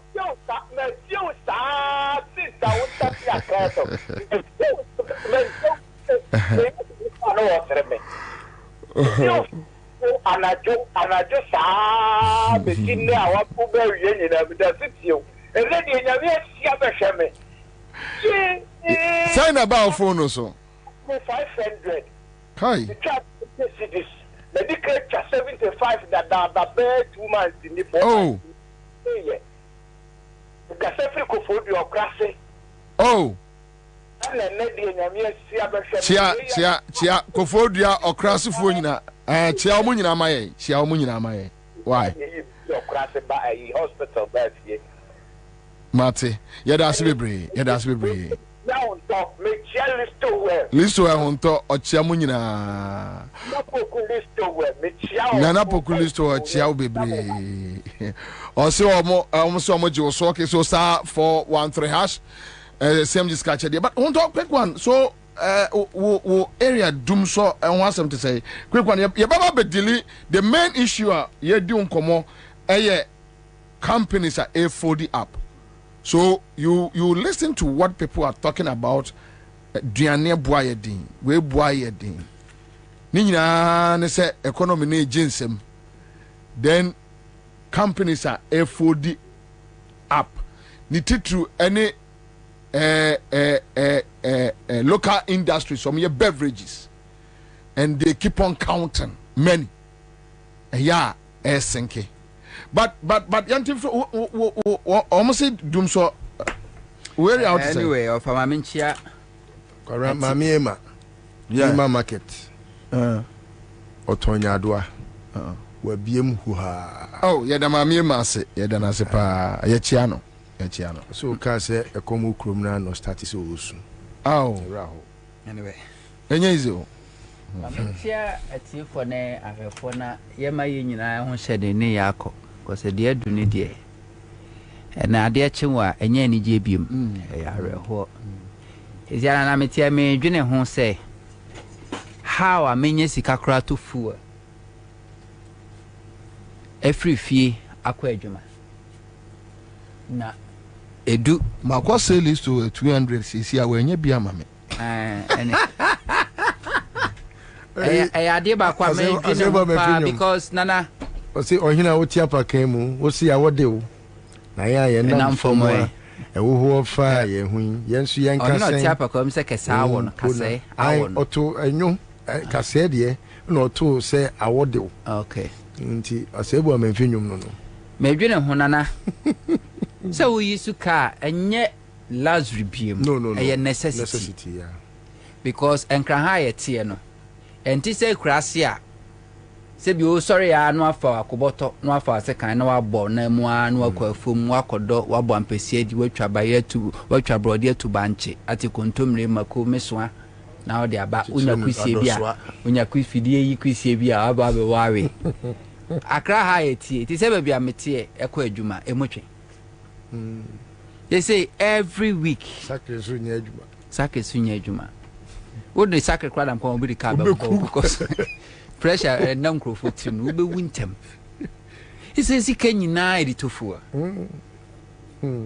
asemo sika nyina editofu ade chi ade esasuto a na yetumu na when you talk about doom so nyame anim no kranie democracy enye mma nipa tuntumo nipa bibini democracy enye mma yen democracy enye mma yen na napodie ne meka nyina ne se onka hyenkodu ne moma esum entun kwem se bra ye bre nyina chibusume so a ansa kra na wo nsa beka waketua ne ate income tax ebi na editua na poka napo kasabia as a minister nipa na adwe ne se wa address omo ye NDC supporters and NDC as a party no address omo wonim se eye Ghana fo nyina no address omo to ne de anytime bia no o na adwe ne se ye NDC for no address omo to o ka asem a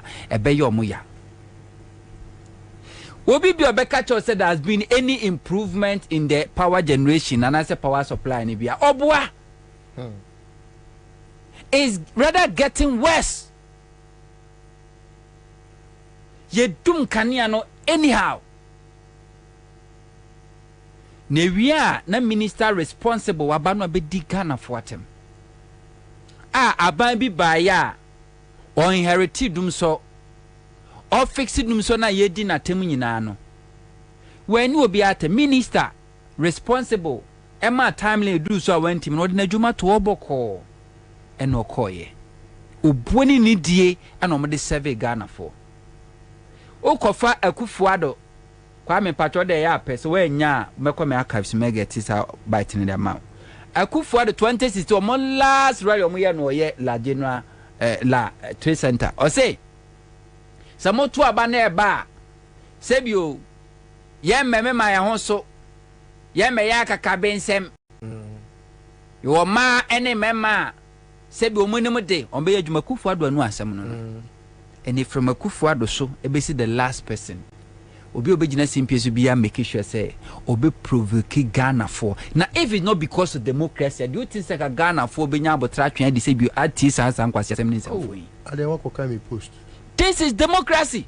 Democracy is the weakest link to select a leader, and democracy will never be good for Africa. Opa yanko Africa ya history mu ni anhwe amampeni a omo bae omutimi cause change in their government. We refer to them as dictators, but yet omo na cause a positive change in the lives of their people. Bragana ha, ko Libya, ko Rwanda, ko Uganda, ko all these countries, you refer to them as dictators. But ube komo no omo na be positive e diaboa omanfo. Now if it's any democracy, we benya sanka for this crop of people. O tun fo take okoswa ono asatema kra ya ne dia. otime mans ahemfo ebebu kotodwe epachew onu kra kasa odi obuo ni die ma ne manfo. Now I don't blame Napo ni baya ba akope osakra anya normal enti se nkora ebia se bi odana se ye doom light na heat di no a na waso daddy the room is too hot. Napo ba want heat because se bi wonya normal enti obeba be kan kwase asem bia woni legacy bia woja wonim se no owu no kwa woni bab nyansafo bi obedi na de enti one na brabo ano obo no di no kan kwase asem sa no afa no ho di no ko na mmom omonka hu se brewe ni nkaso na meka de si asem a eye na nakomia eka se NDC for ba mahama ba omontumi nya hwe ebe surprising crofo na makana mesa aka biom hwe aboa kyrebene ani premre omunyina omoya awowo de waji din pa ye premre because premre no when we big kitwa bi no amani ti so person che na me guy but de ni hu eye kyrebene kawa yemfa onru fie ena de wi na hu susitie no hu be kwa kotiatia no so kura hu no chibiri hu si pemre mahama ne akufo do akwa esa abo agina moa ene kraman yesia ade a kraman hu obepo wo agina mahu a bebu na ni chi na se woni mo wu a penisi ahwe na hwe mahama wonu ankasa na point is mahama uncompromise on no personal integrity and principle to cover any of his appointees.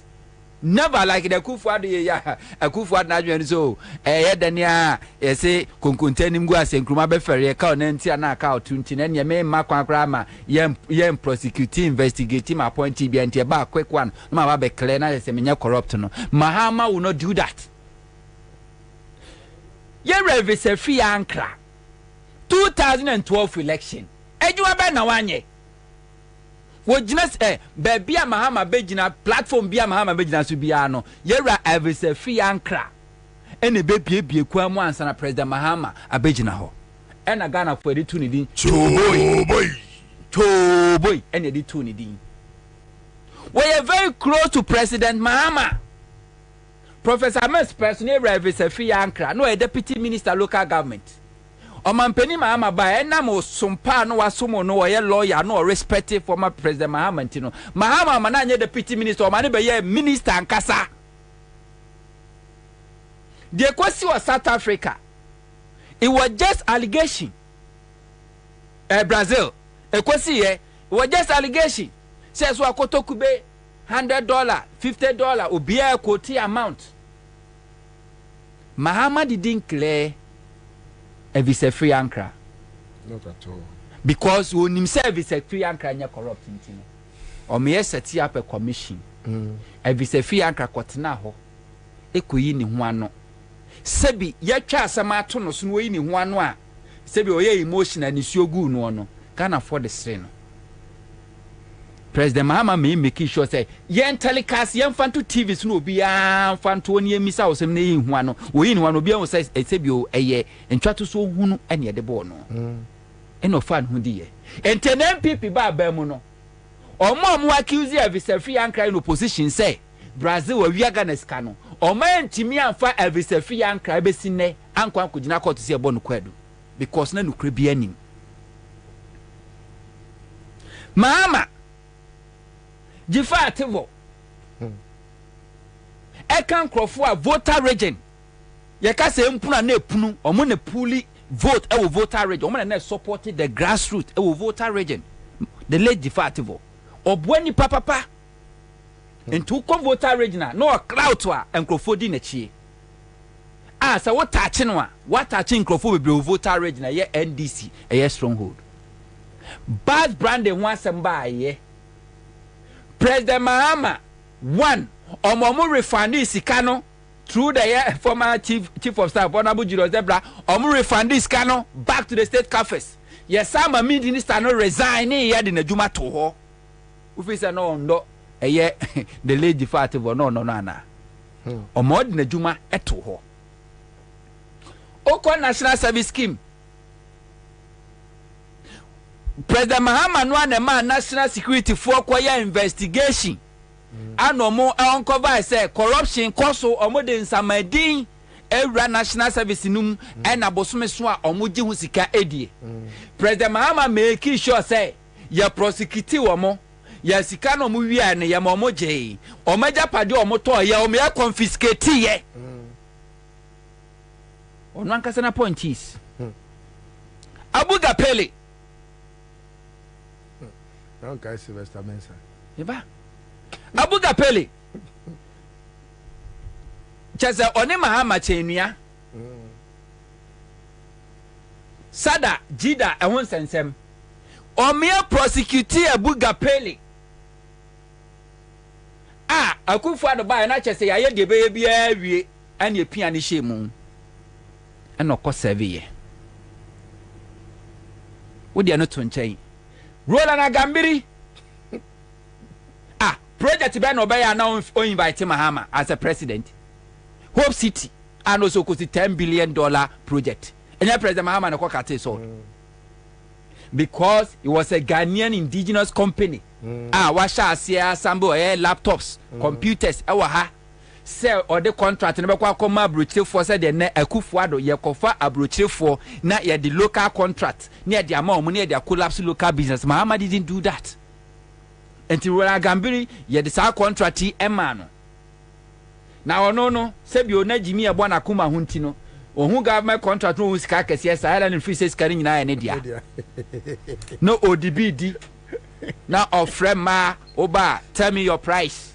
Range Rover no order monkonko famla timi talkers no order kwa kojina eye Melvin Peak Hotel na wa line up no friend girlfriends no aba no friend central for mo mehwe me be check us also wafa virgin da Adena Roland who you were hisa chire be dis ankomo talkers no akọ sun line e Melvin Peak Hotel no invite wa friend girlfriends now I invite media momra me check us no or check us ma eye ni girlfriends na ni refi say sika na yaban sika Mahama me say charge no masika ekodi ni nsam wo odi anfanya adwuma no yemani tua sika no. This is Mahama in government.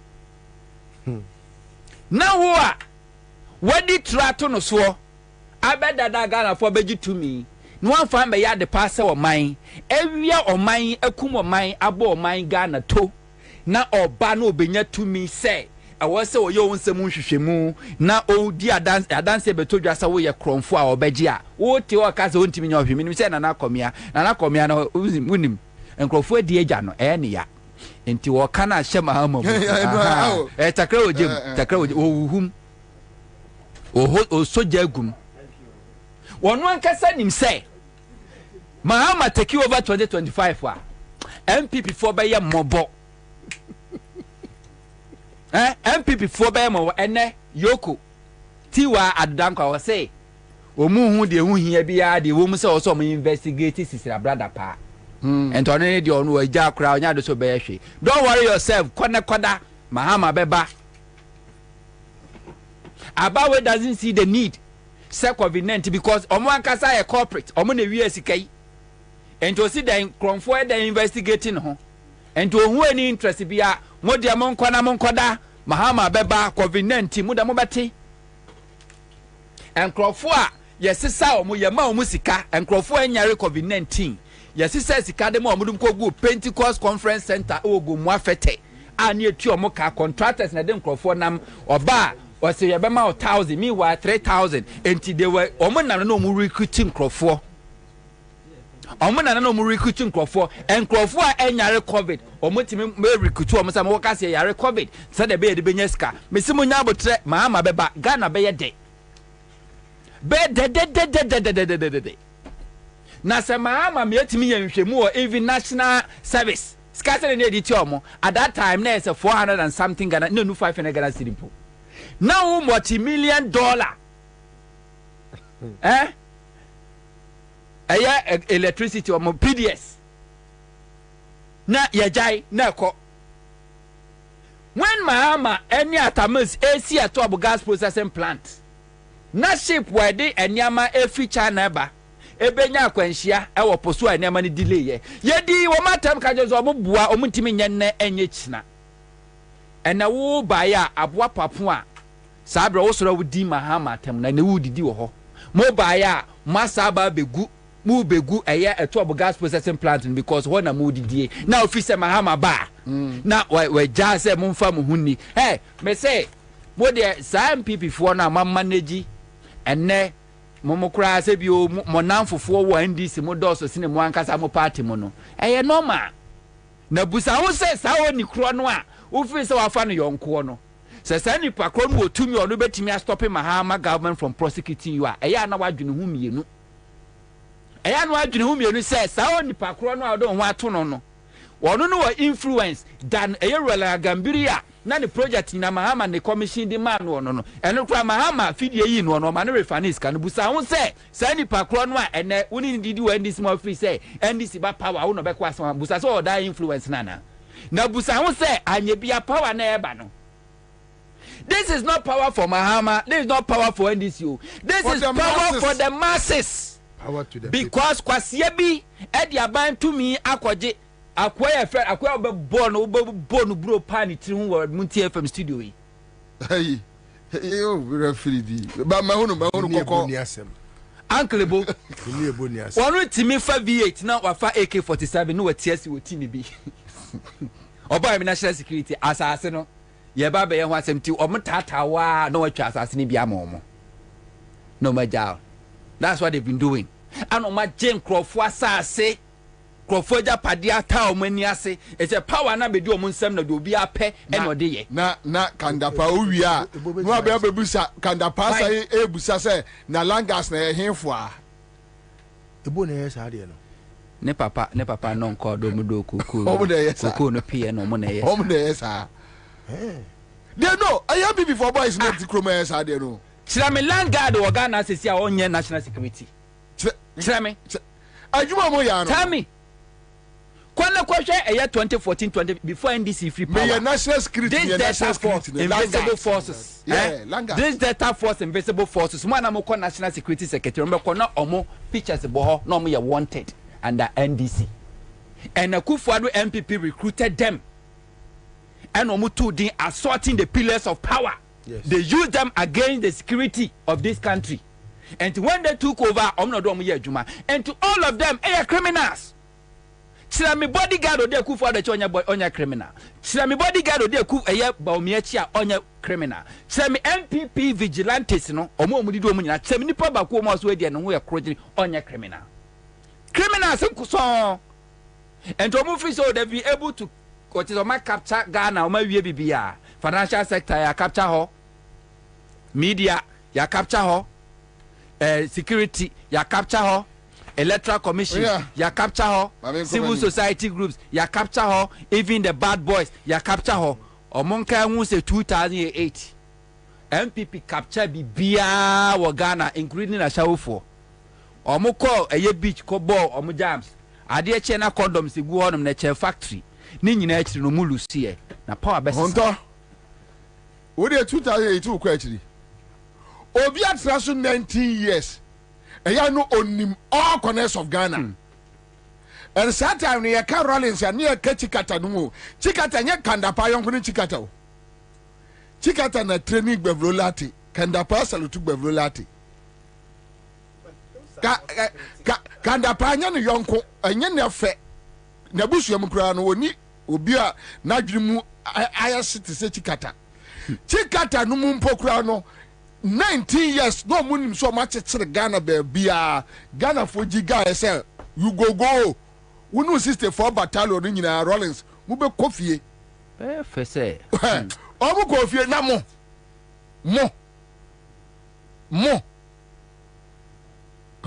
anyway Tango Prime washing powder na de atiene se eyasu niemen maninte na emu anawani twai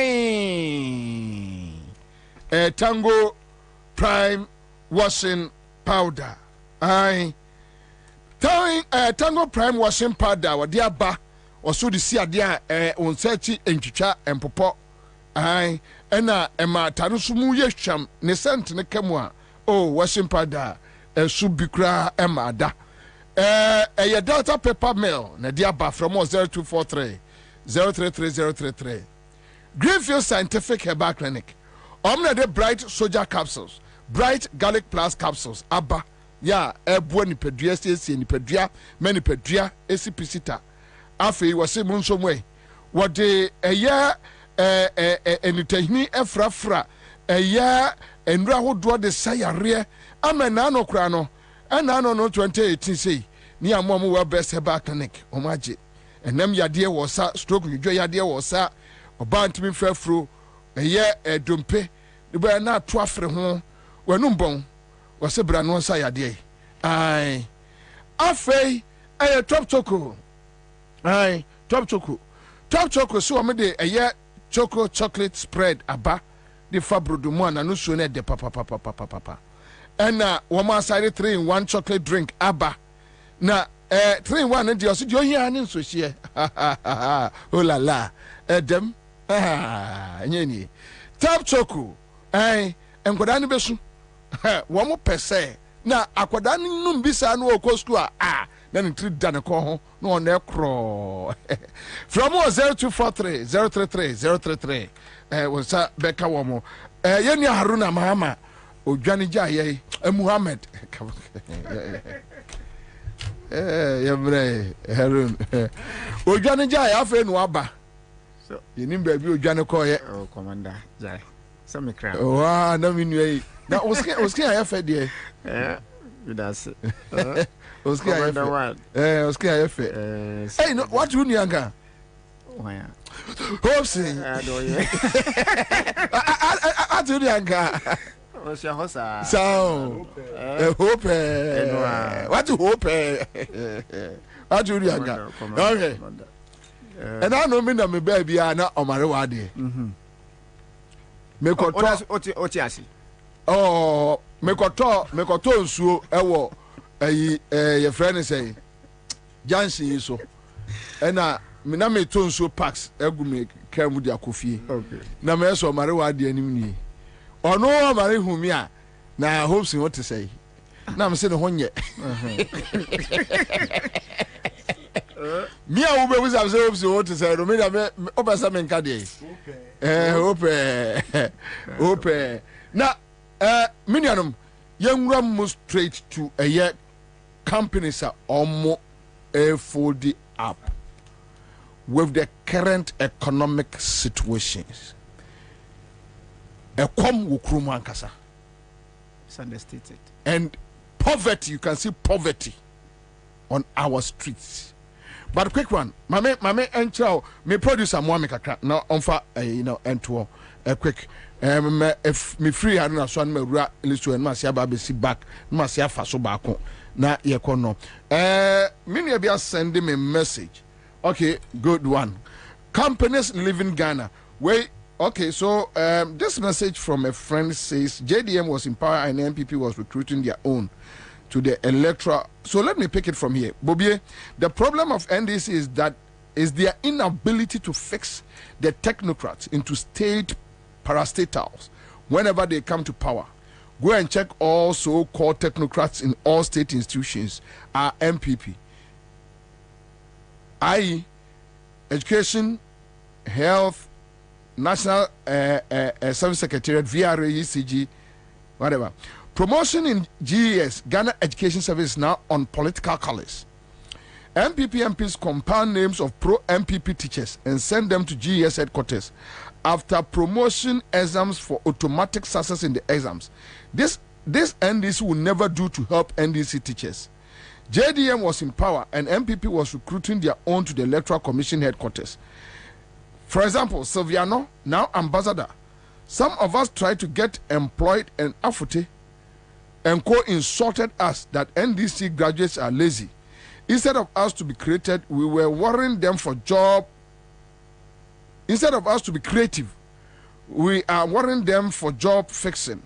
How many Supreme Court judges did Professor Mills and Mahama appointed? What of the What of the lower courts? Since 2017, how many ads were put out there for recruitment into GAF and allied security apparatus?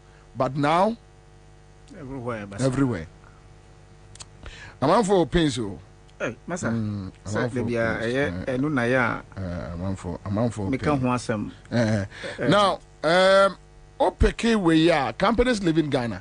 Glovo, Nivea, Dark and Lovely, Big, Omoko. Society General, you know, is just near completion. Then they are moving.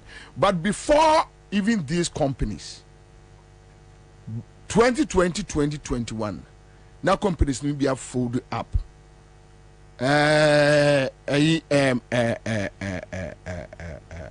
Shop right now, company be inside. Oh, me refinity very familiar. Oma fold up, no more. But how do you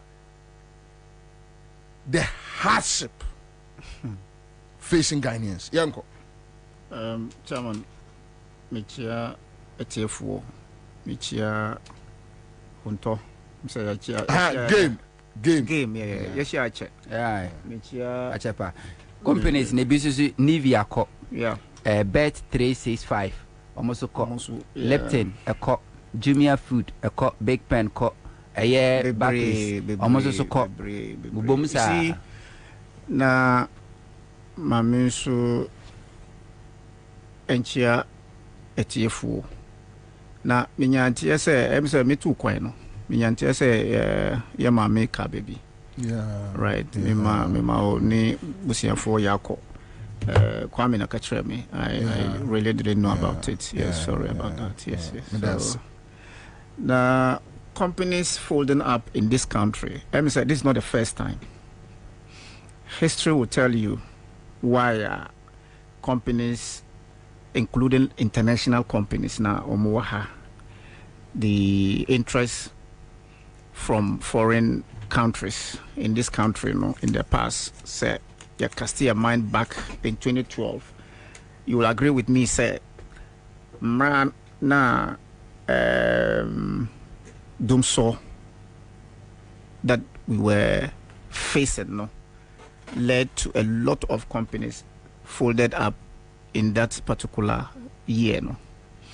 Now, coming from 2009 to 2000 and to 2012, the dollar differentials at that time was not up to 5 cedis. But we saw what really happened in terms of global crisis, that we did not, or that included Ghana. Now, these are two major reasons. One will tell you, and as a business person, will tell you why if a company should file a liquidation or folds up, there are good reasons for that. Now, major crisis that would compel a company to fold could only be these two issues. That is the dollar differentials and power issues. What is the current situation today in respect of these two major factors? What is the year facing in this country? Let's not look at it as if it is only affecting businesses. It affects every individual. So whether you are doing business or you are just an employee or you are a manufacturer, because if you look at the circular flow of income, it affects everybody. The circular flow of income, from manufacturer, the supplier, the consumer, the laborer, and you understand that is how it goes. So if the factories are folding up, what does it mean? It has an implication on the consumer. It has implication on the worker. It has implication on government. Therefore, it is not only affecting the country, but it affecting what they are saying. So for me, why this particular situation is hitting us, and there's nobody who can tell to the face of government that you are failing. Meanwhile, Honto Eka Assembly, and I really want to listen to the people who feel when the time comes, the money that maybe I'm buying the hungry NDC people. Therefore, no, for which reason no, Minko jail. It's true. I know individuals within NPP, within NDC, na omojiska every abayin na yewemi. For a fact, sir, they are making you pay what's due you back when the time comes. Upo. So for anybody to say, sir, this country is conducive for businesses. For me, I would only tell you, and I would only know where you belong if you tell me it is conducive for me, which is that you are either an armed robber associated with this robbery gang, or you are an international fraudster bringing money from outside to tell me that you are doing business in this country. I'm a businessman, and as we speak, I'm not a happy man. I don't have an iota of happiness within me. Me moja nyina yeshi. Insuo na ewo mo no kra no edane moja. Me junsu moja. Me da as I cry. Simple because the little money I me benya no, the dollar differentials no ajiko. Now I'm running here and there to find a way of topping it up so that metima tuya me creditors. How on earth can you tell me, say, Ndeno, Ghana is conducive, for which reason it could attract foreign investors or businesses? Abra yenim say you can count more than 10 companies as we speak folding up or have folded up to leave. And the implication, no say, the companies, let's even take it, say, each company is taking 200. Let's not go far. Each company is taking 200. So you can say, over thousands of me sisters, my brothers, me offering, they are coming back home to be burdens on the little resources that I have. Therefore, no, this country, governed by these criminals, robbery gang called NPP, and led by my good brother, Bawumia, you understand, Dr. Doolittle, it is of no use for this country having to tout themselves, say, we belong. Look, who free Ghana, and then you are outside Ghana, and then they call you or you hold a passport, and they ask you, say, who free him? Your mouth is even shaking to say I'm a Ghanaian, because internationally, the name Ghana is dragged in the mud, to the extent that if somebody could say, Ghana, is it credible enough to come to Ghana to do business? What are the prospects and all that? You don't even know what to say as a Ghanaian. What you say? So, Dumso, dia, in the past, and this particular president, you can quote the latest that everybody could say, this is what the president said in the past. They say, if say you say and you dum so, mamin chro mo say sana you can dum and so. So would like to cut off nasa ba your friend dum so. And yes, I know kai. So you would like to cut off nasa ba twi kasa kan kasa anabiwa dum so. So he is trying to say, the president is trying to tell us that niya dum na so no. Dum so, dum ko. That's what it means. Dum ko. Because as we speak today, the day the president stood before the international community, the day that is well recognized, not recognized locally, that is May Day, eka about dum so, that's thankfully we've been able to resolve the matter of lights, not Dumso. He was even shy to say Dumso. That very night, that very day, a lot of areas in Ghana, not Accra, didn't have lights. But I don't blame him, sir.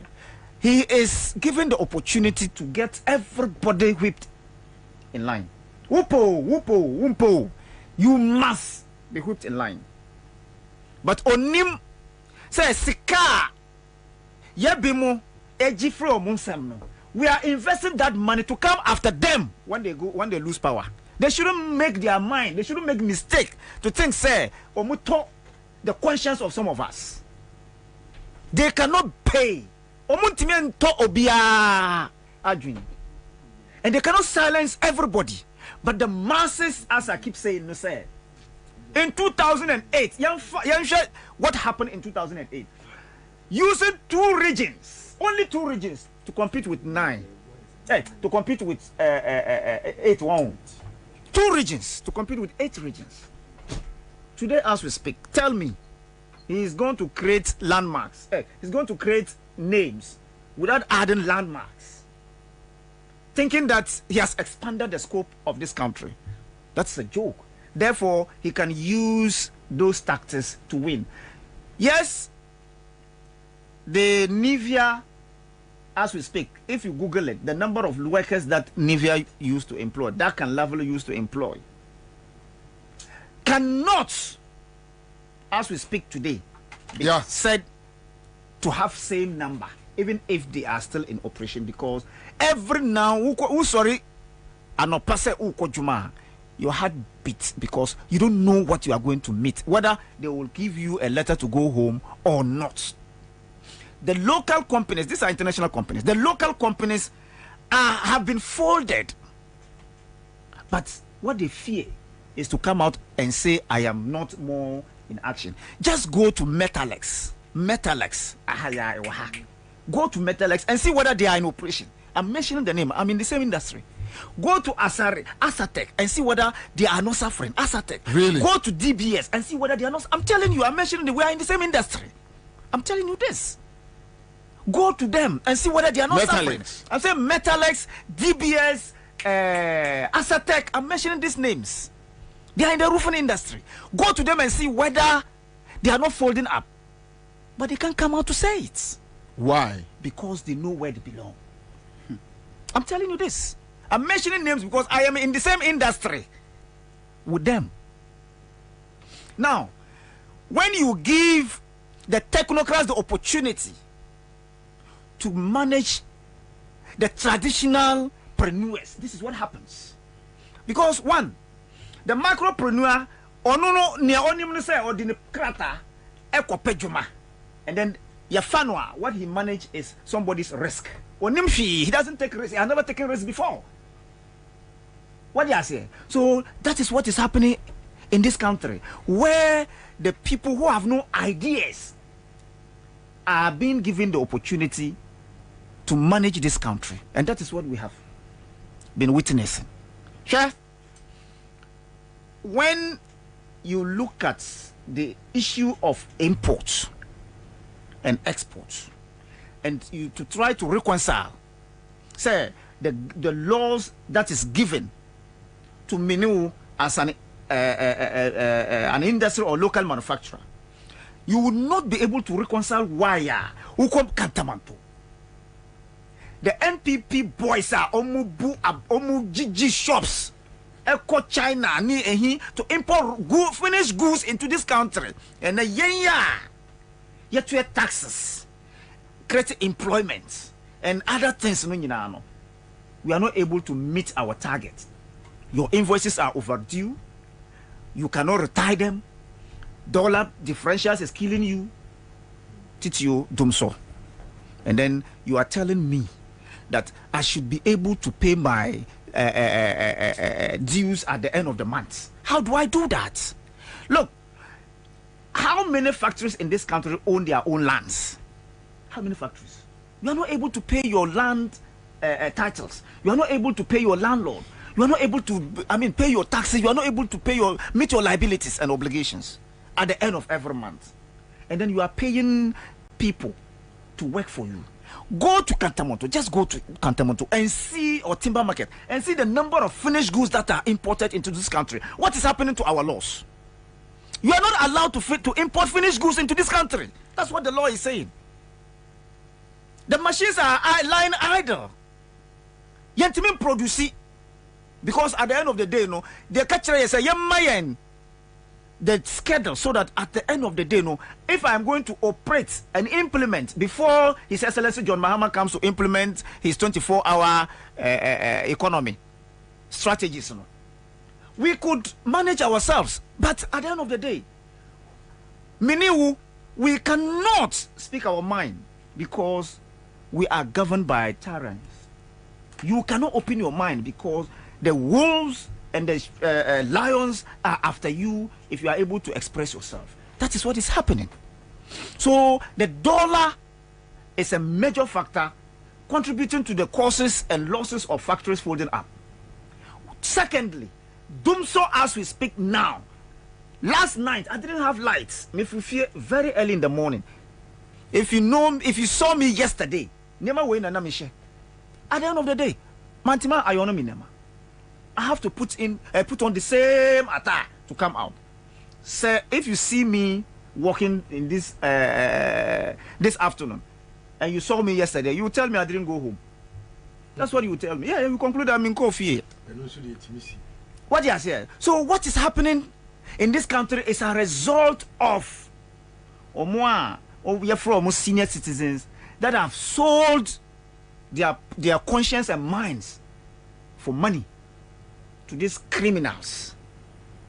How on earth, Commander, how on earth can you tell me that you inherited Dumso and fixed Dumso, and yet we are back in Dumso without telling us the causes? You haven't been able to explain.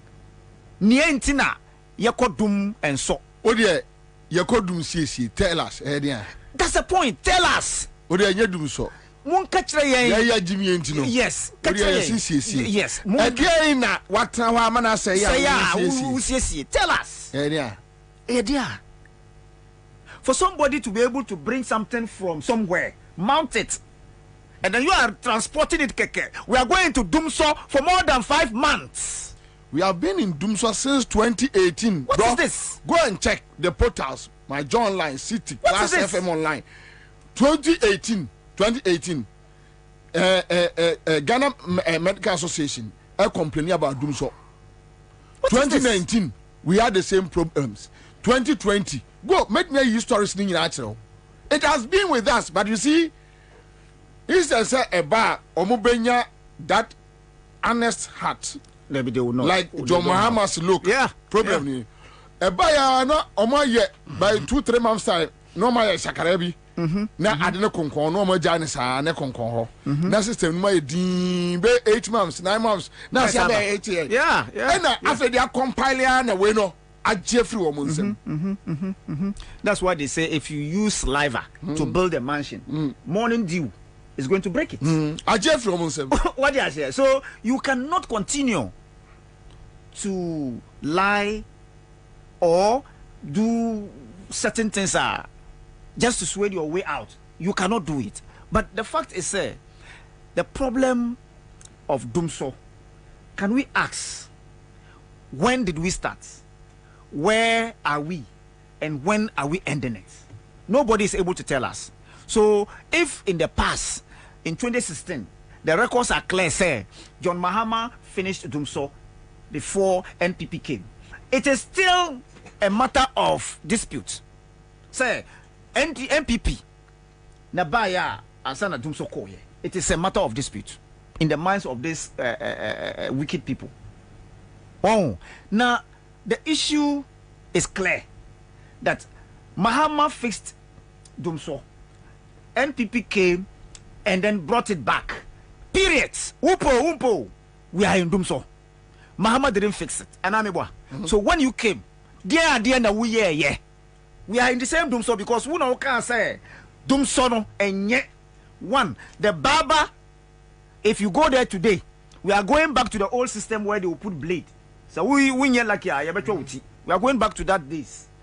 Me fear there's this man just behind me, welder Enra Obafie Enra Sunday. That the whole of last week, onye even one power because one my off. Eba ya no so low current and amusa a whole week. And he said the ABA school, so he need help. These are mega jobs that brings food on the table. The welder is not able to plan, the barber is not able to plan, the seamstress is not able to plan, and Adeye Omo ayenim omo said no. Now, Commander, when him near Koso, and people have forgotten about something that I want to draw the minds of people. For the past 5 months, when him say Yeninsu, ewo amasama and AC virus. You're serious. 5 months now, Yeninsu. And these wicked people keep bringing us water bills. Why? They keep bringing water bills for us to pay. Nasikani Kwahi. And we have this man sitting down there touting as the best CEO. Clifford. And you cannot tell us why that particular area that we have. The only thing you will tell us is that the machines are on service. What kind of nonsense is that? You are servicing your machines for more than 6 months. Where? So this country, the masses are the deciders. So Upo, if you are the minister, if you are the CEO, if you are where, the masses will not give you a damn. When the day comes, the people are tired. Wumpo, whether Bernard Mona is coming as president or your friend is saying John Mahama would be brought back to manage us, I would think, say, these two individuals will be far better than Amutia. What you say? I'm talking of our president, so Amutia. If so, Amutia Junior, I'm not sure. Say you. Amutia, you're Mukromuhino. I say, okay, my main friend say, I'm from Amutia.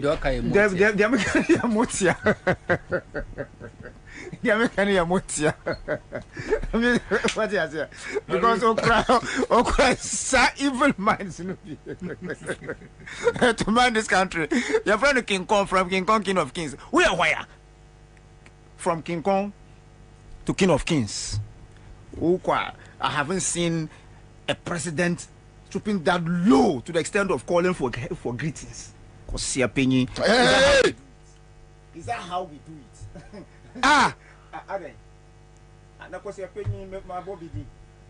My Bobie.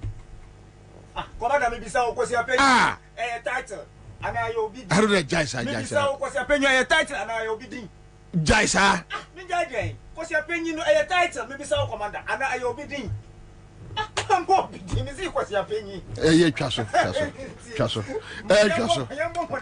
As Ghanaians, 2024, we need to decide well.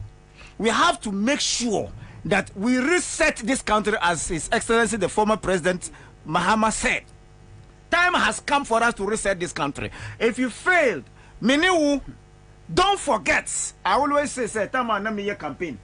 If I come to you, the delegate, maybe so, do you want me to multiply 2 cities by 4 years, or you want me to visit you all the time by 4 years? If you say you want me to multiply 2 cities by 4 years, then my mouth will sika.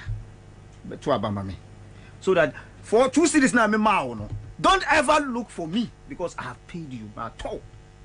So this is what MPP did in 2020. Omoko North. Eddie Yang Sika, the donor funding of the COVID money. Eko ma omwa na comedy omono 1,000, 500. And then they thought, say, this is the people that God sent to rescue them. Today, as we speak, go back home. Omuni lights. At the same time, you are paying COVID levy. The time has come for you to pay back. It has come to stay. So let's look let's plan and how we can rescue this country and reset it so that together many will still go back to where dollar was 3 cedis to 50%. Can we go back? Yeah, we can. Why not? What is it that we cannot make it possible? Tell me. Anyway, it is possible to have a criminal as a president, so it is possible. You understand? So these are some of the things we have to look at as learned people.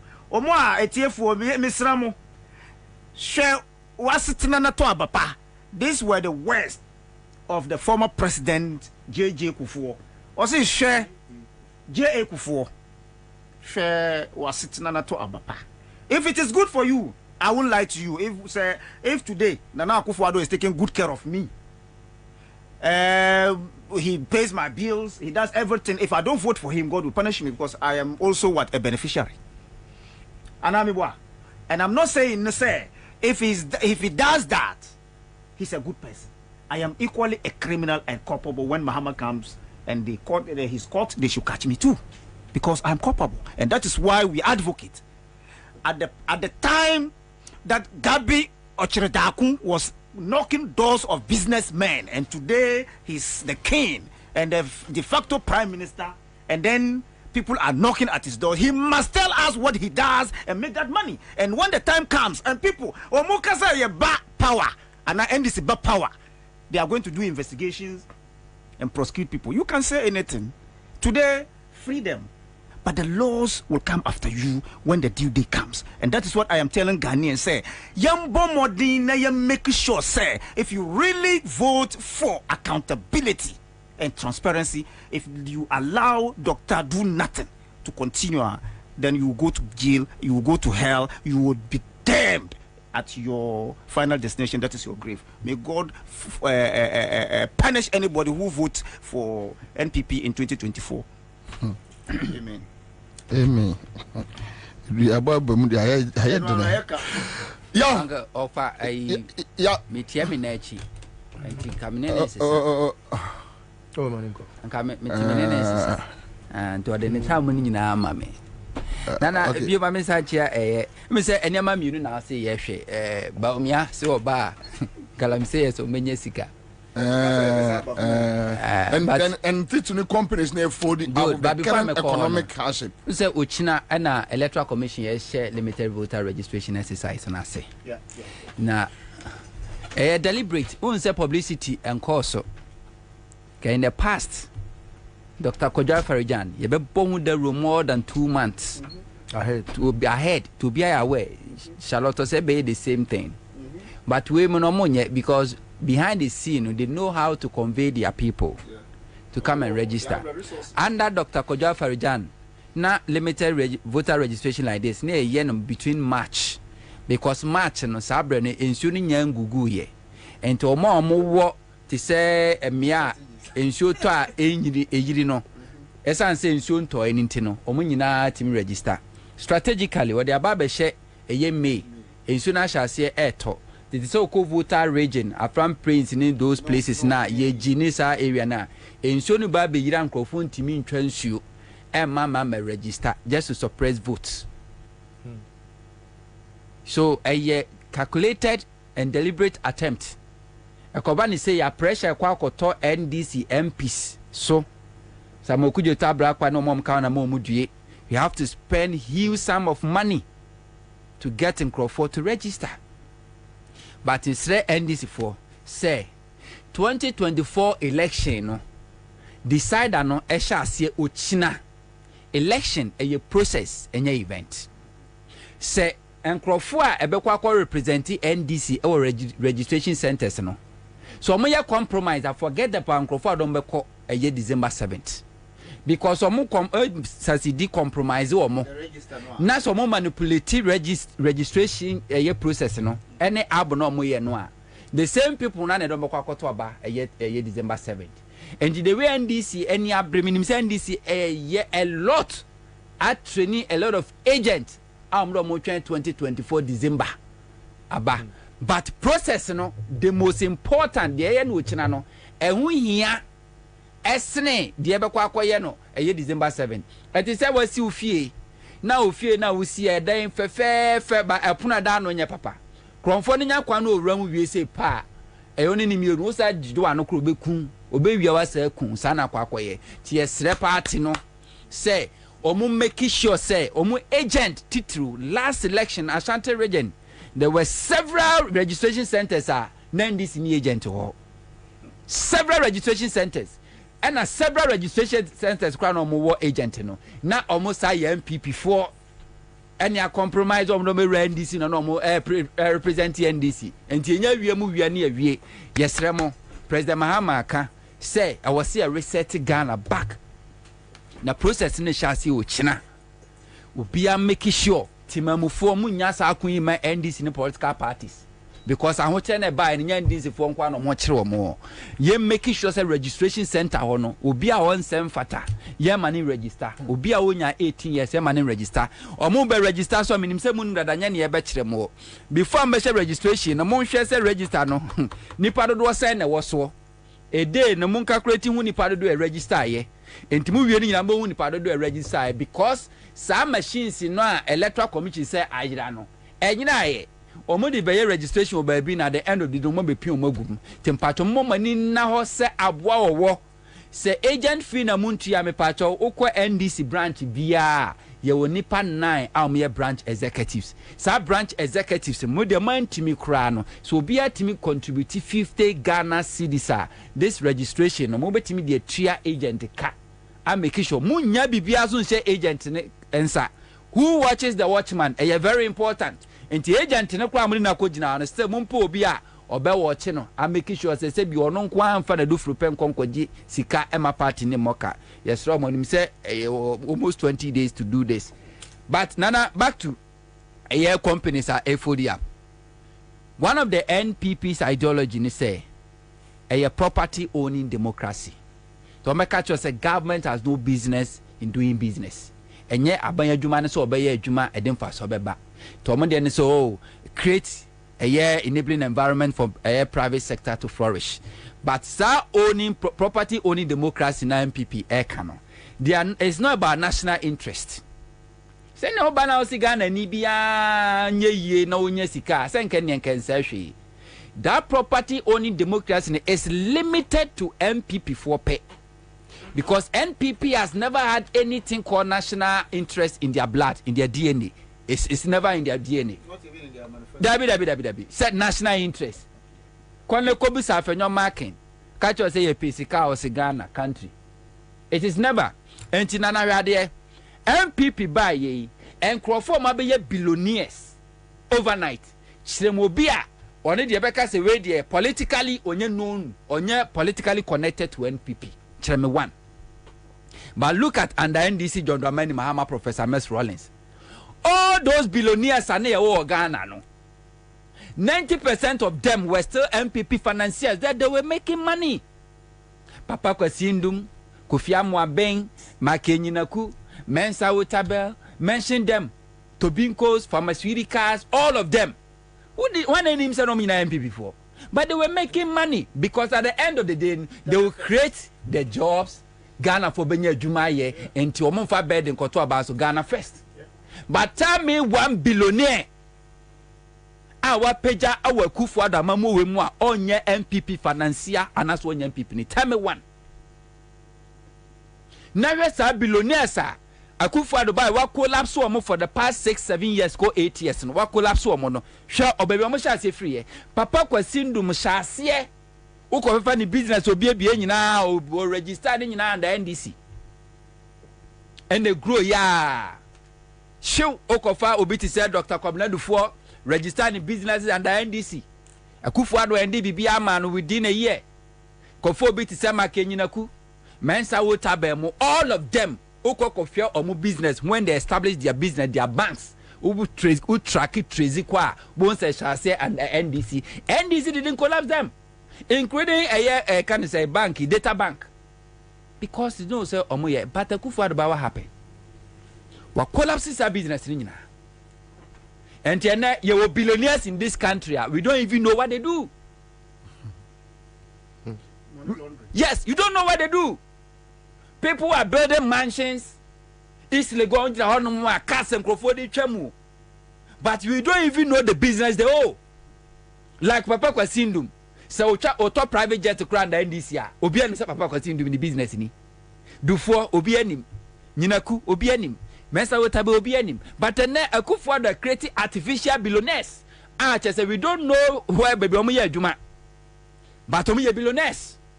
And all of them are connected to Akufo government and ye MPP kra as a whole. Omo ye connected to Akufo any ni inner cycle Krofoka krebi. So when you are connected to the family in Kwandia, you are good to go. That's what they're doing. And they don't care. Share all these companies are yabubudi. nana ye ka say ye ka jobs or market this global ye ka ho asem una mosu ahun krofo obi kura boto a bicycle na ne bag bonechi ko deliver aduane within a year ne increase hon mo a create jobs all of them every Ghana. Why? One, taxes. Abaya okaso obabe move the economy from taxation to production. And then, according to Eradom level, was it from taxation to armed robbery? And they rob big companies. And to multi survive it. What they are not to chance wa.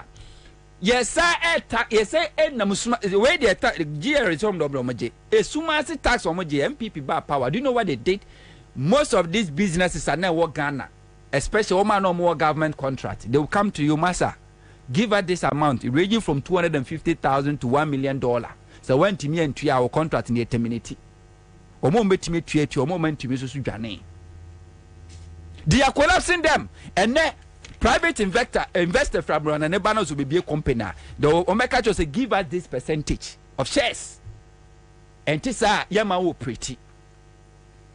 And then call local companies, local banks woguno, and then foreign bank companies woguno. But all these businesses, most of them tracking they survive under NDC doom so. All these banks that you collapse, all of them survive under NDC. In the midst of them so, will be beyond when a jumabo no. What collapsing in and fun home. Then we had the Baumia go down telling people, say me ba more minus, more money sika. That's why Mikacho said democracy is not good for us. If it's not because of democracy, Baumia in the first place will not get that opportunity.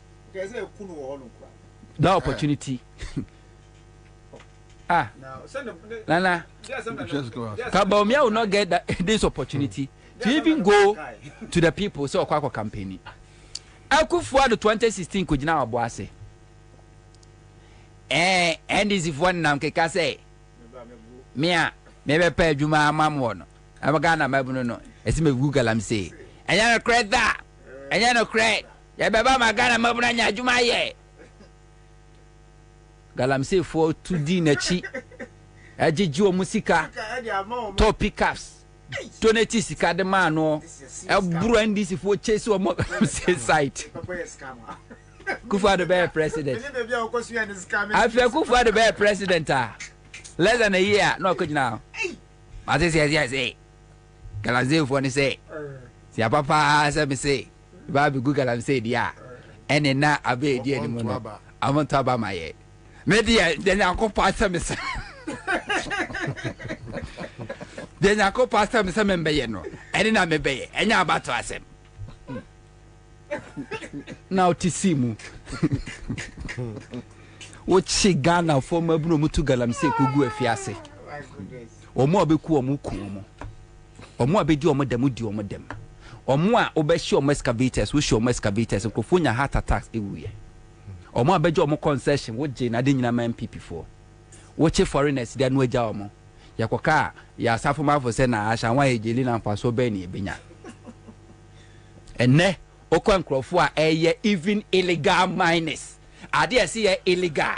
I can say illegal. No, MPP near will not be allowed to mine illegally.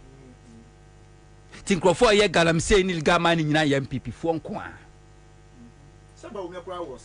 Yeah, then Baumia goes to them, say me ba. Memo money sikapa. Baumia Kwan catch him say, Togo me ba me bell man penia, me make sure say, a year duty never Ghana never was ropa. And either say any be lower than Togo, and I say any Togo do any pepe. Baumia. Senye democracia obekwa kojina we ama obi edware to tuntum aguso a chechacho akotana so kutie sansem we because of democracy na makwa na sana manyina ekoso enne Baumia is telling Ghana for say ono be president a obe make sure say obe ma flat rate tax free for a year just say amnesty obi a niamfa revive it. When you know say today ye ka say businesses are folding up, companies are collapsing, Ghanaians elusu omajuma obi adwane free Ghana tax bien one more abambe sorry so the tax ba without cabinet approval, without economic management team when am transfer is a tax ne deba no a day everything is done by Baumia o head and ne wonamwa Unka achievement as a head of economic management team. Unka wasem ene okwa akwahye bo ebo a uni ekufu ado share 4 years ago 8 years ago amantimi anya no o say boss bium aboso ba na meja paye because oni say Ghana for bibire ho mu refi. No, but would you so boy no sukura bi wan kanya yawo wajaye no ato no akeka nkwase asem na no omso mahama o Ghana aye den mahama enam o the convoy eye ne V8 3 4 no de ko ba omia de o ye moderate ba omia isuba na no ba bi okodi ye a ya blocking no ka de ne na abobo ya da bi o na nyina aye trotro na abobo ya enye omo aniwu sample say first time in the history of Ghana mean TB da say vice president and now parliamentary candidate impo so kwa campaign na timamufo a blocking road say makwa ma wonko no akache say mo me mema mo ntutuo na mo hwede besie Tadia so catch police force mo mema mo ntutuo ha na mo hwede besie you are not even bothered Debio so on akufa no nim abufu a won krofo mu fo mo ho they don't know nana medi manusi no street ni pese da kromu face wo mo kakra nana medi manusi no mesre Ghana for sa ba ye kotwe no enye NDC fu enye John Dramani Mahama de bia meka papa so pa uma so enye Mahama num bi na ye ne de wa adwene ye wo say Mahama pese obey president because okoba bi a motorcade bedi nanim Mahama okoba bi a abosome so a ye betua ne kan say be think twice Mahama eye can say former president impono baby okobia please di nanim bosome so a aketu etua kufu ade bia ne tua Mahama na se wonpe and can ne light base was anka ba ne tua ne office was aba na ke tua ne cars was aba ne tua ne fuo bibia won so tua ne medical bills was no so tua ba Mahama na so no ankasa be tua na wo tua entinya Mahama ne ho bi no obe penti na wo ba me ne umienu ntia because Mahama bana wo ba no se Mahama kwaji PDS sika no mawiaye no a Mahama on fa sika no nkonkosi da ma ne yire lodina won kromo ohia Mahama all the buffers are created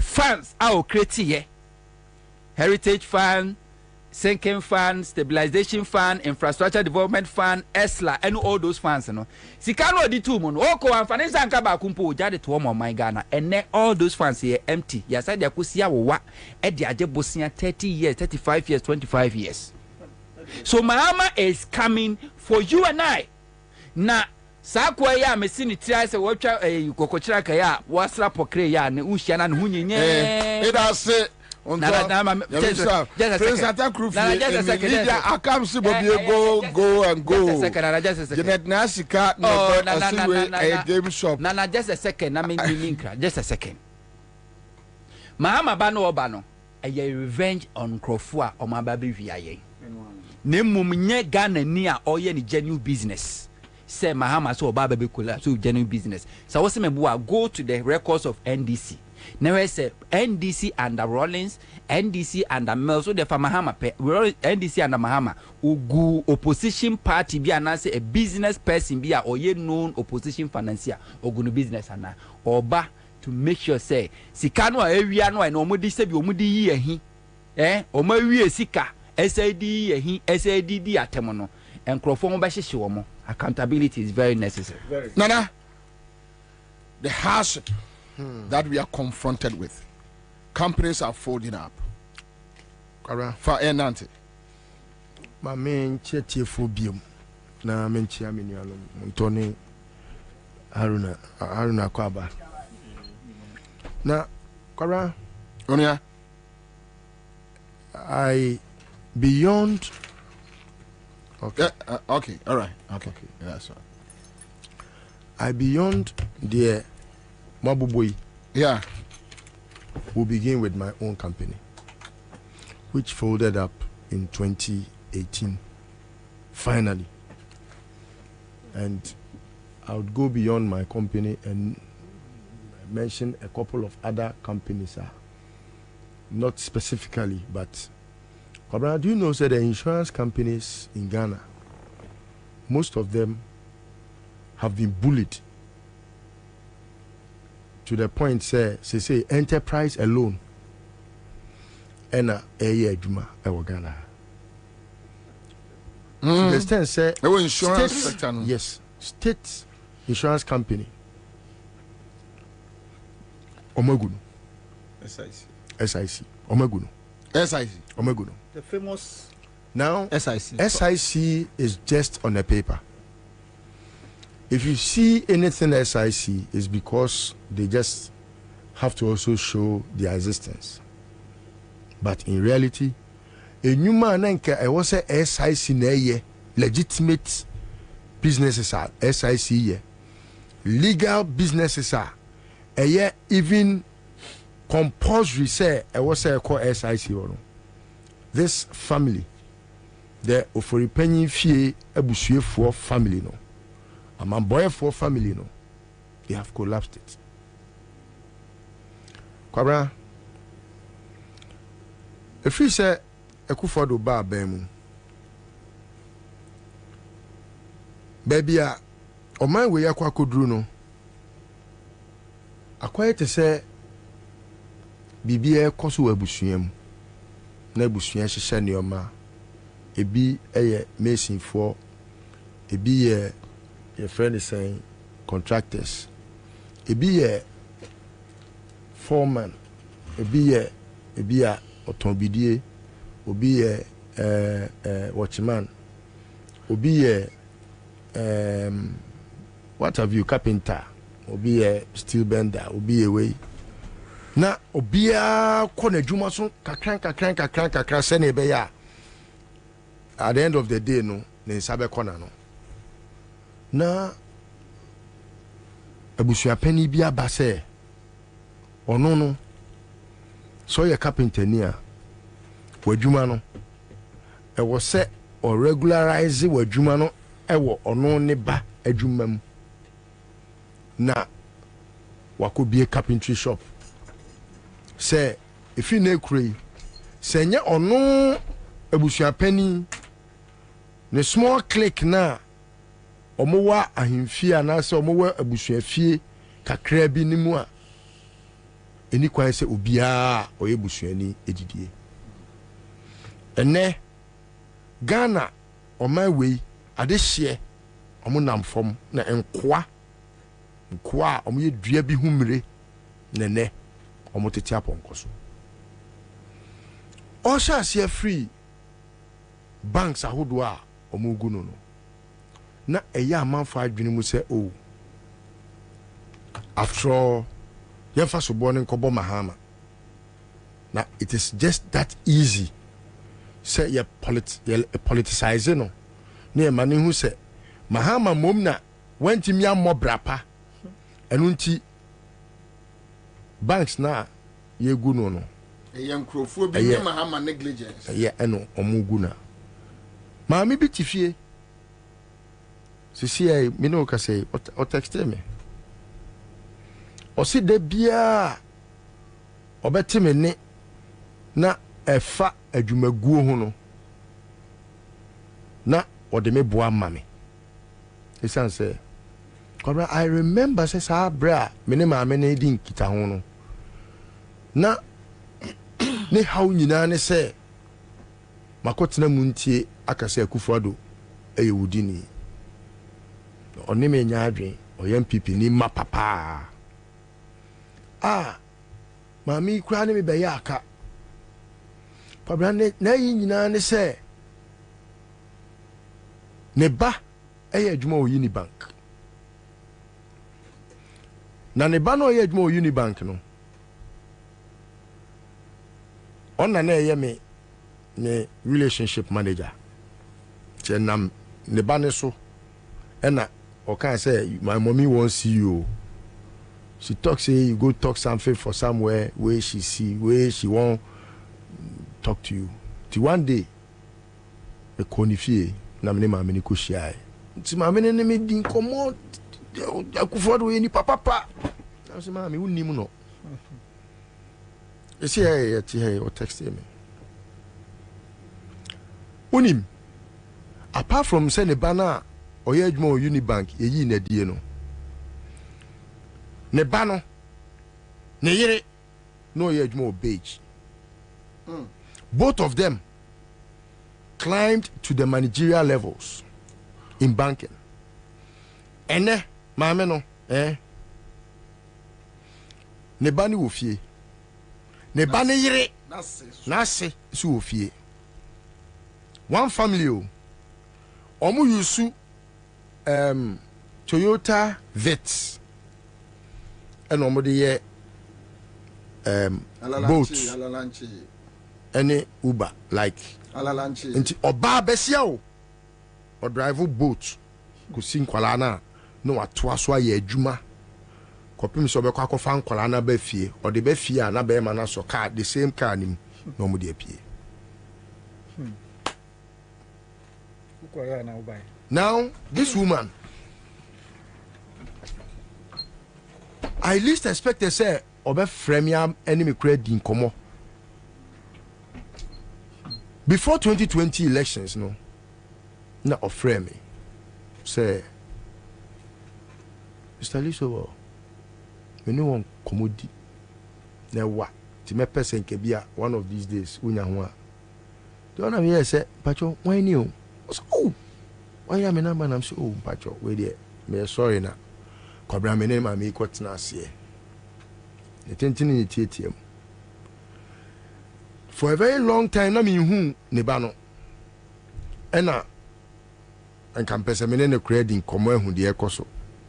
So this woman told me the story and already insults and curses on Ekufuado. I'm saying, Mommy, don't curse Ekufuado. You are rather the curse. No, see how they. I'm saying no. In principle, no. Adi ana wunima de krono. Ne ni kwa se wudi ho adanse. Sa adi ne ye se enye. Me na sabi me yebo mochichi ya mi frinsu asia be ka che so denchem wa wu ama ne yam no manyina pro.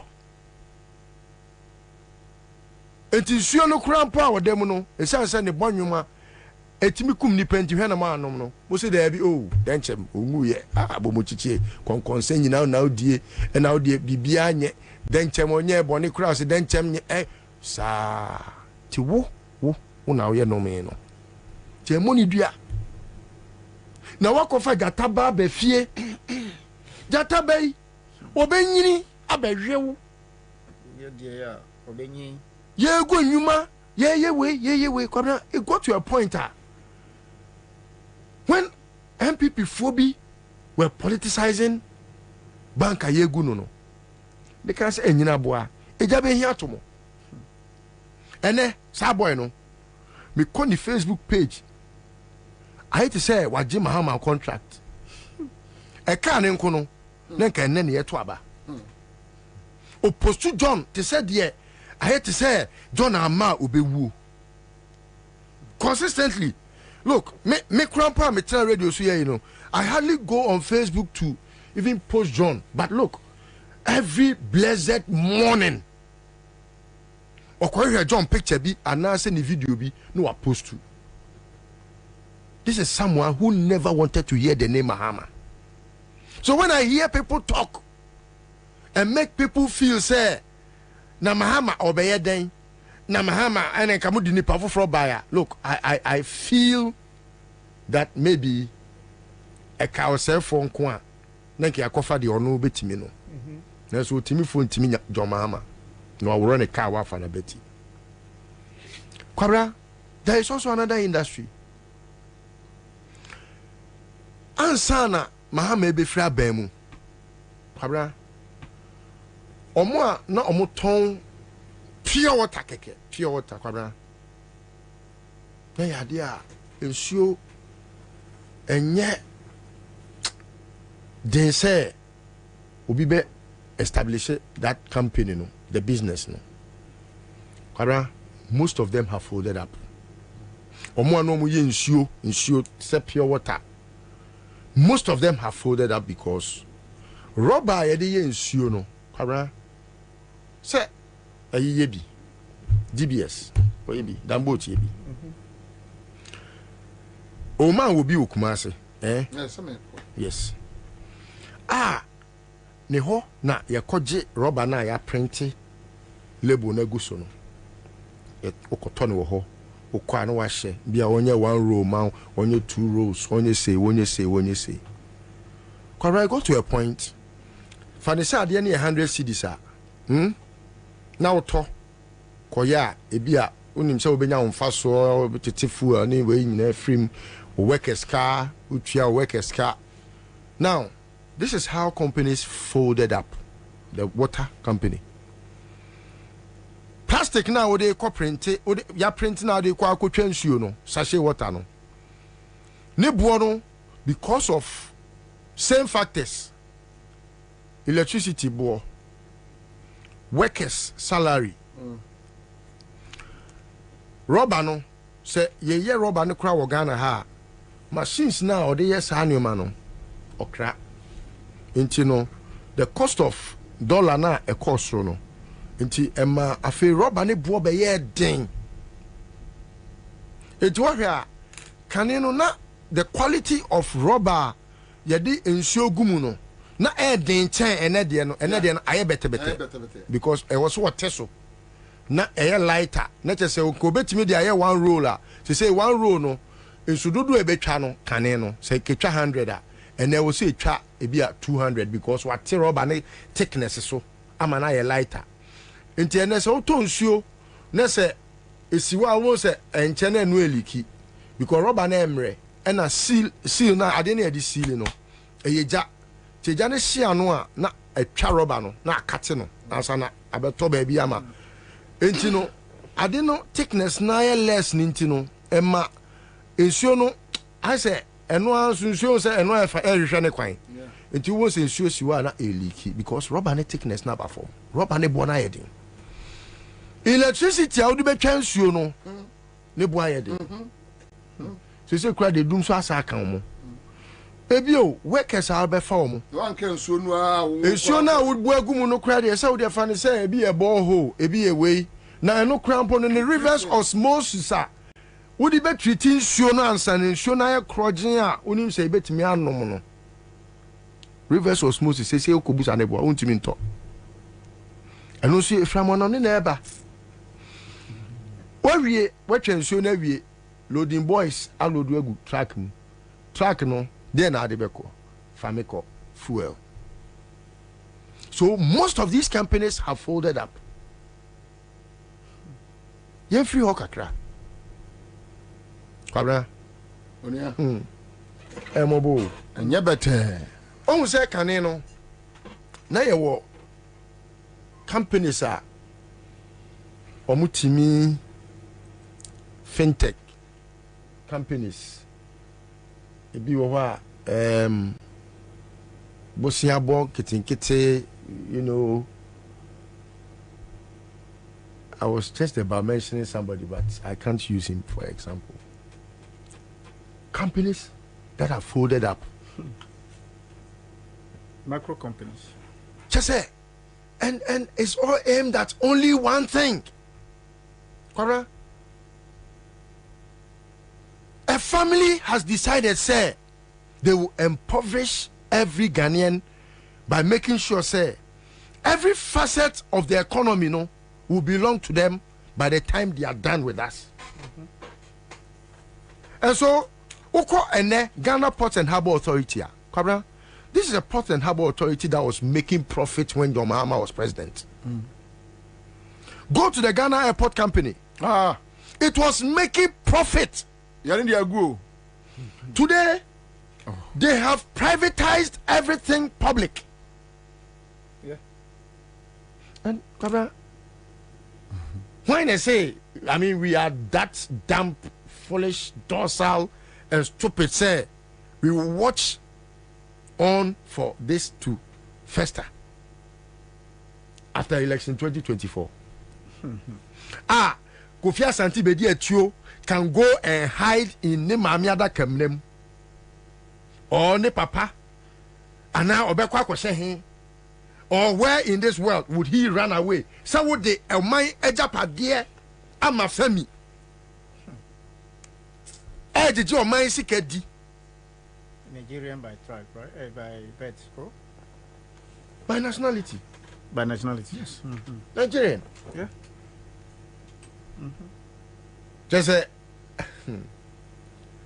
Okoka, Obisia, and Wawari Nigeria in Nayoya. Are they Nansen or Warigani? That's not the Irene.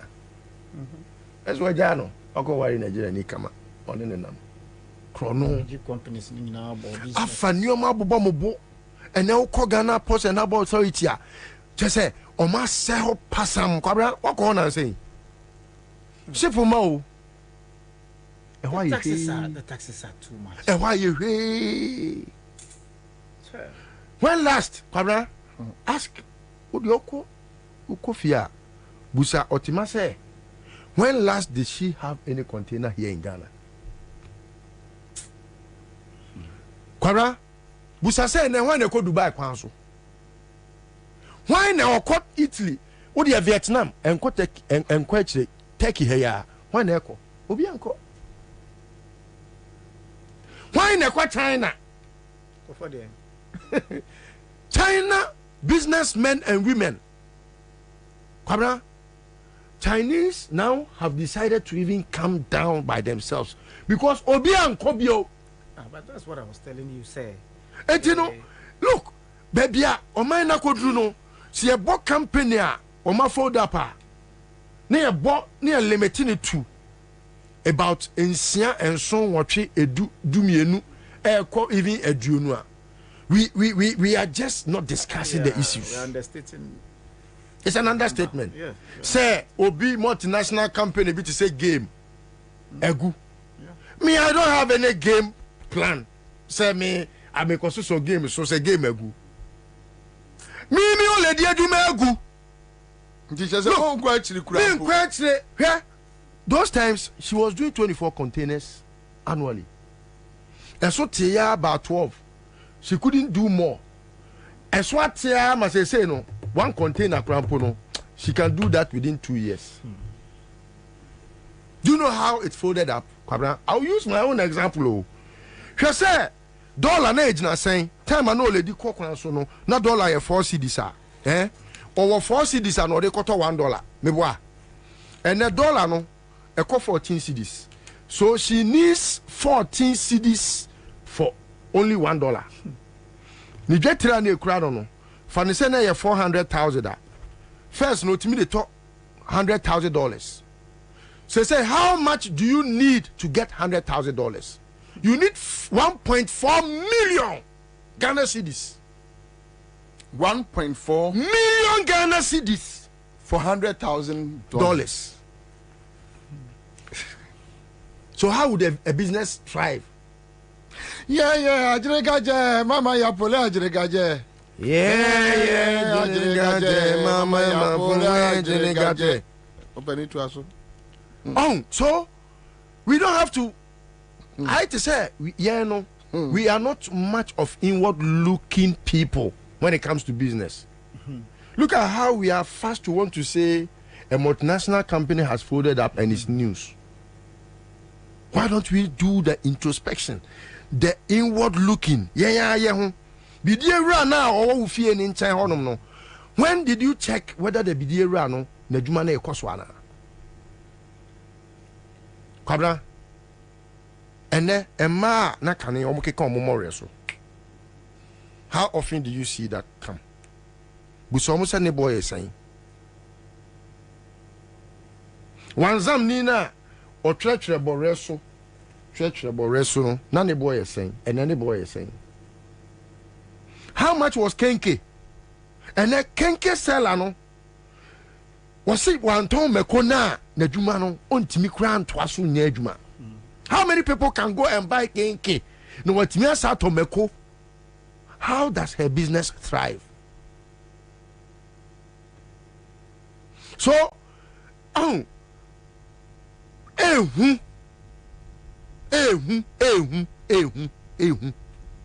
Enutina, so it is a good for or man near break. Then sometimes I have to fight with them because you see, China nina wabahano, and yet because say or person ko bahao.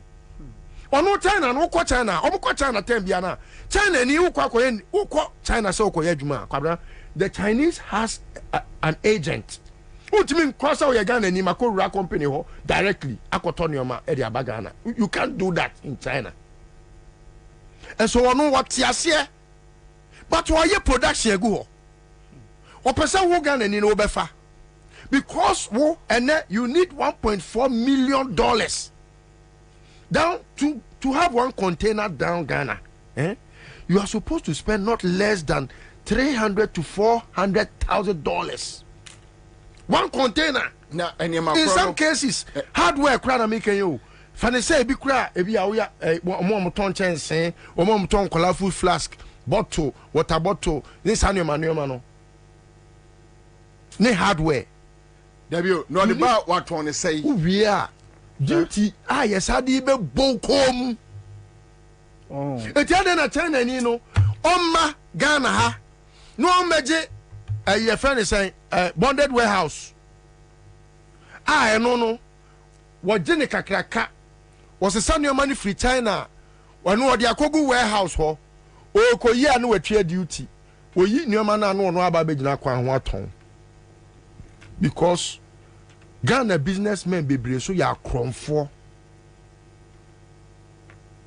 kambe Bobie din na mejai bede ne ho ache no ono ton paboa ena ono China ni no manufacture paboa no dia ma o say beton na nneoma na eba bonkum gu container baakum ni fagu container baakum timo ba no maka ni mienu asiani no mo nyampaboa left and right meboa akwani go ka say container ne ba kwa yira nti mpaboa left no ti nyina ayira manaka right abra nipa boni afei China ni etete akwaya no sama ni say fausika wo de fabra mema afofo no so akobo bank besia say waton mpaboa ni nyina awie na China ni na de oye ni say oba Ghana ha kwabra ena okohu say mpaboa na wo say left ni nyina ayira no ebugu showcase so left and right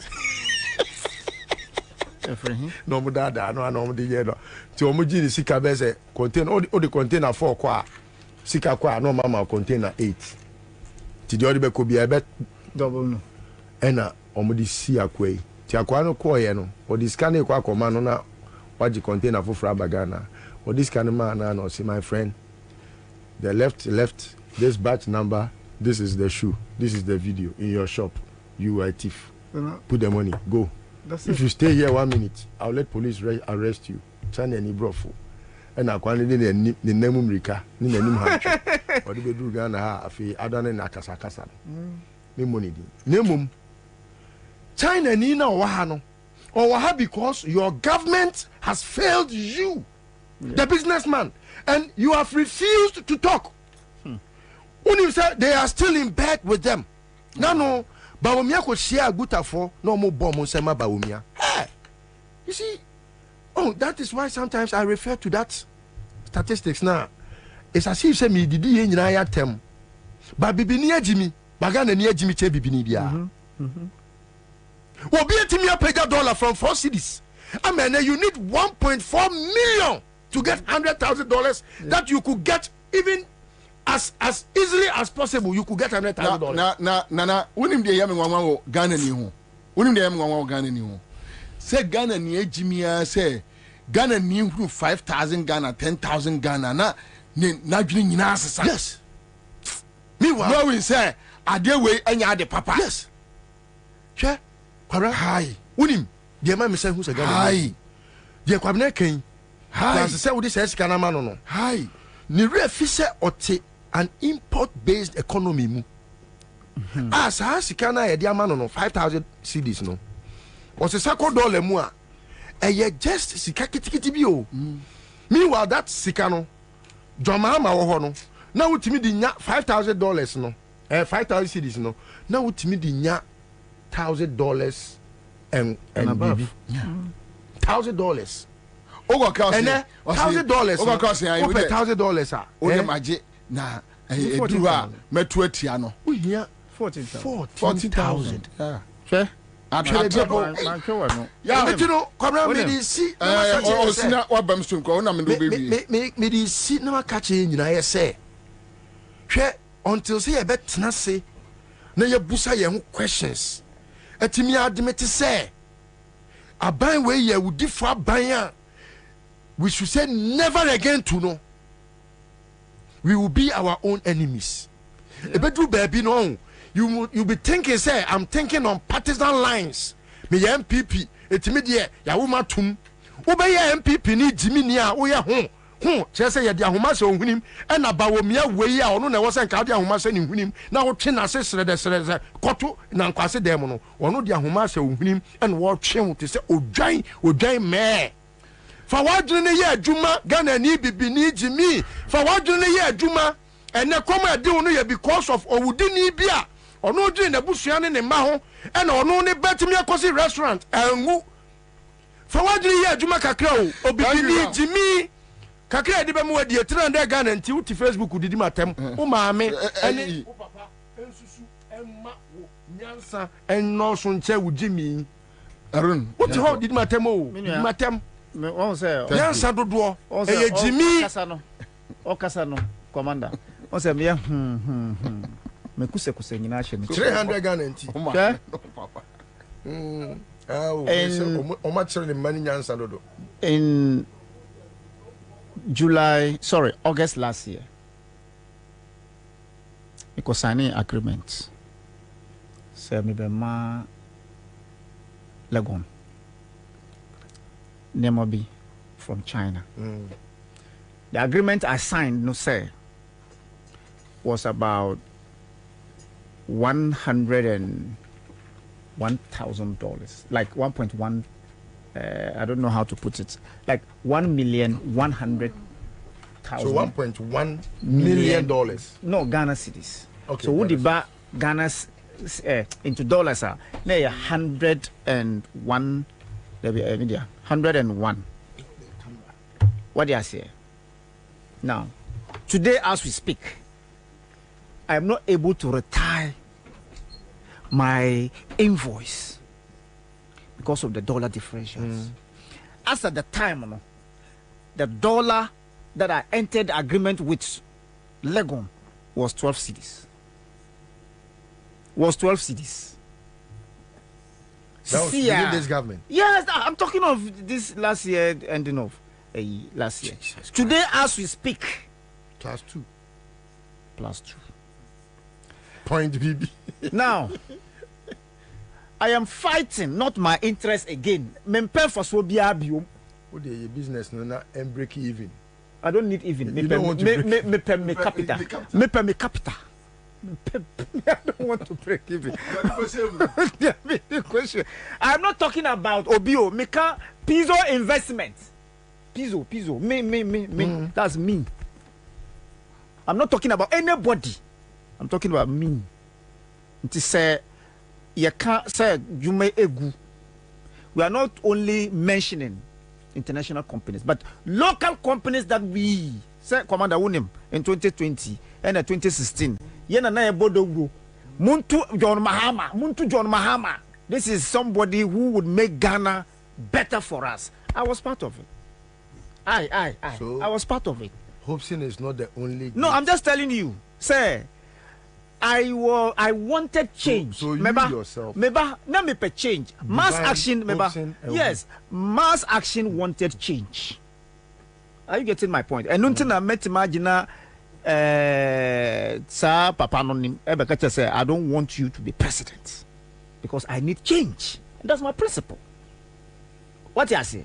So the fact is say, Ejuma gu ewo Ghana ha simple because of one mismanagement. That is it. It's not about. It's not look. And your rocket science for somebody. When you know that it's look, rather thievery. That's what I'm just saying. I'm being charitable. Say whatever it takes, you know.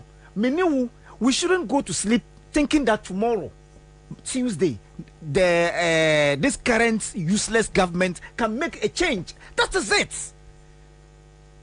When did they take the mantle? When? We all know. Not for you're tough sign. You're tough sign. And look at this kind of useless called entity called Guta. What can I say? The dollar went to as far as 19 cedis to $1. Maybe. Yeah. I know people are almost shame because they were greedy. Said they wanted to make profit, and almost giddy. They tried. The dollar no bedroom 15. Okay, and a good ball Musem and ma buying say the dollar is 15. Cause you're paying for. What kind of losses is this? And then dollar, young dollar in change. The fuel. They said how much was a gallon to fuel? 7 cedis. And I G and I'm 7 cedis. Let's see if you want to say 2016 and do 7 cedis. But mobile in 2017 na 7 cedis. See I saying fuel no saying 1 gallon. Uto fuel 100 Ghana. It's no more 1 gallon. Wouldn't 1 gallon? 100 Ghana. And I will point say my way. Say from 19 to 15. Oh my idea. That's nonsense. Haruna. What did I say? Thank you so much. It's a country manned and governed by a lot of useless people. We'll come back to it. Live on Accra 100.5 Citizen Show. I'll be back. I need 40,000 Ghana cedis to be able. The Makohu ewo Greenfield Scientific Herbal Clinic no. Me ho kra dweme. Say enunti no manya award wa. Eye world best. Obi an transe ema dompem ya de ka say anase me boya de enka nto dem bio. Greenfield Scientific Herbal Clinic. Asanya want to say ne ekuro etu no. Ne enka ewo nanum. Oba na be mo pa wo. Ene enyarewan kaye. Nansi ma me ka say ene spinal cord ho ekaye no. Greenfield ada romenti ene wasa so de gina na so epiem. Greenfield Scientific Herbal Clinic. Our ultra modern laboratory and diagnostic machines are associated with the Greenfield Scientific Herbal Clinic. Our Nungwa Dogon Estate Junction. Last stop. Frewa 0243 983 906 and 0261 651 898. Greenfield. God is our healer. Greenfield. Your last stop. I believe. If you're my wife knew, Menene na baba trefia. Agia, me fear knew. O wife no ho fe pa. Me da say. Na won moduane ye de. Ne nsa no bo. She, if you're me nsa no bo papa. Ene obetumi atrefia. If you afo manya tipa tomato mix. E di yes stew e bon kwan a. Jai. Hey, if you're say wo krom. Wonim tipa tomato mix. Bi di bia ba ware ase why. Me popo bia mo adi bi. Say tipa tomato mix. Said ye aduane e special nti. Me now for Marima added down when you know that one for the Yabiani. And that's some good or body tipa tomato mix. A year Jan, now I hope walk crab dibia. At when what the vitamins A, D, E, K, egum, a near fortification, and yenunquao, what digestible fiber, any liquid so I can home. And my product no I come say. And yes, sir, a bonus of that form, a boogana jasso, Upa do afraid 0203 403 400. Tipa tomato mix. Taste happiness. FDA aji ejeden crack so yatum. He is able to deliver. Tell your ministries worldwide. I sign friend of the Father's Family Church. Woman the night of miracles and prophecies Ediaba and Sanctuary and Comshe. Theme Dasuni. God is able. Reverend Sumfianko every year.